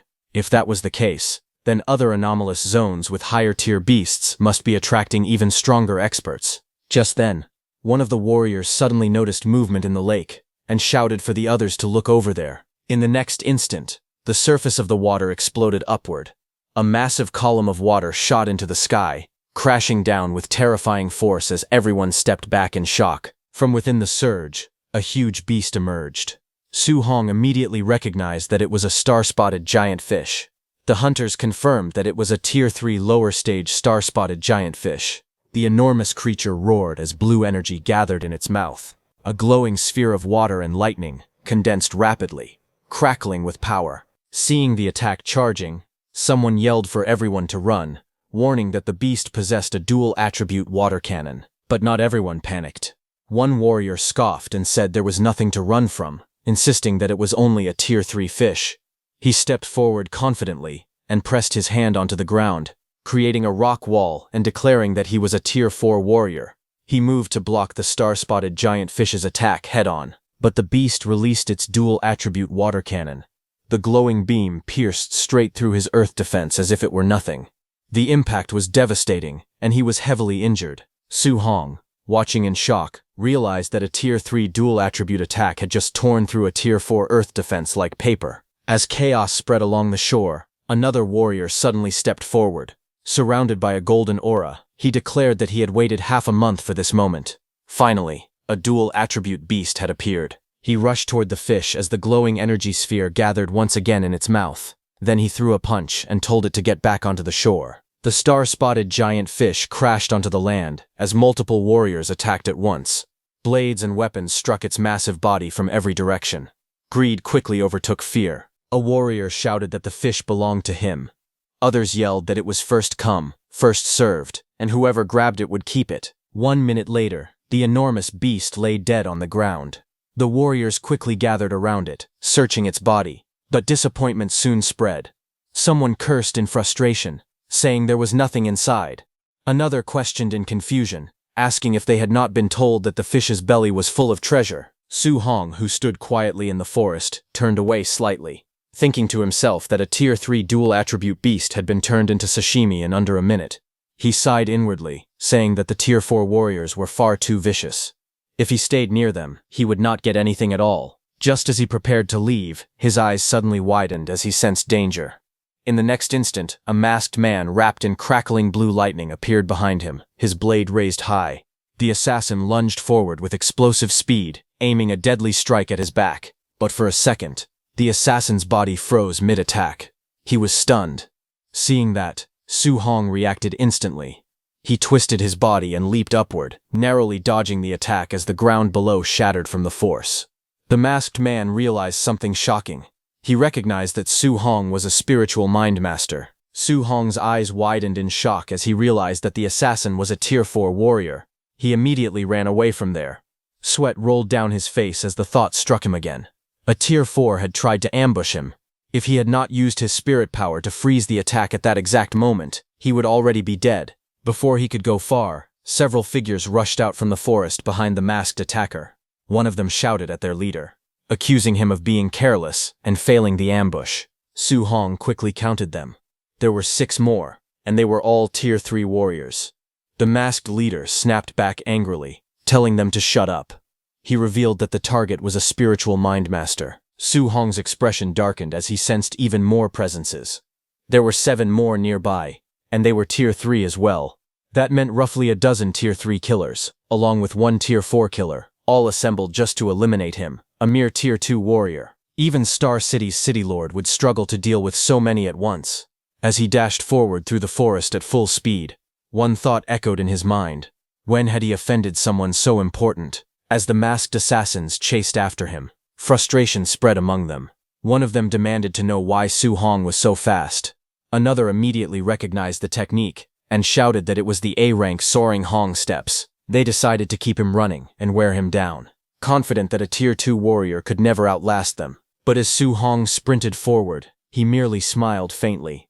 He thought to himself that no one had ever said anything about competing in stamina. In the next moment, he shot upward into the sky, moving so fast that the forest below blurred into streaks of green. The assassins stared upward in disbelief.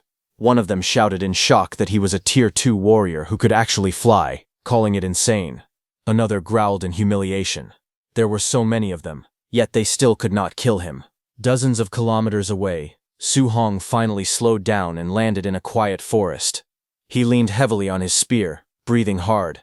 His blood energy was nearly drained, and his spirit was exhausted. Now, all he could rely on was the Overlord body's toughness and his raw physique to carry him as far away as possible. As he caught his breath, suspicion filled his mind. He wondered who was trying to kill him. Could it be the White Fox's uncle, Ye Qi? Su Hong knew that Ye Qi might only be Tier 3. But if the entire Ye family had paid enough money, they could easily hire that many Tier 3 killers. He was confident that he could kill all of those Tier 3 assassins. But the Tier 4 warrior was the real problem. If he focused on taking down the Tier 3 fighters first, he would leave himself wide open to a sneak attack from the Tier 4. and if he chose to fight the Tier 4 head-on first, he would end up injured and then get swarmed by the others. There was only one possible solution. Unless he could kill those Tier 3 assassins in an instant, he could not focus everything on taking down the Tier 4. His blue eye glowed faintly as lightning crackled around his body. Flames ignited in one hand, while cold mist swirled in the other. On the other hand, the masked assassin leader cursed in frustration and slammed a huge rock, cutting it in two. He angrily said that the intel had claimed Su Hong's combat strength was only on par with a Tier 3, even though he was just a Tier 2. No one had mentioned that he was a Tier 2 spiritual mind master. Another warned their leader that if Su Hong managed to escape back to Star City, they would be finished. A different man added that it was not just them. Even that mysterious lord would not dare reveal his identity by attacking Su Hong inside the city. If that lord found out they had failed, they would all be dead men walking. The masked leader suddenly shouted at them to shut their mouths. He coldly declared that if Su Hong returned to Star City, he would only die faster. At that moment, a group of robed figures appeared in the forest. One of them calmly said that Su Hong had only revealed he was a Tier 2 spiritual mind master yesterday, so there had been no time to update the intelligence. He added that they were still fortunate. Their people were stationed in every anomalous zone. He would have the others seal off the entire area.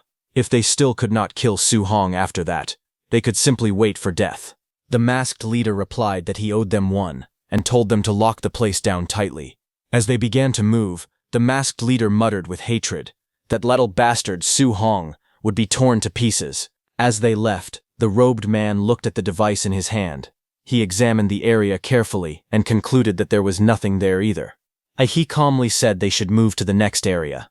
The next day, at night, while Su Hong was killing a beast, an assassin suddenly shouted that they had found the brat. Another yelled not to let him get away. Days passed. Then, on the fourth day, those assassins found Su Hong again. The masked assassin leader roared for him to die as he attacked with a violent slash, but Su Hong leapt into the air and dodged the attack. Time continued to move forward. Then, on the seventh day, while Su Hong was answering nature's call, one of the assassins found him and suddenly shouted that Su Hong was there. He urgently called for everyone to gather in that direction as he rushed towards Su Hong once again. In a burst of anger, Su Hong kicked the masked man hard and shouted that the man had been peeping while he was relieving himself. The impact sent the masked fighter crashing to the ground with a painful cry. After 7 days of running for his life, while still hunting beasts, Su Hong felt completely exhausted. Even with the overlord body supporting him, he knew he was reaching his limit. Eventually, he arrived at the Star City official supply outpost. He thought to himself that it was risky, but he had no choice. He needed to rest at an official supply point for one night. He believed they would not dare attack him directly on government grounds. But as he walked inside carrying his spear, several men quietly watched him from a distance. This was just as he had expected. His movements were being monitored. Seeing all this, Su Hong became certain that the one trying to kill him was Ye Qi from the Martial base. Su Hong entered the temporary supply stronghold hotel to rest first. He checked his status window. His vitality was at 705.5, spiritual power at 500, physique overlord body spirit rank at 1.1%, and he currently had 540 martial value. Sitting cross-legged on the bed, he calmly reviewed his condition. His current vitality was 705, but to reach the Tier 2 high stage, it needed to reach 900. The martial value he had earned over the past 7 days was not much. It was not enough to let him break through. But he knew that increasing vitality by only a few dozen points would not help much right now. His eyes shifted to the overlord body. Its spirit rank was only 1.1%. He decided that strengthening the overlord body would be better. Not only would it directly increase his combat power, but it would also improve his endurance. He began upgrading it. Red notifications appeared one after another, saying that his overlord body had increased by 0.01%. Again and again, the value rose as power surged through his body. A fierce crimson aura erupted around him, filling the room with overwhelming pressure. He could not help but feel shocked. The increase in strength was terrifying. Finally, the system displayed a new notification. His overlord body spirit rank had reached 6.5%. Although it had only increased from 1.1% to 6.5%, his overall strength had risen by at least 20%. Su Hong decided that next he would cultivate his guidance techniques while resting his eyes. Red energy continued to flow around his body as he calmly focused on training. He thought that if enemies came, he would simply jump out of the window and escape. A few hours later, night fell. The moon hung quietly in the sky outside the open window. Su Hong went downstairs to the dining hall. Someone laughed loudly and told the others to hurry and record the scene to post online. Su Hong, sitting alone with food in his hands, suddenly lost his appetite after seeing that scene. It had been a long time, yet those killers still had not found him. He began to wonder if they truly did not dare to make a move inside the supply stronghold and were instead preparing to ambush him outside. Nearby, a group of people talked loudly. One of them complained that he had found a 3-star patterned dark purple bamboo that day, but it had been robbed by a few Tier 4 martial artists. Another man exclaimed that a 3-star pattern was a treasure comparable to an A-rank treasure. Someone else asked where exactly it had been found, and whether the man was just bragging. Hearing them, Su Hong recalled that the star-patterned dark purple bamboo was an extremely rare multi-attribute natural treasure. A 1-star patterned dark purple bamboo could contain 2 attributes of spiritual qi. With each additional star pattern, it could hold 1 more attribute. A 3-star patterned dark purple bamboo could contain 4 attributes of spiritual qi. Su Hong thought that even if he mastered 4-attribute fusion in the future, he would still be able to use it. Su Hong joined their conversation, telling them that it was said that in the birthplace of natural treasures, there were strange magnetic field rules. Even a Tier 4 martial artist would not find it easy to simply snatch such a treasure. Hearing that, someone at the table praised him, saying that he was quite knowledgeable. He explained that there was an extremely strong gravity magnetic field around the dark purple bamboo, and the higher the tier of the martial artist entering, the stronger the magnetic field became. The man who had been bragging laughed loudly and said that the Tier 4 martial artists who tried to rob the bamboo were crushed into meat paste by the gravity the moment they rushed in. Others were shocked, saying that even Tier 4 martial artists had died instantly. It was far too terrifying. Hearing this, Su Hong quietly wondered whether his overlord body could withstand that terrifying gravity. He squeezed the burger in his hand slightly, but suddenly, a violent explosion of red energy burst across the hall. Debris flew everywhere, and the people at the nearby tables shouted in shock, cursing loudly in panic.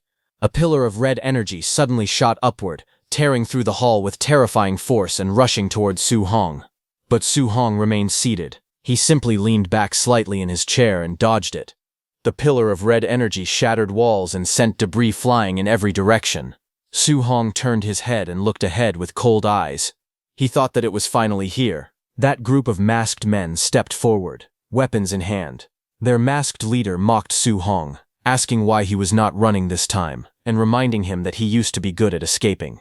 The onlookers trembled in shock. Someone whispered that a Tier 4 martial artist was leading the attack, accompanied by more than a dozen Tier 3 fighters, all just to kill a youth who was only Tier 2. They wondered what kind of huge trouble Su Hong had gotten himself into. The masked men ordered everyone to leave at once, declaring that they were clearing the area. Terrified, all the martial artists scrambled away, shouting in panic and urging one another to hurry. Amid the cracked ground and scattered debris, Su Hong remained seated alone, facing the approaching enemies without fear. The masked men surrounded Su Hong with weapons drawn. The masked leader mocked him, asking if he really thought they would not dare attack him inside the supply stronghold.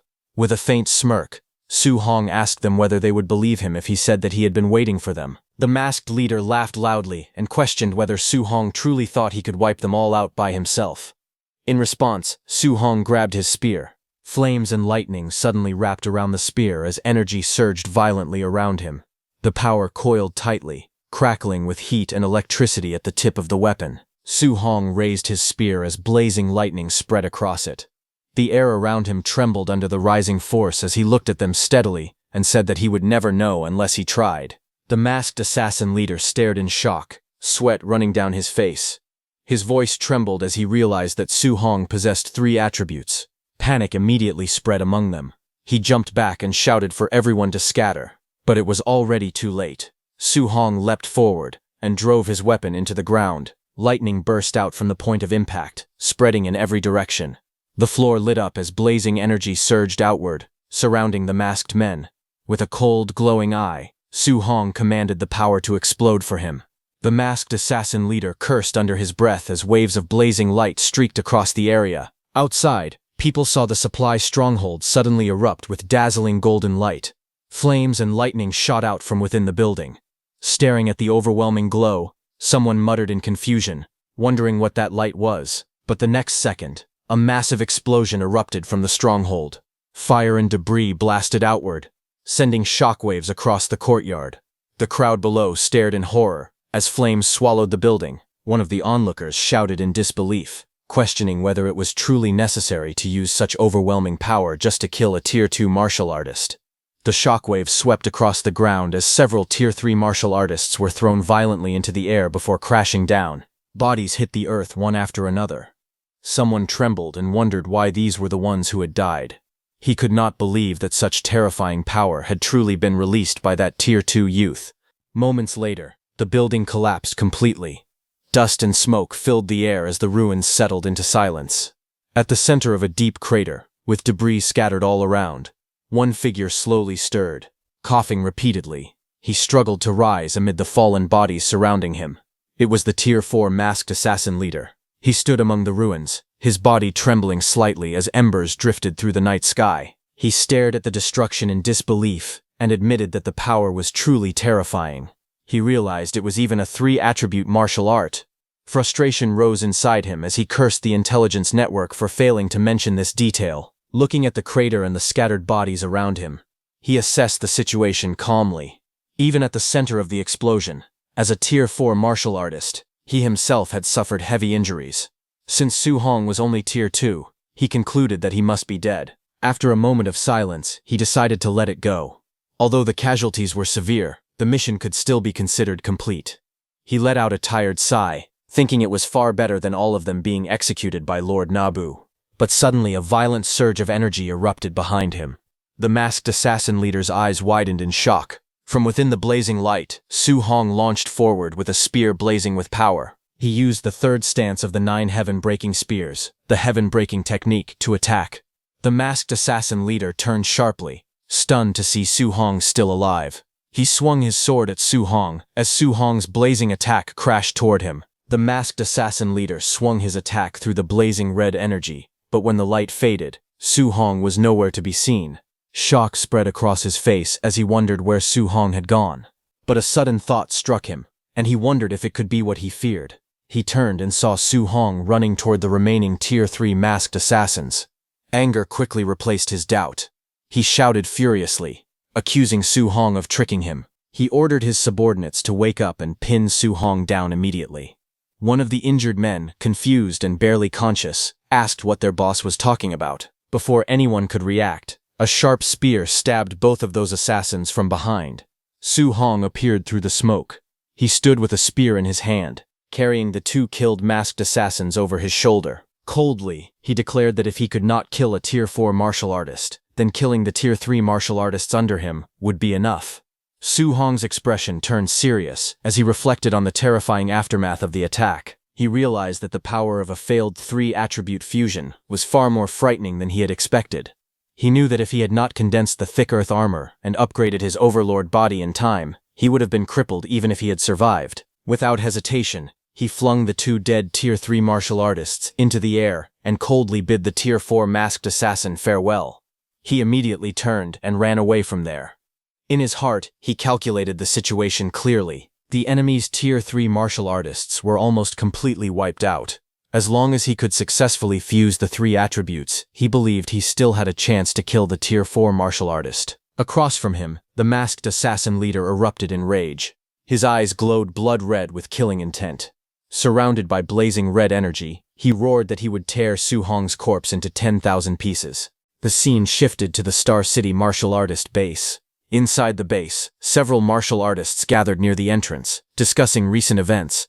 Among them was the group of Wang Tiantuo, Lin Xinghe, and Zhao Yan, who were at the training camp with Su Hong. Lin Xinghe sighed and said that he had originally wanted to invite Su Hong to go to Stargazing Lake together. However, he had not expected Su Hong to leave 7 days earlier. Wang Tiantuo added that Su Hong had only rested for 1 day before heading to Stargazing Lake to train, while the rest of them had taken 7 full days to recover. Lin Xinghe told him not to compare themselves to a monster. Determined, Xiao Yan suggested that they set off quickly.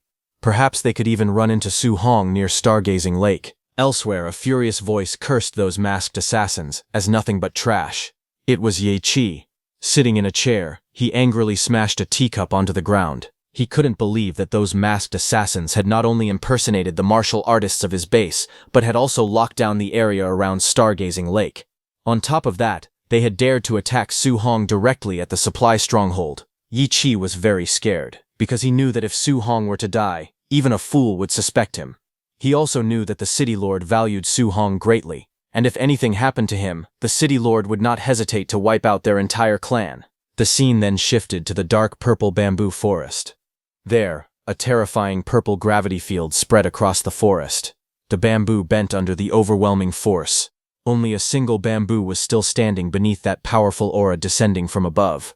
This was the mysterious gravity field. Several martial artists struggled within the field. One man clenched his teeth and cursed. He said the gravity was too terrifying. The treasure was right in front of his eyes, yet he simply could not reach it. Another martial artist revealed that he had only taken the 14th step, and the gravity was already more than 30 times stronger than normal. Outside the gravity field, someone calmly calculated that, assuming a body weight of 80 kilograms, 30 times the gravity would equal a little over 2 tons. He questioned how a Tier 3 martial artist could not even withstand this. Another person explained that this was not like carrying a heavy object. Instead, every single cell in the body had to endure 30 times the gravity. Even if the bones and muscles could withstand it, the internal organs and brain might not survive such pressure. While they were talking, the group that had helped those masked assassins hunt down Su Hong appeared behind them. Those martial artists were surprised to see them. The group's leader, a black-haired man holding a tablet, stepped forward. Looking at the gravity field, he said that the higher a martial artist's cultivation, the greater the gravity applied by the gravity field. He added that if a Tier 4 martial artist like himself entered, the gravity he would endure would probably be several times greater than what a Tier 3 martial artist experienced. Looking at the bamboo standing in the middle, the black-haired leader thought that although the 3-star patterned dark purple bamboo was certainly precious, it would be meaningless if it could not be obtained. The black-haired leader then turned around to leave, thinking that he should continue searching for the divine object instead. But as he walked, the compass-like tablet in his hand suddenly reacted. He froze and shouted for everyone to stop. Staring at the device, he realized with surprise that he had finally found it. He looked toward the direction indicated by the tablet, and saw that it was pointing at the 3-star patterned dark purple bamboo in the gravity field ahead. His expression darkened upon seeing that. He thought that of all places for the divine object to be hidden, it had to be inside the dark purple bamboo. Frustrated, he wondered how he was supposed to retrieve it. Just then, he sensed someone approaching. He turned sharply and saw Su Hong running toward him. He was confused about why Su Hong was there. He couldn't believe that a Tier 4 leading a group of Tier 3 martial artists had actually failed to kill a mere Tier 2 brat. With killing intent rising in his eyes, he gripped his weapon tightly and cursed his subordinates as useless trash. In the end, he would have to handle this himself. The black-haired leader immediately charged at Su Hong, thinking that there was no reason to refuse merits delivered right to his door. If he killed Su Hong, that lord would definitely reward him. At that moment, Su Hong sensed the attack and felt the overwhelming pressure approaching. He could not help but admit that it was a strong aura. The black-haired leader lunged forward with full force, his weapon slashing down fiercely toward Su Hong. But in the next instant, a blazing energy erupted. A powerful orange energy flared around Su Hong's body, forming a fiery defense that covered him completely. The attack collided with the burning aura, and a massive explosion of light and force burst outward, shaking the surroundings. The smoke slowly dispersed, and Su Hong stood at the center, gripping his staff. The black-haired leader faced him from a short distance away. Breathing heavily, Su Hong looked at the black-haired leader and admitted that he was not bad. He had actually managed to withstand his strike, but the black-haired leader's expression turned cold. He declared that Su Hong must die today. With a fierce shout, the black-haired leader swung his weapon again, a powerful wave of energy forming around the blade as he charged forward. Su Hong's eyes sharpened. He recognized the black-haired attacker as a demonic cultist, and he realized that he even knew his name. As the black-haired leader rushed closer, Su Hong understood that, aside from Ye Qi, the demonic cult also wanted him dead. Without hesitation, flames erupted along his arm and weapon. A blazing strike shot forward, colliding head-on with the incoming attack. The two forces met in midair with a thunderous crash. The two forces collided violently, and a blazing explosion burst outward, flames roaring as the impact shook the ground. The shockwaves spread across the forest, tearing through the earth and sending dust flying in all directions. The black-haired demonic cultist was thrown backward at high speed, crashing through the bamboo grove as a long trail of force carved a path behind him. Struggling to steady himself, he stared ahead in disbelief. He could not understand it. Was this power really something a Tier 2 martial artist could unleash? Clenching his weapon tightly, fear crept into his heart.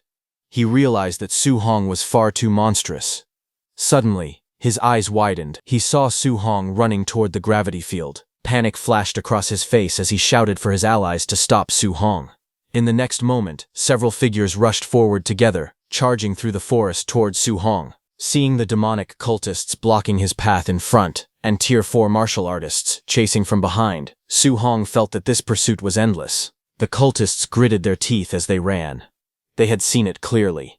Su Hong had taken all of their leader Bai Ao's attacks head-on. One of them suggested undergoing a mutated transformation to deal with him. Another immediately rejected the idea. He argued that Su Hong could only cast such a tremendously powerful martial art once at most. It would be impossible for him to use it a second time. Another man said that as long as they held Su Hong back, their leader Bai Ao would catch up and finish him. A bald man covered in blue energy shouted for everyone to attack with all their strength and stop Su Hong. But before the command could even be completed, a blazing slash cut across his neck. In a single instant, Su Hong tore through them like light. Their bodies were struck before they could react. It was an instant kill in one move. The remaining cultists froze in terror, sweat pouring down their faces. They stared in disbelief and shouted in panic, questioning how he could possibly use that move again after claiming he could not. But the cultists refused to retreat. No matter what, they had to stop him. One of them shouted for his brothers to charge, and they rushed forward through the bamboo forest. In the next instant, Su Hong leapt high into the air, lightning wrapping around his spear. He unleashed his move, treading sea. A blazing wave of lightning and flame crashed down like a tidal force. The ground split apart under the impact. The cultists were swallowed by the storm of energy. They screamed in shock, realizing that the kid was far too terrifying. Before the dust even settled, the cultist leader, Bai Ao, roared angrily and lunged forward with his weapon. He shouted that he wanted to see how Su Hong would block his move. His attack came down like a crashing waterfall of force. But just as the strike descended, Su Hong stepped onto a purple bamboo and, using his flying swan startling cloud step, jumped inside the gravity field. He moved with lightning speed inside the gravity field, thinking about why he would bother blocking the full-powered strike of a Tier 4 martial artist. The surrounding men stared in disbelief, seeing that Su Hong had stepped more than 10 paces in an instant. They wondered how powerful Su Hong's physical body must be. It was as if gravity had no effect on him at all. Seeing this, the cultist leader Bai Ao roared angrily, telling Su Hong not to think that just because he had escaped into the gravity field, there was nothing he could do. But as Bai Ao took his first step inside, the gravity intensified rapidly. With only one step, the pressure had already increased 30-fold. Bai Ao's face twisted in shock. He thought that if someone at his level continued deeper for over 10 steps, he would have to endure hundreds of times the gravity. Meanwhile, Su Hong continued forward without hesitation. Seeing that, Bai Ao cursed the crushing gravity as it pressed down on him. Even so, he gathered his strength and threw his spear at Su Hong with full power. The spear shot forward with unstoppable force.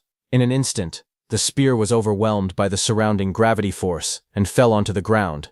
Seeing that from afar, the cultist leader Bai Ao shouted angrily, telling Su Hong that if he had the guts, he should not come out. Seeing that the cultist leader Bai Ao was not coming any closer, Su Hong lowered his spear and steadied his breathing. Having reached this position, he believed it should be temporarily safe. Right before his eyes stood the 3-star patterned dark purple bamboo. However, as he tried to get closer, his body trembled under the immense pressure. He could clearly feel that the gravity around him was growing stronger and stronger. Besides that, he also had injuries on his body, and he was already close to his limit.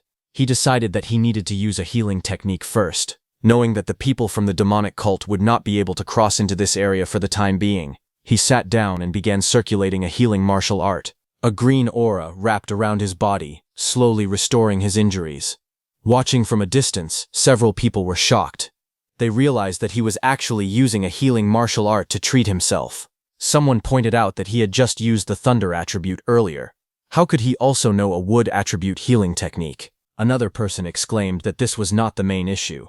The real problem was that he was already only a little over 10 steps away from the dark purple bamboo. The cultists' leader Bai Ao immediately ordered his men to notify Lin Chen and the rest to come quickly, saying they needed to join forces to kill Su Hong. They absolutely could not let him leave alive. Seeing Su Hong inside the gravity field, his face twisted with anger and fear because he knew that the divine object was very likely hidden inside that dark purple bamboo. If Su Hong managed to obtain it, none of them would survive. Near Stargazing Lake, a wounded cultist with dark wings lay on the ground, unconscious and battered. Not far from him, 3 people stood at the edge of a cliff overlooking the lake. It was Wang Tintuo, Lin Xinghe, and Xiao Yan who had killed that cultist. They had just discovered that the entire area around Stargazing Lake had been locked down by demon cultists. Wang Tiantuo wondered whether the cult might be targeting Su Hong. Lin Xinghe replied that it was hard to say. The demon cult could also be searching for treasure. After a brief pause, they decided to hurry back to the martial artist base to report that demon cultists had appeared in the area. As they ran through the forest, Xiao Yan frowned and said that something felt wrong. If Stargazing Lake had truly been locked down, it was impossible for the martial artist base to have no reaction at all. Lin Xinghe immediately understood the implication and asked if she was suggesting that the martial artist base might be colluding with the demon cult. Determined to confirm the situation, Wang Tiantuo decided to directly notify his father and have him send people to seize control of both the martial artist base and Stargazing Lake at the same time. At the City Lord's mansion, City Lord Wang was shocked to hear that the Stargazing Lake area had been sealed off by demon cultists and that the martial artist base might be working together with them. Wang Tintuo also told him that Su Hong was likely near Stargazing Lake and could be the demon cult's true target. Hearing this, the City Lord was furious. Without hesitation, he declared that he would personally bring men over immediately. On the other hand, at the purple bamboo gravity field, Su Hong was still inside. Not far away, several demon cultists stood in the forest. Just then, the masked assassin whom cultist leader Bai Ao had called for arrived. However, cultist leader Bai Ao was shocked and demanded to know why he was alone and where the others were. The masked assassin leader, who was injured and breathing heavily, explained that Su Hong, whom they were after, had fought dirty and caused heavy casualties among their brothers. Cultist leader Bai Ao was stunned upon hearing that over a dozen Tier 3 martial artists had been completely wiped out. He said that even if they had faced a dozen Tier 3 wild boars, they would not have been eliminated so easily. Yet they had fallen to Su Hong, who was supposedly only a Tier 2 martial artist. The masked assassin leader gripped his sword in anger and revealed that Su Hong knew a powerful 3-attribute fusion martial art. He blamed their intelligence network for failing to mention such critical information, and warned that anyone else who had gone unprepared would have died as well. Cultist leader Bai Ao scoffed at the claim, saying that a 3-attribute fusion martial art should not even exist in this world, and that the excuse sounded ridiculous. However, as he recalled the battle, doubt crept into his mind. He remembered seeing that Su Hong truly possessed 3 attributes. He began to wonder if there really could be a martial art capable of fusing 3 attributes together. In the end, they looked toward Su Hong and agreed on one thing. No matter what the truth was, if they failed to eliminate Su Hong, the higher authority behind them would kill them instead. 2 hours later, Su Hong slowly opened his eyes while seated within the gravity field. He saw that thanks to an A-rank healing technique, both his physical body and spiritual energy had fully recovered to their peak states. However, he could still see that the group of demon cultists had not left. It was clear to him that they would not stop until they killed him. He fixed his gaze on the 3-star patterned ink purple bamboo standing ahead. Once he obtained it, he planned to escape immediately. With that thought, he rose to his feet and stepped forward, gripping his weapon tightly. But the moment he moved, the ground beneath him cracked. The gravity in the area had intensified again. After only a few steps, the pressure pressing down on his body grew significantly heavier. Sweat poured down his face as he struggled to endure it. He gritted his teeth and forced himself to continue, telling himself that he could definitely do this. From a distance, the masked assassin leader watched in disbelief. He calculated that Su Hong needed only 5 or 6 more steps to reach the ink purple bamboo. He was shocked by how strong Su Hong's physical body was. Cultist leader Bai Ao cursed under his breath. calling him a genius with a rare 3-attribute constitution. Cultist leader Bai Ao concluded that the moment Su Hong pulled out the ink-purple bamboo, the magnetic field would completely disappear. As soon as that happened, they planned to immediately rush in, surround him, and kill him without hesitation. The masked assassin leader swore that he would personally tear Su Hong into pieces. Inside the terrifying field, Su Hong struggled forward, step by step under the crushing gravity. Sweat dripped down his face as he endured the overwhelming pressure. Finally, after immense effort, he reached the ink-purple bamboo. He let out a breath of relief and murmured that it was finally within reach. However, just as he stood there, something caught his attention. Under the horrifying gravity of the magnetic field, even solid rocks were being crushed into powder. Yet a small black fragment lying near the bamboo had not deformed in the slightest. This abnormal detail immediately raised suspicion. He wondered whether the fragment could be some kind of treasure. He bent down and picked it up, holding the strange black fragment in his hands. Su Hong examined it carefully. He admitted to himself that he could not tell what kind of material it was. There did not seem to be anything unusual about it at first glance. Still doubtful, he decided to test its toughness. Even when he used all his strength, he could not bend the fragment in the slightest. It was far too tough, far beyond ordinary materials. As he continued gripping it, the sharp edge suddenly sliced his palm, and a drop of blood flowed onto the fragment. Before he could fully process what was happening, he felt the fragment moving. To his shock, it began merging into his body through the wound on his palm. In that instant, a violent reaction occurred. All 7 types of spiritual energy around him began skyrocketing at once. Multicolored lightning-like streams of power wrapped around his body, surging wildly through his meridians. A system notification suddenly appeared before him, informing him that he had obtained a fragment of the 7 gods' cauldron. Startled but quick to react, he realized that this fragment must be a treasure capable of raising his cultivation. Gritting his teeth, he immediately sat down and seized the opportunity, absorbing the surging energy as his aura flared upward in blazing red waves. Outside the magnetic field, the masked assassin leader watched in confusion. He could not understand why Su Hong had suddenly sat down and started cultivating. Cultist leader Bai Ao cursed, and realized that Su Hong had bent down earlier. He must have picked something up. Inside the field, Su Hong felt the change clearly. The spiritual energy of all 7 attributes had skyrocketed by more than 10-fold. Previously, using the same attribute A-rank martial arts several times in a row would completely drain his spiritual energy. Now, however, he felt that he could unleash it dozens of times consecutively without exhausting himself. Even more astonishing was the fact that the 3-attribute fusion he had struggled to achieve for so long had now been completed directly and effortlessly. Radiant energy swirled in his palms as a glowing sphere of fused power formed before him. A system panel appeared, displaying his updated status.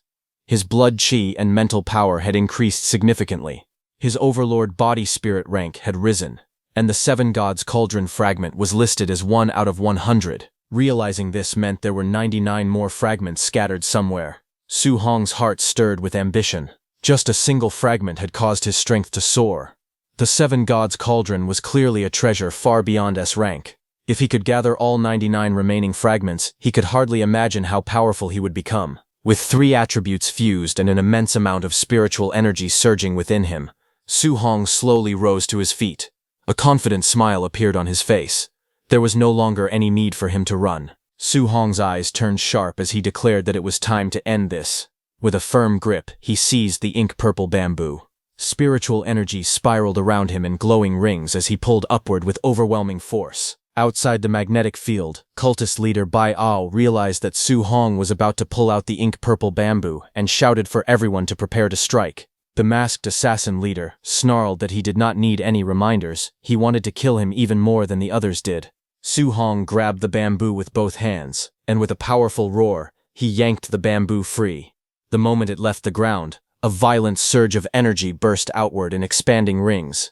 The oppressive gravity field that had crushed everything within its range instantly disappeared. Freed from the pressure, the cultists charged forward at full speed, surrounding him from all directions. They shouted for him to prepare to die and launched their attack without hesitation. Standing at the center of the clearing, Su Hong took out his spearhead and attached it to the 3-attribute ink-purple bamboo.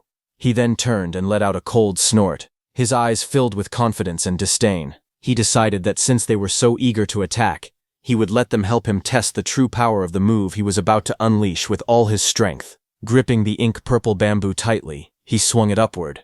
Lightning and flames surged along the weapon, twisting together in violent streams of energy. The ground beneath him trembled as a blazing sphere of power gathered at the tip of the bamboo. Cultist leader Bai Ao and the masked assassin leader, who had rushed forward together, were shocked to see that. But it was already too late. In the next instant, a blinding light erupted, as Su Hong shouted for the power to explode. A massive pillar of fiery lightning shot upward, expanding in a roaring wave. The explosion tore through the air, swallowing everything in its path as shockwaves rippled across the clearing. The cultists screamed as the blazing beam tore through them. One man let out a hoarse cry as the scorching energy engulfed his body, flames and lightning streaking across his chest. Another shrieked in agony as he was hurled backward by the overwhelming force. The explosion carved a massive crater into the earth. Trees at the edge of the clearing trembled, and smoke spiraled into the sky. The ground cracked open, glowing with molten streaks as dust and embers drifted through the air. When the smoke began to settle, broken bodies lay scattered across the scorched battlefield. Some were burned beyond recognition, while others struggled weakly amid the rubble. The masked assassin leader coughed violently, black blood spilling from his mouth as disbelief filled his eyes. He could not understand how such terrifying power was possible. To him, it seemed absurd. Cultist leader Bai Ao, barely able to stand, concluded that Su Hong must have obtained the fragment of that divine object. Otherwise, there was no way he could have suddenly become so strong. Through the haze of smoke, Su Hong stepped forward calmly, lightning still crackling along the ink-purple bamboo. With a faint smile, he asked whether hunting him had been enjoyable, because now it was his turn to kill them. Su Hong stood holding the ink-purple bamboo in his hand. Looking at the surviving cultist leader, Bai Ao, and the masked assassin leader, he told them that survival was not impossible.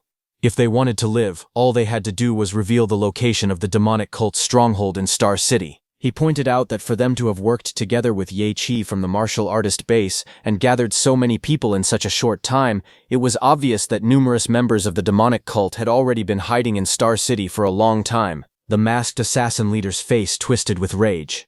Refusing to submit, he leaped forward to attack Su Hong, shouting that Su Hong should not be so arrogant. Even if he died, he swore he would drag Su Hong down to hell with him. At the same time, the injured cultist leader, Bai Ao, threw something towards Su Hong and urgently yelled for the masked assassin leader to stop and retreat immediately. A blinding flash erupted from the hidden device Bai Ao had thrown. Su Hong covered his eyes to block the light. As the smoke and dust disappeared, Su Hong saw that Bai Ao and the masked assassin leader had vanished. Seeing that, Su Hong's legs gave out, and he fell to the ground. He let out a sigh of relief, saying that they had finally run away. He sat on the scorched battlefield, leaning on the ink-purple bamboo as sweat rolled down his face. That devastating attack he had just unleashed had nearly drained all of his thunder, fire, and metal-attributed spiritual qi. Su Hong knew that if those two Tier 4 martial artists had truly been willing to fight to the death instead of retreating, he might not have been able to defeat them. Knowing he was in a dangerous state, Su Hong decided he needed to recover as quickly as possible. Once his spiritual qi returned, he intended to settle the score with Ye Qi. Without wasting any time, he activated a healing technique. Green spiritual energy flowed around his body as his injuries slowly began to recover. Meanwhile, far away in the forest, the cultist leader Bai Ao and the masked assassin leader continued running at full speed. The masked assassin leader suddenly looked back and realized that Su Hong had never pursued them. Thinking it over, he concluded that the terrifying martial arts Su Hong had used must have completely exhausted his spiritual qi. In his view, Su Hong had merely been bluffing to scare them away. But the cultist leader Bai Ao immediately argued back. What if Su Hong had not been bluffing at all? After all, geniuses often possessed abilities that defied logic. Still unwilling to admit fear, the masked assassin leader pointed out that Su Hong was only a Tier 2 martial artist, while the two of them were Tier 4. However, Bai Ao angrily told him to shut up, reminding him that both of their teams had been completely wiped out despite that advantage. As they continued fleeing, Bai Ao said that a single Tier 2 martial artist had somehow reduced two Tier 4 martial artists to commanders without an army. If news of such a battle spread, few people would believe it, yet the reality was right before their eyes. In their minds, these monstrous geniuses seemed to become more outrageous with every generation. At the martial artist base, tension was growing by the minute. Ye Qi sat alone in a luxurious room, anxiously waiting for news. He knew the blockade around the area could not continue forever. If it dragged on any longer, the city lord would eventually discover what was happening. Just as his patience was running out, the communication token in his hand suddenly lit up.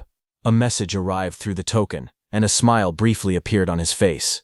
At last there was finally a result. However, the moment he heard the report, his expression froze. The operation to assassinate Su Hong had failed. Shock instantly replaced his confidence. He shouted in disbelief, asking if they were kidding him.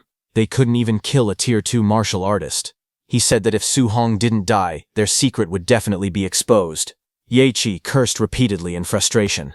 His mind raced as he searched for a way out of the disaster. In the end, he came to only one conclusion. He had to flee Star City immediately. Otherwise, once the city lord uncovered the truth, there was no chance he would be spared. As Ye Qi hurried toward his vehicle, rage and panic churned inside him. In his heart, he blamed everything on Su Hong. If not for him, he would never have been driven into such a desperate situation. Just as he was about to escape, a blazing wall of fire suddenly erupted in front of him, cutting off his path. Ye Qi froze, sweat forming on his forehead, as a familiar voice echoed through the area. Su Hong had arrived. Stepping out from the shadows, Su Hong looked at him and asked where he thought he was running. The sight of Su Hong instantly filled Ye Qi with shock and fury. With his eyes glowing red from anger, Ye Qi roared Su Hong's name. He unleashed his power and charged forward. In his mind, Su Hong was nothing more than a Tier 2 martial artist, while he himself stood at the peak of Tier 3. There was no way a mere Tier 2 could threaten his life. Flames surged around him as he launched a fierce attack, but Su Hong remained calm and moved slightly to the side, easily dodging the attack while gripping his spear as lightning crackled around it. Su Hong looked at Ye Qi and replied that it was hard to say who would win. The next moment, with a powerful swing of his staff, Su Hong unleashed a terrifying strike. Before Ye Qi could react, the lightning-charged blow reached him and pierced his chest. Blood sprayed from Ye Qi's mouth as he stared at Su Hong in disbelief. At that moment, only one thought remained in his mind. Su Hong was a monster. Su Hong's attack carried overwhelming force as it sent Ye Qi flying into a car behind him. The next second, a deafening explosion followed, and Ye Qi's vehicle was engulfed in flames. Amid the burning wreckage, Su Hong turned around with his staff resting on his shoulder, his expression unchanged as sparks drifted through the air around him. The surrounding spectators were completely stunned. Someone recognized the victim as Ye Qi, the person in charge of the martial artist base. What shocked them even more was that Su Hong had killed a peak Tier 3 martial artist in a single move. The crowd stared at the burning scene in disbelief. In broad daylight, right in the middle of Star City, someone had actually dared to kill a city official. The next second, sirens echoed through the area as several vehicles rapidly surrounded the scene. From one of them came City Lord Wang. The crowd recognized him and shouted that the City Lord had arrived. The atmosphere immediately grew tense. Many spectators believed Su Hong was in serious trouble. After all, he had killed Ye Qi in public. In their eyes, there was no way the City Lord would simply let him go. However, some people quickly began discussing how they could help Su Hong. They suggested testifying that Ye Qi had attempted to ambush him first and had merely been killed in self-defense. Others readily agreed, saying that Ye Qi had deserved his fate and that they should support the young martial artist. But to everyone's surprise, the City Lord did not show the slightest anger. Instead, he hurried over to Su Hong and anxiously asked whether he had encountered any danger, repeatedly checking to see if he had been injured anywhere. The crowd instantly fell silent. No one knew how to react to the scene unfolding before them. Su Hong awkwardly scratched the back of his head and could only smile helplessly. The City Lord then noticed the dark purple bamboo staff in Su Hong's hand. His eyes widened in shock as he identified it as a 3-star patterned dark purple bamboo, an extremely rare treasure. He praised Su Hong's incredible luck, saying that obtaining such a treasure was practically heaven-defying. Su Hong could only respond with an embarrassed smile. Looking at the overly concerned City Lord, he felt somewhat uncomfortable. Then the City Lord looked at the burning car behind him with Ye Qi lying on top of it. Staring at Ye Qi burning in the flames, he asked Su Hong to tell him everything that had happened. More than 10 minutes later, after leaving the scene, Su Hong sat inside a vehicle and calmly recounted the entire story. When he finally finished, he simply said that was roughly everything that had happened. Hearing all that, City Lord Wang's jaw dropped in shock. Trying to organize the unbelievable information, he slowly summarized the situation. According to Su Hong's account, the demon cult had secretly colluded with Ye Qi. Together, they had sent 2 Tier 4 martial artists and more than 20 Tier 3 martial artists to hunt him down. For 8 straight days, Su Hong had been forced to flee while fighting for his life. During that time, he had either killed or severely injured every Tier 3 martial artist pursuing him. Even more shocking, he had seriously wounded the 2 Tier 4 martial artists and managed to seize the 3-star patterned dark purple bamboo from them. Su Hong nodded and confirmed that the summary was more or less accurate. The city lord was completely stunned. Unable to contain his excitement, the city lord grabbed Su Hong by the shoulders and asked whether he would be interested in marrying all 40+ of his daughters. He said that maybe they could mass-produce monster geniuses like Su Hong and then save the human race. Su Hong was left speechless by the absurd proposal. He quickly waved his hands and awkwardly asked the city lord to stop joking around. He pointed out that the mastermind behind the demon cult might still be hiding somewhere within Starpole City. The city lord immediately agreed.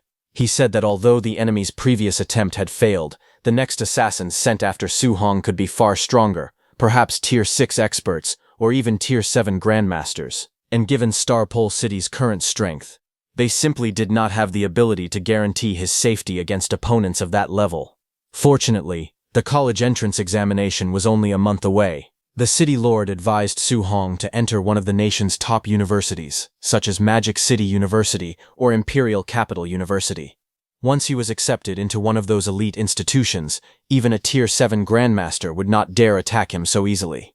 Su Hong nodded firmly, saying he would definitely get in. Before they parted ways, the city lord promised to send 2 teams of martial artists to patrol around Su Hong's residence, so he could cultivate without worry during the next month. Su Hong sincerely thanked him for the arrangement. When Su Hong finally returned home, his family was immediately alarmed by his appearance. Seeing him covered in blood and carrying his weapon, they rushed over in panic. They anxiously asked if he was injured and urged him to go to the hospital at once. Su Hong quickly reassured them, saying the blood covering his body belonged to ferocious beasts he had fought along the way. He himself was not seriously hurt, so there was no need to worry. After returning to his room, Su Hong sat on his bed and reviewed the results of his recent battle in the bamboo forest. The fight had rewarded him with roughly 3,100 additional points of martial value. Opening his status panel, he carefully examined his current attributes. His vitality had reached 707.5 points, while his spiritual power stood at 501. He also saw the progress of his overlord body physique, the 7 Gods Palace fragment, and the various cultivation techniques and martial arts he had mastered. As he studied the numbers, Su Hong fell into deep thought. If he invested all of his martial value into vitality, his vitality would immediately surpass the 1,000-point threshold, allowing him to advance into the realm of a Tier 3 martial artist. However, doing so would leave his spiritual power lagging behind. His spiritual power had only recently broken through to Tier 2, and neglecting it now could hinder his future growth. The situation left him conflicted. Because of the recent assassination attempts, he could not leave Starpole City for the time being. Without the opportunity to hunt powerful enemies or gather large amounts of martial value, improving his spiritual power might become extremely difficult for quite some time. Su Hong finally made a decision. He would simply strengthen both his vitality and spiritual power at the same time. With that thought in mind, he immediately began allocating his martial value. Both attributes started to rise. After distributing his martial value between vitality and spiritual power, Su Hong sat cross-legged on his bed and began cultivating. As his power surged, his spiritual energy affected the environment around him. Water rose from a nearby glass and floated through the air in shimmering streams, circling the room under the influence of his growing spiritual force. Then the next day, at Star City No. 1 High School, Chen Shan and Li Tu were telling the story of the battle at the training camp. They told the students that more than 100 enemies had surrounded Su Hong, yet he had merely swung his spear once and instantly wiped them all out. Many students praised him as an unparalleled genius. Some even joked that they could not compare to a single strand of his hair. Just then, a student from another class arrived looking for Chen Shan and Li Tu to give speeches about Su Hong's achievements at the training camp. He pointed out that it was supposed to be Class 7's turn to hear the stories, so why had they come to Class 8 instead? He said that their class had been waiting for them for a week. Chen Shan and Li Tu turned around and asked if they hadn't already spoken in Class 7 yesterday. But the student reminded them that they had spoken in Year 2 Class 7 the previous day, while they were Year 3 Class 7. At that moment, a student looked out the window and excitedly shouted that Su Hong had come to school. The announcement immediately attracted everyone's attention. Outside, as Su Hong walked through the school gates, he suddenly felt the ground tremble beneath him. The next second, countless students came rushing toward him from every direction like a tidal wave. They shouted his name excitedly, calling for him not to run away. Many of them cheered, saying they had finally waited for the day he returned to school. The sight left Su Hong completely stunned. Looking at the enormous crowd charging toward him, he broke out in a cold sweat. He could not understand why nearly every student in the school wanted to get to him. He started to wonder if he had somehow offended everyone without realizing it. Su Hong soon found himself surrounded by an overwhelming crowd of students, their excitement quickly turning into a storm of voices directed at him. Everyone urged him to hurry up and share the details of his recent deeds, eager to hear the story firsthand. The crowd buzzed with admiration. One student laughed loudly, calling him Old Su and praising him for being unbelievably amazing. He said that when Old Lee heard the news, his eyes had nearly popped out in shock. While he was saying this, Teacher Lee was standing right behind him. Su Hong coughed, trying to warn the student, but the student went on describing how the entire class had been left completely dumbfounded, laughing endlessly at the situation. Su Hong coughed awkwardly again. The student noticed and asked if he had caught a cold, wondering why he kept coughing. Just then, Teacher Lee stepped forward and grabbed the student's head. The student was stunned and stammered as he respectfully addressed Teacher Lee, asking why he was there. However, Teacher Lee responded with a faint smile, teasingly pointing out that he had just been calling him Old Lee moments ago. Teacher Lee dragged the student away, but before leaving, he turned to Su Hong and informed him that the principal was waiting for him. Su Hong calmly agreed, saying he would head over immediately. The student desperately cried out for help, shouting that he should be saved first. Meanwhile, Su Hong quietly made his way toward the principal's office and knocked on the door. He barely had time to announce himself before the door swung open. The principal greeted him with an enthusiastic smile, calling him Star City's great treasure, and jokingly asking if he had finally found time to come to school. The principal quickly ushered him inside. After the two sat down in the office, Su Hong asked the principal why he needed him. The principal told Su Hong that he had prepared several Tier 2 initial stage and middle stage pills and wanted to give them to him privately. He insisted that Su Hong must not decline. However, Su Hong smiled awkwardly and told the principal that he probably wouldn't need those pills. After all, he was already at the Tier 2 high stage. He explained that a Tier 2 middle stage pill would not be of much use to him at his current level. He told the principal that it would be better to give them to someone who truly needed them. Hearing this, the principal was stunned. The last report he had received stated that Su Hong had only broken through to the Tier 2 initial stage during the training camp. He asked Su Hong how he was already at the high stage so quickly. Su Hong calmly explained that he had recently encountered several situations that had accelerated his growth. Inwardly, he recalled the battles and assassination attempts he had endured. If those people had not repeatedly tried to kill him, he would never have gained so much martial value in such a short period of time. The principal grew increasingly excited the more he heard. Rising from his seat, he declared that they should head to the gymnasium immediately. He wanted to personally test Su Hong's strength, and while doing so, teach him a few martial arts techniques. Hearing this, Su Hong looked at the principal with surprise. After all, he remembered that the principal himself was a Tier 3 martial artist. The principal looked at Su Hong with a confident grin and assured him that there was no need to worry, as he would hold back during their spar. Soon after, they arrived at the gymnasium. The spacious building stood bright and open, and as they stepped inside, several students walked up to greet the principal. Some immediately recognized Su Hong and whispered among themselves, saying that he had once fought 100 people on his own. Without wasting time, the principal announced his plan. He declared that he would spar with Su Hong and ordered the nearby students who were free to gather and observe carefully, instructing them to learn as much as they could from the match. The students responded enthusiastically, agreeing at once. Hearing this, Su Hong hesitated slightly and suggested changing the location, clearly concerned about the situation. However, the principal laughed it off and reassured him, telling him not to feel embarrassed. He confidently stated that he would not let Su Hong lose too badly. But Su Hong wasn't worried about losing. He was worried that if the principal lost, it might damage his dignity as the head of the school. The gymnasium quickly filled with noise as students gathered from all sides, forming a large circle around the arena. Their excited murmurs echoed throughout the hall as they anticipated the match. Standing at the center, the principal released his energy. A powerful aura surged around his body, his muscles tensing as his vitality erupted outward. He confidently told Su Hong to make the first move. Seeing this, the surrounding students were instantly amazed. Some exclaimed that the principal's vitality was incredible, noting that it was their first time witnessing a Tier 3 martial artist in action. Others cheered loudly, urging Su Hong to give it his all. Meanwhile, Su Hong remained calm on the surface, but inwardly he was cautious. He knew he absolutely could not injure the principal, so he began thinking of a skill that was both weak and wouldn't make it obvious that he was holding back. He decided to start with a B-rank martial art, the Cloud-Hiding Gale Fist. Energy gathered around his fist as Su Hong declared that he was coming. He charged at the principal using his Cloud-Hiding Gale Fist technique. His movements swift and precise. In an instant, he closed the distance. Observing this, the principal was taken aback.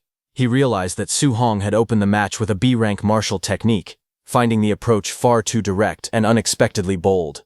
However, the principal could feel that Su Hong's power was already comparable to that of a Tier 3 martial artist. The principal then unleashed his technique, Giant Rock Fist.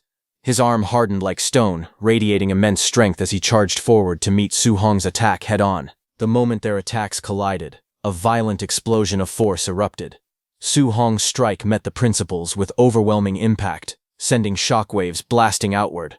The spectators were caught in the aftermath. Many were forced to shield themselves, some unable to even open their eyes as the pressure and wind surged through the arena. They were stunned, exclaiming that the sheer power of the clash was far beyond what they had expected. Amid the chaos, Su Hong and the principal continued their exchange at incredible speed.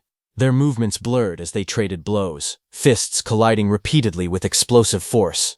Each strike carried enough power to shake the ground, leaving afterimages in its wake. Just then, one of Su Hong's punches landed, and the principal was pushed back.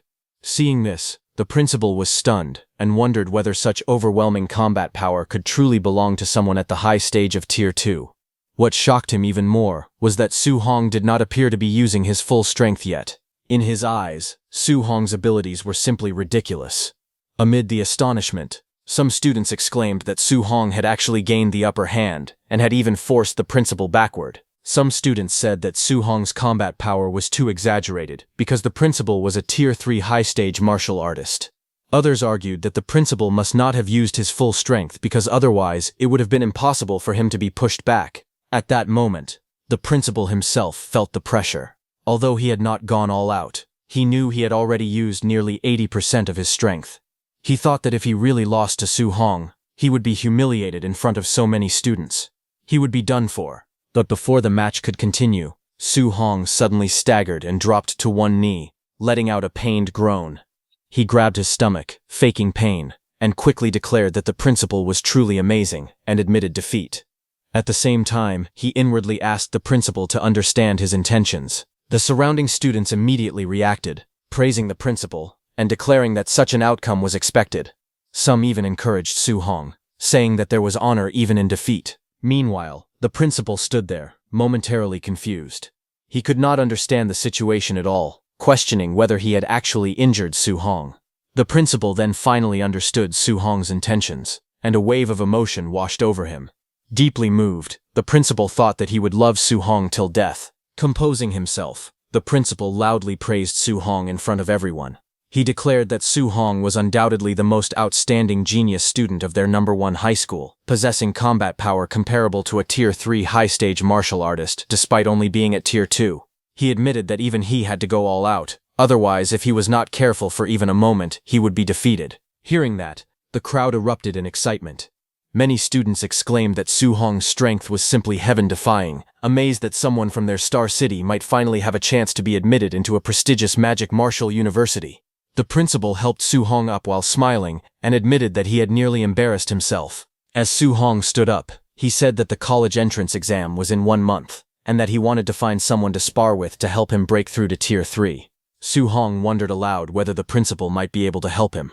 Hearing that, principal looked at him with a complicated expression, realizing that he had fallen into Su Hong's trap. From that day on, Su Hong began sparring and training with the principal during the day, using the opportunity to refine his skills and push himself closer to a breakthrough. At night, he devoted himself to cultivating guidance techniques at home, steadily refining his strength. As time passed, the principal went a step further and invited an old comrade to serve as Su Hong's sparring partner. Standing there while shaking in exhaustion, the principal asked Su Hong to let Coach Chen accompany him and let his old bones rest for a day. Coach Chen greeted him, calling him Genius Boy. Su Hong respectfully apologized to Coach Chen for the trouble. Not long after, the principal and Coach Chen helped Su Hong get in touch with President Wu of the Martial Dao Association. Exhausted, both of them stood there as the principal told President Wu that he was entrusting Su Hong's training to her. However, upon seeing the exhausted state of the two of them, President Wu could not help but question why they looked completely drained. Then, within one day, it quickly became clear why. President Wu, a Tier 5 martial artist, showed no restraint in her training. She relentlessly pushed Su Hong, refusing to let him rest and forcing him to continue no matter how exhausted he became. Under such intense training, time flew by, and a full month passed in the blink of an eye. As the college entrance exam approached with only 5 days remaining, Su Hong stood battered and bruised and told President Wu that he thought he was going to break through. President Wu grabbed Su Hong by the head and sternly questioned whether he was trying to slack off and avoid training. Despite his exhausted state, Su Hong firmly denied it. With determination in his eyes, he explained that he truly felt a premonition of an imminent breakthrough. His conviction made her pause, and she asked if he was serious. Su Hong calmly confirmed that he was. Hearing this, she was surprised and asked if his vitality had really increased from 900 to 1,000 in less than a month. Su Hong answered with confidence that it had. Without hesitation, she immediately made a call, urgently requesting 2 bottles of Tier 3 advancement pills to be delivered to the training room. After ending the call, she told Su Hong to break through right there and to give it his all. Su Hong expressed his gratitude before sitting down to begin. As he entered a meditative state, a powerful aura surged around him, crimson energy flaring intensely as his body began to transform. His wounds gradually healed under the rising energy, and his strength climbed higher. At that moment, Su Hong was very excited that he was finally going to become a Tier 3 martial artist. At the Martial Dao Association's first floor, the atmosphere was somewhat confusing as people moved about the hall, watching someone. It was President Wu, who walked forward gracefully, humming to herself with a bright and cheerful expression, completely unlike her usual cold demeanor. She reflected that Star City had never produced a Tier 3 early-stage examinee before. If Su Hong managed to break through to Tier 3, it would attract a huge influx of cultivation resources from the province into Star City. With those resources, the Star City Martial Dao Association would rise rapidly and reach new heights. As she continued walking with a radiant smile, the surrounding staff could not help but notice the unusual change. They whispered among themselves in disbelief, wondering how the usually expressionless President Wu could suddenly look so happy and even radiant. Some of them jokingly speculated that she might have fallen in love, while others assumed she had become completely lovesick over that boy. While those people were talking, someone suddenly called from behind, asking if they had seen President Wu. It was Su Hong's principal, along with Coach Chen. They too were in a very good mood. Su Hong's principal said that they had gone to President Wu's office, but her assistant had told them that she had come down to the first floor. Confused, those people told Su Hong's principal that President Wu had headed toward the back courtyard. As the two of them hurried toward the back courtyard, calling out for President Wu and saying they were here, the surrounding staff watched from a distance in stunned silence. Some of them whispered in disbelief, wondering if President Wu was actually meeting someone and whether her type was 2 old men. Meanwhile, in the courtyard, Su Hong sat cross-legged on the ground with 2 bottles of pills placed in front of him. A powerful red aura surged around his body as he focused intensely, attempting to break through. The energy around him flared violently, spreading outward in waves as his body trembled under the pressure. Sweat poured down his face, and his teeth clenched tightly as he endured the strain. Then, with full force, he tried to break through. The crimson energy roared around him violently like a storm. But despite his efforts, the attempt failed. Exhausted, he slumped slightly, breathing heavily, and realized with frustration that his first breakthrough attempt had not succeeded. But Su Hong gritted his teeth and refused to give up. Even after failing once, he steadied himself and resolved to try again. As he focused, his thoughts turned to the people who had supported him, the principal. Coach Chen, and President Yan. Remembering how much they had done for him, he felt a surge of resolve. He could not allow himself to fail them. Time passed, and half an hour later, the raging blood energy within his body was finally brought under control. Every last trace of that violent power was compressed and contained deep inside him. Sweat poured down his face as he endured the intense pressure. His body trembled, and his breathing grew heavier, but he pushed forward, urging himself to continue. He clenched his teeth, forcing his strength to rise as he commanded himself to break through. In the next moment, the energy exploded outward. A powerful surge burst from his body, tearing through his clothes as the aura around him expanded violently. The force spread in all directions, shaking the surroundings with its intensity. After the eruption, the energy slowly settled. Su Hong exhaled deeply, his body drenched in sweat, his breathing heavy but steady. He slowly stood up, feeling the changes within his body. As the remaining energy settled, he realized that this was what it felt like to reach Tier 3. Curious, he gathered his blood energy and tested it. With a single motion, he projected the energy outward, forming a visible force from his fist. Su Hong knew that warriors below Tier 3 could only launch ranged attacks through specific sub-techniques, but a Tier 3 warrior could release blood energy freely without restriction. The gap between Tier 2 and Tier 3 was massive. A Tier 2 warrior with 999 blood energy and a Tier 3 warrior with 1000 blood energy were separated by an enormous difference in power. He then checked his status panel, which displayed his updated attributes. It confirmed that he had successfully reached Tier 3, with all his abilities greatly enhanced and his skills fully mastered. After confirming his breakthrough, Su Hong relaxed slightly and got to his feet. With a faint smile, he decided that he should go check in with President Wu. But suddenly, Su Hong sensed people watching and turned around. At the gate stood President Wu, Su Hong's principal, and Coach Chen. Seeing Su Hong like that, President Wu smiled and teasingly asked if he had planned to show up looking like that. She told him to have some self-respect, but Su Hong's principal and Coach Chen cheered for him, saying it was bold of him to say that. Hearing that, Su Hong quickly sat down and tried to hide his body, unable to show his face in embarrassment. Without paying much attention, President Wu made a call to City Lord Wang, telling him that Su Hong had already broken through to Tier 3 and asking him to come to the association. She even mentioned that they were preparing a small parent meeting for him. On the other side, at the City Lord's mansion, Wang Tiantuo rushed in excitedly, shouting that he had broken through to the mid-stage of Tier 2. Inside the room, City Lord Wang calmly adjusted his tie and told Wang Tiantuo to keep it up. His composed reaction surprised Wang Tiantuo. He exclaimed that he was only 18 and had already reached Tier 2 mid-stage. He asked his father why his reaction was so cold. Walking away, City Lord Wang told Wang Tiantuo that President Wu had called and said that Su Hong had broken through to Tier 3. Excitedly, the City Lord said that he had to go see it for himself. Hearing this, Wang Tiantuo was stunned and questioned whether it was really true. Soon after, the City Lord arrived at the Martial Dao Association in his car. Inside, City Lord Wang, along with President Wu, Su Hong's principal, and Coach Chen, sat together facing Su Hong with serious expressions. Seated in front of them, Su Hong asked what they wanted to discuss with him. City Lord Wang then handed him a document and explained that he had compiled a list of high-level martial artists who had recently visited Star City. Although he was not sure who was targeting Su Hong, he told him that it would not hurt to pay more attention to the people on this list in the future. As Su Hong looked through the list, he read out names and factions, mentioning the Lin family of the imperial capital, Grand Master Chen Budo, and Magic City Wang family's Wang Dao.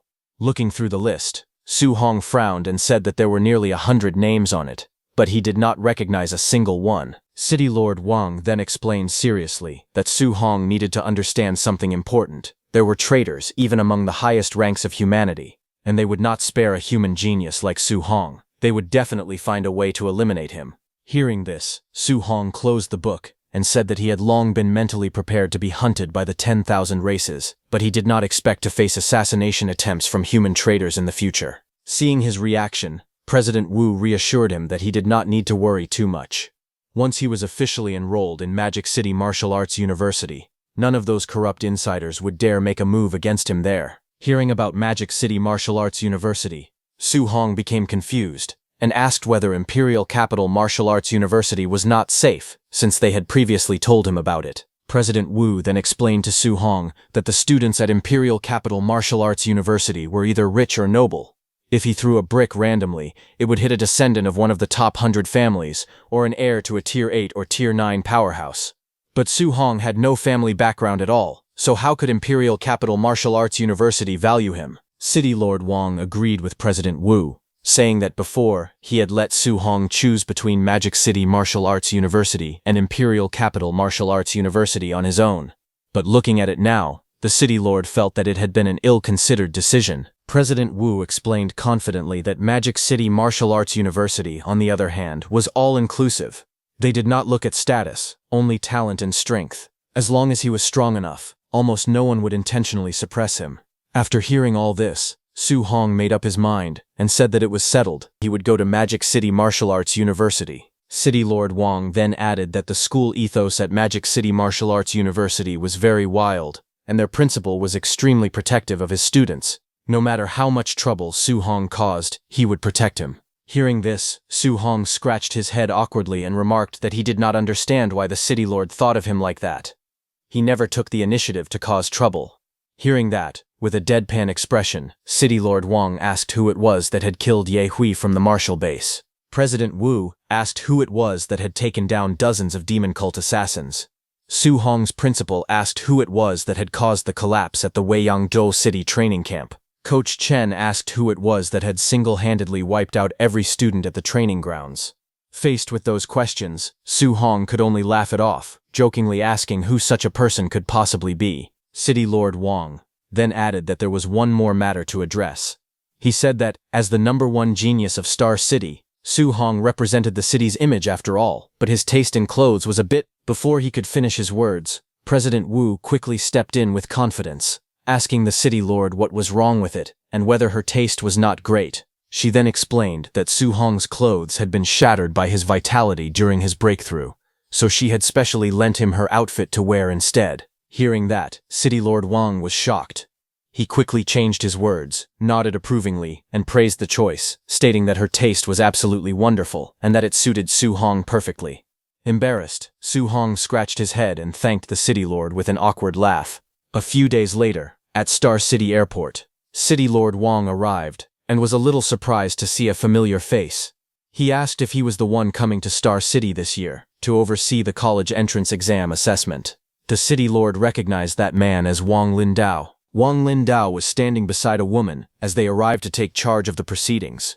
Wang Lindao stepped forward and, while shaking hands with the City Lord, let out a frustrated sigh, saying that he did not even want to get started on the matter. He explained that his teacher had suddenly issued an absolute order, asking him to come to Star City to oversee the college entrance exam, and even telling him to lower his status and actively befriend talented students. He complained bitterly about the situation, pointing out that, as a Tier 5 martial artist, taking the initiative to befriend a student felt like a blow to his pride. He further added that Star City had not even produced a single Tier 2 examinee in past years, questioning what there was to befriend. In response, the City Lord calmly mentioned an 18-year-old Tier 3 prodigy, and asked whether that was worth befriending. Hearing this, Wang Lindao was visibly shocked, his expression tightening in disbelief. Without hesitation, he immediately changed his attitude and demanded to know the student's location, insisting that the City Lord take him there at once. The scene shifted to the Star City martial arts exam venue, where preparations were in full swing. The staff reported that the vitality tester inspection for District 2 had been completed. They were instructed to carefully check the number of combat power testers and their components once more to ensure everything was in order. Meanwhile, on the stage, President Wu asked the City Lord whether he had gone to pick up the examiner. She asked where the examiner was. The City Lord pointed toward the distance, indicating where the examiner was. Not far away, the examiner had already found Su Hong. With a playful and overly familiar attitude, he approached Su Hong and took a selfie with him, even jokingly asking Su Hong to smile. Confused, Su Hong asked who he was. The man introduced himself as Wang Lindao, the examiner for the assessment. He claimed that he had long heard of Su Hong's reputation and had come specifically to make friends with him, even encouraging him to pose casually. President Wu was stunned. Watching this unfold in broad daylight, with so many students present, she could hardly believe that the examiner had personally come all this way just to cozy up to a student like that. The city lord could only sigh, saying that Wang Lindao was truly shameless and thick-skinned. A few minutes later, examiner Wang Lindao, along with President Wu and the city lord, went onto the stage. Wang Lindao cleared his throat and announced that this year's assessment process would follow the same format as previous years, with priority given to the vitality test. He further explained that students who had reached Tier 2 and above would be required to take a special train to the provincial capital for centralized testing, while those below Tier 2 would continue with combat power and other subject evaluations locally. With that, the official declaration was made that the martial Dao assessment had begun. Hearing this, Su Hong realized for the first time that Tier 2 students had to go to the provincial capital for further assessment. He found it surprising that no one had informed him earlier. He could imagine President Wu, the city lord, and his principal casually laughing it off, admitting that they had simply forgotten to mention it. Nearby, Wang Tiantuo, Lin Xinghe, and Xiao Wan arrived. Lin Xinghe congratulated Wang Tiantuo on advancing to the middle stage of Tier 2. Xiao Wan curiously wondered whether he had already surpassed Su Hong. However, Wang Tiantuo responded calmly, telling them they would find out soon. As the testing area grew crowded, a large number of people gathered around where Su Hong was being tested, creating a sea of people. Lin Xinghe was shocked to see so many people, and asked if they were all curious about Su Hong's tier. Among the crowd, discussions spread quickly. Some believed that Su Hong, being the strongest martial arts examinee of their batch, might have already reached the middle stage of Tier 2, while others speculated that, as a genius, he could even be at the high stage. At that moment, attention shifted towards Su Hong as he prepared to begin his test, drawing the focus of everyone present. As Su Hong sat inside the vitality testing chamber, a powerful blood aura erupted from his body. The crimson energy surged upward like flames, filling the entire testing area with overwhelming pressure. Lin Xinghe and Xiao Yan, who witnessed it, were left stunned, unable to believe what they were seeing. A moment later, the testing machine displayed a vitality value of 105. Seeing the result, Lin Xinghe and Xiao Yan immediately realized that Su Hong had already become a Tier 3 martial artist. Xiao Yan looked at Wang Tiantuo in shock and asked how Su Hong was already Tier 3. She asked if he had known this beforehand. Watching Su Hong's result, Wang Tiantuo said that, in this lifetime, surpassing Su Hong seemed impossible. The gap between them had become far too great. The crowd quickly erupted into an uproar. Many people exclaimed that a vitality value of over 1,000 meant Su Hong had officially reached Tier 3. They said they had never heard of a Tier 3 martial artist appearing in Star City's martial arts entrance examination before. Some even compared his strength to that of their school's principal, saying he was already on the same level as the city's top experts. Amid the excitement, one of Su Hong's friends proudly declared that Su Hong was his good brother, and even added that he was Su Hong's professional sparring partner. Hearing that, the people around him could only look at him with envy, wishing they also had a genius like Su Hong as a close friend.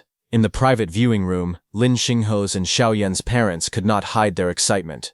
Lin Xinghe's father sighed, asking why Su Hong was not his son, and why Lin Xinghe was not a girl. Meanwhile, Xiao Yan's father immediately decided that he would dress Xiao Wan beautifully and do everything possible to make Su Hong his future son-in-law. Meanwhile, on the stage, the city lord congratulated President Wu on cultivating such an outstanding genius, saying that the Star City Martial Dao Association would surely achieve brilliance once again. President Wu then congratulated City Lord Wang on cultivating such an outstanding genius, saying that Star City's development would surely advance by leaps and bounds. Examiner Wang Lindao was completely stunned. Looking at Su Hong, he said that he had traveled across many cities over the years to oversee martial arts examinations, giving him a broad understanding of young talents.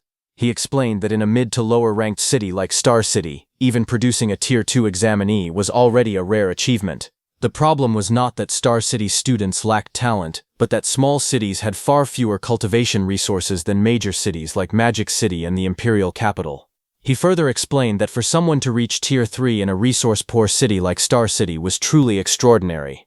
In his opinion, if Su Hong had grown up with the educational opportunities and cultivation resources available in Magic City or the imperial capital, he might have already reached Tier 4. Without hesitation, Wang Lindao declared that Su Hong possessed the greatest talent he had ever seen. After the test, Su Hong became the center of everyone's attention. Fans surrounded him, shouting his name and cheering wildly. Some even confessed their admiration, while others jokingly claimed they wanted to have his children. Faced with the overwhelming enthusiasm, Su Hong could only smile awkwardly. Being watched and admired by so many people at once made him feel extremely uncomfortable. After the assessment, only 4 students in the entire Star City had qualified for the next stage. Among them, Wang Tiantuo, Lin Xinghe, and Xiao Yan had successfully advanced to Tier 2, while Su Hong had already reached Tier 3. Soon, the 4 of them boarded a special train that would take them to the provincial capital for the next phase of the martial arts examination. As they entered the train, Su Hong calmly walked ahead while the other 3 followed behind him. Inside the train, the atmosphere was quiet but tense. Many talented examinees from different cities had already taken their seats.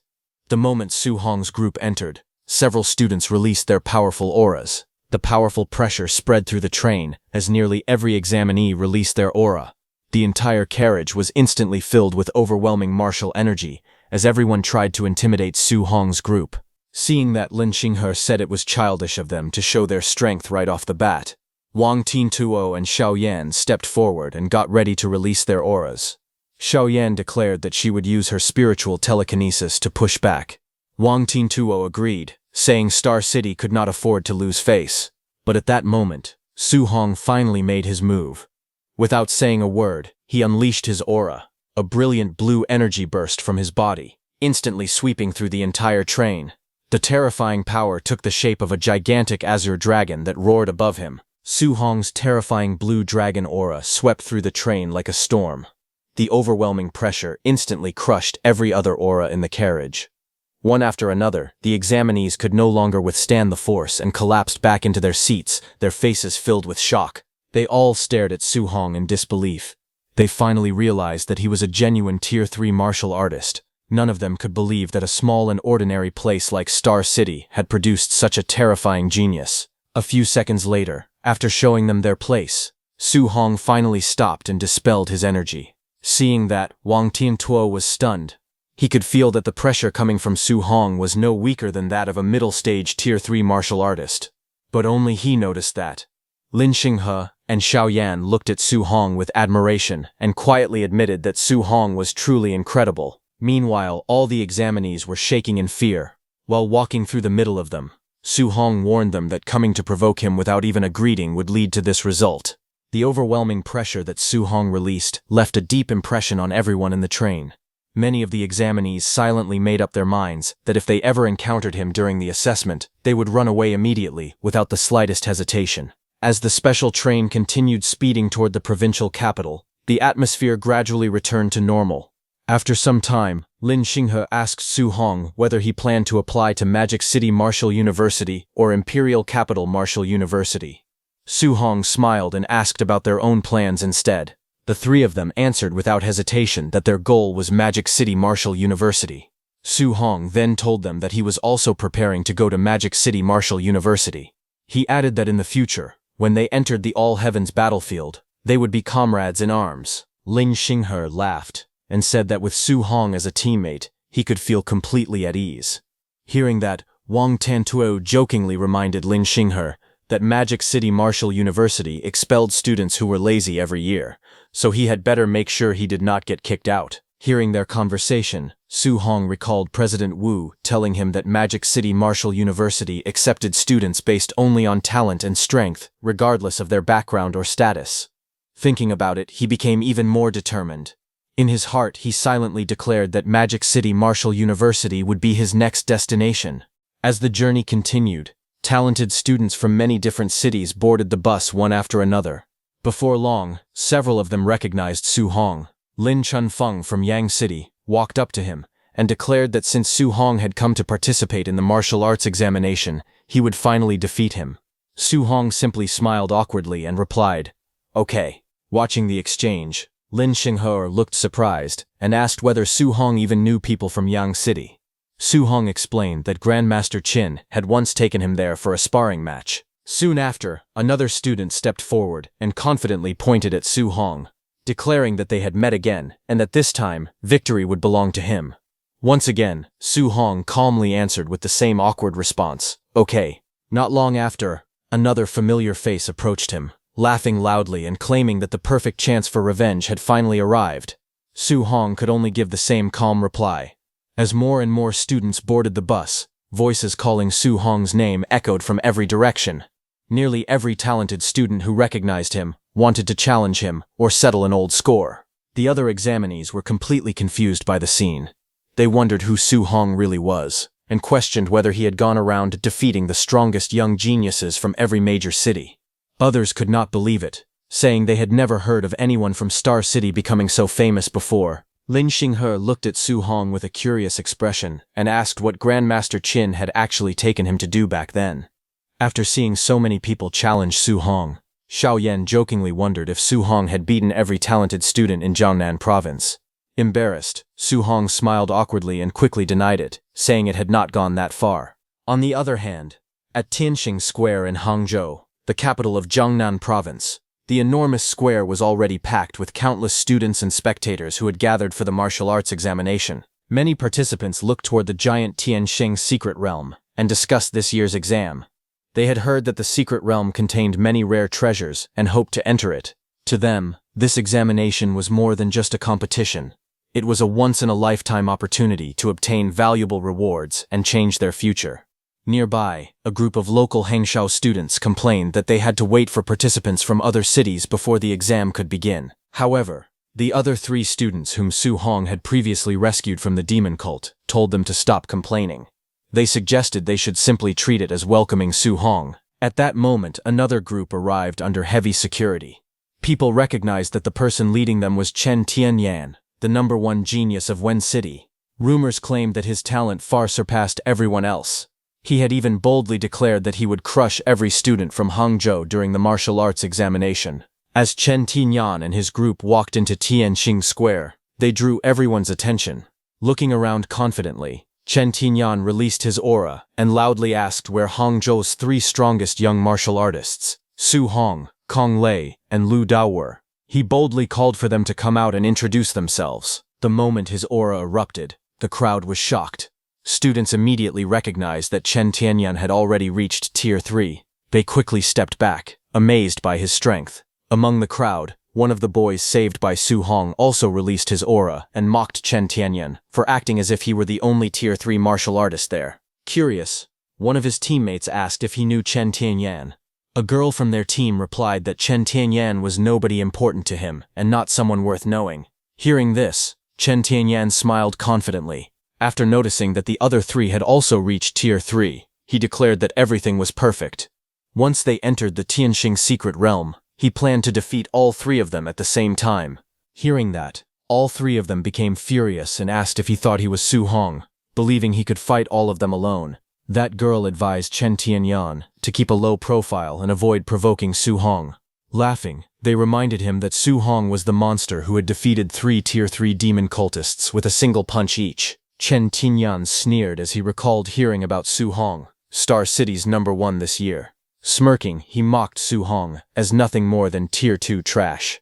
Hearing that, those 3 students laughed and repeated, "Yeah, Tier 2 trash." Pointing behind him, they asked Chen Tianyan to look toward the entrance, saying the trash he wanted was here. At that moment, Su Hong stepped off the bus with his companions. Carrying his staff on his shoulder, he calmly walked forward. Without showing any emotion, Wang Tiantuo noticed that Chen Tianyan had been staring at him and told Su Hong. Su Hong simply turned his head and looked in Chen Tianyan's direction with a puzzled expression. As Su Hong looked ahead, he saw 2 lines of people standing on both sides of the path. At the end of the formation stood Chen Tian and his followers. Chen Tian let out a cold snort as he said that he would kill Su Hong. He looked down on Su Hong, clearly showing that he did not take him seriously. Seeing Chen Tianyan's reaction, Lin Xinghe wondered if he had also been beaten by Su Hong in the past. Wang Tianyan's wow laughed, saying he was still so arrogant after getting beaten up. However, Su Hong thought about it for a moment, but shook his head, saying he had absolutely no memory of ever meeting or defeating him. From high above the square, several grandmasters quietly observed the scene below. One of them asked Grandmaster Qin whether the young man below was the Su Hong he had been hearing so much about. That man was Lin Beixing, a Tier 7 Grandmaster. He glanced at Su Hong and commented that he looked quite ordinary. Hearing that, Grandmaster Qin mocked Lin Beixing, saying that as the chief coordinator of the Jiangnan province martial arts examination, his judgment of talent seemed poor. Lin Beixing said that it was only because Grandmaster Qin had hyped that kid up to the heavens, and he had expected Su Hong to have 3 heads and 6 arms. Grandmaster Qin smiled calmly and replied that Su Hong did not have 3 heads or 6 arms, but his true talent was far more impressive. He explained that Su Hong possessed a 100% affinity with all 7 attributes and had even mastered attribute fusion, something that was incredibly rare. But Lin Beixing remained skeptical, saying that seeing was believing. He decided to judge Su Hong only after watching his performance in the upcoming martial arts examination. As everyone waited for the martial arts examination to begin, many students started complaining. Some wondered why the exam had not started yet, while others criticized Chen Tian for being far too arrogant. A few were more concerned about their empty stomachs than the competition, but suddenly, Lin Beixing's voice echoed across the square, ordering everyone to remain silent. At the same time, an overwhelming pressure spread through the entire area. The immense aura forced nearly every participant to bend over, making it difficult to breathe. Even Su Hong felt the terrifying pressure and silently admitted that no matter how many times he experienced a grandmaster's aura, it was always shocking. Standing before the crowd, Lin Beixing introduced himself as the chief examiner for the martial arts examination and began explaining the rules. First, he announced that the assessment would take place inside the Tianxing secret realm and would last for 7 days. Participants would earn points by hunting and killing fierce beasts. Second, he explained that map fragments were hidden inside those beasts. Once collected, the fragments would reveal the locations of certain special fierce beasts that rewarded a large number of points when defeated. Finally, he revealed that a Tier 4 early-stage savage dragon lived at the center of the secret realm. Anyone who managed to kill it would receive a reward of 10,000 points. Hearing this, Su Hong immediately became interested. Hearing that it was a Tier 4 early-stage savage dragon, Wang Tingtuo, standing beside him, told Su Hong that the savage dragon carried a true dragon bloodline, making it far stronger than an ordinary Tier 4 mid-stage fierce beast.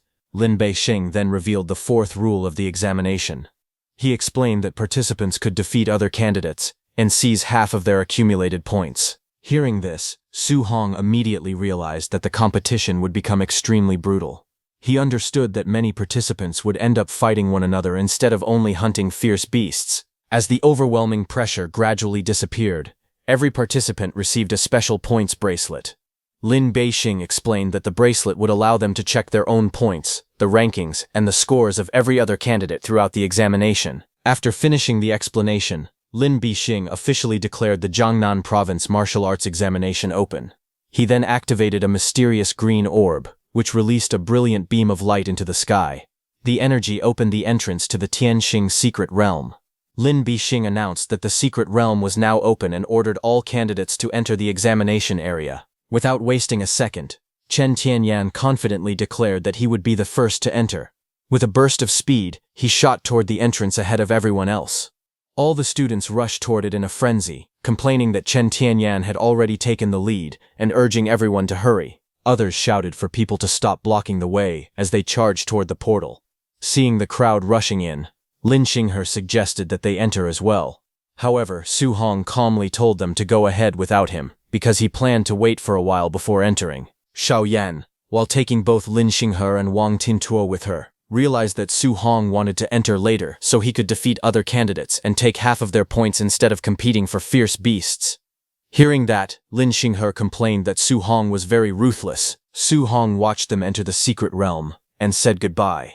Su Hong smiled to himself, knowing that earning points by defeating other candidates would be much faster than hunting fierce beasts one by one. Just then, Grandmaster Qin called Su Hong over and invited him to have a cup of tea before the examination truly began.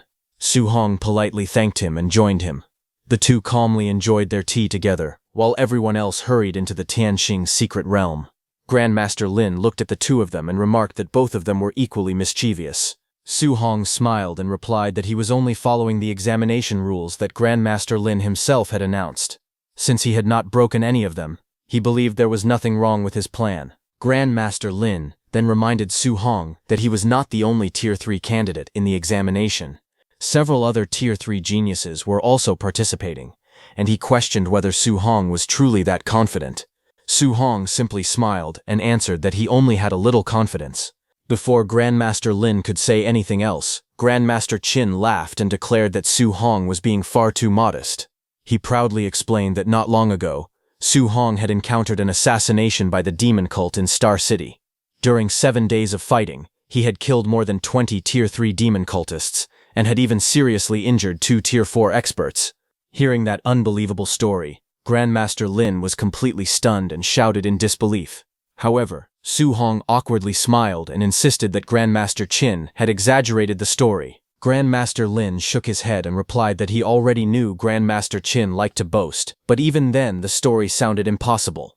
He pointed out that Tier 3 demon cultists were not as common as vegetables in a market, but Su Hong calmly explained that he had actually spent 8 days being hunted by those demon cultists, and had risked his life just to eliminate them. Hearing that, Grandmaster Lin looked at Su Hong in shock and said that Su Hong was really ridiculous. Several hours later, inside the Heavenly Star secret realm, Su Hong quietly observed the surroundings from a high cliff. Below him, a huge black bear and a white tiger were locked in a fierce battle. The 2 ferocious beasts roared at each other and fought with all their strength. Seeing the scene, Su Hong smiled and thought that he had just entered the secret realm and had already found 2 Tier 3 ferocious beasts. He considered himself quite lucky. The black bear suddenly let out a furious roar and charged at the white tiger with incredible speed. Swinging its massive paw, it slammed the tiger with tremendous force, sending it flying across the battlefield and into the cliff where Su Hong was sitting. The impact shook the ground, but Su Hong remained calmly seated on the cliff. The white tiger let out a weak cry as it struggled to get back on its feet after being heavily injured. Seeing that its opponent could no longer fight back, the black bear roared triumphantly and charged forward, determined to finish the battle with one final attack. At that very moment, Su Hong finally made his move. A faint smile appeared on his face as golden lightning flashed around his body.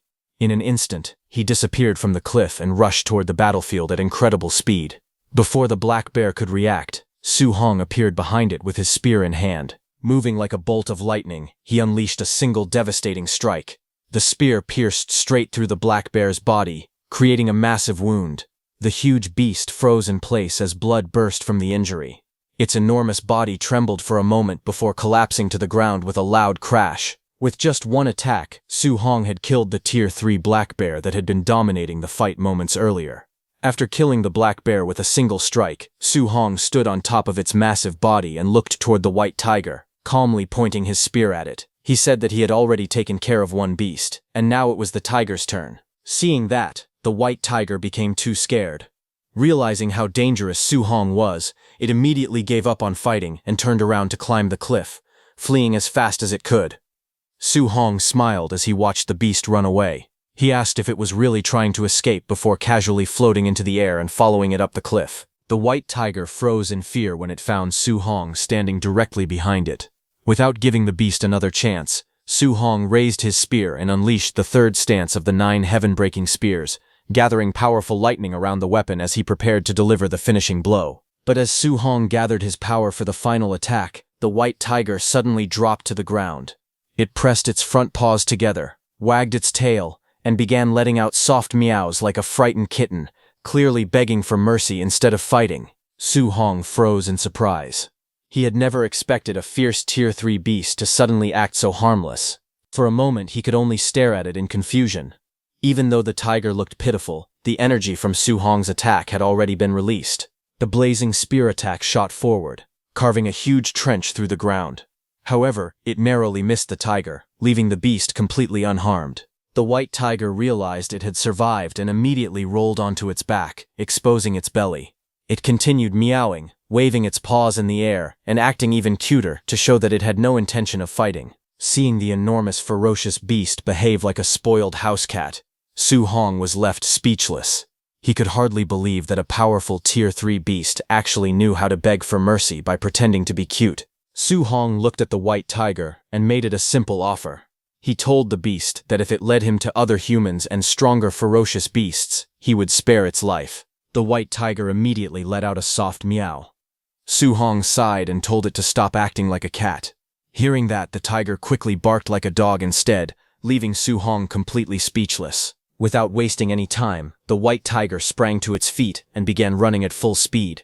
Su Hong jumped onto its back, and ordered it to find a powerful opponent with a high cultivation level.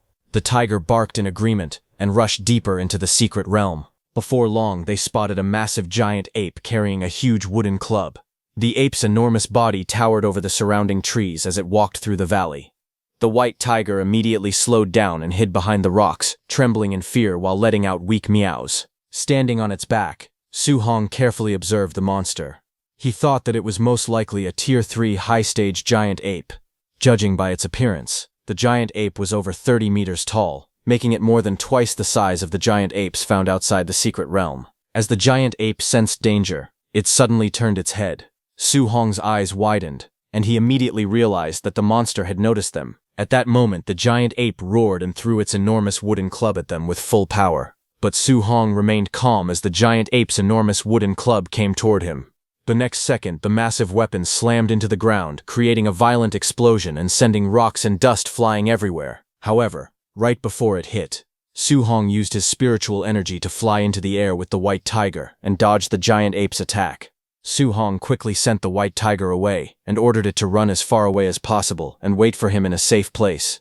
He then warned the tiger that if it tried to run away for good, he would hunt it down and kill it once he found it. Hearing the threat, the frightened white tiger barked loudly in agreement before jumping off the cliff and fleeing at full speed. Su Hong then jumped onto the enormous club and charged at the giant ape. Even though the beast was more than twice the size of the giant apes outside the secret realm, Su Hong knew it was still only a Tier 3 ferocious beast. The enraged giant ape let out a deafening roar and swung its massive wooden club to throw Su Hong away. But instead of retreating, Su Hong dashed straight toward the giant ape's roaring mouth.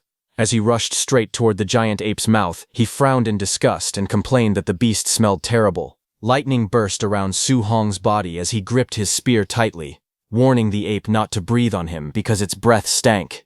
With a loud shout, he unleashed his martial technique, heaven breaking. In the next instant, the spear shot forward like a bolt of lightning and struck the giant ape directly in the mouth. The tremendous force exploded on impact, causing the beast to stagger backward as pieces of its teeth flew in every direction. Su Hong's attack was so powerful that some of the giant ape's teeth broke and fell to the ground. Su Hong's heaven-breaking attack pierced straight through the giant ape's open mouth. The giant ape let out a painful roar as blood poured from its mouth, and it collapsed to the ground. Its enormous club fell from its hand and landed on the ground. Su Hong landed beside the enormous log. Looking at the massive log, Su Hong estimated that it was over 40 meters long and weighed around 70 tons. However, after reaching Tier 3 himself, he knew handling something of that size was no longer impossible for him. Without hesitation, Su Hong pressed both hands against the giant log and used all his strength. The enormous trunk slowly began to rise, and its incredible weight was no longer a problem for him. Next, Su Hong covered the giant log with his spiritual power. A faint blue aura wrapped around the entire log, making it much easier for him to control. With a powerful push, he lifted the enormous trunk high into the air. At that moment, the giant ape also woke up while scratching the back of its head in pain. Seeing that, Su Hong grinned and mocked the beast, calling it a stinky monkey. Then, with all his strength, Su Hong hurled the massive log straight toward the giant ape, shouting for it to eat his old Su's cudgel. The giant beast froze in confusion for a moment as the gigantic trunk came flying toward it at an incredible speed. The massive log slammed into the giant ape's face with tremendous force. Blood burst from its mouth as its nose and remaining teeth were crushed. Su Hong's attack was so powerful that it sent the enormous beast flying through the air. Everyone watching the battle from outside was left speechless. They could not believe what they had just witnessed. Many spectators stared at the giant screen in disbelief, wondering if the scene was even real. They could not help but ask what kind of monster a young man like Su Hong really was. Elsewhere, Grandmaster Qin and Grandmaster Lin were also watching the battle. Grandmaster Qin laughed loudly and pointed at the screen, saying that Su Hong was beating the elite monster as easily as if he were disciplining a dog. Grandmaster Lin was stunned seeing that. He stroked his beard and calmly remarked that there no longer seemed to be any suspense in this year's assessment. After defeating the giant ape, Su Hong stood on top of the enormous log and looked at the ape's defeated body in the distance. As he checked his wrist device, several glowing map fragments appeared.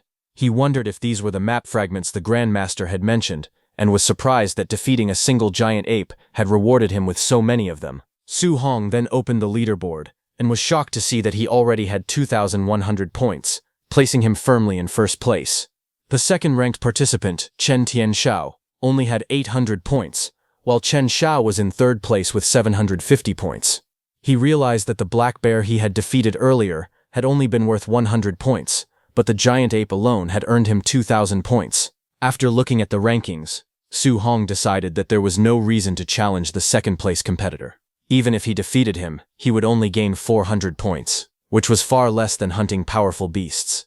He decided it would be more worthwhile to let the tiger continue leading him to other ferocious beasts so he could earn even more points. Meanwhile, other participants noticed the updated leaderboard. They were shocked to see Su Hong so far ahead and began asking each other who he was and how he had managed to collect such an unbelievable number of points. The sudden jump in Su Hong's score shocked all the other participants. Those 3 students whom Su Hong had saved earlier noticed that he had gone from only 100 points to 2,100 points in an instant. Everyone concluded that he must have defeated a high-value special ferocious beast by himself. They were amazed, believing that someone capable of such a feat had to be incredibly powerful. However, Chen Tianxiao dismissed the achievement. He thought that if Su Hong, who was only at Tier 2, could defeat a special ferocious beast alone, then those so-called special beasts could not be that strong. Confident in his own abilities, he decided that he would hunt one himself.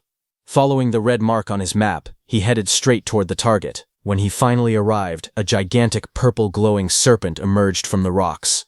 Chen Tianxiao was stunned after sensing its aura and realized it was actually a Tier 3 high-stage ferocious beast. He then thought that Su Hong was only at Tier 2, so if even he could kill a special ferocious beast, its level should not be too high. However, after seeing its size, he began to doubt himself. He wondered whether he had simply been unlucky to encounter such a powerful monster, or whether every special ferocious beast in this realm was this terrifying. If the latter was true, then Su Hong's true strength had to be far greater than he had imagined. After seeing the giant python's terrifying strength, Chen Tianxiao refused to back down. He convinced himself that if Su Hong could kill the beast, then he could do the same. With burning determination, he unleashed all of his power and declared that he would never lose to anyone. Wrapped in a blazing red aura, Chen Tianxiao charged straight at the giant python and threw a powerful punch. However, the enormous beast barely reacted. A few minutes later, it struck back with overwhelming force, sending Chen Tianxiao flying through the air. He crashed heavily into a massive tree, leaving him badly injured. Coughing up blood, Chen Tianxiao finally realized something was wrong. He could clearly feel that the giant python's combat strength was almost comparable to that of some Tier 4 ferocious beasts. He could not understand how a beast this powerful had supposedly been defeated by Su Hong alone. After suffering several heavy blows, Chen Tianxiao realized he could not continue fighting. He knew that if he stayed any longer, the giant python would kill him. Swallowing his pride, he decided to retreat. Although he hated the idea of running away, he admitted that staying alive was more important. As he escaped through the forest, Chen Tianxiao quickly came up with another plan. Since he could not defeat special ferocious beasts, he decided to steal points from other candidates instead. Before long, he spotted a group of examinees walking together. A cruel smile appeared on his face as he declared that they were unlucky because all of their points now belonged to him. Just as Chen Tianxiao was about to attack the unsuspecting candidates, someone suddenly rushed in from behind at incredible speed. It was Su Hong. He rushed in from behind with a large wooden log raised over his shoulder. With a cunning smile, Su Hong asked if he was the one called Chen Tianxiao. Hearing the voice behind him, Chen Tianyan was startled and quickly turned around to see who had attacked him. Before he could react, Su Hong swung the huge wooden log with tremendous force. The heavy strike crashed into Chen Tianyan, knocking him backward. Su Hong did not give him a chance to recover and launched another powerful attack on Chen Tianyan's face, sending him flying with a powerful impact toward the students ahead. A student noticed Chen Tianyan and shouted for everyone to dodge quickly. They all dodged as Chen Tianyan came flying from the powerful blow and crashed into the ground, leaving a deep trench behind him. The nearby candidates stared at him in shock. They could not believe that someone had knocked out a Tier 3 expert like Chen Tian with a single surprise attack. Everyone wondered who could possess such terrifying strength. Meanwhile, Su Hong looked at his wrist device and smiled. He had originally been searching for a special ferocious beast, but instead, he had unexpectedly earned 400 points by defeating Chen Tianyan. He considered it a very profitable outcome. Su Hong then turned his attention to the 5 nearby candidates. Standing calmly with the giant tiger behind him, he asked them how many points they had. The 5 students immediately panicked. They begged Su Hong to spare them and explained that the 5 of them together had not even earned 100 points. They insisted that such a small amount was not worth attacking them over and pleaded for mercy. After hearing their answer, Su Hong looked at them in disbelief and commented that earning fewer than 100 points between all 5 of them was truly pathetic. Su Hong smiled and suggested that the 5 candidates beat up the unconscious Chen Tinyan as well. He jokingly said that they might even receive half of Chen Tinyan's points if they did. The 5 students looked at one another in confusion. Curious, they decided to give it a try. 2 minutes later, Chen Tianyan's face was covered in bruises after being beaten repeatedly, and the wooden log Su Hong gave them was completely broken. However, no matter how many times they hit him, they did not receive a single point. They finally realized that only the person who defeated him first could claim the reward. Seeing that nothing else could be gained, Su Hong smiled and told them to keep trying before saying goodbye. He then climbed onto his giant white tiger and rode away. The 5 students watched him leave in admiration. They were amazed that he had tamed a Tier 3 ferocious beast as his mount. They began to wonder if that incredible young man was the current #1 ranked participant, Su Hong. Meanwhile, outside, Grandmaster Lin watched the scene and complained that beating an already unconscious person again was hardly something a decent person would do. But Grandmaster Qin laughed and replied that Su Hong wanted to enroll in Magic Martial University and said that the university loved mischievous students like him. Su Hong then arrived where the giant python was. It hissed at Su Hong as a dark red aura surrounded its body. Instead of backing away, Su Hong grinned and jumped at the giant python, challenging it to fight him. The giant python let out a furious roar and lunged straight toward him with its mouth wide open. Su Hong faced the attack without showing any fear. He gathered his strength and unleashed his powerful martial skill, 9 heaven-breaking spears. His spear blazed with energy as he thrust it forward at incredible speed. The powerful strike pierced through the giant python's attack and slammed directly into its head, killing it instantly. Then, 1 hour later, when Chen Tianyan woke up and went to hunt the giant python, he saw its massive body collapsed on the ground. After seeing the giant python lying there, Chen Tianyan could not believe what he was looking at. He quickly checked the rankings and was shocked to discover that Su Hong had earned 4,500 points. The leaderboard showed Su Hong firmly in first place, far ahead of Chen Sha, who had only 1,450 points, while Lu Xuan remained in third place with 1,300 points. Chen Tianyan immediately realized that the Tier 3 high-stage giant python had also been killed by Su Hong. The discovery left Chen Tianyan completely stunned. He could not understand how Su Hong, who was supposed to be only a Tier 2 martial artist, could possess such terrifying strength. He began to suspect that Su Hong had been hiding his true cultivation all along and was actually a Tier 4 martial artist. Otherwise, he could not explain how Su Hong had defeated a giant python that even Chen Tianyan himself had no confidence in defeating. On the other hand, the 3 students who had been saved by Su Hong had also defeated a special ferocious beast. They looked at the enormous corpse of the special ferocious beast in disbelief. They admitted that the 3 of them had almost been wiped out by that monster. Yet Su Hong had managed to kill it all by himself. In their eyes, Su Hong was the real monster, and they could not imagine how a single person had accomplished such an impossible feat. Then, one of them checked the updated leaderboard. She was shocked to learn that Su Hong had killed yet another elite monster. His score had already reached 4,500 points, leaving everyone speechless. They admitted that Su Hong was no longer someone they could compare themselves to. In their eyes, he was a monster among monsters. Instead of trying to catch up with him, they decided it would be enough if they could simply surpass Chen Tian. Meanwhile, the 2 grandmasters continued watching the examination. Grandmaster Qin praised Su Hong's extraordinary talent, saying that he could control both the powers of thunder and fire with incredible ease. Hearing that, Grandmaster Lin said that since he also possessed dual attributes, he wanted to meet Su Hong personally and asked Grandmaster Qin to introduce him. Hearing that, Grandmaster Qin laughed and teased him, saying that it was embarrassing for someone of his status to seek advice from a young junior. However, Grandmaster Lin did not mind at all. He replied that if he could master such a powerful technique, there was no reason to worry about losing face. Grandmaster Lin then pointed out that Zhang Hu, a Tier 3 initial stage martial artist, had been unable to block even a single punch from Su Hong. In his opinion, the martial arts examination had completely turned into Su Hong's personal show, as none of the other participants could compete with him. Grandmaster Lin stood up to leave, saying there was no need to keep watching the examination. However, Grandmaster Qin suddenly noticed something and immediately stopped Grandmaster Lin, saying that Su Hong was heading alone toward the barbarian dragon. Grandmaster Lin was shocked and wondered if Su Hong had gone mad. He explained that he had personally captured the barbarian dragon and knew exactly how powerful it was. The beast was already close to breaking through to the middle stage of Tier 4. With its dragon bloodline, its combat strength was almost equal to that of a high-stage Tier 4 ferocious beast. He confidently declared that even if Su Hong could control the powers of thunder and fire, there was no way he could seriously injure the barbarian dragon. He believed Su Hong would soon be beaten badly and finally understand how vast the gap in strength really was. Grandmaster Qin, however, hoped for a different outcome. He wished that Su Hong would realize the danger and retreat before it was too late. On the other hand, the white tiger was very frightened. Su Hong sat on the frightened white tiger's back and called it a coward. He told the beast that it only needed to lead the way because he had no intention of making it fight the barbarian dragon. The white tiger let out a series of frightened whimpers but still obeyed his orders. Following the white tiger's guidance, Su Hong soon arrived at the entrance of a deep canyon. The tiger nervously indicated that the barbarian dragon was hiding inside.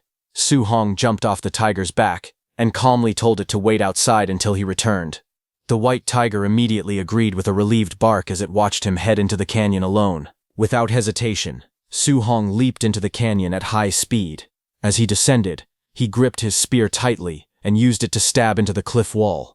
The spear carved a long groove through the rock, slowing his fall while sending pieces of stone flying in every direction. After sliding down the cliff, Su Hong landed steadily at the bottom of the canyon. He immediately became alert and carefully observed his surroundings. A moment later, he discovered the barbarian dragon. To his surprise, the enormous Tier 4 beast was asleep and tightly bound by several massive chains. Su Hong was confused after seeing that and wondered why such a powerful Tier 4 barbarian dragon had been chained up. Even while sleeping, the dragon released an overwhelming aura. Su Hong could tell that its strength had already surpassed the Tier 4 initial stage and was extremely close to the Tier 4 middle stage. After judging the dragon's power, Su Hong admitted that he was not confident he could defeat it in a direct fight with his current strength. However, seeing that the dragon was asleep and restrained, he smiled and decided to take advantage of the situation. He quietly thought that if he launched a sneak attack, the dragon could not blame him for fighting unfairly. After carefully observing the sleeping barbarian dragon, Su Hong noticed one particular weak spot. He realized that no matter the creature's race, gender, or how strong its defense was, a direct hit to that spot would cause tremendous damage. He went behind the barbarian dragon. A confident smile appeared on his face as he gripped his spear tightly and used his unlimited technique. He gathered the powers of thunder, fire, and metal into the weapon, combining the three attributes into one powerful attack.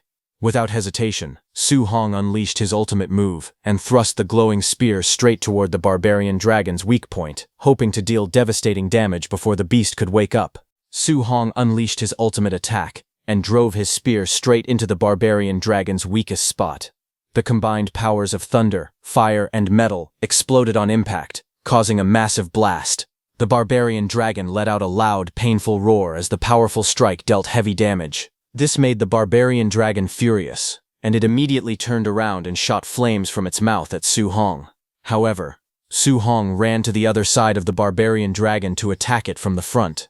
Seeing the dragon restrained by the heavy chains, Su Hong smiled confidently. He believed that as long as the chains continued to limit its movements, defeating the barbarian dragon would not be as difficult as he had expected. However, the barbarian dragon noticed Su Hong running ahead and opened its mouth wide. A massive stream of blazing fire burst towards Su Hong. Surprising him, the barbarian dragon turned the entire area into a sea of flames. Powerful flames spread in every direction, burning everything around them. Su Hong was completely burned and turned into charcoal, but suddenly, the charcoal statue of Su Hong shattered, revealing that it was just clay. Su Hong had used the same technique as those demonic practitioners.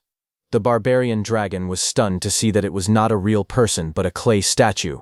Just then, Su Hong appeared behind the barbarian dragon, where he drove his spear deep into the wound he had already created. Blood poured out as he smiled and declared that he would strike the same spot one more time. His spear flashed with thunder, fire, and metal energy before crashing into the dragon with tremendous force. The dragon let out a painful roar that echoed across the battlefield. Everyone watching the live broadcast was stunned. They could not believe how brutally Su Hong was fighting. Grandmaster Lin admitted that he had expected the chained barbarian dragon to be too strong for Su Hong to injure, but Su Hong had surprised everyone. However, he also could not help wondering what kind of person would think of attacking a dragon's weakest spot in such a shameless way. Grandmaster Lin suggested that they should quickly remove the chains.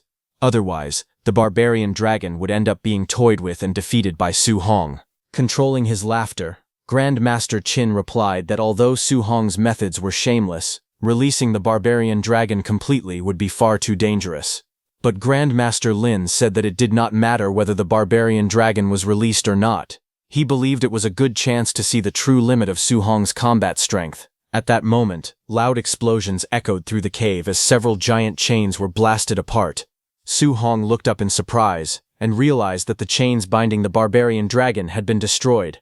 He wondered if the Grandmasters had decided to release the dragon. The barbarian dragon immediately let out a furious roar as more chains snapped one after another. The last restraints broke apart, and the massive dragon was finally set free. Those falling chains were so huge and heavy that Su Hong had to dodge them. As the barbarian dragon was released, its body erupted with terrifying power. It shot a dragon breath into the sky. A pillar of blazing fire shot straight into the sky, shaking the entire area and filling the battlefield with overwhelming pressure. Su Hong looked at the fully awakened dragon and realized he was finally facing the true strength of a Tier 4 barbarian dragon with a dragon bloodline. He admitted that such a powerful opponent was far from ordinary. Instead of feeling afraid, Su Hong smiled.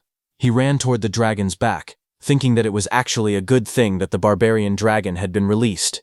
Now he could finally test the true limit of his combat power by fighting with everything he had. The barbarian dragon noticed him and opened its mouth, gathering blazing flames before unleashing a massive stream of fire towards Su Hong. Seeing the attack rushing at him, Su Hong quickly leaped away, narrowly dodging the dragon's fiery breath as it exploded across the battlefield. Su Hong quickly switched techniques and gathered the power of water around his spear. With a powerful swing, he unleashed the water dragon skill. A massive blue water dragon rushed forward to meet the barbarian dragon's blazing flames. The two attacks collided head-on. Fire and water exploded against each other, creating a violent blast that filled the battlefield with steam and thick smoke. The barbarian dragon roared furiously from inside the cloud. Su Hong used this opportunity to jump onto the rocky wall, and without wasting a moment, he pushed off the cliff and leaped high into the air. Golden lightning gathered around his spear as he activated the 9 heaven-breaking spears technique.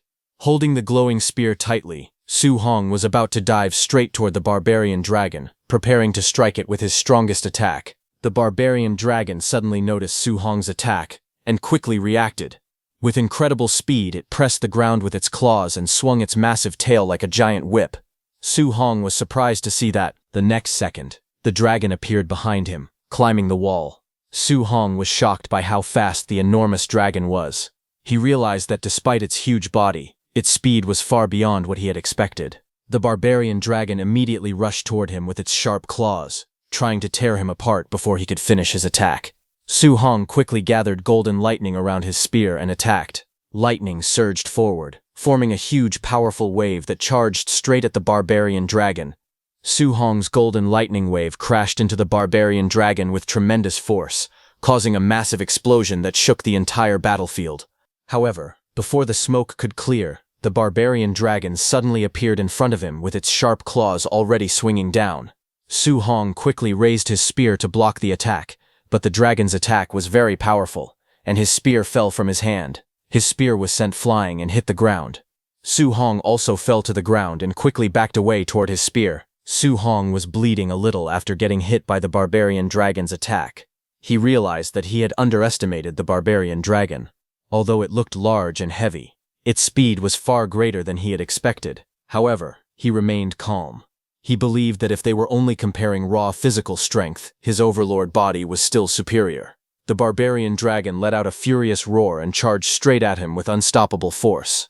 Instead of dodging, Su Hong clenched his fist and rushed forward to meet it head-on. As the dragon's massive claw came crashing down, Su Hong threw a powerful punch directly at it. Their attacks collided with a thunderous impact, creating a violent shockwave that echoed throughout the battlefield. The barbarian dragon roared in pain as the force of Su Hong's punch exploded, spreading in every direction. The barbarian dragon roared loudly as Su Hong's powerful punch landed on it. The force of his punch was so great that the whole ground started shaking, and energy filled the battlefield. The barbarian dragon general was pushed back and hit the wall behind it with a solid impact. However, Su Hong didn't stop there. He said it was not over yet, and unleashed more energy from his body. Then Su Hong rushed toward the barbarian dragon at full speed. He clenched his fist and jumped at the barbarian dragon, telling it to take another punch from him. He launched another powerful punch aimed at the barbarian dragon's head. Seeing that, the barbarian dragon was shocked, but it was already too late. His fist smashed into the dragon with tremendous force. His punch was so powerful that the barbarian dragon's 2 teeth broke and fell to the ground. But Su Hong did not stop there. He shouted that it was not over. He charged at the barbarian dragon once more and landed another heavy blow. The impact shook the dragon's huge body. The barbarian dragon roared and tried to endure the attacks, but Su Hong's punches kept coming one after another. His speed and strength shocked everyone watching the battle. The people outside watched the fight on the screen in disbelief. They could not understand what was happening. A Tier 3 human was actually suppressing and beating a Tier 4 barbarian dragon. Some of them wondered who the real barbarian dragon was in this fight. Others thought it was too ridiculous, and suspected that Su Hong might also have the bloodline of a dragon race. Grandmaster Lin was shocked after seeing Su Hong's strength. He said that the power from fusing 3 attributes was truly extraordinary, but Su Hong's physical strength was also far too great. He asked Grandmaster Qin if he hadn't said earlier that Su Hong had some kind of overlord body, but he didn't say it was this strong. Grandmaster Qin himself was stunned. He admitted that he already knew the overlord body was very strong, but he had only thought it could reach the top 30 in the physique rankings. Now it seemed that Su Hong's overlord body was comparable to the war god body, which ranked first in strength. Grandmaster Lin became even more shocked as he thought about Su Hong's abilities. Su Hong had the overlord body, was also a spirit master, could fuse 3 attributes, and had perfect compatibility with 7 attributes. To him, Su Hong was simply too much of a monster. He believed that in this year's martial arts exam, Su Hong's results would surely break historical records. Meanwhile, Su Hong continued attacking the barbarian dragon with terrifying speed and power, making it throw up blood. Then, finally, he attacked with full power and smashed the barbarian dragon's head, sending it flying and crashing onto the ground with a solid impact. Its fall filled the whole battlefield with smoke and dust. That huge barbarian dragon finally died, and the system announced that Su Hong had killed the barbarian dragon and gained 10,000 martial value. Su Hong sat on the ground, exhausted. He admitted that the barbarian dragon could really take a beating, and his spiritual chi was almost depleted. He knew that without relying on his overlord body and 3-attribute fusion, normal moves might not have even hurt it. He thought that if other students had been the ones fighting the barbarian dragon, defeating it would have been impossible. Su Hong also felt that the Grandmaster was too wicked for arranging such a terrifying beast for their trial. However, Su Hong smiled when he looked at the ranking list. His points had finally reached 14,500, placing him in first place. Chen Su was in second place with 1,450 points, and Lu Dao was in third place with 1,300 points. Chen Tianyan, who saw the ranking, was shocked. He could not believe Su Hong had gained 14,500 points and wondered if Su Hong had really killed the barbarian dragon. He remembered that the barbarian dragon was said to be a Tier 4 ferocious beast with a dragon bloodline, so he could not understand how Su Hong had defeated such a monster. The people in the canyon were shocked when they saw Su Hong's score.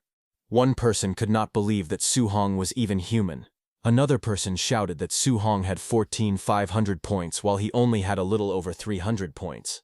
They were stunned that Su Hong had killed the barbarian dragon all by himself. Meanwhile, the second place and third place students collapsed on the ground in despair. One of them cried and apologized to his parents. He admitted that he had been too arrogant before. He no longer believed he was a genius, and called himself useless. Their confidence had been completely crushed after seeing Su Hong's strength. Watching this scene through the screen, Grandmaster Qin said that the minds of those little geniuses seemed to have broken a little. Grandmaster Lin admitted that if he had met a monster like Su Hong back then, his own mentality would have collapsed too. At that moment, the people watching the screen suddenly became excited again. They saw Su Hong cutting and roasting the barbarian dragon, and were amazed by his boldness.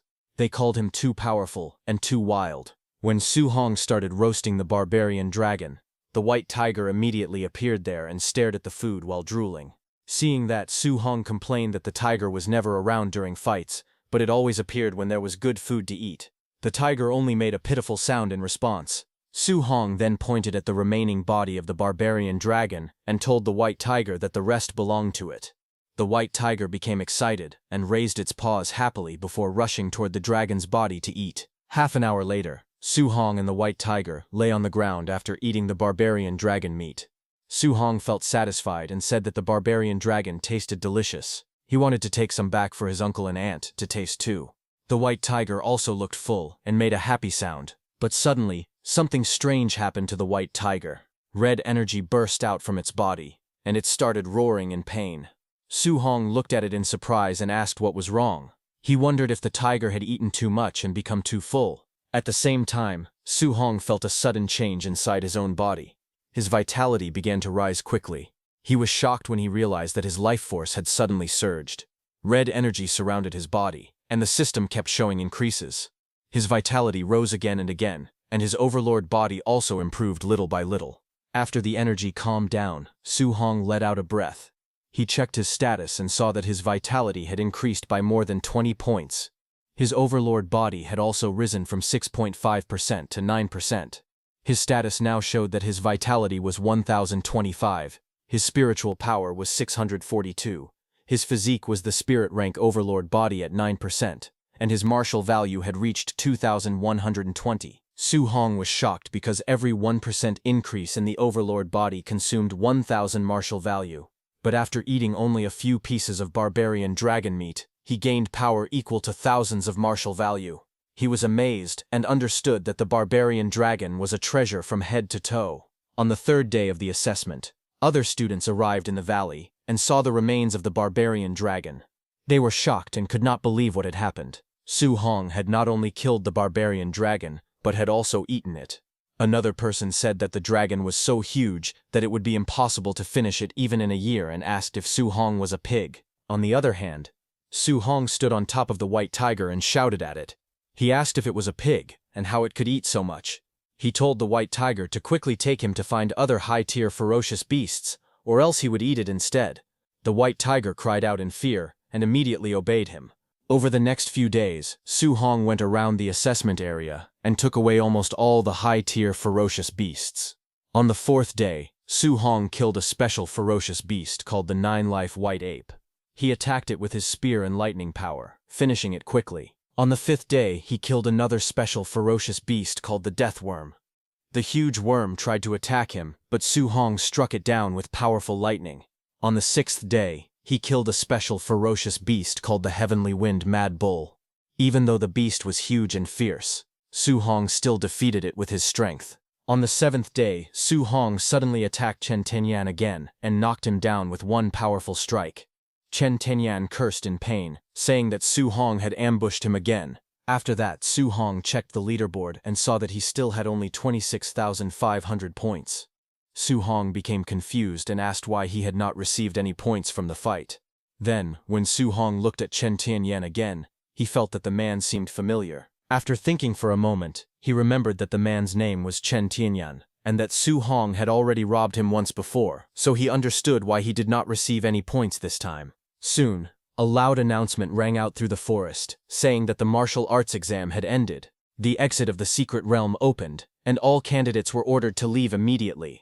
Su Hong looked at the sky and felt surprised that the exam had ended so quickly. He thought the secret realm was a very good place and it was a pity that they could only stay there for 7 days. Before leaving, Su Hong patted the white tiger and told it not to cry. He said he was leaving and told it to cultivate hard so that it would not be beaten to death by someone next year. Then Su Hong noticed that Chen Tianyan had fainted. He wondered how Chen Tianyan would leave the secret realm in that condition. Su Hong carried him and flew toward the exit. He came out while carrying the unconscious Chen Tian on his shoulder and holding his spear in his hand. Just as he came out, everyone was there to welcome him. The whole crowd shouted his name again and again. They called him the top scorer of Jiangnan province and the top scorer of the martial arts exam.